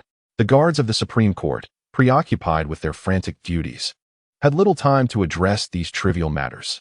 Due to the destruction of the detention center and the municipal administration headquarters, numerous suspects found themselves without refuge. Had the Sulphur Mountain prison remained intact, relocation would have been feasible. However, in the wake of the recent jailbreak, some minor offenders had already been transferred to the detention center. Now, it seemed that the entire situation had escalated, and the only option left was to transfer them to the Supreme Court. All four chambers of the Supreme Court had been mobilized, yet a palpable sense of understaffing lingered. The cacophony of shouts, cries, pursuit, and pleas for mercy transformed the once solemn and tranquil Hall of Justice into a bustling marketplace of bartering. Meanwhile, furrowing my brow and striving to disregard the uproar outside, I ultimately succumbed to the chaos and reluctantly commanded the guards to secure the doors and windows tightly and draw the curtains, striving to create a relatively serene environment for the proceedings. Indeed, the trial, my plan for a hasty escape, or rather, an urgent diplomatic mission, had been ruthlessly vetoed by Ylisha from the outset. Sulphur Mountain could certainly do without the Archmage Roland, but following his miraculous feats, the figure known vaguely as the Fourth Titan, the elusive supreme judge of Sulphur Mountain, had vanished. The upheaval that would ensue from his disappearance would likely be far more severe than the attacks themselves. Most crucially, others were ill-prepared. Even the diplomatic documents remained unfinished. Venturing out alone would only result in farce. However, should I remain here in the guise of Roland, I feared that by tomorrow, I would be counting the remaining bones of my existence. I was certain that the local officials, who had been unceremoniously ousted, would possess little patience for my explanations. Merely dismantling me for a stew would be deemed a generous act. Although in my lifetime I have committed numerous offenses that warranted such a fate, this time I truly found myself innocent. I had merely spoken in jest, anticipating an explosion and sparks. Who could have foreseen that they would actually construct such a contraption? The memory of that 20-meter steel behemoth sent a shiver down my spine. A rudimentary version of a metallic titan, perhaps, capable of overpowering legendary monster harvesters? It seemed that, quite inadvertently, something quite formidable had been created. Of course, the formidable aspect of Roland 2 was that it had come at a tremendous cost, thereby amplifying the gravity of Roland's culpability as the mastermind behind it all. At this moment, the first dilemma I faced lay directly before me. This case had surpassed the capabilities of any judge, leaving me no choice but to intervene personally. Meanwhile, Prosecutor Katerina was reading the indictment and presenting the gathered evidence. At precisely 4:20 in the afternoon, smoke signals erupted from the detention center, seizing the chaos. External engineers and those within the center commenced the final assembly of their project. Objection. Given the smoke signals, what grounds do you have to assert that my clients are responsible for the assembly? Perhaps my clients merely intended to utilize the fireworks for a barbecue lunch. The silver-masked goblin prosecutor, Lovi, abruptly interrupted his colleague's statement, instead presenting an exceptionally bizarre assertion. Indeed, we are merely roasting sweet potatoes and preparing smoked fish. A clamor erupted from the defendant's stand. Inciting a ruckus was, after all, a favored pastime of goblins and gnomes alike. In the moat of Sulphur Mountain City, only piranhas dwell. Where do you intend to procure fish to roast? With your clumsy fishing skills, you shall never achieve success. Katerina roared in fury. embodying the fierce spirit of an Amazonian huntress, her golden ponytail dancing in the wind, exuding an aura as sharp as a blade, reminiscent of a Valkyrie in pursuit. Yet, her concern seemed slightly misdirected. No, with the right methods, piranhas could indeed be caught, especially with Parker's fishing rod at our disposal. At that moment, I grasped why the prosecution-savvy goblin, Rovi, insisted on defending his kin. He was clearly attempting to obfuscate the truth, well-versed in the intricacies of the prosecution, knowing that the meticulous prosecutor Katerina could easily be led into a cul-de-sac. Hence, by turning the trial into a farce, this judgment could be swiftly resolved. In the past, such a farcical trial might have been overlooked, but now, for reasons unexplained, it simply could not be allowed to unfold thus. If the goblins were acquitted, all the blame would fall upon the Lich Roland. Casting a glance at the city guard elves, who were so enraged they were gnawing on the table, I resolved to ensure that the guilty received their due punishment. As evidenced by the gnawed iron plate, my resolve would not be easily broken. Rovi gold coin. May I inquire where you were at 4:20 yesterday afternoon? Do not lie. You are aware of the consequences of deceit in my court. Indeed, upon my inquiry. The previously impassioned temporary defense attorney was rendered speechless. I helplessly rubbed my forehead, feigning exasperation, while inwardly reveling in delight. I knew you would not remain at home. And now, it is your turn to take the fall. Rovi gold coin, you have brazenly broken the law. You have brought shame upon the highest court. Now, kindly silence yourself and take your place at the defendant's table. Oh, and do apologize to the city guards for the havoc you have wrought. Hearing this, Rovi discarded his mask, relinquishing his judicial identity, and trotted over to offer an apology, only to return to the defendant's table, sitting quietly with his kin, fully assuming the role of the accused. By the way, someone summoned the storm of self-destruction. I can assure you, he was undoubtedly involved. Don't know him? The storm of self-destruction from the Royal Hall, that short fellow. It's Millhouse Manastorm. The gnome's uniquely high-pitched voice rang out from the audience. As Millhouse leapt over the barrier and made his way to the defendant's table. Since crimes have been committed, punishment must follow. What are you waiting for? Then, a cacophony ensued, a mix of goblins, gnomes, humans, and other races, totaling 3 or 4 dozen. Seemingly the entire assembly of engineering masters from Sulphur Mountain City had gathered. It appeared these masters had not anticipated the situation would escalate to such proportions, and now they were all dutifully presenting themselves. With a resigned shake of my head, I surveyed the empty defense table. Finding a suitable defender all at once seems impossible. You shall defend yourselves. Storm Eagle, enlighten me, though this matter is clearly not your concern. Why do you choose to intervene? Those nefarious engineers are foes of nature. That grotesque construct of dark curses, the Black Iron Giant, is an abomination that inherently desecrates the natural order. It is a lumbering machine, undoubtedly an adversary of nature. Therefore, as children of nature, we must purify this cursed land. Struggling to comprehend his peculiar accent-laden speech, often interspersed with strange beastly growls, I initially attempted to translate his words into something more comprehensible. However, observing the equally bewildered onlookers, my patience waned. Speak plainly. Otherwise, I shall confine you with the wretched banshee, Arrow. The half-dragon's malevolence has become notorious throughout Sulphur Mountain City, and his abominable act of keeping a druid as a pet has left many in shock. For the victim and his fellow druids, that man embodies true terror. He has now forgotten his humanity, believing himself to be a mere dog, chasing his own tail day after day. What unspeakable acts has that half-dragon committed against him? The vile dragon, the druid's nemesis, Banshee Arrow, is how the druids of Sulphur Mountain City refer to him. Even the Grand Druid, Storm Eagle, shivers at the mere mention of his name. We witnessed that Iron Giant, a blatant violation of our doctrines. My companion suggested we confront him, and upon reflection, I recalled my grandfather's teachings, which indeed warranted such action. Thus, we engaged him, much to my dismay. Observing the foolish grin of the Grand Druid, I found myself at a loss for words. This was undeniably direct, yet his foolish visage incited a desire to strike him. Calm yourself, maintain composure. This group has proven unreliable before, so do not let them ruffle your feathers. Ahem, well then, we now face the sudden intervention of the Paladin Brigade. Tim, I can surmise your involvement in this chaos. Your Grace, we merely fulfilled our duties as paladins. Ah, I see. Upon witnessing the colossal machine dismantling a city wall, you shouted, by the holy light, this evil is worth confronting, and charged forth. In the process, you also demolished 2 additional walls and over 30 homes. I can understand your frustration at having your chance for heroism usurped by the judicial system, but to seize this opportunity and recklessly wreak havoc is quite another matter. You've only recounted half the tale. What of how you entangled yourselves with the Druids? Do you presume I am unaware of the animosity that developed between you and Storm Eagle during the previous incident? Remember to send the repair bill to Old Bill. I trust his health has improved since his last alarming episode. As for this bill, triple it and impose a hefty fine. Disregarding Tim's expression of despair, I shifted my gaze towards a group of anxious young individuals. Lucas, I inquired, having recently transitioned from a paladin to a justicar. Why have you involved other South Siong students in this turmoil, particularly targeting former comrades? Are you not aware that law enforcement's misconduct only exacerbates their transgressions? I held a certain esteem for this young man and was genuinely intrigued by the fact that, despite being here for rescue, it had devolved into a brawl between paladins and justicars. If memory serves, Lucas and Tim shared a close bond. I harbor no grievances against brother Tim. He has always looked after us.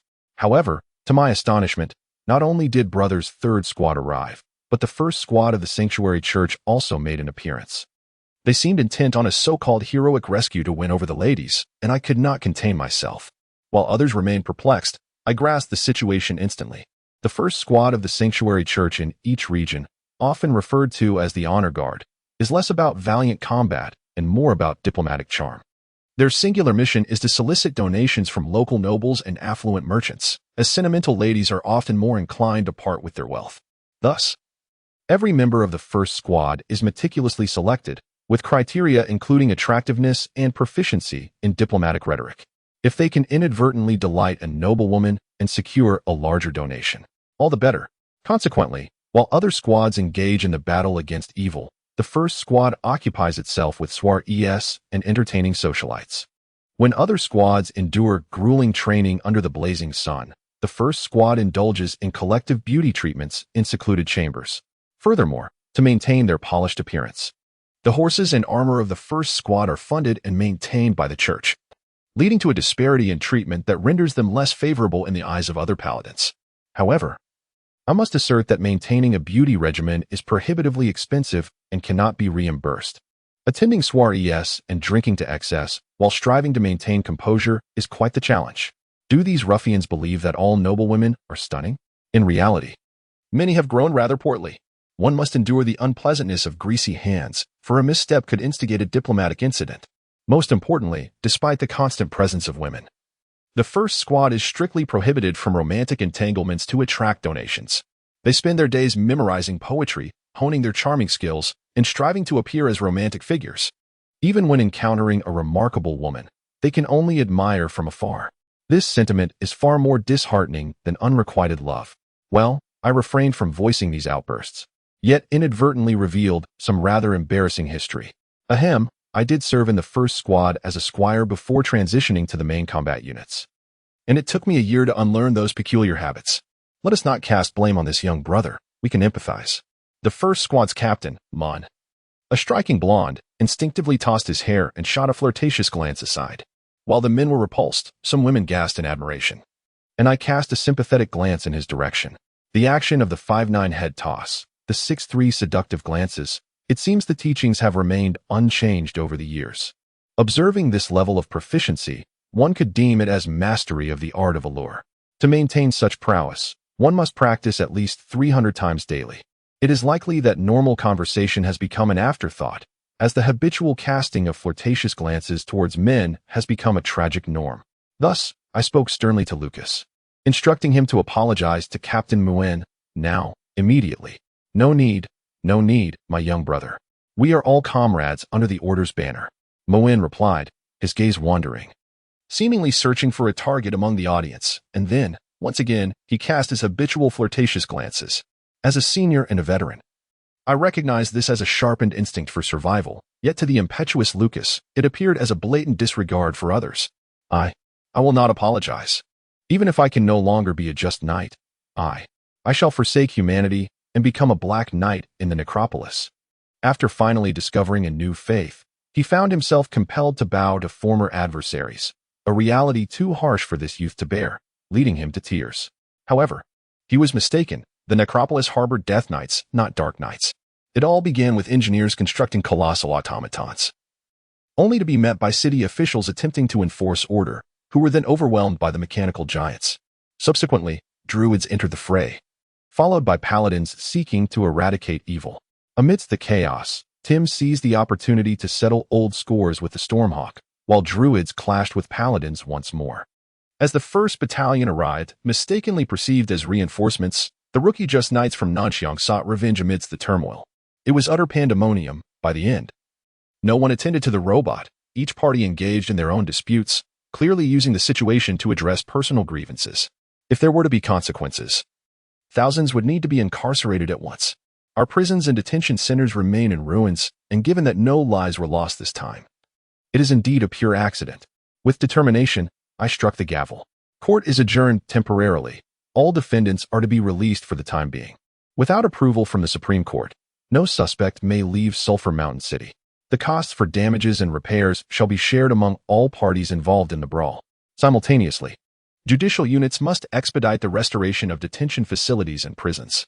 Once the culprit Roland is apprehended, we shall reconvene. Ultimately, it seems all blame will rest upon Roland. Meanwhile, the indignant city officials, eager for retribution, clearly intend to capture Roland themselves. Well, since that incident yesterday, she has ceased to acknowledge me. Nevertheless, this trial has solidified my resolve. Chapter 35, Sowing the underground city of Karenstapol stands as the nearest to the city of Sulphur Mountain. Although it is not an obligatory passage to other dungeons, many caravans choose to traverse this route to replenish their water supplies or procure local specialties such as minerals, gems, and slaves. More than 70% of the city's populace consists of gray dwarves and underground orcs, with the latter predominantly comprising the pig tribe. Once ruled by the former Lord Pooh, the land here is notably barren, and following several incidents of military ambushes on merchant caravans, the greedy pigs have gained infamy. Now, aside from exploiting the resources of the mountains and engaging in the slave labor trade, they appear to have little choice. Upon the announcement of Lord Pooh's demise, it was no surprise that chaos engulfed the entire city of Kurin. The perception of the underground city as a realm of chaos is indeed justified in most subterranean domains. The most primal natural law of survival of the fittest prevails, with the most powerful lording over the rest. The prolific breeding capabilities of the pig tribe have resulted in a large population, allowing for relative stability during power transitions. However, this time, Pooh's sudden demise, exacerbated by the plundering of resources from Sulphur Mountain, left a power vacuum. His intended successor, his son Haha, lacked the strength to assert control, leading to ambitious factions within the tribe stirring restlessly. To describe their restlessness as merely fidgeting would be an understatement. On the very afternoon the news broke, the restraints vanished, and civil war erupted. Meanwhile, the second largest faction, the gray-scaled lizard orcs, allied with the gray dwarves, along with desperate civilians seeking to escape their fate as slaves or miners, seized the opportunity to flee. Chaos is indeed contagious. Amidst the rampant warfare across the continent, the population of Karun, which once numbered nearly 700,000, dwindled by a significant fraction. When Lilith and her team finally arrived at Karun, the scene was one of utter devastation. Had they arrived just 2 nights later, the city would have lost at least half of its remaining inhabitants. Of course, once the dust settles and a victor emerges, Karun will soon witness the rise of a new dungeon lord and noble class, ushering in another cycle of relative stability. As for the slaves and civilians who perished amid the turmoil, nobody cares. Such is the nature of an underground city composed of the exiled. Might makes right. The victors reap all, and the weak are left to perish. However, witnessing the billowing smoke rising from the city and the sight of orcs, clad in guard and military garb, indiscriminately slaughtering the very civilians they were meant to protect, Lilith and the other enforcers from Sulphur Mountain were consumed by fury. Thus, Lilith activated the remnants of the divine artifact, unleashing its fragments to conduct a grand judgment over the entire city. Naturally, replicating my previous approach of a comprehensive judgment based on the rules was unfeasible, yet even these fragments of the artifact retained their formidable power. The fragments of the original Codex artifact, Law of Faith, 367,999. For every 1,000 adherents, faith can increase by 1 each week, with a maximum increase of 50 points per month. Once the points are fully accumulated, the original fragment will automatically replicate. Effect 1. Land of Law. Passive when placed in the heart of a town. This city shall transform into a realm of law. Within its scope, enforcers can learn and master the power of legislation. Effect 2. The Great Judgment. Active requires a one-time consumption of 100 points of law faith, followed by a continuous expenditure of 1 point per minute. Upon activation, all inhabitants of the city shall be subjected to the judgment equivalent to that of a legendary adjudicator.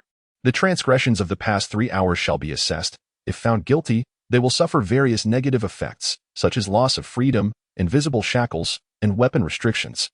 During the Great Judgment, the effects of all enforcers' legal spells are doubled, and their temporary rank is elevated by 1. Prerequisite: the city is rife with lawlessness, and evildoers abound. On the brink of ruin.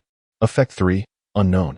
Artifacts hold immense power. Their mere utilization can alter the course of a war and reshape history, and the current fragment, though merely a replica, is no exception. When the Great Judgment is invoked, all wrongdoers are condemned and burdened with a multitude of negative effects, while the enforcers ascend in rank. For someone like Lilith, ascending to a higher tier is a legendary feat, and given the turmoil in the city of Karen, her own forces, known as the Court of Law, were evidently insufficient. To stabilize the situation, I summoned the most formidable enforcers from the Law Court. The Law Court consists of seasoned veterans specializing in legislation, often serving as judges of the highest court, and they typically possess advanced legal professions, making even the weakest among them a golden tier individual. This time, nearly the entire Law Court was mobilized, comprising over 200 golden tier enforcers and 6 legendary figures. Thus, during the 5 hours of the Great Judgment, more than 200 legendary enforcers and 6 earthly saints emerged. Regrettably, had the head of the Law Court, Collier, not been recuperating at home, an earthly saint reaching the next tier would have been but a step away from the realm of demigods, and experimenting with such power could greatly benefit his future ascension. Nonetheless, the presence of over 200 legendary figures and 6 earthly saints is already outrageous, especially considering the former lord of the city was merely at the pinnacle of legend. The ensuing events were straightforward. Within the 5 hours of law faith being exhausted, all rioters and murderers were eradicated. When the crimson aura of guilt thickened to a certain degree, it was evident their crimes warranted the death penalty. The powerful members of the Law Court, confronted with heinous offenses, were entirely unacquainted with the notion of mercy. Thus, the Great Judgment devolved into a grand execution. In the aftermath, the stench of blood lingered heavily in Karen Mountain City for 10 days unyielding. Rescued from disaster, the newly arrived conquerors were swiftly regarded as saviors by the majority of the inhabitants of Kalen City. Seizing the opportune moment amidst the post-war instability, the judges fervently endeavored to disseminate law and order. The once depleted artifacts began to rejuvenate, infused with the faith of the rescued citizens. Although their next utilization would not occur for at least 3 months, this campaign was destined to astonish the entire underground realm, its repercussions extending far beyond the setbacks faced by the 2 dominators of the Undercity.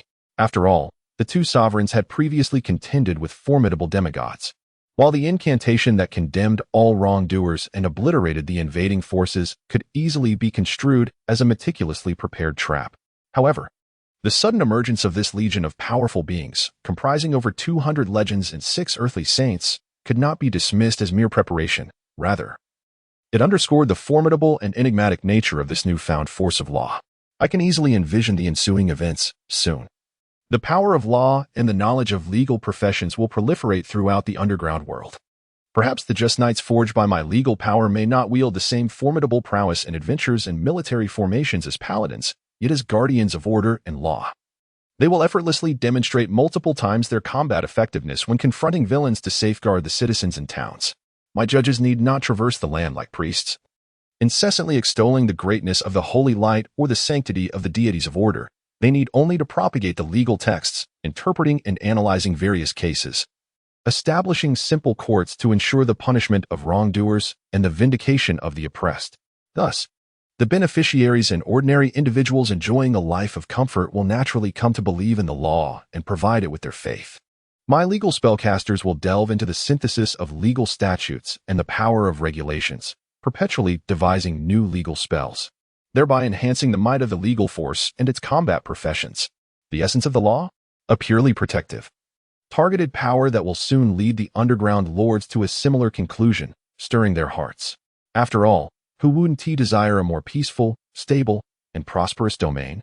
The mass production of law enforcement officers utilizing the power of law to provide security support for their territories is an endeavor that promises immense returns. Even if the legal powers thus cultivated do not engage in world conquest, for joining an invading army would result in the automatic forfeiture of their judicial status and the loss of their legal power. They can be deployed from their roles in law enforcement to participate in warfare, thereby allowing these legal champions to guard and defend the city, as participation in city defense battles is permitted for legal professions, thus enhancing overall combat strength.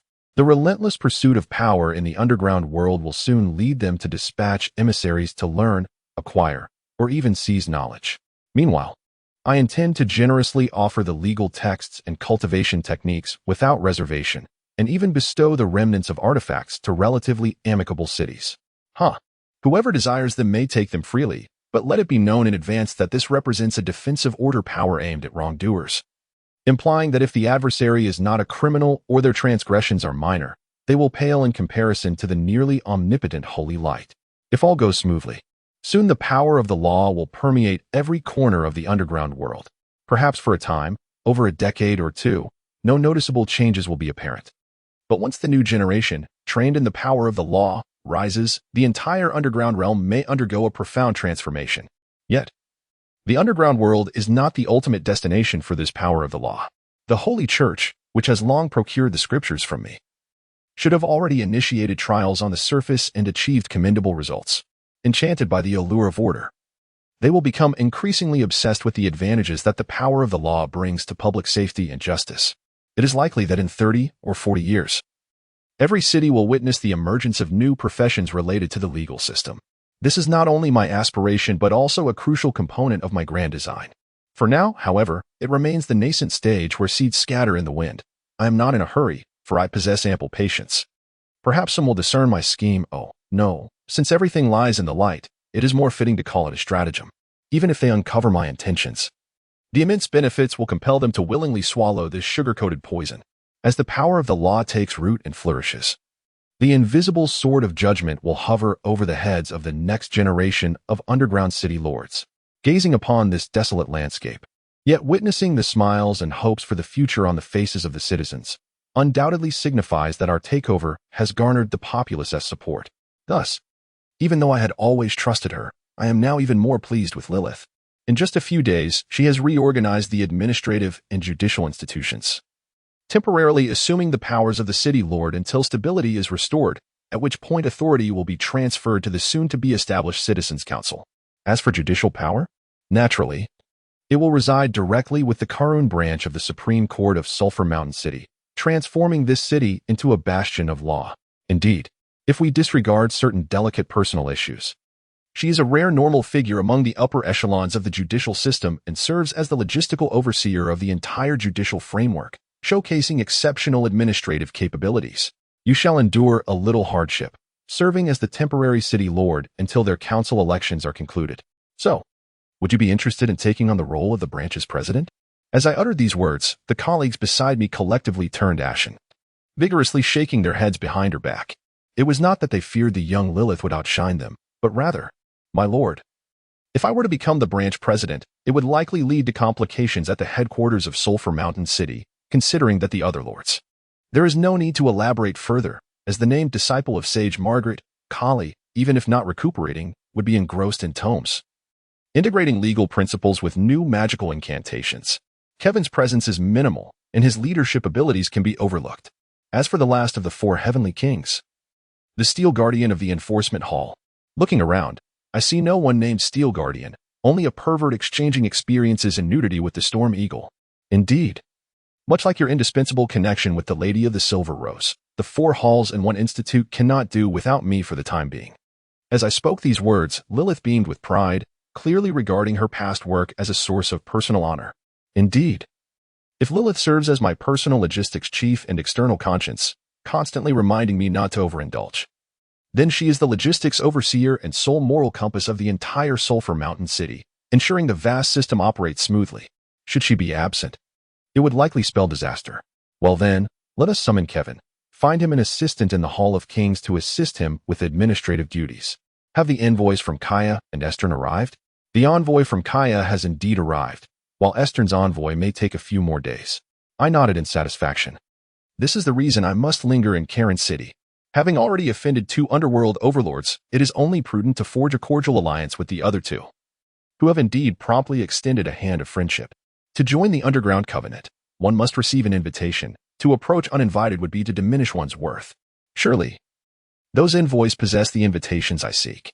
Just as the surface elves and orcs are locked in a blood feud, dark elves and underground orcs are inherently at odds, with devil agents and demon agents destined to be mortal enemies. The relationship between Orc King Tao and Kaya, as well as Estern, is bound to be fraught with tension. While Moriel proves to be a duplicitous and unreliable ally. Although enemies may not be friends, they can sometimes become allies of convenience. However, to trust the treacherous dark elves, who consider betrayal and murder as virtues, while treating the cunning and malevolent devils as allies, would be akin to placing a noose around one's neck and handing the other end to them. None of the underground overlords are to be trifled with. There, 16 colossal goblin automatons are being meticulously assembled and calibrated, with engineers from Sulphur Mountain City working diligently to expedite the process. The exceptional mining heritage of Karen City and the craftsmanship of the Grey Dwarven blacksmiths will provide robust support for these engineers.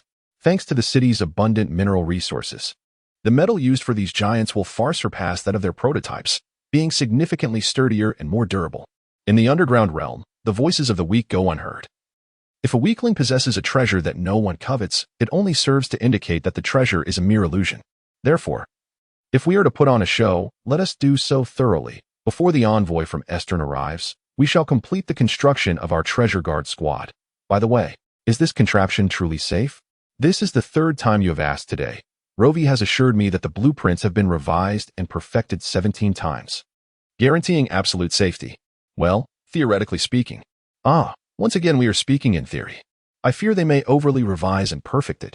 They are perpetually dissatisfied with the blueprints, attempting to infuse their own unique techniques and private secrets into the engineering products, then proclaiming it as perfection. Last time, a goblin's revision of a razor resulted in the obliteration of that barbershop. A few days ago, I inquired again with those troublesome rascals and discovered an overlooked blind spot. Though we were all focused on subduing the giant robot at the time, it eventually devolved into a chaotic free-for-all, with no one paying attention to that behemoth. So how did it meet its demise? I see now. I will immediately instruct Rovi and Mir to organize the 18th revision. Indeed, that colossal machine was not destroyed. Rather, it detonated spontaneously, just as initially anticipated. I increasingly believe that those scoundrels who were punished truly deserve their fate. In the heat of battle, they managed to forget their original objective. By the way, could they be compelled to adopt a different name? This one fills me with trepidation. Before me, lined up in a row, are Roland 3, Roland 4, all the way to Roland 18. How can these machines, poised to explode at any moment, not instill a sense of unease within me, the Lich Roland? I have mentioned this several times, yet the goblins and gnomes insist on naming them after the inventor, claiming it is tradition, and the pilots are equally adamant, making it impossible to change. Pilots? Those chosen from among the Dark Elves? They have no reason to be so steadfast, do they? Do they not loathe the Lich Roland? Indeed, they harbor a deep-seated hatred. However, they assert that sitting inside the Roland feels akin to being within the body of their enemy, gazing upon the garish name of Roland. They are reminded of the dowries and treasures they lost twice over, which fills them with inexhaustible motivation and ensures they do not forget their vows to capture that scoundrel, no matter where he flees or what guise he assumes. My lord, why are you crouching? Are you unwell? No, I merely felt the need to reduce my stature. They are so tall that they should not be able to see us clearly, should they? Chapter 36, Confrontation. It all began with a tinderbud. As the rain and dew fell, the silvery sprout gradually flourished, its branches and leaves spreading outwards, the silver leaves unfurling gracefully towards the heavens. Then, the flower buds began to awaken. She stretched languorously, layers of gossamer unfolding, transforming into vibrant petals. This prolonged process of growth transpired in mere seconds, alas. This bloom was not a genuine rose, but rather the ice rose conjured by a maiden's fingertips. The chilling formation, a rose garden, with a gentle squeeze. The stems of the roses were crushed, sending leaves and petals spiraling into the breeze. Beneath the seemingly mundane words lay a stark intent to kill. Behind Eliza stood a garden of silver roses, where just moments ago, there had been an expanse of emptiness. Each rose was exquisitely perfect. Every vein and leaf pattern quivered as if imbued with life itself, yet the icy silver material unmistakably indicated that this was the product of sorcery. Then, the winds began to stir. No, the air remained tranquil. It was merely the roses that appeared to sway as if caressed by a breeze.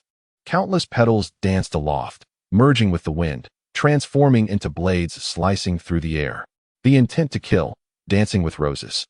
That seemingly delicate and beautiful scene concealed a lethal trap. There was no actual wind, and those petals that appeared to flutter were, in truth, icy blades under the mage's control. Each icy rose petal, though seemingly gentle, was razor-sharp, capable of cleaving through heavy armor. All the ice blades aimed at a singular target. A colossal, fiery egg.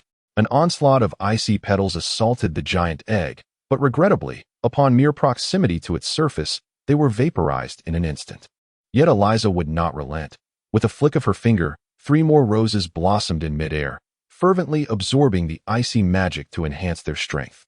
The petals began to coalesce into magical crystals, and the icy branches grew robust and mature. It seemed she was preparing to gather power for something grand. Ah, to be forced into a minor rebirth so quickly. Your Eliza is truly formidable. Compared to the immature Annie, she is overwhelmingly strong. Is this what you taught her?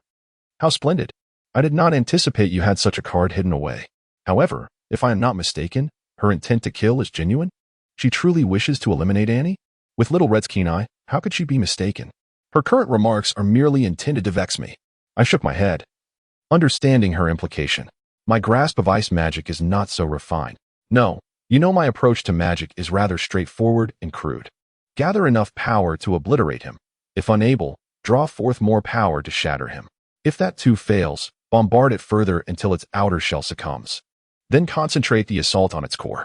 To speak candidly, your declarations from years past left both Margaret and me at a loss for words. My comprehension of magical prowess was confined to the rudimentary fundamentals, perceiving elemental magic merely through the lens of differing hues. My grasp of elemental manipulation was coarse and unrefined, utterly neglecting the intrinsic nature and attributes of the elements. I truly find it perplexing how you ascended to the rank of a demigod necromancer. Surely, one must possess a system of advantages. As long as one meets the requisite strength, the realm of mastery is inconsequential. However, I shall refrain from voicing such blunt truths. Human talent often exhibits certain predilections. My remarkable affinity for the forces of order, wherein concepts such as holy light and law reside, alongside my aptitude for swordsmanship, has effortlessly elevated me to the status of an elite paladin.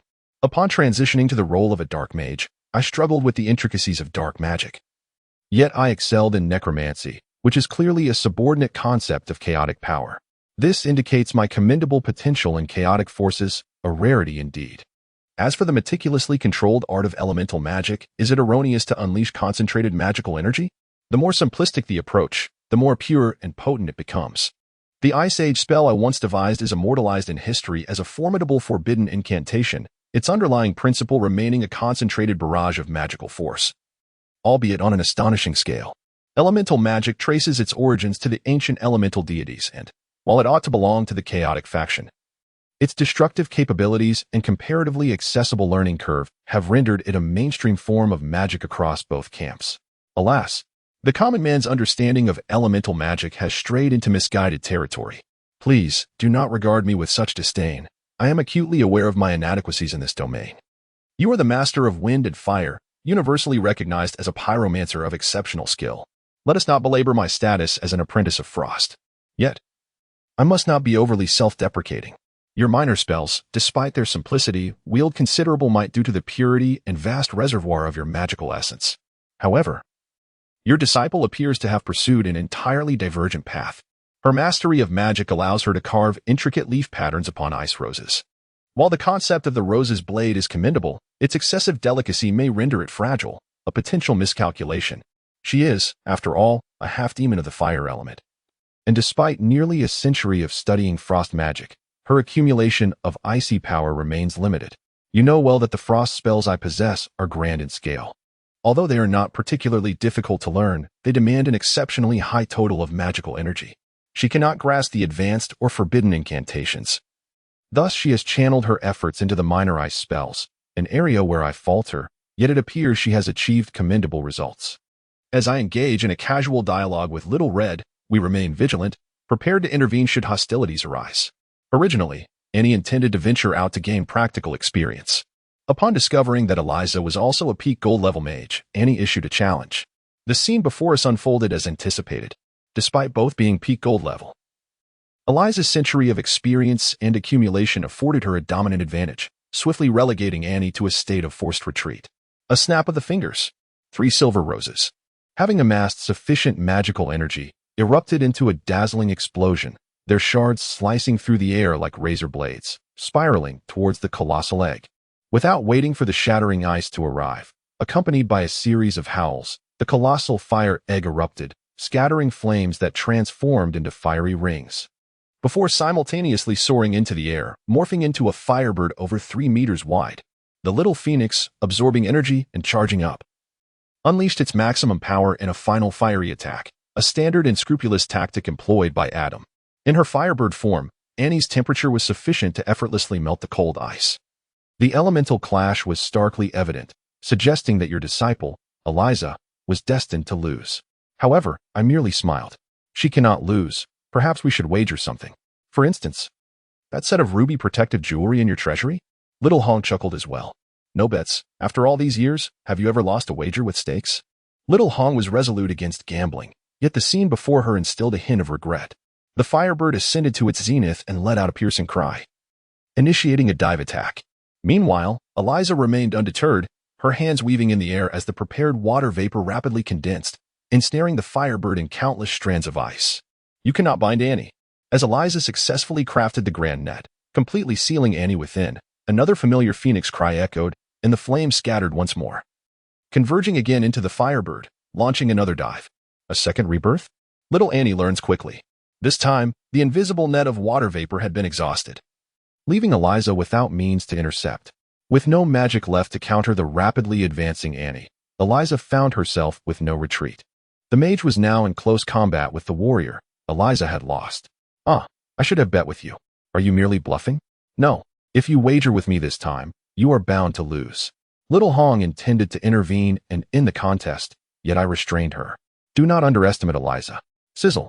That was the sound of flesh sizzling on a hot plate. Perhaps her hands had already been scorched, but Eliza appeared oblivious, discarding her staff, drawing in her abdomen, puffing out her chest, and retracting her right arm to deliver a punch. Clang. The sound resonated like a hammer striking a bell. Amidst the chaos, the elemental shell of the firebird shattered, revealing the red-haired girl within, her head spinning to face the opponent. What followed was a one-sided domination. Please refer to it as the mage's protective technique, a precious combat skill from another realm. Indeed, one could also call it grappling techniques. At this moment, Annie was pinned down in a crucifix hold, her arms immobilized, reduced to begging for mercy. The outcome was clear, with Eliza triumphing decisively. So that is it, half-demon? Truly a formidable display of brute strength. Indeed, her brute strength is more than sufficient to contend with Yalong. You have yet to witness her cleaning prowess. With a gentle tug, she can effortlessly lift an entire sofa, retrieving the hidden stash of cash beneath it, which she uses to cover her outstanding wages. Well, it seems I have inadvertently revealed more than intended, but that is not the crux of the matter at hand. She has yet to showcase her remarkable mid-range combat capabilities. A blend of steel wire and icy strands. Have you forgotten that she is also a half-demon of the fire element, possessing an astounding resistance to fire damage? Coupled with her adversarial ice magic and exceptional melee skills, she is truly a nemesis to Annie. You appear quite pleased, are you not? Naturally. I take pride in my disciple's victory over Adam's pupil. While it is true that she benefited from an advantageous elemental matchup, does this not imply that my teaching prowess surpasses Adam's? But she is a shared pupil of both you and Margaret. Finally, after observing the entire battle, Lilith, who had been watching from the sidelines, could no longer contain herself and interjected. Madame Rose's envoy has been waiting for 2 days. When might you grant her an audience? No rush, I replied. Dark elves are notoriously stubborn. If you speak to them earnestly, they will not heed your words. Let her wait a few more days until she comprehends her situation. Upon hearing this, despite the disparaging remarks about their kin, Diana and Jan, aligned with Lilith, nodded vigorously. It is said that the envoy hails from a moderately affluent family, which only complicates communication further, in my estimation. We ought to leave her waiting for at least half a month. My dealings with dark elf nobility are not new, and I possess considerable experience. If these noble women were to be addressed by Priestess Rose, they would be even more difficult to manage. In the eyes of both Priestess Rose and the Dark Elf Matron, all male members of any race are classified into two categories: the domesticated slaves of their masters and the wild slaves who are masterless. I need not even meet her to discern that the ambassador will undoubtedly adopt a patronizing tone, commencing with condescension. Male, may the light shine upon your brow. This is the darkest curse among dark elves. Our goddess has decreed that you must. Essentially, negotiations with dark elves often devolve into unilateral commands from them. If you acquiesce, all is well. If you refuse, conflict ensues. This peculiar diplomatic approach rarely yields fruitful discussions. However, dark elves do not typically require diplomacy. They often prefer direct confrontation. If they engage in diplomacy, it signifies that they acknowledge your strength. Otherwise, a conflict would be inadvisable. I assure you, dark elves still perceive us as indebted to them. Why? During the last attack by the subterranean lords, we refrained from taking advantage of their plight or engaging in treachery. In the bizarre value system of dark elves, the mere absence of opportunism is regarded as an extraordinary act of benevolence. At present, this is merely a test.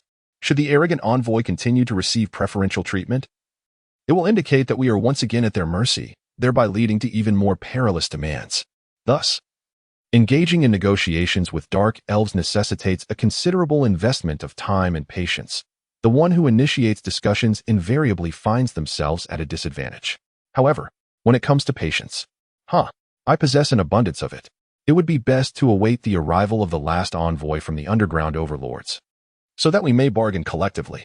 At this moment, on the other side of the clearing, a group of dark elf paladins rushed past, clad only in light garments and barefoot, yet burdened by their heavy armor and helmets, shouting fierce battle cries as they traversed before us. Does this scene not appear somewhat familiar? It was precisely how I had punished Diana previously.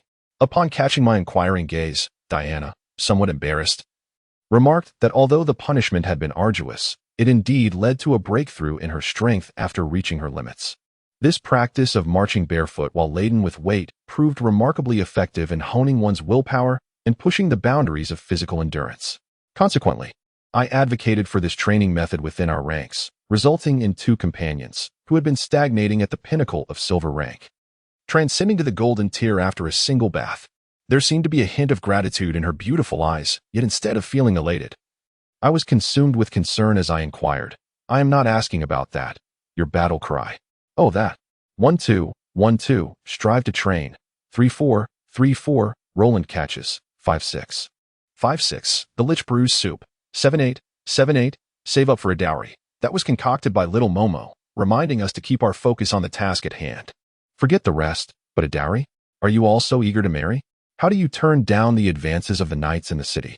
Oh, you misunderstand. Here, dowry is merely our idiomatic expression.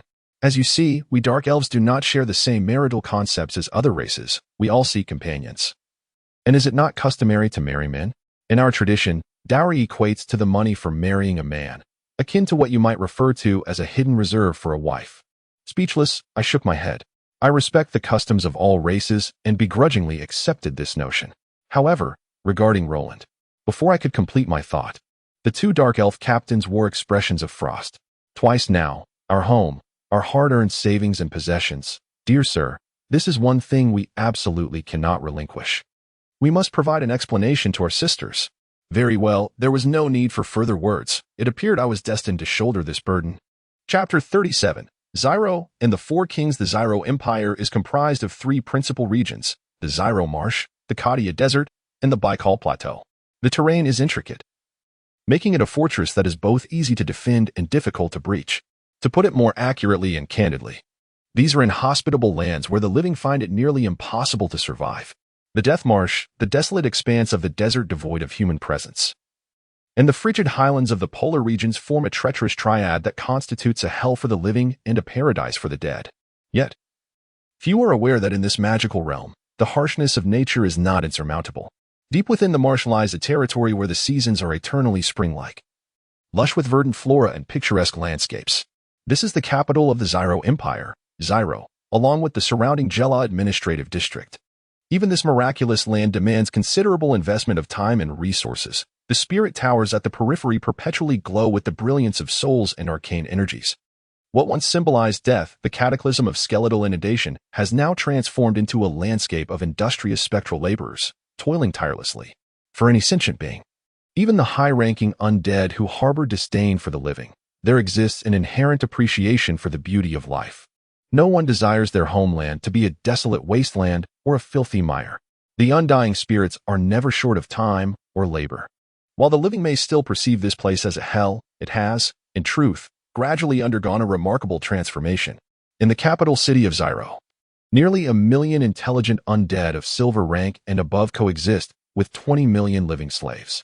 The lower tier and less intelligent undead are beyond enumeration. The city boasts exquisite scenery and well-developed infrastructure.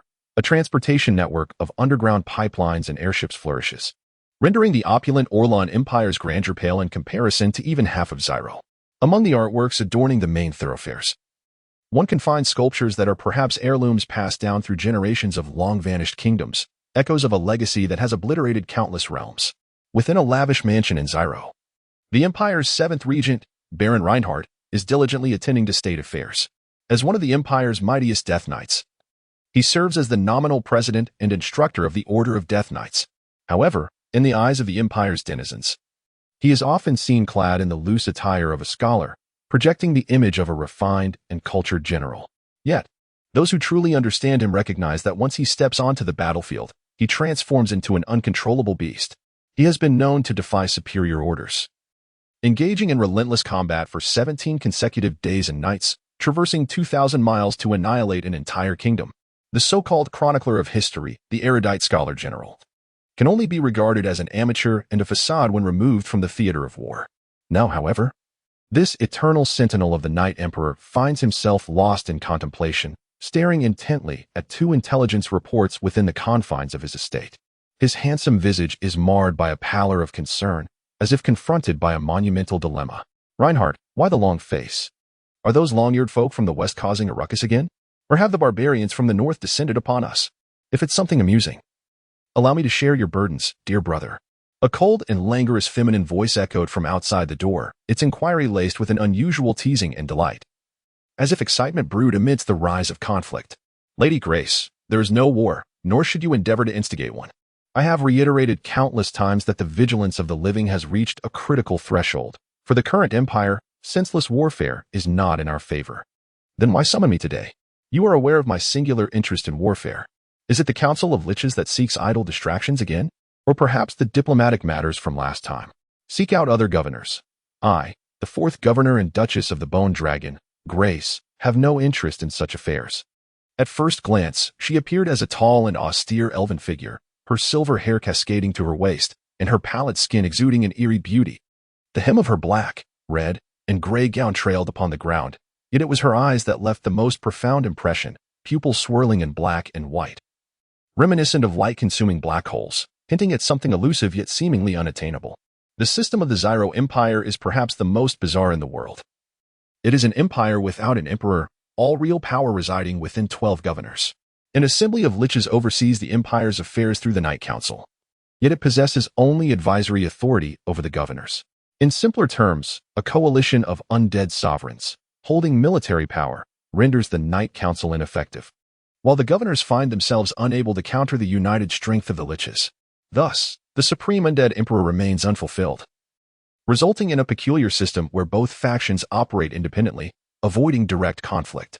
Of course, there are governors favoring the council, including the council's speaker, Feetlan, the 2nd governor, and several others who maintain close ties with the council.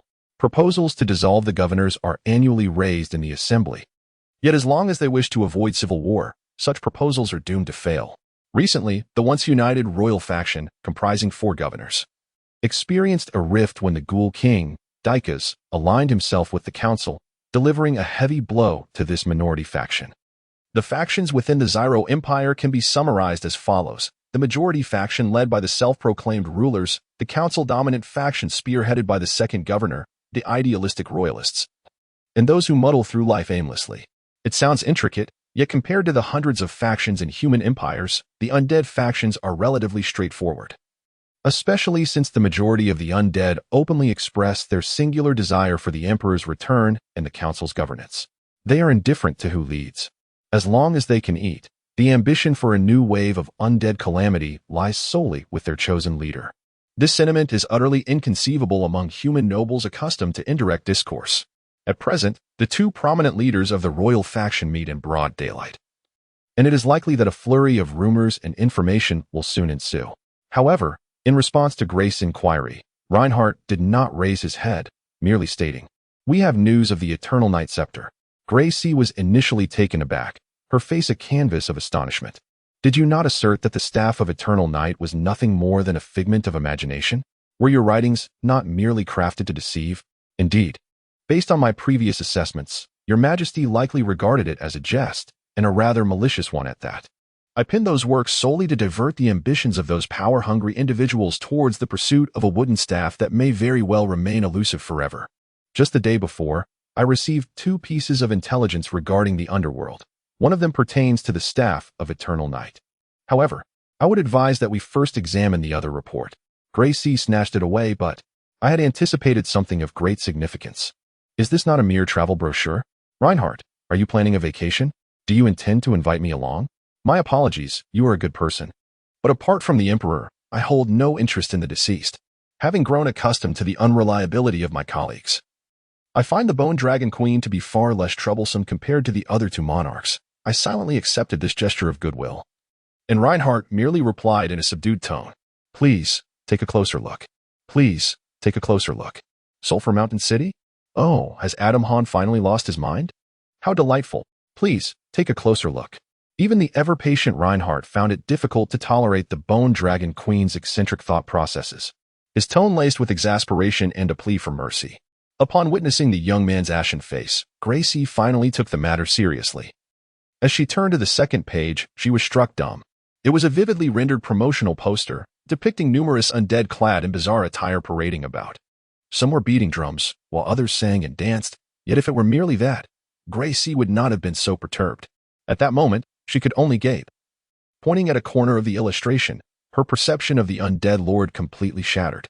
The skeleton dog, adorned in a riot of colors and festooned with peacock feathers, was attempting to perform a handstand, precariously balanced atop a green ball, a charming game for pets. However, its balancing skills seemed rather lacking, on the verge of toppling, and the artist had captured the moment of its impending fall in a hilariously endearing manner. It's the boss. Best. The fiercest and most formidable of the 4 kings, the Voidhound Best. Reinhardt had already covered his ears in anticipation. Yet he was still overwhelmed by the Bone Dragon Queen's piercing scream, likened to that of a banshee, sending him into a dizzying state. This ancient Bone Dragon Queen's voice had long been dubbed the throat of death. Truly unbearable, I grant you permission. Should she dare to raise her voice in song, do not hesitate to silence her by any means necessary, as decreed by a certain emperor. At that moment, even Reinhardt could comprehend the essence of her deathly scream. When he first laid eyes on that illustration, he was not faring much better. In the realm of shadows, the Voidhound Best, leader of the Crimson Hound Legion and deputy commander of the Eternal Night Legion, holds an illustrious array of titles. He is the foremost of the 4 heavenly kings, a moniker that boasts of his unmatched ferocity as a dread sovereign of the undead. He has single-handedly obliterated countless legions and kingdoms, leaving naught but desolation in his wake. Furthermore, he stands as the most trusted general of the Eternal Night Emperor. It is presumed that he and his legion perished in a recent battle. Thus, his sudden reappearance, especially in such an endearing guise, naturally unsettles Gray. There is no mistaking it. The peculiar contortion of his tail, the scars adorning his head, and most notably, the bizarre configuration of his limbs, 2 left forelegs and 2 right hind legs, are unmistakably unique to him.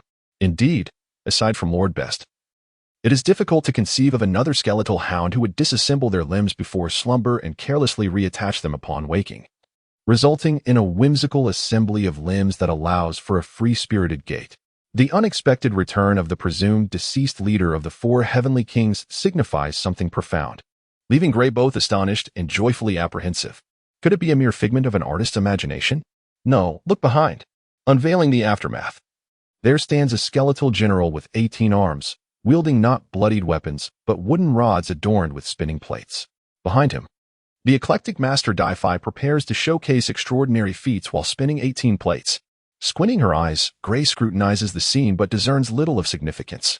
It merely seems to be a fellow adept at plate spinning. While a skeletal general may indeed opt for additional weapon-bearing arms upon entry, the soul possesses its limits. Excessive weaponry only serves to distract and hinder oneself.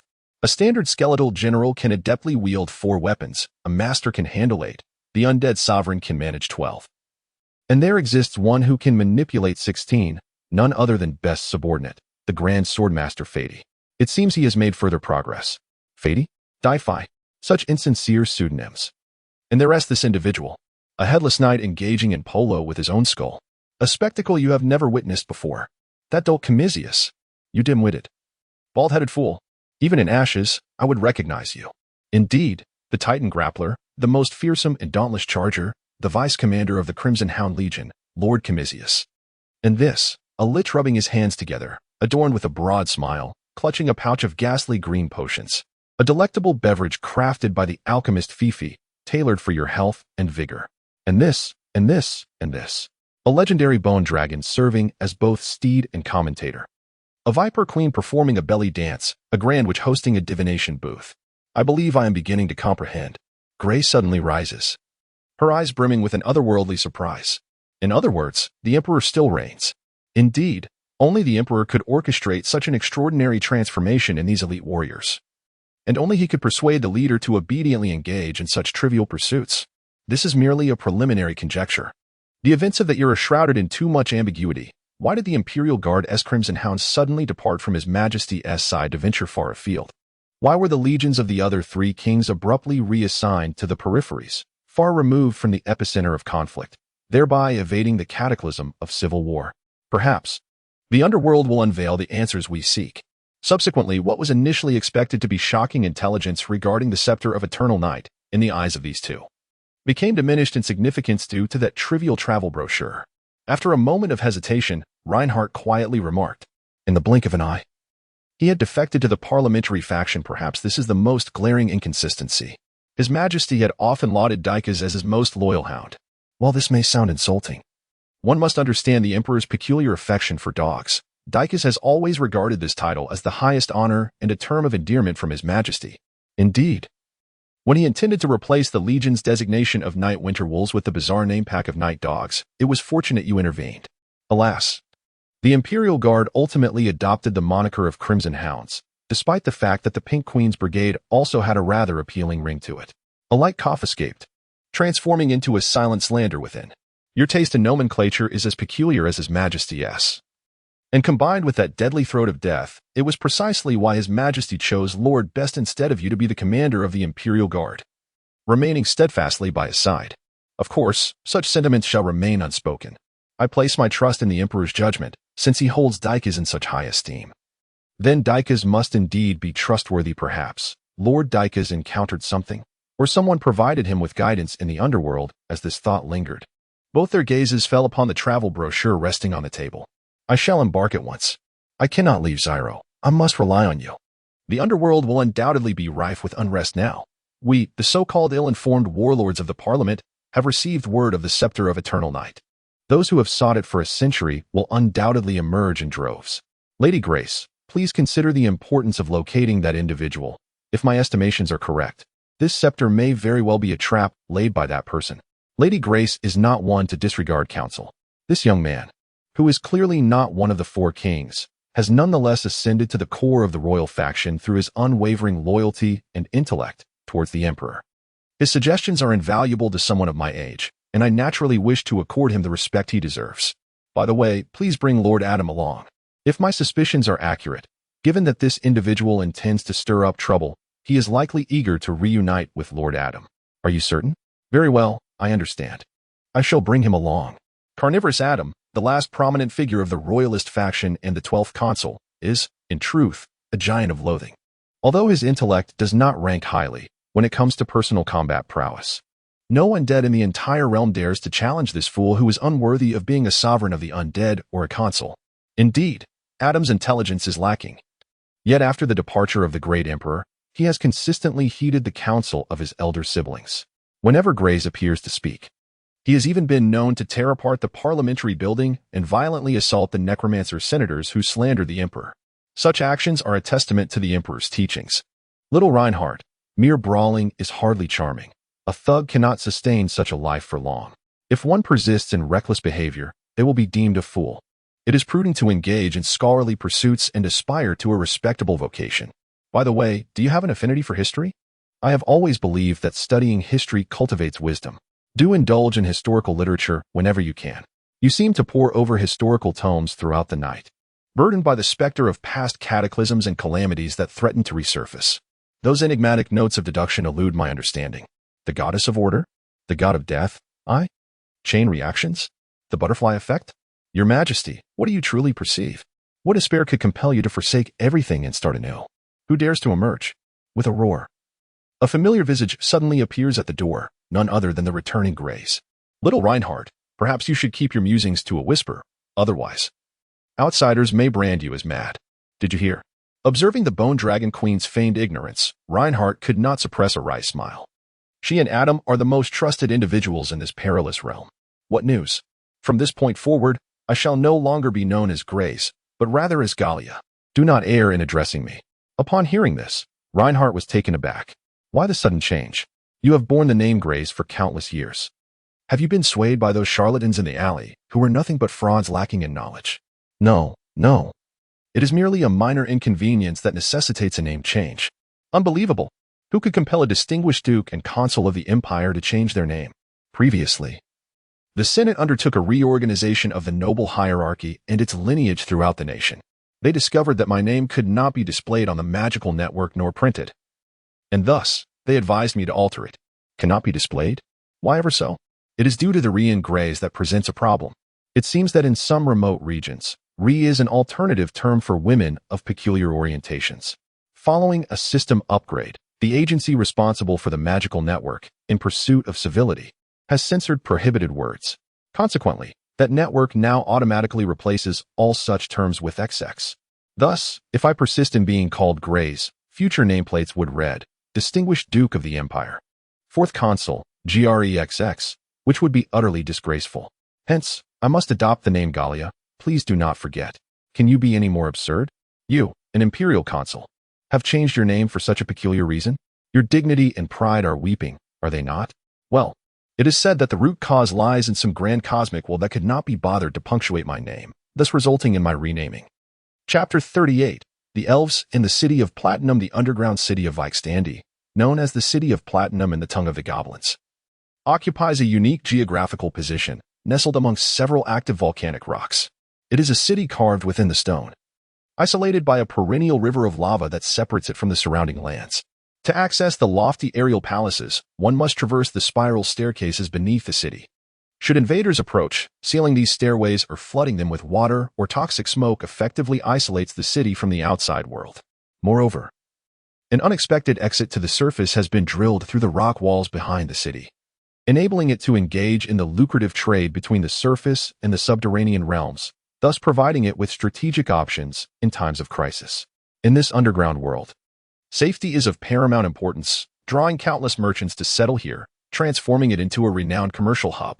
While the goblins continue to refer to it by its convoluted original name, other races commonly abbreviate it to Vitten. Vitten's exceptional geographical location and its formidable defenses have rendered it a true golden city of the underground, allowing the goblins who discovered and established it to amass considerable wealth.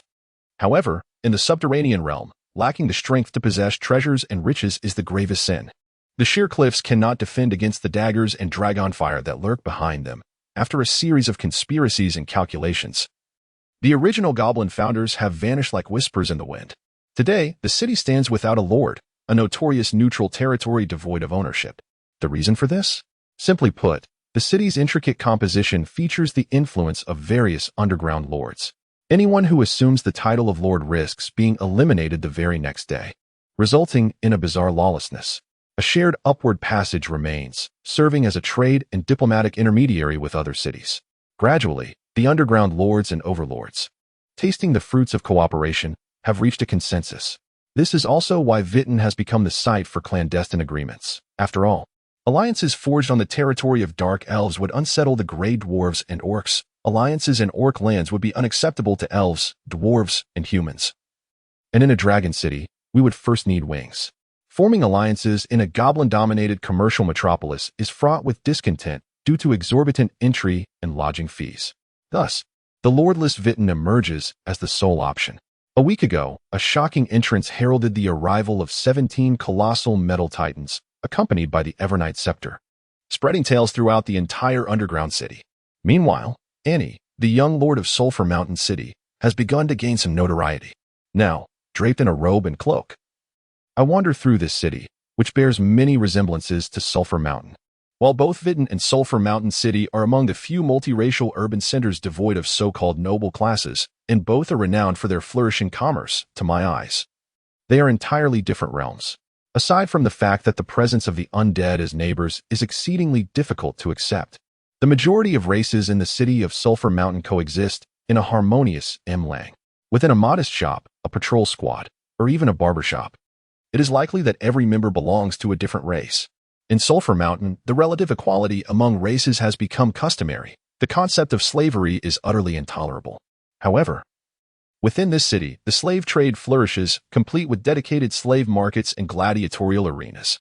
Despite the multitude of races present, clear divisions are evident, with strict barriers and ongoing clandestine conflicts. For instance, the two humans recently dragged into the Orc district by wolf cavalry may never emerge again. This area must be the Elven district, for only they could afford such leisure. Elves are universally acknowledged as the race of artistry, with an insatiable quest for beauty and creativity. The same holds true for the exiled Dark Elves. Yet, to limit their craftsmanship to mere architecture, sculpture, and painting would be to underestimate their capabilities. The colossal rocks hanging from the cliff face are intricately carved into lifelike representations of beautiful maidens, their alluring expressions, pouting lips, and enticing curves evoke thoughts better left unspoken. Look at this sword, Uncle Bone. It's exquisite. Since this is an unofficial visit, I naturally brought only a select few. The cloaked figures accompanying me are none other than, and the nominal leader of the ambassadorial delegation, and my external conscience, Eliza, at this moment, and wields a slender sword of mithril, its blade as fine as a needle, adorned with golden rose patterns. The hilt features the carvings of two parallel fallen angels, their wings spread wide as if they are howling at the heavens. The verdant blade, however, signifies that it is not merely ornamental but a weapon imbued with poisonous attributes. At least, the dark-skinned dark elf merchant is making a concerted effort to persuade the young lord of the city of this fact. Art piece, Sword of the Fallen Angel, attack power, 0 to 5, 1 poison damage, quality, excellent, special effects, none. Oh no, it does possess a special effect. It signifies that you are wealthy enough to be foolish enough to purchase this ostentatious trinket. Perhaps if you wave it in the sunlight, it might dazzle your opponent's eyes. Weakness, incredibly fragile. When clashing with a weapon of excellent quality, there is a 70% chance it will shatter instantly. Baesh. That elven fool sacrificed the sword's integrity for aesthetics. This is a quintessential piece of elven artistry, ornate, meticulously crafted, composed of expensive materials, and flawlessly handmade, yet ultimately useless. Combat. Do you intend to bring a work of art to the battlefield or inscribe your gravestone with the title of artist? Perhaps it would be wiser to opt for a sturdy dwarven weapon instead. At this moment, witnessing and fervently brandishing the delicate sword, I find myself at a loss for words. What does it mean for the system to recognize your creation as art, and conversely, to deem it worthless? The products of the elves continue to leave one speechless. The pursuit of art and beauty is indeed commendable, however. When one reaches such extremes, crafting a sword from precious enchanted mithril, yet compromising its durability through excessive embellishment, has the balance not been utterly lost? Weapons crafted from the same materials by elven artisans are invariably exquisite in their beauty. However, the excessive embellishment and adjustments made for aesthetic appeal often lead to the creation of rather impractical items. Take, for instance, the elven rapier before me, or the more renowned elven chainmail. The latter is celebrated for its compatibility with spellcasting. Most conventional metals significantly hinder magical abilities. Even battle mages, who frequently engage in close combat, are often compelled to don robes rather than more protective metallic armor. Yet, the renowned elven archmages devised a chainmail known as the Song of Harmony, claiming it allows mages to feel as comfortable as if they were clad in mere cloth, without impeding their spellcasting. Indeed, it achieves this comfort, and the elven kingdom, overjoyed, invested heavily in popularizing this series of chainmail. However, they soon discovered a rather minor flaw. The defensive capabilities of this chainmail were inferior to those of simple cloth garments. Typically, Chainmail comprises robust interlocking rings that provide reliable protection. Yet, the hollow metal clasps of the Song of Harmony shatter upon impact, offering no defense against metallic weaponry. At times, evading arrows necessitates a roll on the ground, resulting in a scattering of clasps, and one must then spend hours painstakingly reassembling them, all while forcing oneself into the armor. Attempting to maintain appearances. After all, a destitute soldier cannot afford the exorbitant compensation for a chainmail set that bears a price tag with 4 zeros. Consequently, the Elven court initiated an inquiry into the design, seeking improvements, only to discover that the abundance of hollow sections was precisely what allowed magical energies to flow freely around the spellcaster. Yet, if the hollowing is taken to such extremes, enhancing defensive capability becomes futile. Thickening it would render it indistinguishable from other metallic armors. Fundamentally, this design philosophy is inherently contradictory, making any improvements impossible. As a result, the kingdom's treasury was depleted of precious metals, and not long after, the nation fell victim to a cataclysm wrought by the undead. The Song of Harmony chainmail thus became a symbol of the elven equipment's ostentatious impracticality. To be candid, I found myself at a loss regarding the excess precious metals languishing in those warehouses. Extensive processing and enchantment had rendered them unsuitable for repurposing. Ultimately, they were entrusted to the elven artisans, who would likely transform them into sculptures or other artistic endeavors. This reflects why elven creations are not well received in the realms of dungeons, yet are fervently sought after among the nobility of surface-dwelling human kingdoms. The most popular weapons and armors in dungeons are invariably the crude, heavy creations of the Grey Dwarfs. Naturally, the elves would never concede this. They view such sentiments as the slander of short-lived races. They believe they possess ample time to refine their craft, dismissing others as envious of their artistic prowess. Those foolish and short-sighted beings are better suited to wield the dwarves' grotesque firewood sticks. The imposing female elven statue before me is similarly intriguing. Some may even claim it represents the goddess Rose or is essential for a particular magical ritual. Yet, even if the system had not explicitly informed me that it was a sculpture of a dancer beloved by the sculptor, I could surmise that it is yet another manifestation of elven artistic genius. Suspended against the rocky cliff, the magnificent sculpture soars to a height of nearly 100 meters, captivating countless gazes, yet it remains merely a statue. Were it to be crafted by human artisans, it would necessitate the collaboration of at least 400 skilled hands laboring tirelessly for 5 to 6 years.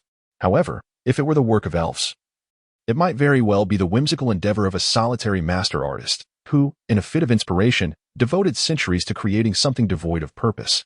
In the presence of elves, who boast an average lifespan of a millennium, they possess the luxury of time. Humans, on the other hand, cannot afford such indulgence. At last, the moment had arrived for Kaya, the high priestess and daughter of Rose, to draw conclusions from our patient exchanges. After I had successfully prompted the departure of the third matriarch's envoy, she left behind a succinct missive, inviting me to convene directly in the elven district of Vitten. Meanwhile, behind me, Eliza adeptly persuaded Annie to forego her interest in that sword. Well, rather, that work of art, under the pretext of an impending confidential discussion that warranted minimal interaction with local merchants. Pray, Lady Annie, prioritize matters of significance. Let us, the subordinates, attend to trivialities such as procurement. Her words dripped with the usual venom. Yet, since discovering her inability to best this sister in debate, and of course, acknowledging the physical prowess of the latter, Annie had grown accustomed to disregarding the malice woven into Eliza's remarks. However, witnessing this dynamic, I furrowed my brow. Annie was slated to be our city lord, while Eliza was likely to ascend to roles of considerable authority, such as the head of the Administrative Council or the Supreme Court. Should their relationship deteriorate or turn adversarial, Sulphur Mountain City could face significant turmoil. It was perplexing that Eliza, who maintained basic civility with all, exhibited such overt hostility towards Annie. It seemed prudent to seek an opportunity to discuss this matter with her. Suddenly, the elven guards parted, revealing a tall, dark elf priestess emerging from the shadows. Behind her trailed numerous elegantly attired, proud dark elven women. Across the subterranean realm of 72 dark elven cities, over 20 matriarchs from the foremost families had gathered, discounting those unable to arrive due to distance. It was evident that Queen Rose and her clergy wielded dominion over at least half of the dark elven cities. Was this a demonstration of power? Indeed, it was a show of force. Each matriarch held sway in her underground domain, her authority and influence rivaling that of the Lord of Sulphur Mountain City. Their silent alignment, arrayed like subordinates, underscored Kaya's authority, serving as a subtle yet palpable pressure. Mortal, you must understand humility if you wish to stand on equal footing with my subordinates. Yet, I found myself smiling. The emperor would never stoop to compare his authority with that of a peasant. True authority and triumph require no ostentation. Such a display only revealed her insecurity, her trepidation regarding the strength of Sulphur Mountain City. She sought something to suppress this nascent power. It appeared that the spectacle of our entry into the city had proven effective. On that day, as we breached the gates, 17 Grand Roland series automatons boldly charged forth. After being intercepted, we dispatched one of our machines, which swiftly overpowered the 2 guarding black dragons. Amidst the chaos, it inadvertently shattered the alloy gates of the city, showcasing the formidable prowess and robust material of our colossal robots. In the aftermath, I instructed Annie to publicly announce that these grand machines were weapons and equipment soon to be auctioned by Sulphur Mountain City, stirring a tremendous uproar. This was far more effective than mere publicity. It prompted everyone to ponder whether Sulphur Mountain City possessed even more powerful trump cards if it was willing to sell such war machines capable of independently slaying dragons. Of course, this was merely bluster on my part. At that moment, I couldn't help but recall the recent report from Roy and his team. My lord, Roland Units 3 through 18 are fully equipped. If operated by individuals of the Golden Tier combat profession, they should exhibit half of a legendary combat capability. I was quite astonished. Considering the reckless ferocity of Roland Unit 2 still lingered in my mind, it could effortlessly crush legends, and while it may not reach the realm of earthly saints, it was certainly not far off. To hear that it was merely half a legend felt like a significant reduction. However, I soon learned the full story. Roland Unit 2 was a prototype that, regardless of the cost or the rare metals required, was meant to validate the design concept, a veritable money sink. At that time, hundreds of engineers contributed their prized possessions, and one master even used his ancestral titan's heart to achieve such power in Unit 2.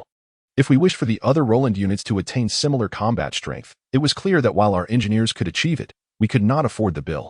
I quickly received confirmation from the engineers that every engineering robot comprises a power source, exoskeletal armor, an engine, and a transmission system. The Titan's heart is a heart-shaped gem that coalesced after the Titan's demise, infused with the most potent electrical energy and serving as a premier power source. This world, after all, maintains a relative balance. Legendary power cannot be hastily acquired. Even if I produced a mighty mech shell without a sufficiently robust top-tier power source, it would be impossible to manufacture more formidable armaments. In truth, in this peculiar world where fossil fuels are just beginning to emerge and rockets soar unpredictably, exceptional power sources are often only obtainable through hunting super monsters, elusive and rare. It is the powerful core that fundamentally enables engineering machinery to unleash its potential. This brings to mind a somewhat similar experience. Previously, I had participated in a monthly lottery through the system, and on that occasion, I fortuitously won a transcendent artifact, a shrinking lamp from a peculiar blue-skinned raccoon dimension. I was overjoyed, believing that the erratic system had finally functioned normally, providing me with a genuinely useful exquisite piece of equipment.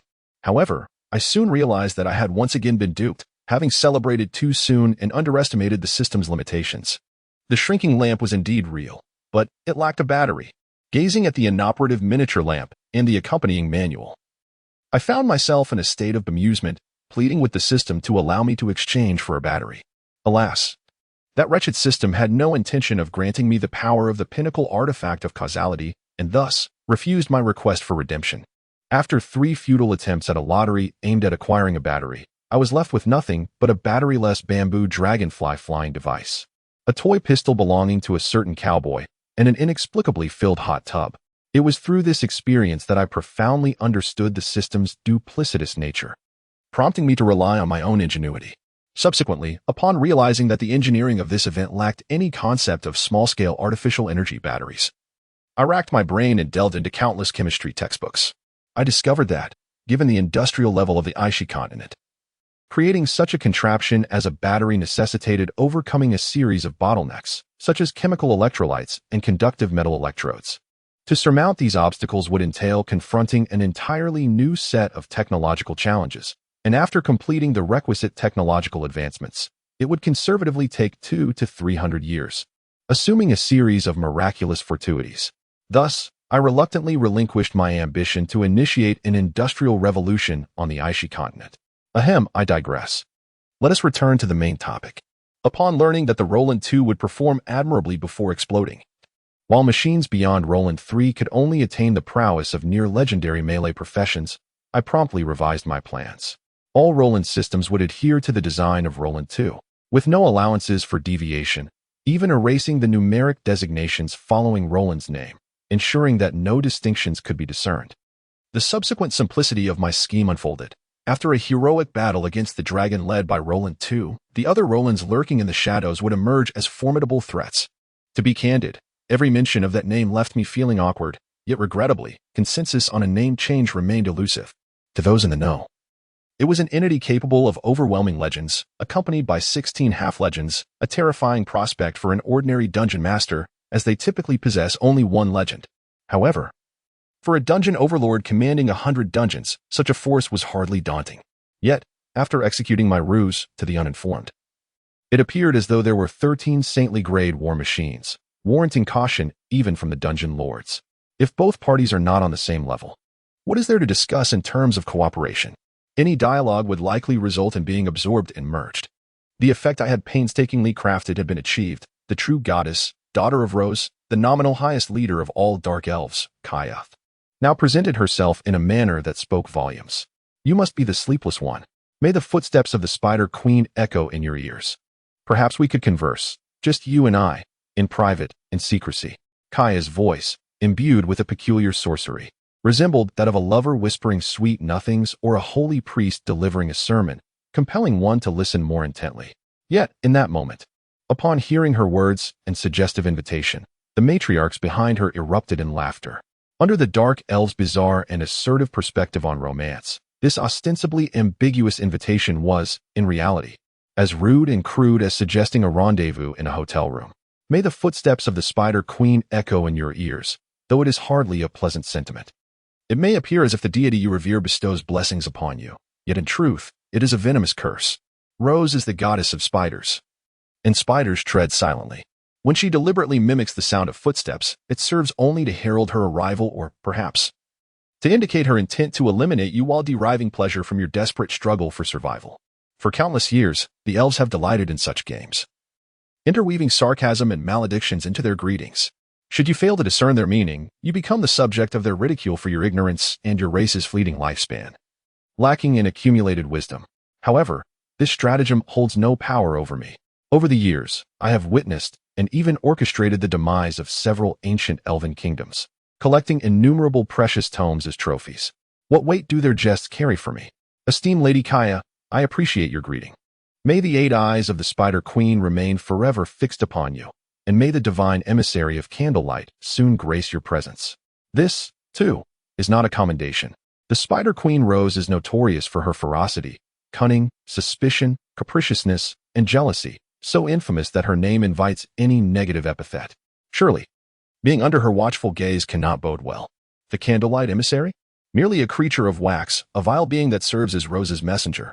When it arrives, a cascade of schemes and troubles shall undoubtedly follow. A job well done may not yield reward, while a failure could lead one directly to meet Rose, soul departing, body remaining. For one in a subordinate position, such a superior is best left unencountered. My words of blessing spell disaster for the individual, yet for Priestess Rose, being regarded by a higher true deity is undoubtedly advantageous. Thus, Kaya cannot dispute this. Yet, Kaya, having suffered a silent loss, smiles with an air of nonchalance. To my surprise, she extends her hand, intending for me to bestow a kiss upon it. However, her hand halts midair, for I have discreetly taken a step back, yielding to the presence of Annie. It is a pleasure to meet you. I am Annie Levin, the next lord of the city beneath Mount Sulphur. Uncle Sleepless indicated that I should converse with you. With a bright smile, Annie greets Kaya and firmly grasps her hand, shaking it vigorously. In that moment, the shaking Kaya unexpectedly casts me a glance. For the dark elves, who instinctively pursue power and status, she has, from the outset, disregarded this puppet lord of a minor city and cannot fathom why I, possessing overwhelming advantages in every regard, have allowed Annie to represent Mount Sulphur. Meanwhile, I stand in the background, quietly observing. To utter a statement that may seem incredulous, I harbor no certainty regarding what Annie might achieve in this discussion, after all. I merely instructed her to engage in dialogue without divulging how it should unfold. We cannot accompany you for a lifetime. This is both a cultivation and a test. Best of luck, little Annie. Humph. My dear, how tender you are. Indeed, an engaged lady is unlike any other. However, little Annie, it seems you are not a necrophile. Shall I prepare for your 999th breakup party? Do not spread such rumors. People might actually believe them. Where there are not 999, there have only been 46 heartbreaks. It has yet to reach triple digits. My dear master, I must remind you that elves possess remarkably acute hearing, and your words resonate loudly enough for even the grandmothers to overhear. It appears several of them are casting furtive glances at your lower half, suggesting they might be inclined to sample a new flavor. Perhaps indulging in a delicacy such as you, a millennium-old virgin. Who knows? They may even present you with a red envelope for good fortune afterward. However, with that, she adjusted her glasses, a smirk playing at the corners of her mouth, revealing a gaze that seemed to oscillate between sympathy and mockery. The implication was crystal clear. You, a mere skeleton of a man, still entertain thoughts of women? I do not desire a red envelope. I yearn for revival. In the midst of this discourse, someone was on the verge of tears. So if you possessed flesh, would you truly wish to be consumed by these women who could easily be your great-grandmothers? How utterly sordid. A certain maid seized the opportunity to press the attack. Chapter 39. The market. This is our contingency plan. As part of the alliance, we seek to obtain the purchasing rights for the market prices of 30 items listed herein, and we hope that the elven merchants may freely enter your esteemed city. In the spacious conference hall, the opulence of elven decor, with even the table corners intricately carved with motifs of elven sword dances, nearly lulled me to sleep as I listened to the negotiations unfold. Military envoy Annie was engaged in discussion, assisted by the business-savvy Margaret, leaving me with little to do. Since idleness was not an option, I decided to seek some amusement. 23 of the common items can certainly be accommodated. However, the 7 items, including mercury, dragon venom, and processed liquid sulfur, are subject to governmental regulation or outright prohibition and cannot be sold externally unless you agree to a reciprocal exchange of the special items on our list. Moreover, if your dark elf merchants are indeed legitimate traders, rather than spies or assassins masquerading as merchants, why should they fear our scrutiny? Eliza remarked, adjusting her spectacles. Sister, are you truly haggling over these cucumbers? Fine, take them for 2.5, but do include those tomatoes. Rest assured, they are all fresh and of excellent quality. Ah, little girl, then let us proceed with a 1-to-1 reciprocal arrangement. Frankly, these economic exchanges are merely appetizers to deepen our connections. Perhaps it is time we discuss more pressing matters, such as your legal authority, Kaya interjected with a smile. Very well, young one, let it be so. This trifling sum does not concern me. By the way, how much for those small yellow fish? This time, Eliza frowned slightly, yet remained silent, turning her gaze towards Annie. Well, this matter is for Annie to decide. If your dark elves are interested in the legal authority, you may send representatives to Sulphur Mountain City to learn. But you must swear an oath in the name of the Spider Queen to refrain from harming the citizens, and also declare the renunciation of pursuing the dark elves of Sulphur Mountain City. As for the small yellow fish, if you desire them, they are 12 per pound. A bargain indeed. These fish are exceptionally fresh, best enjoyed cooked. However, should you accept the yellow fish, do not hold me accountable for the previous debt regarding the potatoes. The will of the Spider Queen must not be taken lightly. Traitors must be eradicated. We elves have ample time to wait, allowing these traitors to patiently await their inevitable reckoning. Now, let us abandon these dreary matters and perhaps delve into deeper discussions, such as a military alliance directed against a certain party, albeit one not inscribed on parchment. That will not do. Our cafeteria chief is quite meticulous about accounts, and the potato debt will inevitably be settled, replied Annie. Nevertheless, let us speak of other matters, such as when we might join forces to give that bully, the hefty one, a good thrashing. Of course, should he discover our plans beforehand, I shall deny everything. Clearly, the previous discussions were mere appetizers. The clandestine military alliance now emerged as the true reason for today's secret agreement. Annie hesitated, while Eliza's brow furrowed, her expression shrouded in frost, seemingly troubled by the unfolding situation. Ah, it must be quite troubling indeed. Of course it is. This decision signifies countless lives and futures. However, it is only through immense pressure that growth and progress can be achieved. I have faith in you, Eliza and Annie. Please hold on a moment. At last, she resolved to stand upright and then, approached me. Oh, did I inadvertently voice that? My apologies, my sincerest apologies. I offered a hollow apology amidst my murmured words, lowering my head to diminish my presence. Complaining must have a recipient, otherwise, it would merely reflect insanity. In the eyes of outsiders, Eliza stood silently before me, locking gazes while I remained mute, seemingly ceding the authority of decision-making to her by default. How rude of me. After my apology, Eliza took her seat once more. In truth, I was not mistaken. Negotiation is merely a matter of haggling and meticulous calculation. Is it not akin to market transactions? I am contemplating the issue. I kindly ask for your silence. Very well, very well. You only know how to bully the old bones, and now that I have become bothersome, a brief respite outside should suffice. Indeed, I, too, felt wearied by the dull atmosphere within the negotiation room, so I rose to take my leave. To distance myself from the nagging reminiscent of an old guardian's admonitions. I often reflect on whether I have erred in my guidance. How did that once timid little girl, who feared the dark and solitude, and would cling to my sleeve during storms, transform under my tutelage into someone increasingly sharp-tongued and twisted? Along the way, under Eliza's icy gaze, I feigned ignorance of the ambiguous glances and subtle invitations from the dark elf matriarchs. Alas, the adult artistry and various skills of the dark elves are indeed world-renowned treasures, coveted by every man. Even without that sharp-tongued maid, there is little I could achieve, yet mere contemplation should not be deemed a crime, should it? Eliza, do refrain from singing that tune in my head. I truly should not have taught you those pop songs, or informed you about what grandfather means. Once I am revived. Before my departure, I cast one last glance at Annie, who was conversing animatedly, hoping she would soon stand on her own so that I might be rewarded with resurrection. Little did I know, upon my exit, all the dark elf matriarchs simultaneously exhaled in relief.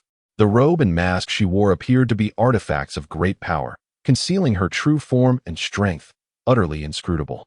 Her emotions displayed no variation, or heartbeat imperceptible. Closing my eyes, it seemed as though she did not exist at all. What manner of being is this? A demon? A human? An elf? A specter? It remains entirely indeterminate. The two young girls evidently relied on her judgment, yet now, at this critical moment, she must depart. For what purpose? Could there be a conspiracy at play? In a certain light, the sole impediment to this negotiation is that sleepless one. To the dark elf matriarchs, who have endured countless ages, strength is not to be feared. What is truly terrifying is the unknown, and the sleepless one is indeed far too enigmatic and perilous. As the discoverer of a new force of order, any estimation of the sleepless is not excessive. Should the power of law be destined to become a formidable order akin to the holy light, we might be confronted with a future deity. Nonetheless, regardless of the circumstances, their departure bodes well for negotiations. Or perhaps the shadow should accompany them, should an opportunity arise. Riashina, the foremost matron of the city of Mozobre, is, in a sense, a neighbor to the city of Sulphur Mountain. Although the peculiar, faith-abandoning dark elves have caused the original leading family to lose the trust and favor of the Spider Queen, this has inadvertently allowed the Sphinx family, to which Riashina belongs, to ascend. However, the defector Diana, who thrives increasingly well, remains a disgrace to the city of Mozobre, should this shame not be expunged in a timely manner. The Spider Queen has never been a deity known for her reason, and the lamentable fate of the former leading matron, transformed into a spiderkin, still lingers vividly in memory. Concurrently, Kaya, who is conversing with Annie, suddenly cast a glance her way, seemingly piercing through her ulterior motives. Should an opportunity present itself, a small gift could deepen the bonds with a certain dignitary, aligning with the emerging sovereign of Sulphur Mountain to vie for dominance over the entire underground alliance. Yet, matters of such magnitude, concerning the entire dark elf race, would not allow anyone to be so short-sighted as to let personal desires sway the larger picture. Even if Riashina were to retract her words swiftly, when Kaya's gaze lingered upon her, her heart felt as though it had ceased to beat, and her back was instantly drenched in cold sweat. Kaya wields influence over a significant fraction of the dark elf race. Mere favor from Rose is insufficient. Among the ruthless dark elves, this ever-smiling high priestess also instills fear through bloody suppression of dissenters. Otherwise, how would the rebellious dark elves, who view defiance as glory, submit to this nominal supreme leader? Thus, the gift shall be prepared by you, esteemed matron of the Sphinx. Indeed, we are in need of a trustworthy ally. Yes, it is my honor. I shall execute this flawlessly, with no time to spare for the suppressed laughter of other matrons. Riashina Sphinx could only feel gratitude for having narrowly escaped calamity. Let us then confirm our channels of communication. Yet, I am rather indifferent to it, or rather, there is no necessity to care. Just as I expressed to Eliza, negotiations between nations and factions are not dissimilar to market transactions. It is merely a matter of you giving me a couple of coins, and in return, I will provide you with an extra carrot or potato. Once market prices are established, even the most adept negotiations merely result in slight fluctuations around a fixed price level. The market price, which governs the outcome of transactions, reflects the situation both parties face and the resources they possess for exchange. The more desperate party is likely to lose the initiative in negotiations, while the party with greater leverage can more readily trade small for large, thus reaping substantial benefits. I recall that in the annals of history, during the epic battle for the surface initiated by the Underground Covenant a decade hence, the supreme leader of the Dark Elves was a matriarch named Victoria. The abdication of Dark Elven rulers has never been peaceful, nor is it ever voluntary, as it typically heralds a fate more dreadful than death. Thus, whether it is she herself or the Dark Elven faction she embodies, they are in dire need of allies. For the city of Sulphur Mountain, the negotiations and the request to join the Underground Covenant could very well falter, allowing us to turn away, at least until my discreet little jest and schemes are unveiled. There is indeed no compelling reason for Sulphur Mountain to wade into these murky waters, given that we hold the reins of negotiation. And recognizing that the other party seeks our alliance, having firmly resolved to ally with Sulphur Mountain, it becomes imperative for the Dark Elves to reach an agreement. Meanwhile, we remain indifferent to the outcome of the negotiations, possessing abundant leverage, ensuring that regardless of the discussion's course, victory will ultimately be ours. This is also the rationale behind my deliberate delay in engaging with Kaya and Esner. I wish to instill in them a sense of urgency and anxiety about our potential reconciliation with Tau and Moriel, which could disrupt the fragile equilibrium within the Covenant. It is for this reason that I assert the outcome of the negotiations was predetermined long before the discussions commenced. Once I confirmed that Annie and Eliza exhibited negotiation skills surpassing the baseline and showed no signs of timidity or panic, I departed with a sense of assurance. Now, as I stroll through the streets of Vitten, beholding this peculiar prosperity, I am poised to set my own plans into motion. I, the sleepless Roland, am not one of magnanimity. Since you dared to launch a surprise attack on Sulphur Mountain, you must have anticipated the repercussions. Tau and Moriel, your debts are now due. Chapter 40. Bait the terms describing the levels of power: Black Iron Bloodline, Bronze Body, Silver Majesty, Golden Will, Legendary Sovereign, Mortal Sage, Immortal Epic, Indestructible Demigod speak volumes in themselves. The Black Iron Bloodline corresponds to the system-defined levels from 1 to 20, during which most individuals have just begun their careers, harnessing powers primarily derived from their lineage. At this juncture, their growth trajectory is often already determined. Does this sound perplexing? Allow me to elucidate through the system's representation. The following three are the most common melee classes among the three races: Standard Orc Berserker Template, Strength, 15, Agility, 8, Stamina, 12. Primary attribute is Strength, with a racial talent for Fury. Standard Dark Elf Assassin Template, Strength, 12, Agility, 14, Stamina, 9. Primary attribute is Agility, with a racial talent for Anti-Magic Skin. Standard Human Warrior Template, Strength, 12, Agility, 8, Stamina, 10. Primary attribute is Strength, with no racial talent.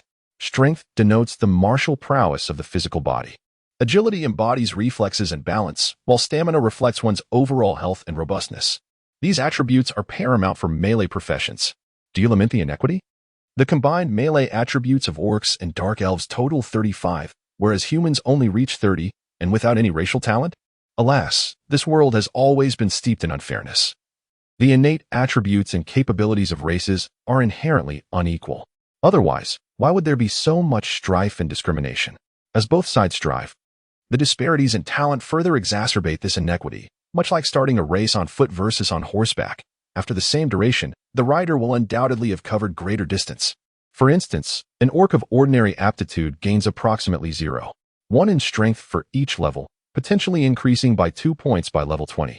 While a human warrior might only achieve a total increase of 1 point by the same level, barely qualifying as a promising strength-based warrior. Moreover, this comparison does not take into account racial talents, which can be remarkably formidable among stronger races. It has become common knowledge that, at equivalent ranks, The actual combat prowess among different races varies significantly. Conversely, humans, despite being the race with the least advantageous talents, exhibit the fastest growth rates. The more powerful races tend to evolve more slowly. For instance, dragons require a century to reach adolescence, while elves take even longer, 2 centuries to mature, whereas a span of 70 to 80 years is ample time for humans to ascend from their prime to the pinnacle of their capabilities. In gaming terms, this translates to weaker classes requiring less experience to level up. Take myself as an example, while at the initial stage of Legend. A lich's experience requirements are at least 3 times greater than that of a human archmage, making the process of retraining excruciatingly arduous. However, as breakthroughs at each level are exceedingly challenging, this advantage is minimal for top-tier powerhouses. Yet, it is starkly apparent for the cultivation of numerous lower-tier warriors or cannon fodder. Thus, the advantages of the human race are evident, while the silver-raced elves excel at producing a plethora of mid-tier combatants. The golden-raced dragons may be few in number, yet they command respect that none dare dismiss. If the black iron rank is merely the initial stage of imitation of predecessors, then the warriors who have attained the bronze physique begin to hone their combat skills, unearth their potential, enhance their essence, and sculpt their perfect battle forms. In simpler gaming terms, this translates to diligently acquiring skills, allocating talent points, and augmenting attributes. As one ascends to the silver dignity, the physical form approaches the limits of mere mortals, leading to the refinement of willpower and the cultivation of combat techniques, merging the forces of spirit and determination to forge a personalized fighting style. In gaming vernacular, the character archetype is essentially established, attribute points increase at a slower pace, and further enhancement of attributes becomes exceedingly challenging, allowing the acquisition of several formidable skills for display. At the Golden Wool level, the formidable beings begin to integrate their specialties and seek paths that resonate with their strengths. Should they attain specific advanced professions and inheritances, their growth accelerates significantly. In gaming terms, this equates to selecting a path and advancing, fundamentally transitioning into the next tier, a new starting point. Ascending further into the legendary realm involves the soul insignia, while the holy rank pertains to the realm of mental imagery, which has been briefly mentioned and shall not be elaborated upon here. At this juncture, one might surmise why Annie can never triumph over Eliza. Annie is a human, remarkable only for being a half-blood with a trace of Phoenix lineage. At the Golden Pinnacle, despite lacking racial talents, her primary attribute of strength has reached 19 points, placing her on the cusp of legendary warriors in terms of fundamental attributes, an impressive feat. Unlike other otherworldly games, increasing basic attributes in this world is exceedingly arduous. Yet the disparity between 4 or 5 additional points later on is monumental. However, her adversary Eliza, a half-demon favored by the Abyss, possesses the racial talent of abyssal summoning. With a willingness to respond to the call of demonic transformation, she experiences a significant augmentation in her attributes. At her current level, she has undergone moderate demonic transformation, with strength, agility, and endurance each at 12 points, intelligence at 12, charisma at 6, and willpower at -6. Such a modest enhancement suffices to render Annie utterly powerless. Eliza, being a demonkin, starts with a strength of 12 points, and with the additional 12 points, a mage capable of overpowering warriors in strength is thus born. Coupled with her comprehensive advantages in agility and endurance, the notion of a monkey defeating a dinosaur through combat skills becomes a mere jest. Ultimately, powerful combat techniques must be measured against foundational attributes. Hence, Eliza possesses the capacity to catch divine swords with bare hands. Furthermore, with the eclectic martial arts I imparted, along with her self-developed ice-infused melee techniques, it is clear that not even Annie, at her golden zenith, nor the legendary Snow Hoof, could prevail. As my esteemed pupil and a melee-oriented mage, Eliza has undoubtedly surpassed her mentor. This indeed seems rather inequitable. However, compared to Xiao Hong's ancient red dragon's flawless physique, immune to poison, plague, and flames, with a 30-point increase across all attributes, Eliza's moderate demonic transformation remains highly credible. I surmise that even if she were to attain complete demonic transformation, it would result in a mere 20-point enhancement to all attributes, albeit with a drastic decline in willpower. Naturally, in this world, there are no free lunches. The power of the chaotic abyss is not easily obtained. The diminished willpower would render her increasingly unable to resist the allure of demonic transformation, ultimately leading her to become a complete demon. Personally, I have prohibited her from utilizing her abyssal summoning talent. Moreover, I have employed the infernal invention of contract magic to incorporate this clause into the employment contract between myself and Eliza, forbidding her, in her most primal physical instincts, from accessing her transformative abilities until her wages are fully settled. Both devils and demons trace their origins to the river Styx, yet they are undoubtedly sworn enemies. This can be regarded as a veiled method of harnessing the power of the river Styx to counteract its summoning, a solution I devised in a moment of desperation. A path discovered in a realm devoid of options. Perhaps one day, Eliza, like other demon kin, will be unable to resist the abyssal summons coursing through her bloodline and, akin to my foolish brother, will stride through the gates leading to hell and the abyss, irrevocably transforming into a denizen of the lower planes. However, I hope that, with my interference, that day will be indefinitely postponed. At least during my lifetime, I shall not allow such an occurrence. Indeed, this world is a tapestry woven with both light and shadow, given her half-demon heritage. Eliza currently possesses a combat prowess that rivals the legendary strengths boasted by other dungeon lords. While Eliza is undeniably formidable and, being merely human, is somewhat weaker at just 19 years of age. Yet, her peak golden strength is sufficient to shatter the bounds of human understanding. Nonetheless, both Adam and I remain less than satisfied. After all, in the fiercely competitive underworld, the legendary dungeon lords merely represent the average standard. At present, both Eliza and N remain at the pinnacle of golden strength, stalled at the critical juncture of manifesting their soul sigils. This step is one that outsiders find exceedingly challenging to assist with. They must refine their soul sigils through trials, whether in combat or in life, requiring setbacks and failures to reveal their shortcomings. They must engage in arduous struggles that culminate in victories to uncover their strengths and bolster their confidence, drawing from every experience that can profoundly impact their lives. Both possess remarkable innate talent, and their foundations were crafted by Adam and myself. The only element they lack is experience. The dark elves shall not be easily vanquished, but with the backing of demigods Margaret and Adam, they would think twice before directly confronting you. Press on, time is of the essence. Even with my meddling butterfly effect, the day when the underground world launches a counteroffensive against the surface is not far off. Now, let us cease the solemn discourse. What I intend to assign to them, if left to their own devices, would not be an accumulation of experience, but rather a prelude to murder. As I quietly stepped into the Platinum Order auction house in Vitten City, it was still a cacophony of voices, yet the moment I entered, all sound ceased. Every gaze turned to the silhouette at the entrance, for he was resplendent. The silver light of order and law danced upon his robe. The demi-artifact mask exuded the gravitas of judgment, and the hefty yellow tome bound at his left waist shimmered with the unique threads of rules intrinsic to artifacts. Even the tattered law hammer at his side radiated with the brilliance of legal power, clearly an item of demi-artifact caliber or beyond. A divine artifact, 3 sub-artifacts, indeed. Even the gods themselves would be compelled to take notice. It would be astonishing if I were to leave without being accosted. Perhaps the entire subterranean dragon city would mobilize in response. I intend to dazzle you all. Yet, even a fool could discern that only a formidable individual would dare to venture forth adorned in such gear. Nevertheless, there will always be those who harbor a sense of unwarranted hope. In the next moment, 2 petty thieves, coerced by their superior, emerged from the shadows and approached me. Incantation. Judgment. Fortune favored me. This unfortunate soul, with his crimson and ebony attire, had evidently committed heinous acts mere hours prior. Thus, incantation, death sentence, hanging. Under the decree of the 6th circle, an invisible noose ensnared him, lifting him into the air. What followed was the fleeting moment of his last confessions, as he kicked and gasped for breath, as a manifestation of justice aimed solely at wrongdoers. This 6th circle spell, Golden Tear, rendered the hapless silver tear thief incapable of even a scream before he succumbed to death.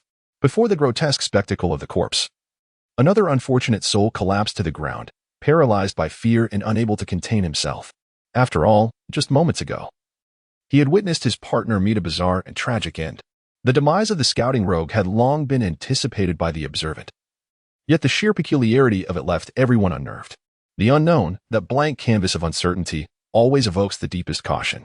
Ignoring the so-called lucky survivor who believed himself spared from crime for the past few hours, I made my way to the auction house's counter, parting the crowd as if I were Moses parting the sea. I was there to auction a divine artifact. All eyes turned towards me. The moment my words fell, they stirred a maelstrom of whispers and gasps, transforming the previously eerie silence of the auction hall into a cacophony of excitement and astonishment. They would, of course, be astonished. After all, even the auction of a sub-artifact or an epic divine weapon would incite a tremendous uproar, leaving an indelible mark in history. The auction of a divine artifact was destined to become legendary. Ah, an auction? Truly? You wish to auction a divine artifact? A divine artifact? Are you certain? The poor centaur maiden's eyes sparkled with disbelief, her words tumbling over one another, her expression one of utter incredulity as she grappled with the reality of the situation. Indeed, a divine artifact. Congratulations to your auction house. This is poised to be the first auction of a divine artifact in the underworld. And your platinum order auction house will undoubtedly be etched into history. The centaur maiden, momentarily forgetting her own fate in the historical annals, fainted upon realizing that a divine artifact was genuinely up for sale. Divine artifacts are immensely valuable, and many would vie for them, risking everything in the process. The thought of being sold into slavery, subjected to the whims of vile individuals in the slave market, enduring various humiliating and degrading experiences, swiftly crossed the centaur Anya's mind. I do not wish to become a slave, and then, this vivid imagination led her to succumb to the overwhelming heat of her thoughts, collapsing onto the ground. The matters concerning such prominent figures are undoubtedly burdensome for a rural girl who, enamored by time travel novels, has only just ventured from her hometown 3 months ago. A slave? Who? I am not a tragic figure, and I harbor no interest in you. Sir, please allow me to introduce myself. I am the manager here, Carlos. Here is my business card. A well-dressed goblin rushed forward, but his blood-red eyes and disheveled attire revealed that he had also just received the notification and had arrived in great haste. Is it this book that you're auctioning? Evidently, as the manager of this auction house, Carlos possessed some knowledge, recognizing that artifacts are often accompanied by the lines of regulation they represent. However, I shook my head and snapped my fingers. From behind me emerged a skeletal warrior, cradling a black wooden box in its hands. The box was soon opened. In the next moment, the entire hall was illuminated by starlight. Carlos momentarily believed the box contained a star freshly plucked from the heavens until the brilliance faded. Inside lay a black staff, unadorned and marked by scorch and frost, covered in the dust of history, with only the silver gems upon it radiating light. Before the shimmering gems on the staff, the extravagant and luxurious mermaid oil lamps of the auction house seemed as worthless as cheap goblin candles. This was indeed an extraordinary artifact. Was that starlight the line of its regulation? Wait, it is the staff. Suddenly, Carlos's face turned ashen, and the goblin's piercing scream reverberated throughout the hall. It appeared that I had achieved my initial objective, possessing an entity that carried 3 sub-artifacts and 1 true artifact. If I were to present yet another artifact, most would instinctively believe it to be genuine. Yes, the Staff of Eternal Night. I ruthlessly shattered his last glimmer of hope, savoring the despair etched upon the goblin's face.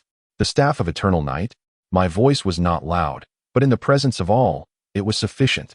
Soon, the revelation of the staff's existence spread throughout the hall. Most were initially stunned, then revealed a greedy delight, only to be transformed into fear. Gather everyone. We must leave. Something grave is about to unfold. Hurry. Kai is unwilling to depart? Very well, let us go and leave this fool to perish here. Artifacts require life to wield. According to the rules of the underworld, fools incapable of possessing treasures are bound to meet their demise. Once the news of the staff's manifestation spreads, countless top forces will converge. By then, it will be too late to flee. Of course, there will always be fools discussing wealth without regard for their lives, and many surged out, yet some remained, hesitant due to the bizarre demise of the previous thief. As for those timid observers, I paid them no mind, instead smiling at the trembling goblin who held the staff.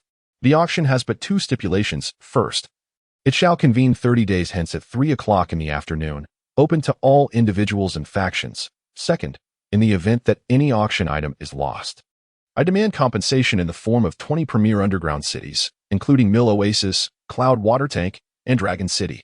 What? Compensation for your underground cities? Where are the underground cities? Mill, I comprehend now. It pertains to the Lion King. You were targeting the Lion King. Very well.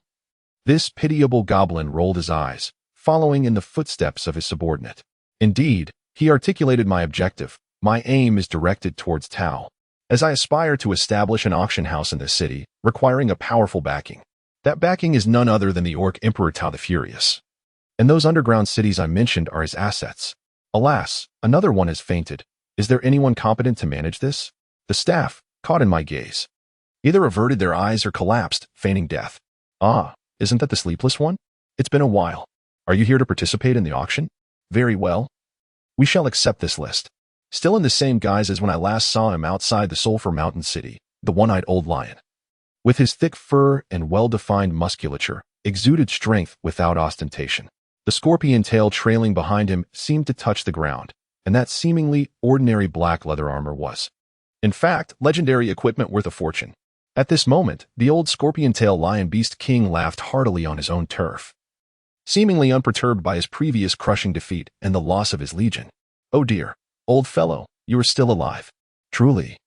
A man who can use his own soldiers as shields has remarkable audacity. He has snatched a life and still dares to appear before me. Does he not fear that I may end him on the spot? While one typically refrains from unearthing past grievances, I am determined to do so, and in an instant. The old lion's countenance contorted. War is merely an extension of politics. Powerful figures are often concerned with their reputations, under normal circumstances. Regardless of how fiercely the dungeon masters may contend in private, should an opportunity arise for public discourse, they would extend courtesies to one another, engaging in amicable exchanges. A challenger who fails to offer such courtesies is likely a first-time encounter for him, and his face turned ashen. Indeed, this is the norm. But why should I extend any courtesy to this scoundrel? The old lion gripped the hilt of his sword, but was soon dazzled by my divine artifacts. Tao recalled the city-wide forbidden spell, that invisible yet imposing eye of heaven, seemingly poised to judge all. Even the orc emperor exhibited a hint of trepidation, faltering in his resolve to fight. My lord, there exists a non-aggression pact in Vuitton City. Observing his master's hesitation, a robed fox beastman stepped forward, seemingly reminding his lord of the city's regulations, while in reality, providing an exit for his superior. With the intervention, gradually, Tao's expression softened, and he relinquished his grip on the sword hilt. Neutral cities, of course, impose restrictions on conflict, yet there are arenas for settling personal grievances. Moreover, when have these arrogant underground overlords ever adhered to rules? However, the surrounding crowd erupted in disbelief. They could hardly fathom that the invincible Orc King had encountered a setback.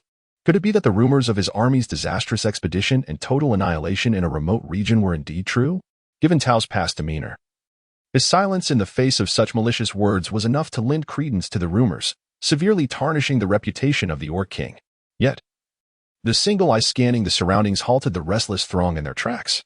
Even if the news were true and could potentially spread, it would be a grave injustice for Tao to mistakenly believe that it was his own doing. The one-eyed Orc King suppressed his fury, however. Engaging with the rogue before him was clearly out of the question. Thus, under a subtle indication from the fox-like creature, he stepped forward once more. In business, the visitor is always a guest, and one must wear a smile, even if that guest is unwelcome. Oh, Master Sleepless, wouldn't you agree? This statement was neither obsequious nor confrontational, yet it was delivered with a playful tone, artfully sidestepping the earlier harsh words. If there is a ladder, then let us descend. For today, I am the one setting the trap, not the one seeking confrontation. That said, have you accepted my auction terms? Of course, came the reply. Excellent. Then let us sign the agreement, using my terms. The small fox took the parchment, and his face turned pale as he realized that the text was not in the common tongue, but rather in the infernal dialect, a contract belonging to the devil. The stipulations were as I had previously outlined, an auction to be held in 30 days, and should the agreement be breached, the signatory would owe me 20 underground cities. The only addition was a clause stating that failure to uphold these conditions would result in the signatory plummeting into the river of the dead, never to rise again. For humans, an oath sworn by the river of the dead holds no more weight than one sworn by the sun, as both possess little efficacy.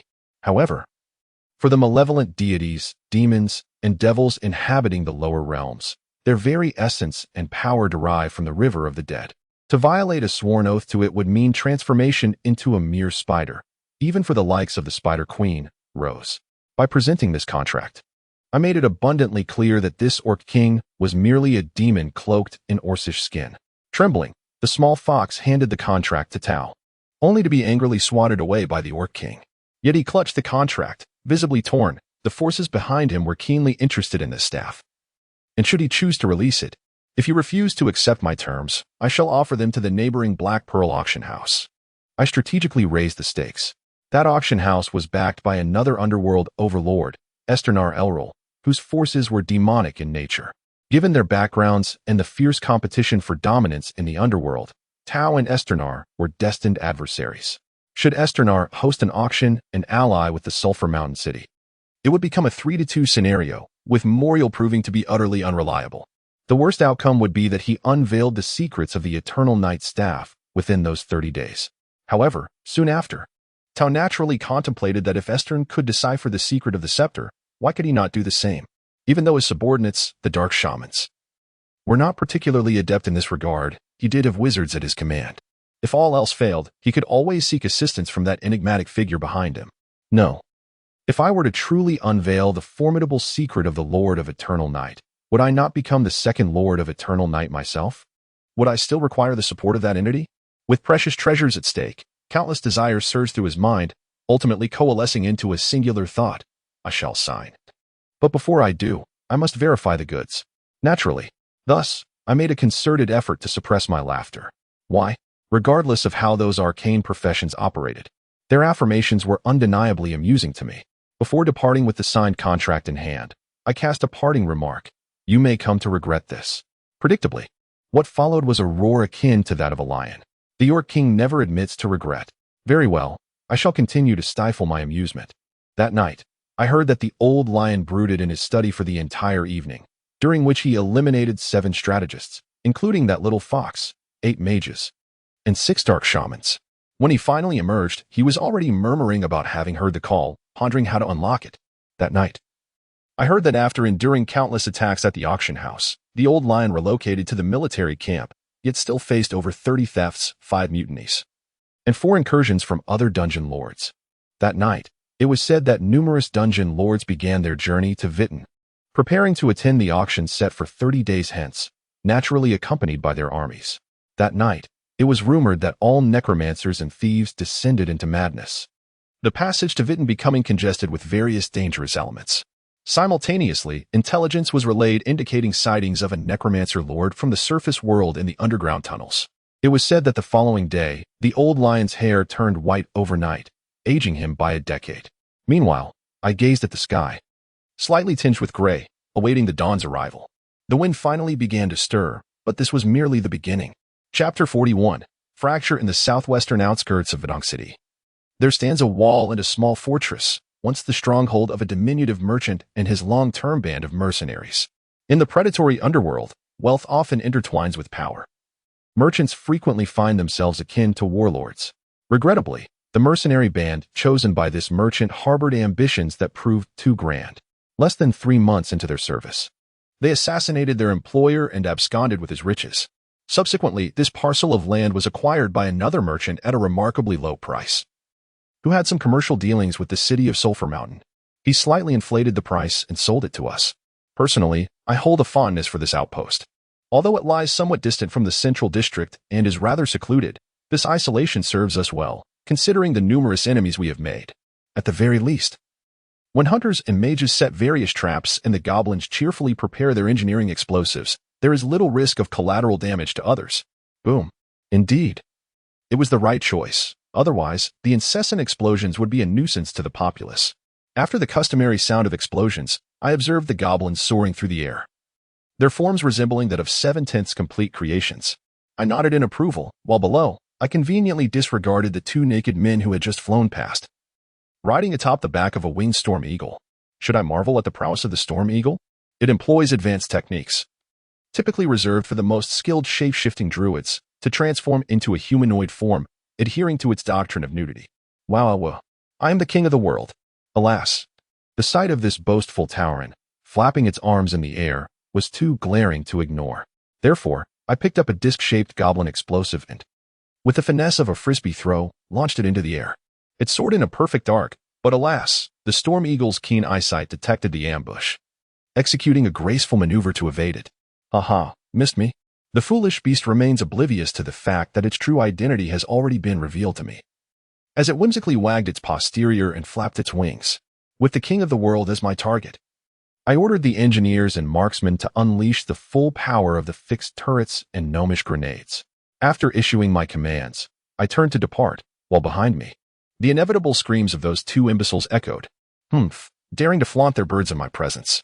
Regardless, they are all of legendary status. Their lives are resilient enough that a fall would not spell their doom. It serves as a perfect opportunity to test the efficacy of our defensive apparatus. Very well, my lord.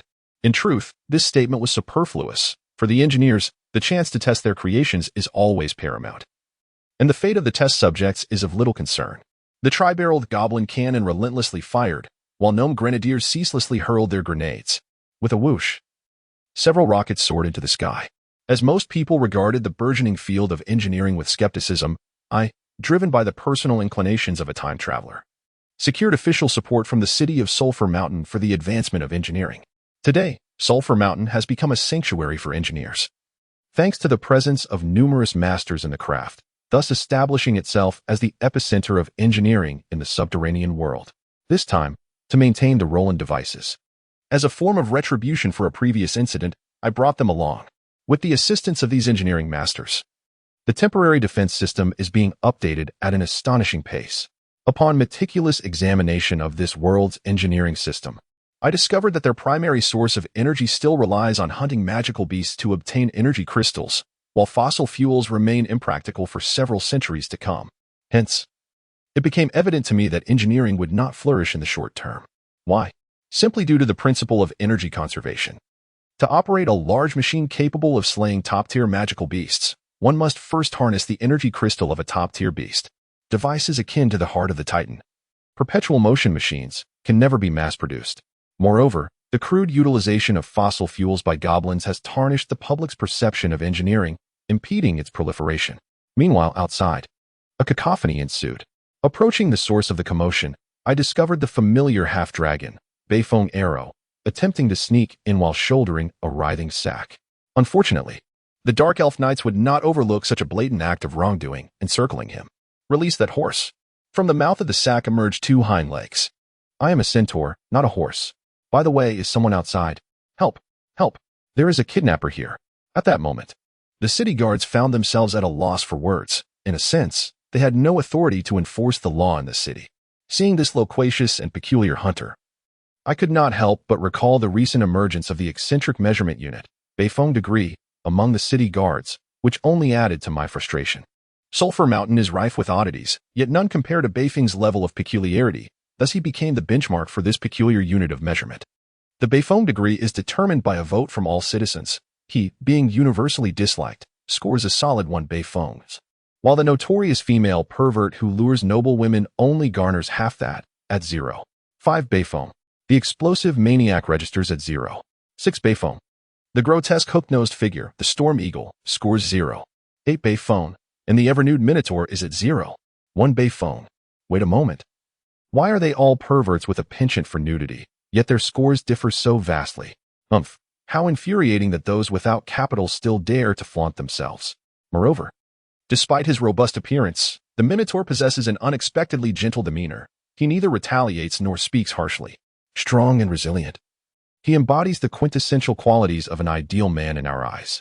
In truth, many young women within the group harbor a keen interest in him. If he could amend his unfortunate habit of readily disrobing, he might garner even greater admiration. After all, no one relishes the thought of their possessions, in this case, a man flaunting himself indiscreetly in public. Perhaps it is fitting to say that he truly embodies the traits of a dark elf.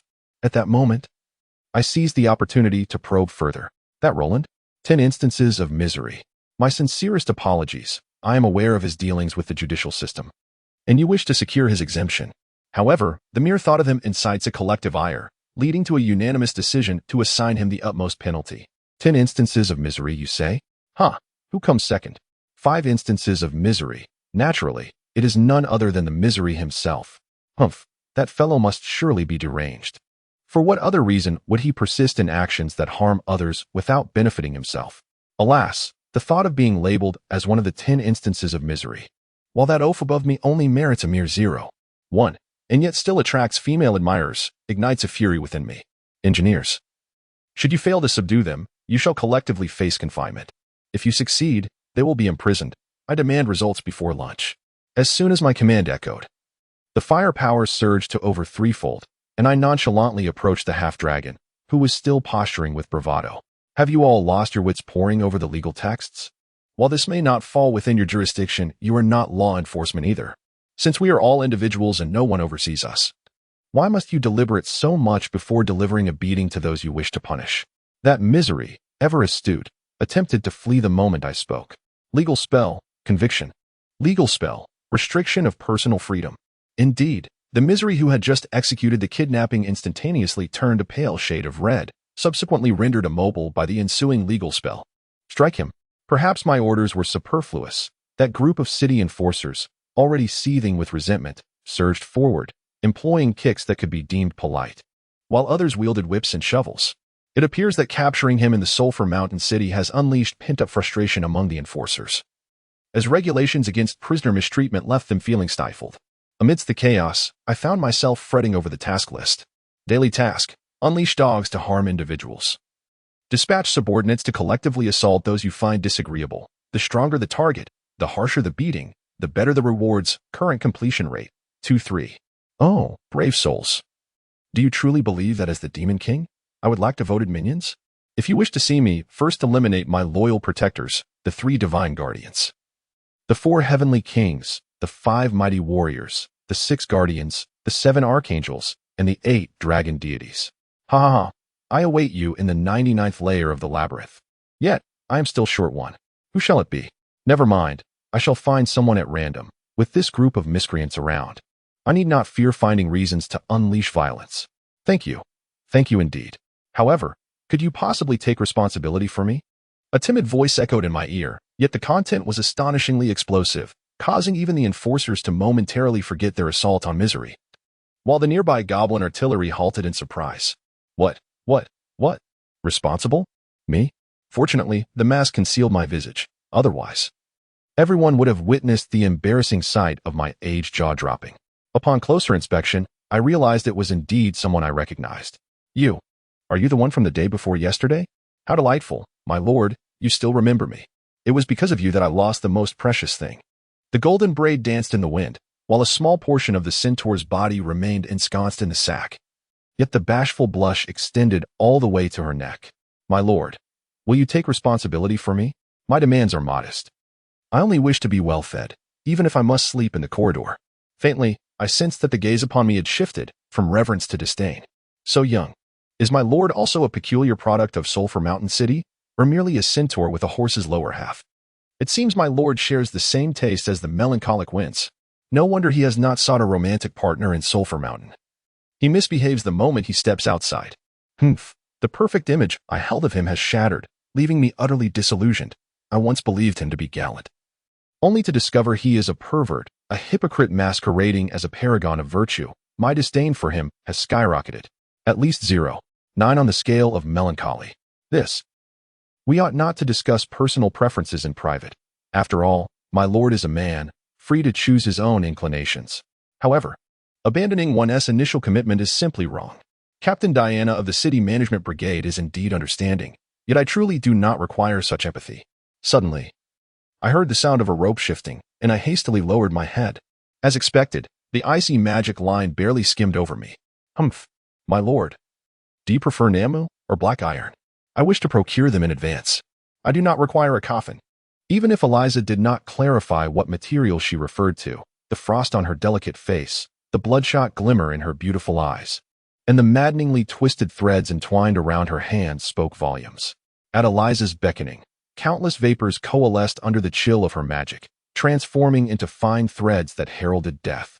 And I could only scurry away in panic. Cinerette, I have acquiesced to your request. I shall take responsibility. Please help me explain. How splendid, my lord. You are willing to offer Enlia a job. She is quite diligent. Alas, after losing my position due to you, I was at a loss for what to do.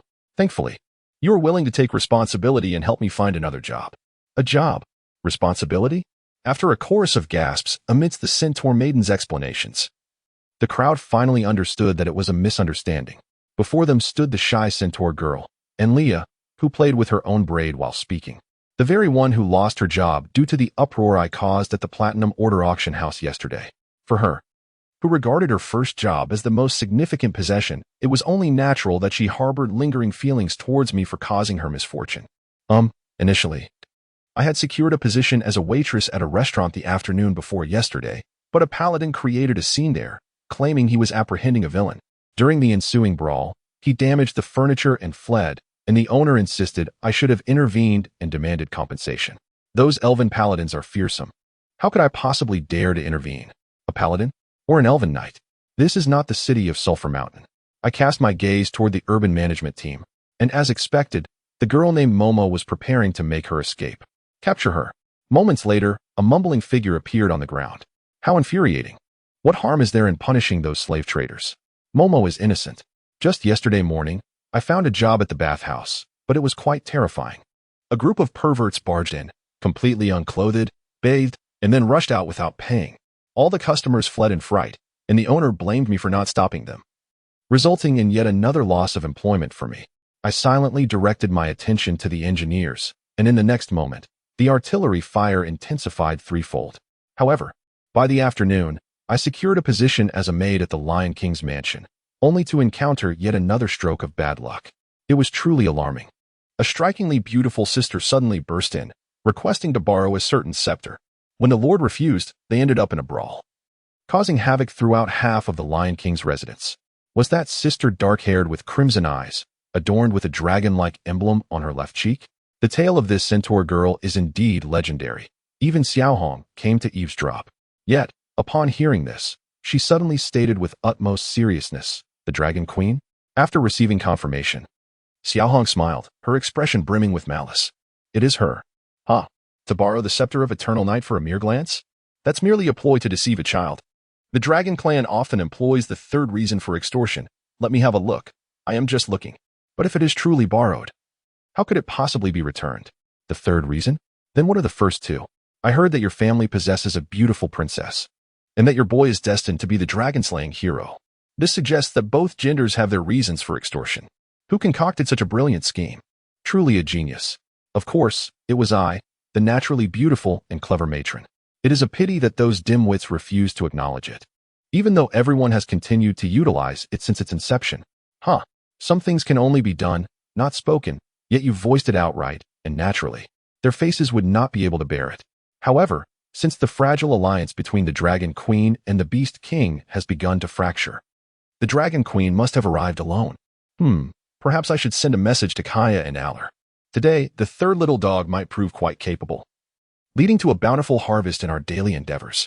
Chapter 42 The Truth of History. I have chosen to hold the auction 30 days hence, and my reasoning is not without merit. In just over 2 weeks, the biennial conclave of the Underground Alliance will commence, and all the influential figures of the Alliance should be en route. It is indeed preferable to share in the merriment rather than revel alone. Ensnaring one is less satisfying than ensnaring a multitude. Let us all joyously descend into the pit together.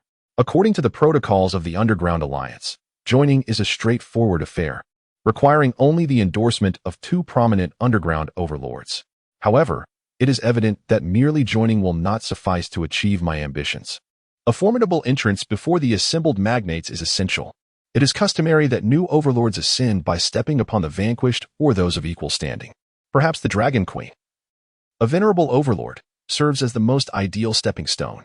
Although her individual prowess is unparalleled among all overlords, and her domain, Dragon City, is replete with elite warriors, when it comes to comprehensive strength and influence over the entire underground realm, she is indisputably the weakest.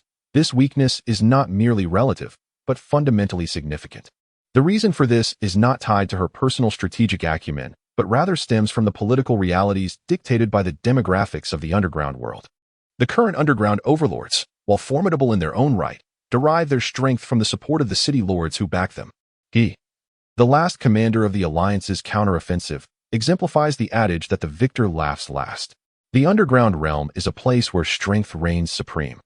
Though his personal power may be the least, his influence is the greatest, commanding 50 directly subordinate underground cities, a formidable force indeed, with clandestine support from no fewer than 400 city lords. The reason? He is human, at least outwardly so, thus, the other human city lords rallied his cause. And it is as simple as that. The old lion, Kaya, is similarly positioned, an orc king of the underground and the highest priestess of the dark elves. Their potential supporters represent an immeasurable force. In a certain sense, they embody the interests and leadership of their respective races. While most city lords may not publicly acknowledge this, their private inclinations are unmistakable. When Tao launched a surprise attack on Sulphur Mountain City, he was able to conscript lords from outside his jurisdiction as cannon fodder for this very reason. Once the alliance unites in fervent pursuit of a common goal, to avoid becoming expendable in the military campaign, to vie for greater advantages, and to carve out a more favorable territory, an increasing number of city lords will seek allegiance with the overlords, aligning themselves with Tao, Istina, and Kaya. The strength of their followers will grow exponentially, solidifying their status as true overlords. As for the underground dragonkin, the young dragons willing to heed commands have already pledged allegiance to the Dragon Queen. While there remain ancient and even primordial dragons concealed within the underground realm, how likely is it that Moriel, a mere subordinate to the ancient dragons, could command them? As the tide rises for all overlords, the only one left behind will be the Dragon Queen Moriel, who will likely descend into the role of a premier enforcer. Thus, her pursuit of power is far more fervent than that of her underground counterparts, and the allure of the Staff of Eternal Night is all the more potent for her. In the subterranean realm, incessant strife among factions often leaves a slender thread of kinship intact within the same race. While the brutal and sanguinary slaughter between different species is all too frequent, numerous blood feuds exist among alien tribes, and it is said that the venerable lion himself was once a gladiatorial slave in the arena of a certain human dungeon lord. Consequently, the Orcish monarch tends to exhibit a general benevolence towards the subterranean orcs, while harboring a deep-seated loathing for humans. As for Sulphur Mountain City, given its diverse racial composition, it may not suffer from the inexplicable animosity that other dungeon lords face, yet it is futile to expect goodwill from any dungeons outside of humanity. The city's ruler, Adam Hahn, appears as a glaring beacon of heroism to the exiles and their descendants, making mutual understanding quite challenging. Perhaps when a fellow denizen of the underground takes the reins, the situation may improve significantly. Thus, even if one were to join the underground covenant and attain a position of dominance, Sulphur Mountain City is destined to remain a peripheral entity. From the outset, I designated Sulphur Mountain City as a mere disruptor, a foul stone in a cesspit. Indeed, since it is fated to never occupy a central role, it shall instead serve to sow discord among the core. There, one finds many disenchanted fringe dwellers and minorities. I shall unite these outliers into a cohesive force. If you strike east, I shall strike west. If you seek to conquer lands, I shall fortify our homeland. In this manner, we might at least delay the inevitable bloody confrontation with the surface world by a few years. When the cataclysm of the undead and the invasion of demons commence, it will be this band of bickering incompetents, adept only in internal strife, who will huddle together for warmth. Historically, the increasingly unmanageable calamities stem from the immense losses suffered by the world of Aish during the previous catastrophes, particularly by the human kingdoms, which, being the most populous and powerful, failed to serve as a bulwark amidst the internal wars, cultist conflicts, incursions from the underground, and invasions from the realms of the undead and demons. They were swiftly decimated in the ensuing conflicts. And it is also true that various races viewed the populous and expansive human kingdom as their foremost adversary. In the original course of history, following the bloody engagements on the plains between the underground world and the human kingdom, both sides suffered a staggering 30% reduction in their populations. This was shortly followed by the timely arrival of the undead cataclysm, which in the original history did not feature the Empire of Zyro, but rather the Council of Undead Sorcerers, who opened the gateway to the realm of the undead, transforming the two beleaguered factions into mere grasshoppers bound by a single string. In the grueling days that followed, countless speculated that had the human kingdom and the underground world not descended into such depths of conflict, retaining more than half of their combat capabilities, perhaps the situation would not have spiraled out of control. Ah, Master, with such popularity, how could you possibly be a lifelong bachelor? Even as misunderstandings dissipate, there is no sign of thawing from the icy facade that graces Elise's countenance, leaving me somewhat perplexed. How curious. You should have known from the outset that it was a misunderstanding. Let us not even mention that she is half-centaur. Even if she were a beauty, what could an old soul like me achieve? Are you plotting to take advantage of the situation? My furious outburst falters under her cold, disdainful gaze, a look akin to that reserved for refuse. In such circumstances, it is generally indicative that I have indeed erred. Yet I have not committed any wrongdoing of late. Beneath the cover of your book, The 64 Dark Magic Techniques, It indeed turns out that you replaced my beach sprite art album with a male goblin muscle erotic art book. Those unabashed green goblins nearly made me retch. When I exchanged glances with Adam, his gaze was even colder than yours now, clearly indicating, "So, you are indeed a perverse goblin enthusiast. Stay away from me." At that moment, I felt as if I might just perish from shame. Oh, so even Lord Adam is involved.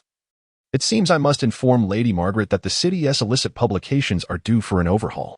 Today, I shall cleanse my domain. The Witch's Little Tricks.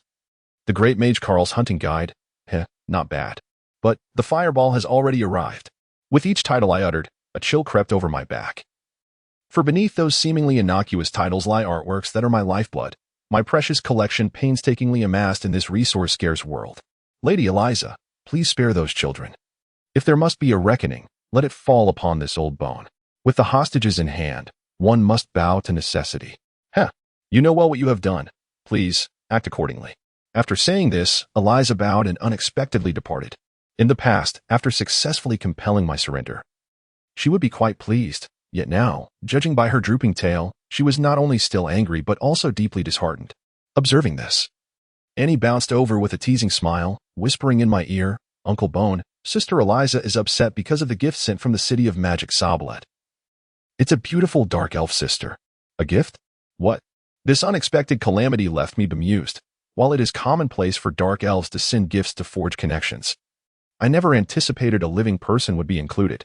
Yes, a stunningly beautiful sister. Annie had never seen one so lovely. Her name seemed to be Victoria. What? Victoria? Victoria Sphinx? Ah, Uncle Bone, you know her. She is indeed quite famous. No wonder, such a beautiful sister. However, Annie is determined to drink plenty of milk. As Sister Margaret once said, men prefer those with ample bosoms. That sister, though incredibly beautiful, is completely flat. Whatever Annie says has become irrelevant. Upon hearing that name, 1,000 wild horses galloped through my mind. What on earth is this plot trying to achieve? Why has the future Dark Elf Queen been sent to me? Without her reigning as queen, how can there be reconciliation with the surface powers? Is the butterfly effect truly this exaggerated? In my haste, I rushed over, only to find the enchanting beauty surrounded by a throng of dark elf knights. With delicate brows, warm eyes, and features like a painting, her alluring red lips were adorned with a subtle blush, resembling a celestial being descended to earth. She lacked the sharp vigor and domineering presence common among dark elves, instead possessing a gentle and refined demeanor that instills comfort and reassurance, a beauty that only grows more captivating the longer one gazes upon her. From a man's perspective, a woman embodying the virtues of a devoted wife and mother is the most difficult to resist. Moreover, if one were to compare beauty and grace, she surpasses even the rarest of beauties like Marguerite and Eliza. It is no wonder that her beauty is etched in the annals of history.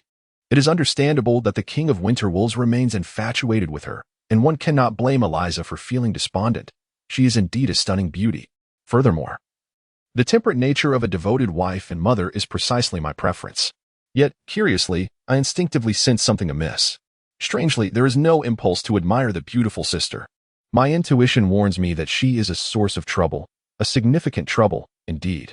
As Diana's furious outcry revealed the root of the issue, she exclaimed, "Victor Sphinx, why are you here, and why are you dressed like that?" To which Victor replied, "Diana Sphinx, please call me Victoria Sphinx. I am now a female priest of Rose. Due to your irresponsible betrayal, the wrath of Rose has descended upon me, and as your only kin, I have been cursed and permanently transformed. Fortunately, Rose discovered that I possess remarkable divine talents in my new form, allowing me to become her priest and thus preserve my life. All of this is thanks to you, my dear sister." Faced with her brother's seemingly calm yet resentful inquiries, Diana's face turned pale and her hand trembled, causing the silver avenger of the holy sword to fall to the ground.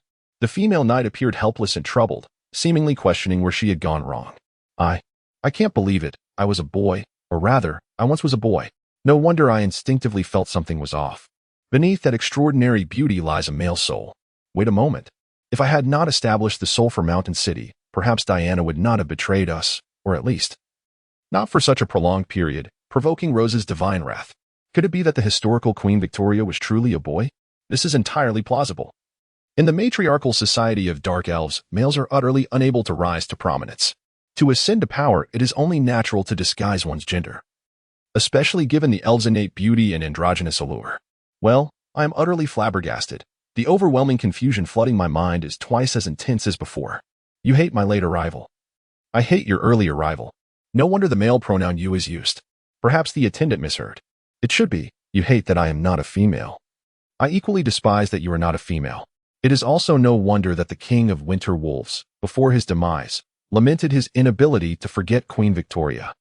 Having unwittingly married a man in a political union and falling in love with her, while still preoccupied with the thought. If I were to find myself in such a predicament, it would not merely be a lifelong regret.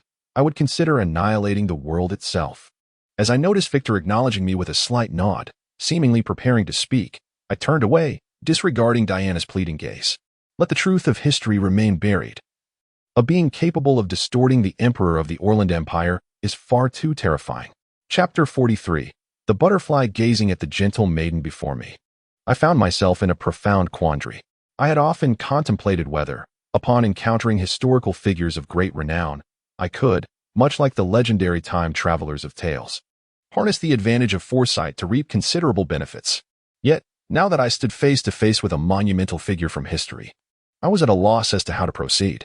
If this were a storyline favored by the more outrageous narratives, I would be expected to chuckle lecherously and produce candles and whips from behind, uttering a taunt akin to, "Your sister is in my grasp, you know what I mean." However, I feared that should the plot take such a turn, the eavesdropping Eliza and her companions would burst in without hesitation. And even if I wished to err, I lacked the means to do so. A wave of inexplicable sorrow washed over me. Oh, great cosmic will. Could we perhaps strike a bargain? Please refrain from employing this trope in the future. It truly pains me. All right. If this were a tale woven in a realm of forbidden desires, I would be utterly captivated by her beauty and kindness.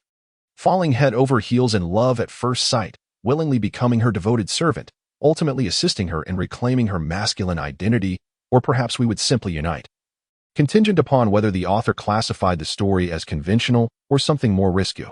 If this were a wartime drama, then at this juncture, we ought to draw our rifles and engage in a barrage of gunfire, rolling about as we fired, emerging unscathed and pristine, only to engage in close combat, awaiting the unfortunate fate of the enemy within the confines of our dwindling resources. Were this a primetime soap opera, Victoria would now be struck by a sudden illness, perhaps be run over by a cart, or face the wrath of a wicked stepmother. Should the narrative unfold for long enough, an elderly physician might dramatically reveal that we are, in fact, siblings. It seems this conclusion would be rather fitting. For at least the heroine would bear the brunt of the calamity. My lord? The heavy robe and silver mask obscured all, yet at times, the rhythm of one's heartbeat. The gaze, habitual gestures, and even the mere tapping of fingers upon the table could betray much to a keen observer. Victoria, no, it should now be Victoria, prided herself on her observational prowess, yet after more than 10 minutes, she had gleaned nothing. Truly, the great sage who pioneered the power of law displayed no signs of agitation. His heartbeat remained steady, his gaze restrained, and superfluous movements were absent, rendering him akin to a withered tree in meditation, inscrutable. In Victoria's perception, his eerie calm since entering was indicative of a sleepless individual assessing her patience, observing her while simultaneously being scrutinized in return. Though dim, the eyes behind the mask seemed to have seen through her entirely. Within the confined space, an intangible pressure continued to mount, and after a lengthy pause, it was Victoria who, unable to endure any longer, shattered the silence, effectively conceding in this silent contest of endurance. My lord, do you wish to discuss something with me?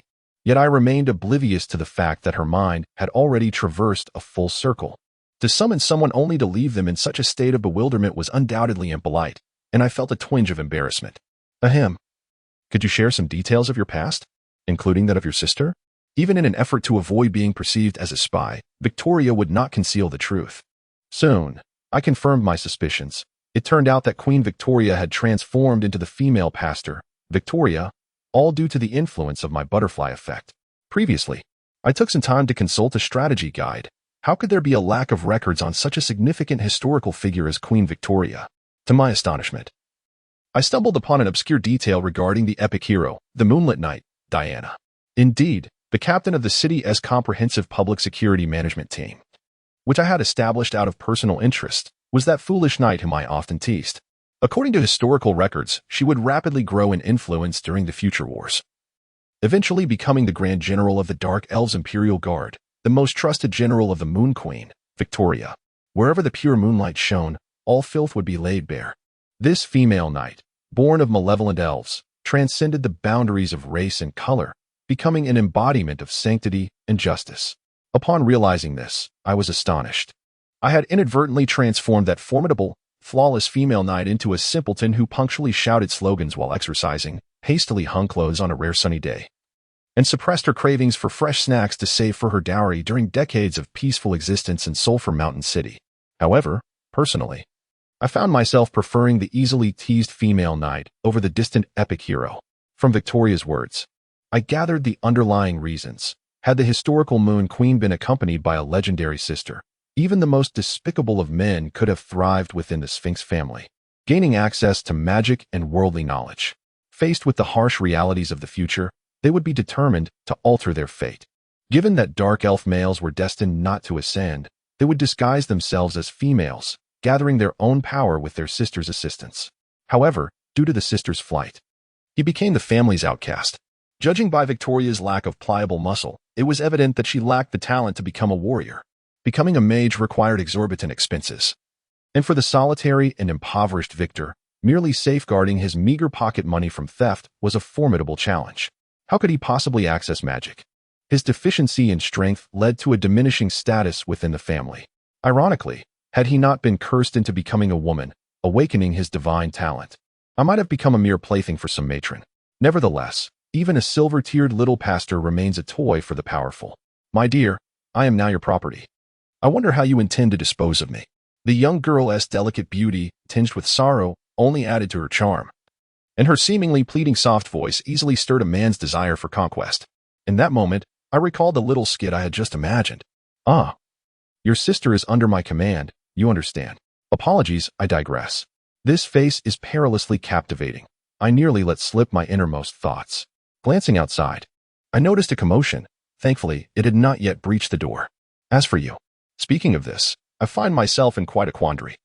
According to my initial plans, such a perilous entity should be kept at a considerable distance. However, Victoria, as the Moon Queen of history, possesses undeniable abilities and potential. It seems rather unfortunate to leave her idle. It suffices to raise an epic hero into a clumsy warrior. Yet, transforming a queen into a mere parasite would indeed be a tremendous waste. You should accompany your sister for the time being, but I do not entertain idleness here. Do you possess any particular skills? I can assist you in finding a task. My apologies. Rising to my feet, I approached the wall and forcefully collided with it. Bang! The entire building trembled, and shortly thereafter, such tremors occurred countless times in this small encampment.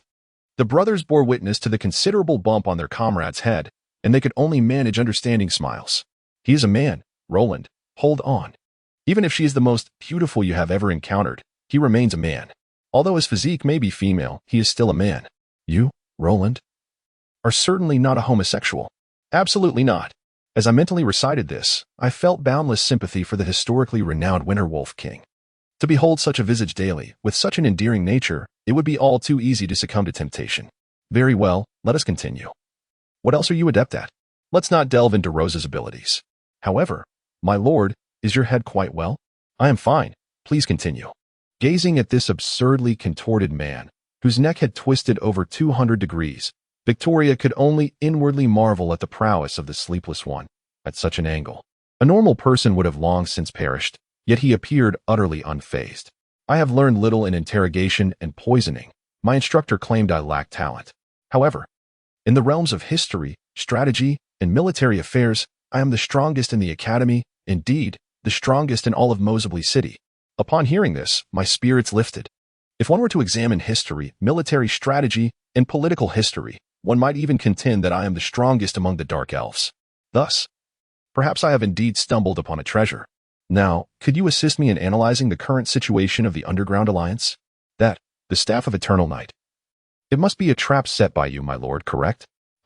The Staff of Eternal Night was personally delivered by me. Tao has since faced immense pressure, nearly coming to blows with Moriel.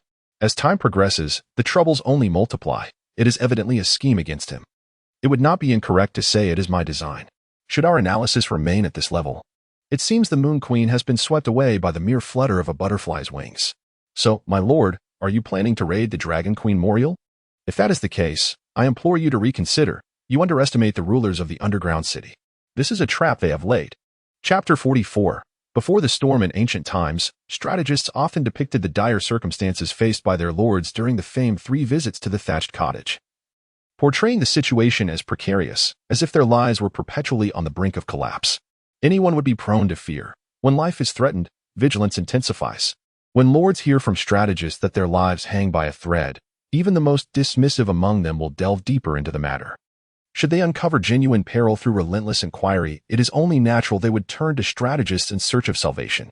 As the opinions of these strategists gain prominence, and the crisis is averted, their status naturally rises, leading to an increased emphasis on their new insights, propelling them swiftly into elevated positions. The saying, commanded in the throes of a defeated army, tasked amidst adversity, likely encapsulates such a scenario. This bears no relation to the event itself. Rather, it is a technique employed by strategists to capture the attention of their lords, with the most skilled among them mastering this art. Sir, save me, teach me. It seems that according to this young lady's script, I should utter these words now. Then she would elucidate how the Lion King and the Dragon Queen feigned discord. By taking the initiative, we could spark a propaganda campaign portraying us as invaders dispatched from the ground and internal saboteurs of the alliance, inciting suspicion and hostility against us, ultimately cornering us until escape becomes impossible. However, if this were the extent of her machinations, it would indeed belittle my capabilities as an insomniac. Understood. You should stay with your sister for now. You likely have much to discuss. Faced with my unexpected indifference, Victoria sprang to her feet, her face a mask of urgency as she prepared to voice her thoughts. Yet, upon witnessing my continued impassivity, she reluctantly took her leave. Eliza, if you do not emerge soon, you shall forfeit your salary for next month. Master, might I suggest you settle my wages for this month last year before uttering such remarks?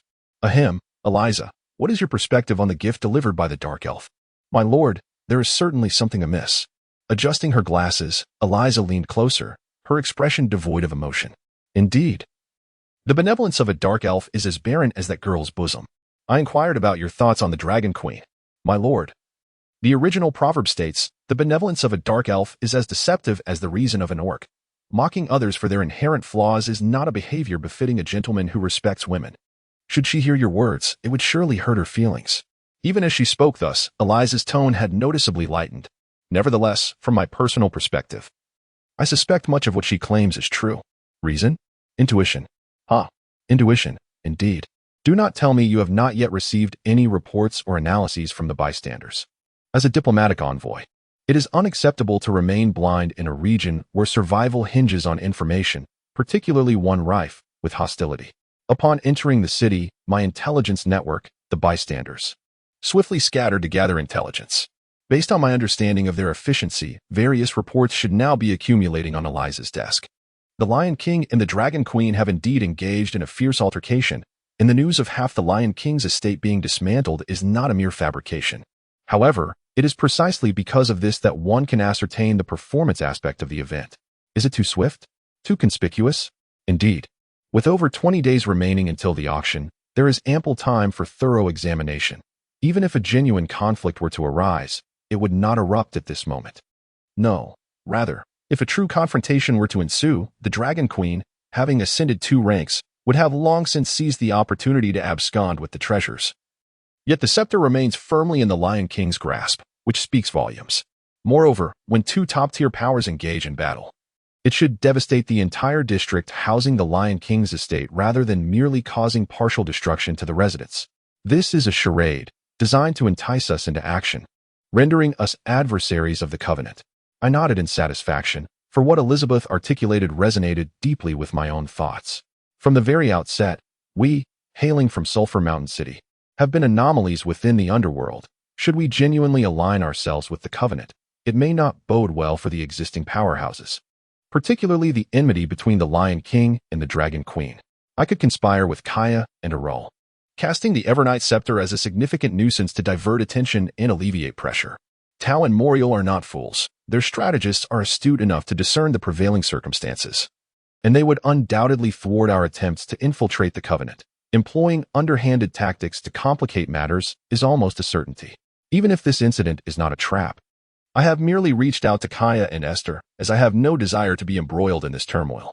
We are newcomers, and as such, an entity not aligned with any racial faction, it is only natural to be met with suspicion and wariness. Should we initiate an assault against the Dragon Queen?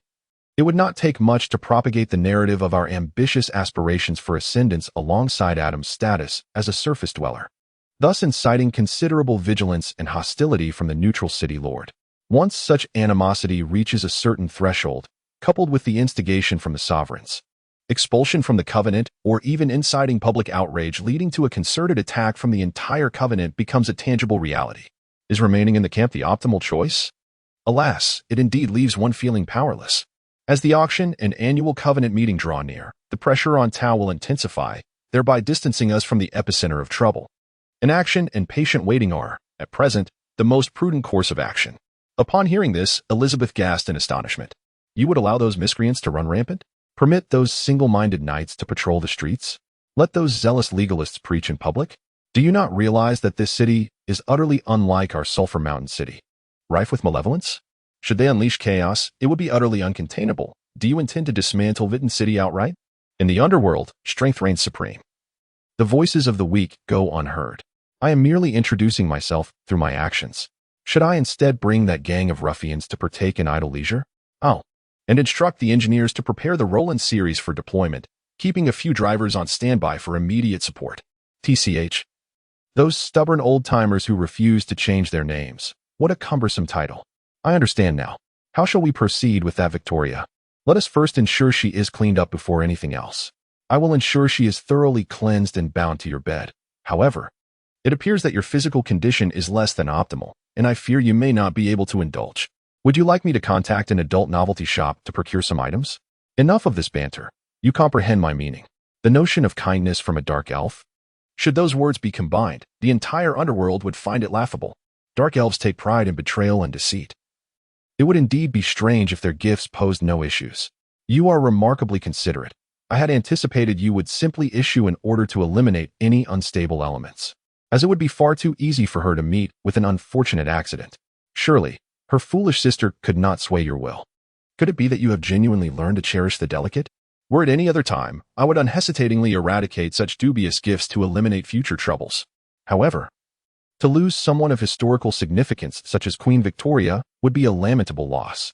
Moreover, having now recognized my oversight of Diana's potential, I shall not allow her to languish. She may yet evolve into a most valuable enforcer, and to forge a deadly enmity now would be unwise.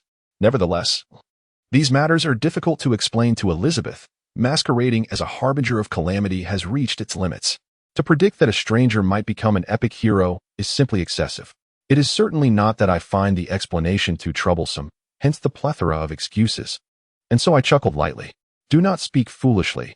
You are aware that there is a man involved, and I, the Lich Roland, am decidedly not inclined towards such inclinations. Who can say? Despite my words, the swaying of that little bow tie upon departure suggests that Elizabeth is in fine spirits. Perhaps, given that our previous stock was discovered and is destined for trouble, it is time to replenish our inventory at the underground book collection in Vitana City. Since her mood is favorable, she may even overlook any findings. What? Lacking ambition and drive? I too desire aspirations, yet at present, all I can do is indulge my eyes. I surveyed the unfamiliar and empty room, feeling an inexplicable tinge of loneliness, and with a resigned shake of my head, I opened the window to the glowing lights outside. Deceit and trickery are never the righteous path. Alas, who can blame our current lack of power? Ultimately, our strength is insufficient. The combined force of our envoy amounts to merely 5 or 6 legends, whereas those overlords, with centuries of accumulation, can muster 400 or 500 legendary lords in full mobilization. In a direct confrontation, it is we who would suffer. Our only formidable asset here is Little Red, while the opposing underground overlords boast 4, with countless others of equal caliber. Were Adam and Margaret present? No. Even if they abandoned their duties guarding the Sulphur Mountain and investigating the seal of the fire element deity, their presence would not bode well. Being too powerful and of an alien race would likely lead us to immediate hostility and attack. Adam, that fool, lacks any theatrical skill, while Margaret scorns compromise, which would likely culminate in an all-out war. Remaining in the rear as a deterrent to prevent the old lion and dragon from becoming overly aggressive is, in truth, the wisest course of action. Ah, if only I could acquire 2 more top-tier warriors. While I lament the lack of strength, I fail to recognize that this is not the familiar abode I once knew. To my left, in the vacant room, lies a small secret chamber, through which I can discreetly observe the activities in this study via a peephole left by the former occupant. What should I do?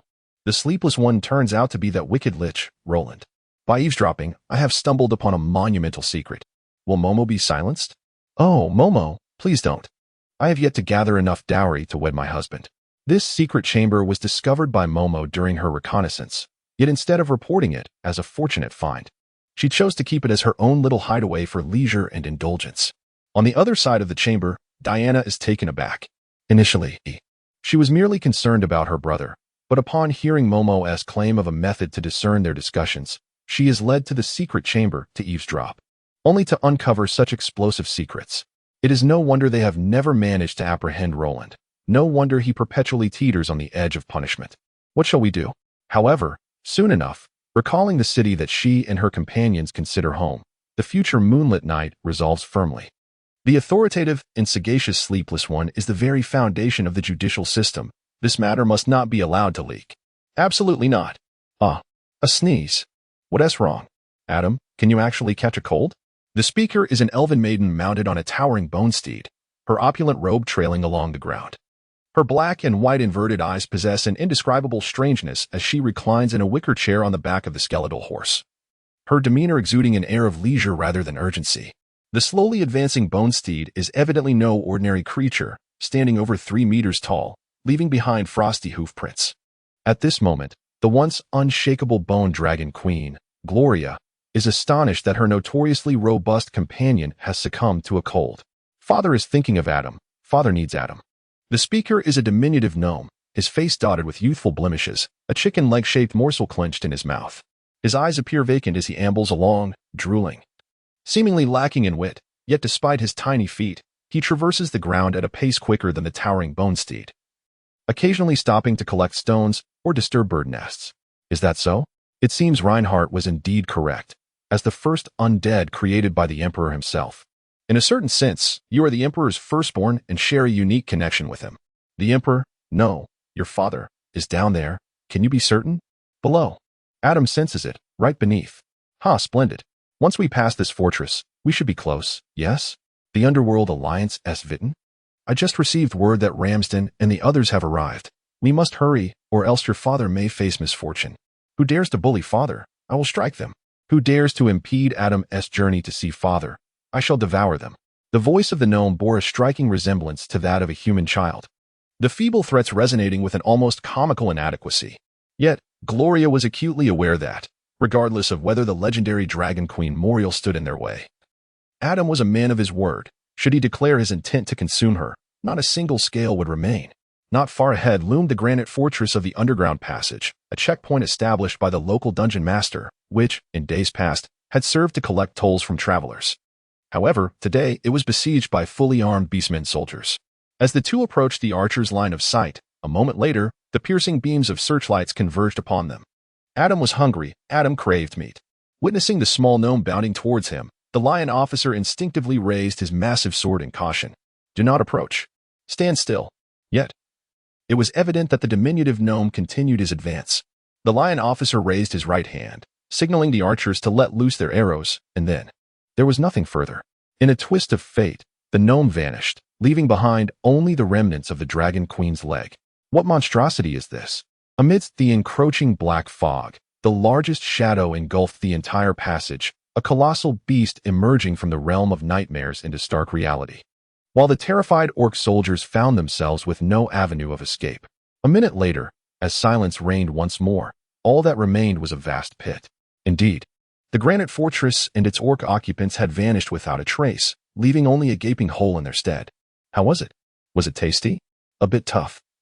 With a hint of gristle. Not delicious, not delicious. Adam desires something more delectable. Well then, let us proceed to Vitten. Your next banquet awaits you. Chapter 45.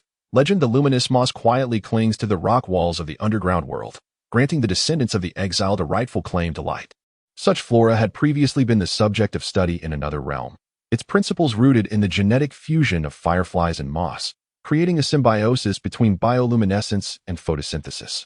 This synergy aimed to establish a low-consumption energy cycle, evolving into a self-sustaining illumination system, an eternal source of light for the subterranean.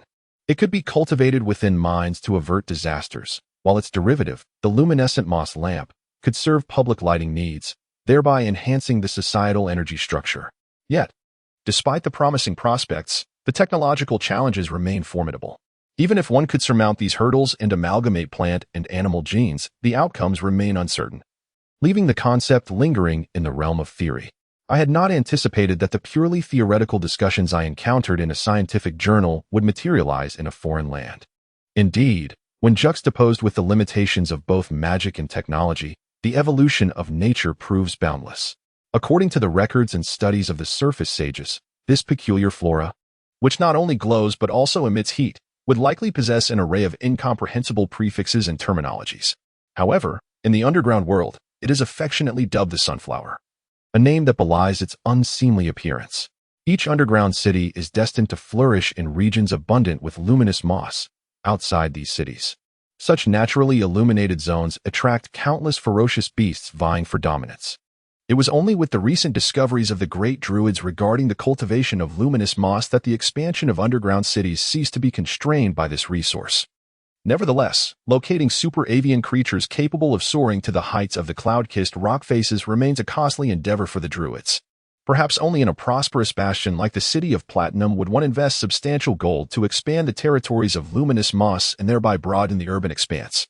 As the distant radiance gradually brightens, the luminous moss here will soon begin to glow, heralding the arrival of a new day.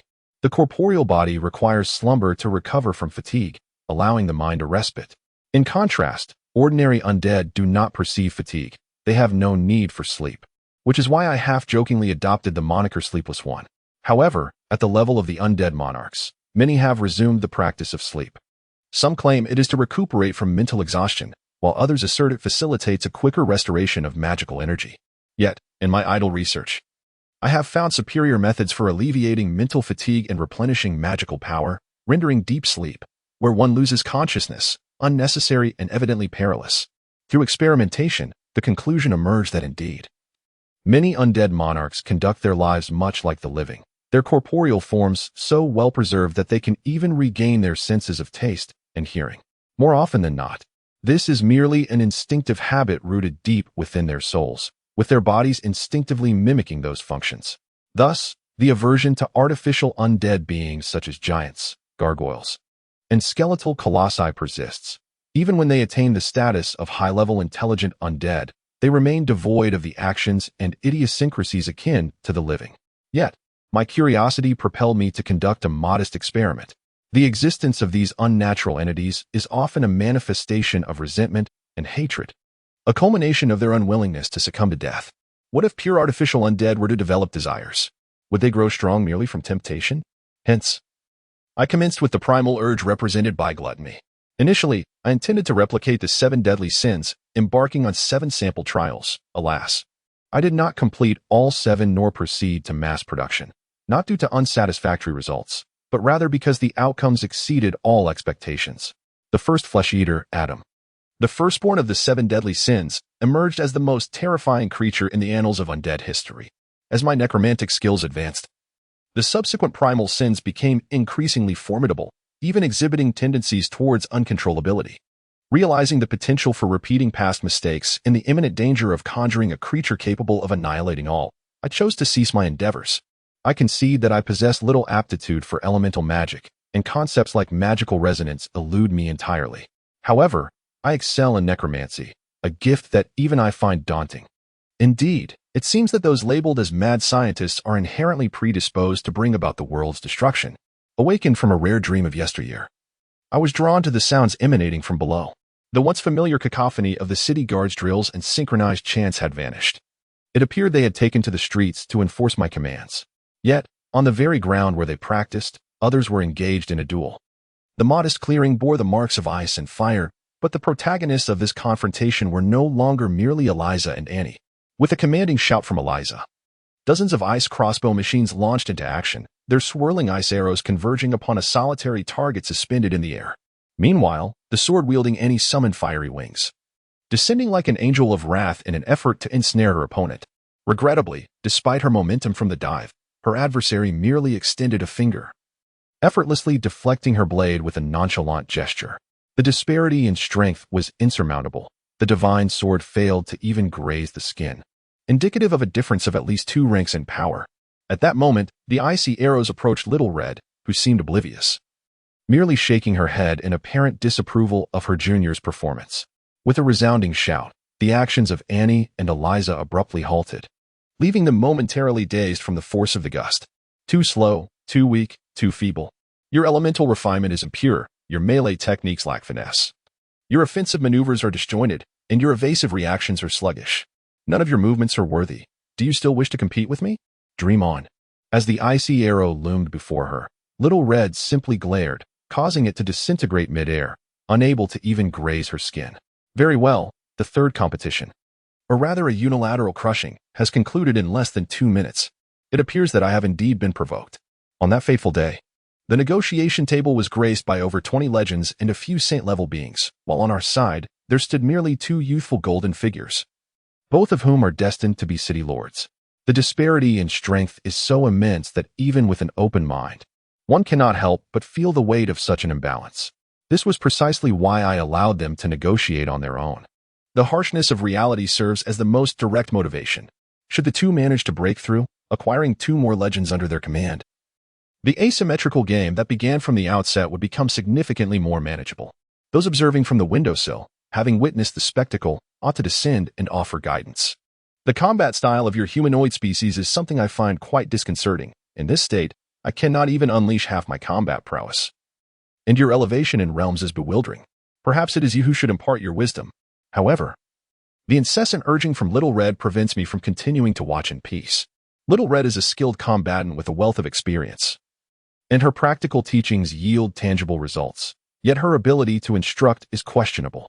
The dragon race relies heavily on innate talent for growth, and having never undergone the trials of cultivation myself, how can I assume the role of a mentor? She may teach you techniques such as wing slaps, claw assaults, the dragon's tail sweep, and aerial dive breaths, but will you truly grasp them? It seems that perhaps Eliza could indeed learn a thing or two, particularly the dragon's tail sweep. However, considering the increasingly elusive and fierce half-demon maid, I choose not to bring trouble upon myself. In truth, I have already discerned the issues facing the 2 golden peaks. Their foundations have long been established. What remains is the crystallization of their soul insignia, a culmination of a mortal's experiences and powers, serving as the cornerstone for ascending to higher realms. Simply put, they must now determine the trajectory of their future development. Yet when it comes to specifics, the situation diverges entirely. Eliza is confronted with an abundance of paths, leaving her uncertain as to which to pursue. Eliza. Race, a half-demon favored by the abyss. Strength, 22. Agility, 20. Constitution, 20. Intelligence, 24. Charisma, 18. Will, 5. Profession, level 60 Mage, level 1 Spellcaster, level 12 Ice Walker, level 10 Holy Fist, a specialized monk adept in vanquishing the undead, level 5 Assassin. Total level, 88. Due to the absence of a soul insignia, her comprehensive level assessment stands at 79, the peak of gold. Over the course of a century, her studies have been far too eclectic.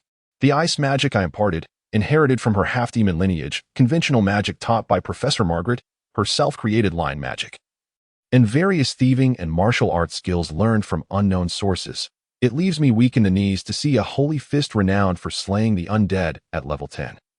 Once her foundational abilities and attributes are met, any one path could lead her to legend. Yet, paradoxically, the multitude of choices renders her indecisive. To select one equates to relinquishing all others, and she remains in a state of hesitation. Conversely, Annie's foundation is rather fragile. The legacy of the Phoenix has accelerated her strength beyond the pace of accumulated experience, making the task of identifying a suitable and boundless path a daunting challenge for one who has yet to reach her 20s. The choice regarding future developmental paths is one that outsiders find exceedingly challenging to assist with. Ultimately, the most suitable path for oneself is known solely to the individual, which is the crux of Xiaohong's dilemma. She cannot make life-altering decisions for the 2. However, for me, there exists a viable approach. While we cannot dictate their choices, we can certainly provide insights from others' experiences, allowing them to draw references from the journeys and wisdom of others, which could serve as a catalyst for their maturation.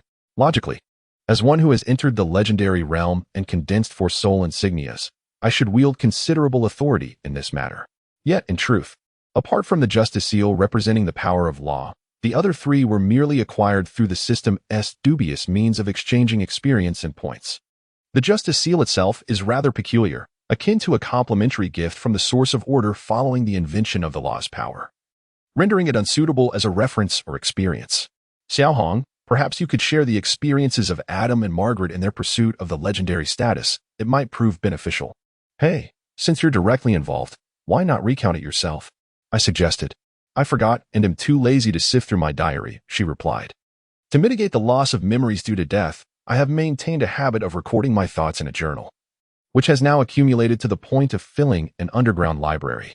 Retrieving information from such an extensive archive, especially concerning events that transpired quite some time ago, is undeniably cumbersome. All right, I shall speak, I conceded. However, the voice transmitted through the illusionary sound art bore an inexplicable hint of despondency. Shaking her head to regain her composure, Xiaohong clapped her hands. Her voice resonated distinctly, not only reaching the other formidable beings on the ground, but also clearly penetrating my ears from the second floor. Since you've forgotten, let us document it once more. Besides seeking the magical materials I require, the treasure records Lisa desires, and the martial arts information Adam needs, I have also found for you the complete records concerning the fall of the Kingdom of Storms from the Elven Kingdom. You mentioned once that you owed her a significant favor. Do remember to repay it when the opportunity arises. This time, Xiaohong's whispers were confined to my vicinity. Yet I was momentarily taken aback. The Kingdom of Storms was a realm I had once explored, its demise being one of my primary objectives during my adventures, to uncover the intricacies of its betrayal and subsequent downfall. I never anticipated how this information would resurface. It seems that those who suffer from amnesia will forever remain unaware of the vital memories they have lost. Death truly claims a considerable portion of our essence. As I listened intently, Xiaohong, however, found herself unable to suppress a laugh. And as for Adam, well, that is indeed a tale of hilarity. Upon hearing the name of the illustrious lord, the audience's curiosity piqued. Who could resist the allure of learning about the past of such an epic hero? Most within the camp strained to eavesdrop on the unfolding narrative. At that time, our adventuring party had inadvertently offended a scoundrel lord who worshipped a malevolent cult. Consequently, he dispatched minions to ensnare our paladin captain, Rollo, and warrior Adam, subsequently launching an assault on our temporary encampment. They captured the injured mage, Margaret, and the rogue, Lisa, leaving behind a note threatening that if we did not present ourselves at a certain location within 3 days, they would execute the hostages, first maiming them, then killing them. And then did Lord Adam not erupt in a fit of rage? Suddenly rising to legendary status, he arrived just in time to rescue the damsel in distress. Although the storyline may seem somewhat cliché, it undeniably possesses a classic charm. Perhaps it was during that very moment that Lady Margaret developed feelings for him. The quick-witted Momo and Diana were the only two city inspectors not indulging in leisure on the streets. At this moment, they too joined the audience in listening. Then came the encounter with formidable foes, leading to a battle. Was this the path to legend? No. The next line was, "Oh no, I haven't noted down the address. What should I do?" What? At this juncture, Xiaohong basked in the astonished and bewildered gazes of everyone present. Wait. What now? What happened to Lady Margaret and that female thief? Surely, it couldn't be that dire. How could they be so foolish? What happens next? Indeed. Lacking an address equates to losing the trail to rescue. The squad's leader, Raro, was infuriated, delivering a resounding slap that sent Adam, the fool, flying 4 meters away, crashing against a tree. This was the first time we witnessed the typically gentle and courteous Roro in such a rage. Subsequently, that imbecile Adam rushed out frantically, searching everywhere. And he found it? Within 3 days? Concerned about the fate of his esteemed adoptive father, the perfect hero, Annie was intrigued. No. He found it on the 5th day.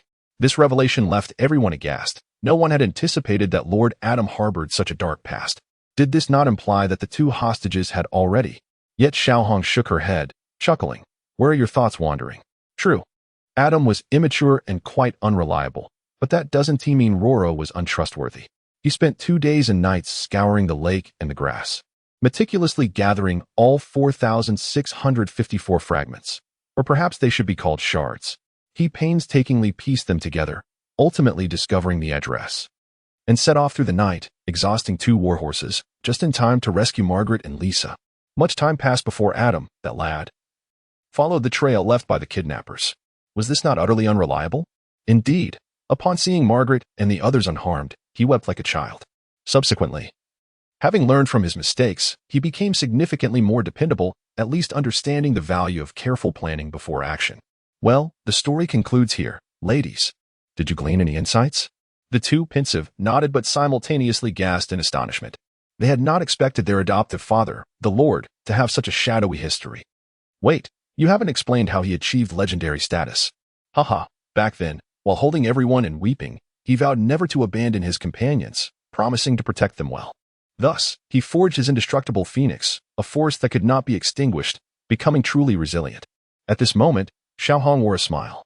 Perhaps this was indeed the turning point for Margaret's affections towards Adam, for every girl yearns for a reliable protector.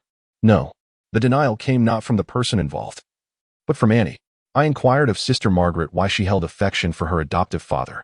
After a moment of bittersweet laughter, she simply remarked, at that time, he was crying so pitifully, I thought if I left him to his own devices, he would eventually bring about his own demise. When I pressed her further, she became reticent, suggesting that the crying so intensely likely referred to that very moment. Is it not true that feeling unable to simply turn a blind eye leads one to keep a vigilant watch over him, ultimately falling unwittingly into a state of infatuation? It is, in fact, quite romantic. Diana nodded in agreement, only to find everyone gazing at her in astonishment. What? Am I mistaken? No, they replied. It is just unexpected to discover that a dark elf could possess a conventional perspective on love. Although this was evidently a shared sentiment, none dared voice it, opting instead for a collective shake of their heads. That is unjust, a cold voice interjected from the corner, belonging to the long-silent Eliza. How is it unjust? Clearly, it was Rollo who exerted immense effort and energy to achieve salvation. Why then does Lady Margaret express gratitude towards Adam, who only hindered her? It is Rollo who ought to be commended. He painstakingly pieced together the notes, journeyed to rescue his companions, yet received none of the appreciation he rightfully deserved. How unfair indeed. Little Red stood there, taken aback, her expression one of incredulity as she stared at Eliza for a long moment before finally uttering, once. Lisa voiced the same sentiments. Then, she had pursued Rollo, who never acquiesced. So, what has become of Lady Lisa and Lord Rollo now? As for Rollo, he has vanished, leaving behind a letter stating he had located his enemies and intended to seek vengeance. Thereafter, no one knew of his whereabouts. However, they later discovered his desecrated remains, likely transformed into an undead creature. As for Lisa, she has perished. Perished? Now, Little Red regarded Eliza with a peculiar expression. Indeed, she succumbed to the calamity of the undead unleashed by the Lord of Eternal Night, falling victim to the hands of one of his 4 kings, the Bone Dragon Queen. Grace. Eliza raised an eyebrow. While she was unaware of Rollo and Adam's past, she recognized the Lord of Eternal Night. She wished to say something but felt no place to interject, as the parties involved had chosen to let the matter rest. Do you require something from me? Given your gaze?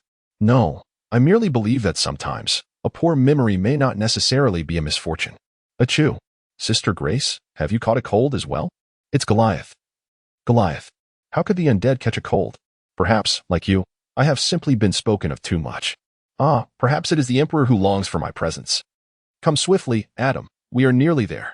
Chapter 46. Greed Grelin, the son of the Lord of Black Iron City, finds himself immersed in perpetual warfare, as his home is perpetually embroiled in conflict with the surrounding 4 underground cities.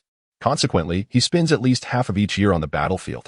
Though he may appear as an unremarkable human, his form is entirely concealed beneath towering, gray heavy armor, and only the faint glimmer of his bright eyes is visible through his peculiar avian helmet. Even when granted full authority by his father to represent their interests in the peace negotiations in Viton, he remains steadfastly clad in his complete battle regalia. His finely wrought golden armor is merely the foundation of his attire, complemented by a 3-meter lance slung across his back and twin swords at his waist, alongside a dwarven firearm, all strategically positioned for immediate access. The young prince, who has narrowly escaped death on numerous occasions in battle, has become accustomed to remaining perpetually on high alert. Prince Grelin, you truly need not be so vigilant, nor is it necessary for your attendants to adopt a combat formation. This is Vuitton, the platinum city rich with gold, devoid of the ceaseless wars that plague your homeland. The accompanying goblin merchant, Shiros, sighed in exasperation. Regretful of his greed for the modest commission, he lamented having accepted the task of escorting Prince Grelin to Vuitton for the treaty. Throughout their journey, he had grown weary of the prince's hypersensitivity and symptoms of war-induced trauma. It was no wonder Shiros felt this way. Planting a perimeter of goblin explosives around the camp was sufficient. However, in the confines of the tent, was it truly necessary to rig up an explosive trap? But alas, this would ensure safety. Yet why place a dummy in his own bed or sleep in a tree? Each morning, as the caravan prepared to depart, it took nearly half an hour to locate him, and even then, one had to tread carefully to avoid the hidden traps. When the sentry, in kindness, draped a blanket over him while he slept, he nearly met with a blade. Such was his paranoia. I understand your homeland is fraught with instability, but here, you can find solace. There is no war. After a brief moment, the armored figure extended a finger, gesturing in the air before bringing it to his lips. The scent of gunpowder. Down. In an instant, the iron giant collapsed, and his attendants dropped to the ground as well. You are quite safe here. The goblin's cries echoed in the air as two beams of crimson light streaked past, a searing wave of heat nearly obliterating him, followed by an explosion of flames that engulfed the nearby structures. Dragon's breath. It must be an adult red dragon, ready for battle. Grelin immediately rallied his attendants to establish a temporary stronghold, utilizing their belongings for cover and assembling dragon lances. Having only just entered the city of Vuitton, Shiros was left utterly dumbfounded by this unexpected turn of events. Yet, this was no time for astonishment. In the next moment, two red dragons soared overhead, a clear indication that they were caught in a conflict of unimaginable scale. Following this, a deadly black beam cleaved through the sky, and one of the red dragons fell silently, shrouded in smoke, unleashing a rain of dragon blood as it spiraled downward. Boom! Fragments of flesh and dragon's blood rained down before the eyes of the goblin merchant, who crouched low, hands clasped over his head, unable to utter another word about the supposed safety of this zone. Almost immediately, another crimson dragon, seemingly gripped by a horrifying nightmare, took flight. Yet, akin to the previous dark beam, a scarlet ray pierced through its cranium, splattering blood in all directions, and the headless dragon's carcass plummeted like a shooting star.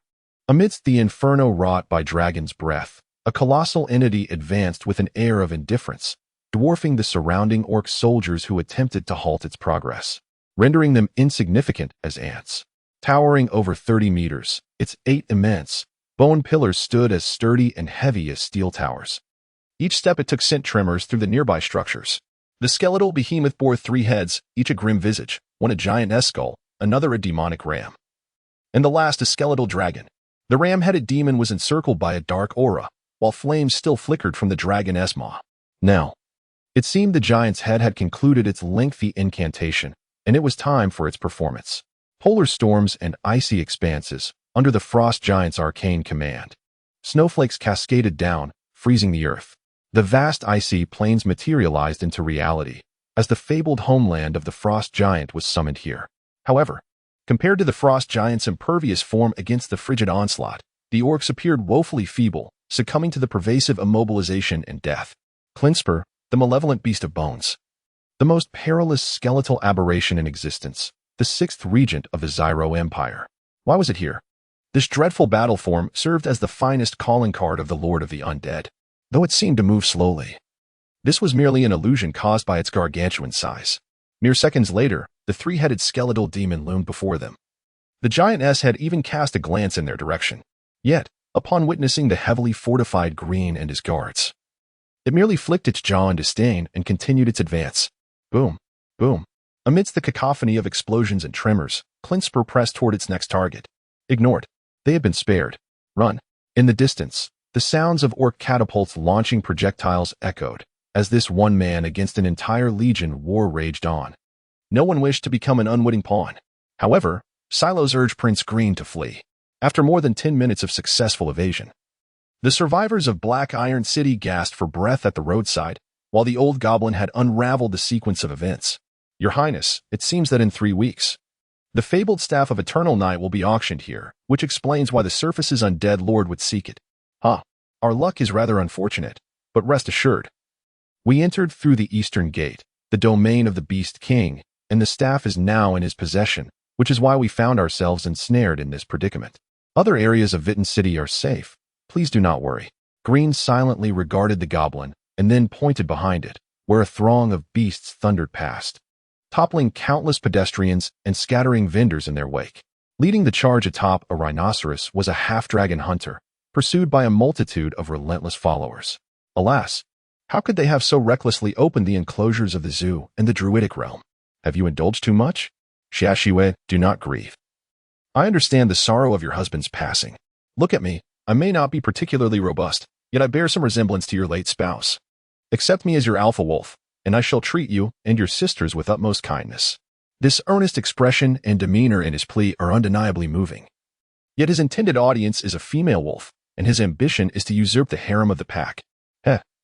It seems we are surrounded by a few deceivers and scoundrels. Our fortune is quite unfortunate, though this city remains predominantly safe. Green shook his head, but gestured towards another direction. Over there, a band of ruffians was encircling two elven maidens, seemingly intent on nefarious deeds. In this chaotic underworld, such occurrences are all too common. Old Silas shook his head, unwilling to intervene, lacking the strength to do so. What a pity. Those two must surely be noble ladies who have clandestinely escaped from home. Truly an unparalleled beauty. What a shame. Yet in the next moment, recalling Green's considerable strength, perhaps he could rescue them. The old goblin gazed at him with hopeful eyes, but Green merely shook his head. There are too many people. The traps and bait are male. Spell, condemnation. Spell, condemnation. Consequently, the results of their entrapment yielded a significant catch. Yet the targets of the just knights were those who glowed the brightest among the lot, for they surely bore not only intentions of crime, but also other malevolent deeds. A remarkable bounty indeed. I had suggested that Koros and Victoria serve as bait, and look, they're all dressed as dancers. A mere spin could ensnare 7 or 8 of them. They do not adorn themselves with makeup nor throw flirtatious glances. They merely stroll with heads bowed, amounting to 300 or 400. Behold those well-dressed individuals, shining with a brilliant hue. They must be high-class swindlers and villains. The law and order here is appalling, filled with rascals. You there, criminal, halt. You are nearly purple with guilt and still dare to flee? Count of 3, or I shall strike you down. 1. Still running? Witness my broken shoe strike. Oh, I meant the broken evil strike. No, that was wrong. Justice strike. Humph, truth be told, it is indeed disheartening to be outshone by men in terms of feminine allure. Yet losing to the judicial beauties Koros and Victoria evokes not a shred of sorrow in me. Have you ever encountered women more beautiful or more feminine than they? By the way, this time surely marks the highest record of captures. Who holds the least? Speak up so we may all share a laugh. Deputy Yon, 1. Captain Diana. None. Truly, our esteemed leader is as manly as they come. Those miscreants dare not approach. Momo.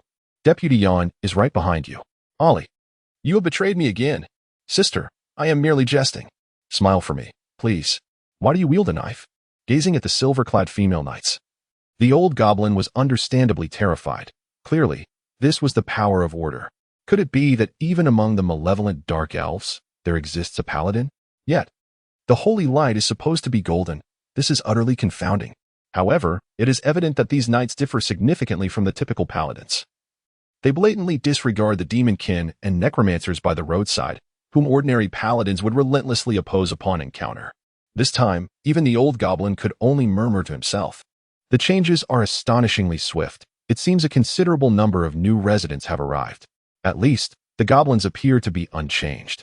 This time, Green merely gestured to the side, where gnomes and goblins were collaboratively fine-tuning a rocket vehicle equipped with a colossal rocket booster. This harmonious scene, however, struck Ciros as a thunderbolt from a clear sky. What nonsense! The goblins are actually collaborating with those leprous dwarfs. Those traitorous goblins shall face the wrath of old Ciros. Yet, as he contemplated provoking them, his companions restrained him. Fortunately, they did, for just as the rocket vehicle launched, it began to ascend, soaring over the heads of the onlookers before transforming into a meteor, hurtling towards the rocky ceiling. Then, with a resounding bang, it erupted into a dazzling display of fireworks. It was all due to that cumbersome ox being too heavy, which compelled us to increase the horsepower excessively, causing it to take flight. We require lightweight test subjects, or rather, pilots. At this moment, Rovi, shouldn't you exhibit the goblin's unyielding spirit of sacrifice for the advancement of engineering? My survival is the greatest contribution to goblin engineering. Where can one find a foolish goblin? Oh, oh, oh, my dear friend. Are you interested in goblin rocket vehicles? Clearly, if he were to nod at this moment, Ciros would have wasted 30 years as a merchant in vain. Having finally evaded the bothersome goblin engineers, old Ciros appeared weary, seated on the steps while smoking his pipe. The world is changing too rapidly. Who knows, perhaps next, a group of lunatics will be running about in the nude. The Storm Eagle and his kin darted past the crowd, arriving quietly and departing just as silently, waving gently to the astonished spectators, leaving no trace behind. They were nothing, so what could they leave? The old goblin rubbed his eyes, somewhat dazed. Incredible. What one speaks often comes to pass.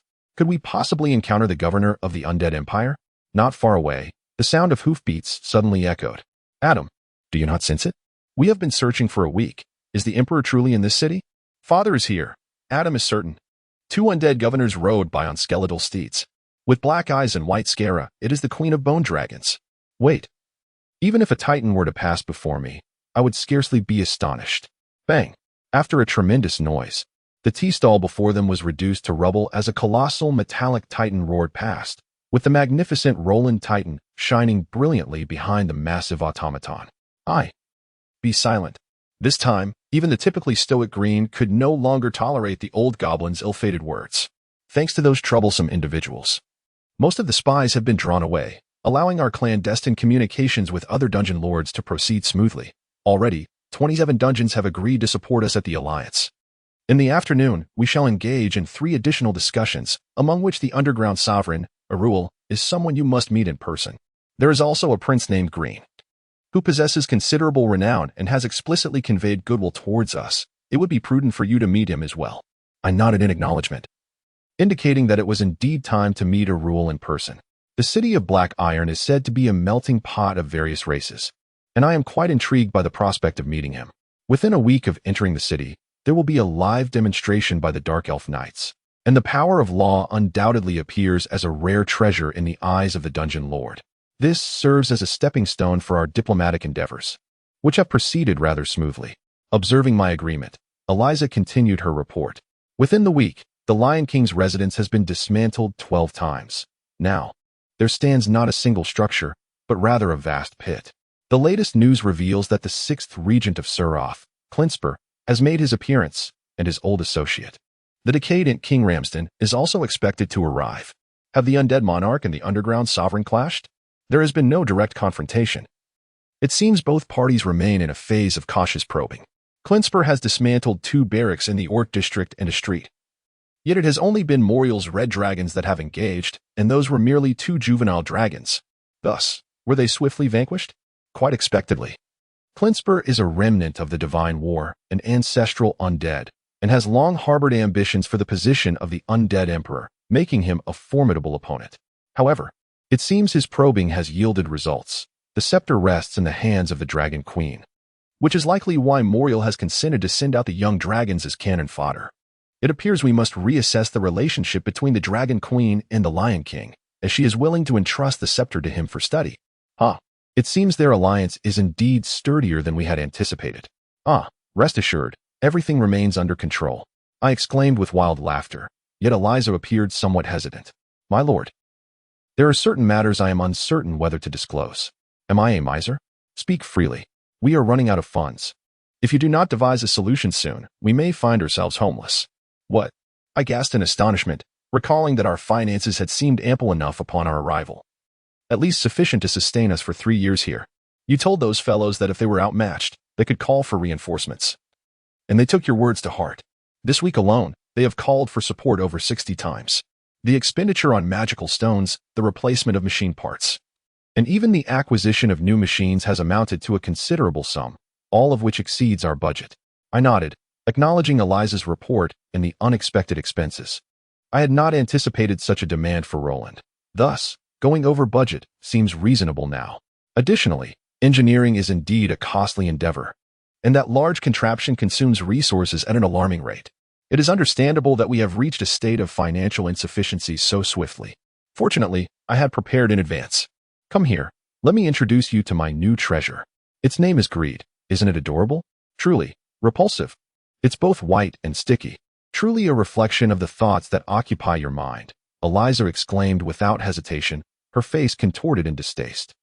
It is nothing more than mockery directed at me for thinking with my lower body. Such biting sarcasm has been directed at me countless times after the exposure of my cherished secrets, and I have long since grown numb to it. Instead responding with a self-satisfied smile, you are unaware of its remarkable utility. Do not be deceived by its diminutive size. Once it merges with the city's subterranean water systems, it will exponentially reproduce and manifest countless replicas. Within mere hours, this milky slime will infiltrate the entire network of underground pipes and water supply systems. How utterly revolting. Please, cease your words. What exactly do you intend to do? As per convention, even if there is a rare gem to be showcased, an auction must present several items of similar caliber to warm up the atmosphere. I do not expect to encounter another artifact. But as long as the Lion King does not intend to embarrass himself, there will certainly be other fine goods at the auction. Thinking of the upcoming auction, I resolved to gather more funds to procure some local specialties. During my last slumber, I happened to dream of Adam's creation experience, thus directing my focus towards my most adept skill, necromancy. The present greed I feel is the culmination of a week's labor. Exotic slime, greed, race, undead slime. All attributes. 1. Racial abilities, devour reserve, secrete fiber decomposing liquid, rapid self-replication. System evaluation, extremely dangerous. Please eliminate the progenitor promptly. Should this entity spiral out of control, not only this city but the entire underworld may vanish. By the way, please cease your creations. Your talents in this aspect are wholly misallocated. If you continue, you need not await calamity. You shall be the architect of your own destruction. Does this not sound contradictory? Despite its seemingly trivial abilities, it instills fear within the system. It exists in the liminal space between life and death, and for living beings, the more simplistic and pure the need, the more potent the underlying desire. This greed represents insatiable avarice. In my conception, gold and precious metals like mithril embody their very purpose. The simpler the organism, the easier it is to replicate. The replication of single-celled entities consumes minimal resources. They will replicate frantically according to the creator's design, pilfering gold in the process. They lack any offensive capabilities and can only penetrate heavily fortified vaults to corrode bags brimming with treasures, seizing gold and precious metals. Nonetheless, I can comprehend the system's apprehension. Should greed truly spiral out of control, once replication reaches a critical mass, countless slimes could occupy every conceivable living space, leaving no refuge. Of course, this assumes unrestricted replication. You see, this jar contains its progenitor. I have released merely 1/10 of it. Their reproductive capacity and size will be constrained to 1/10, and their lifespan will also be limited. They will all perish within 2 days, relegated to mere coin thieves. As I expounded, I cautiously poured the essence of greed into the sewer. Suddenly, a gust of wind swept through, and inexplicably, my normally unresponsive nose felt an itch. Achoo. Who is invoking my name? Master. Rest assured, there is still half remaining. Greed will prove somewhat stronger than anticipated. Just how much stronger? Will it cause harm? If the design volume were to increase 5-fold, it would be akin to being slightly larger than a human. According to their intelligent configurations, the attack patterns would be modified, potentially adopting a strategy of devouring an individual, dissolving their garments, and confiscating any metallic possessions. Fear not, for I have implemented a parameter. Greed will certainly not harm any life. It will simply consume clothing and depart. Consume clothing? The entire city? A terrifying vision materialized in Eliza's mind. With countless storm eagles and snow hooves dancing in chaotic circles, as an ever-growing number of aberrations began to proliferate. Master, please expedite the research to eradicate this malevolent entity.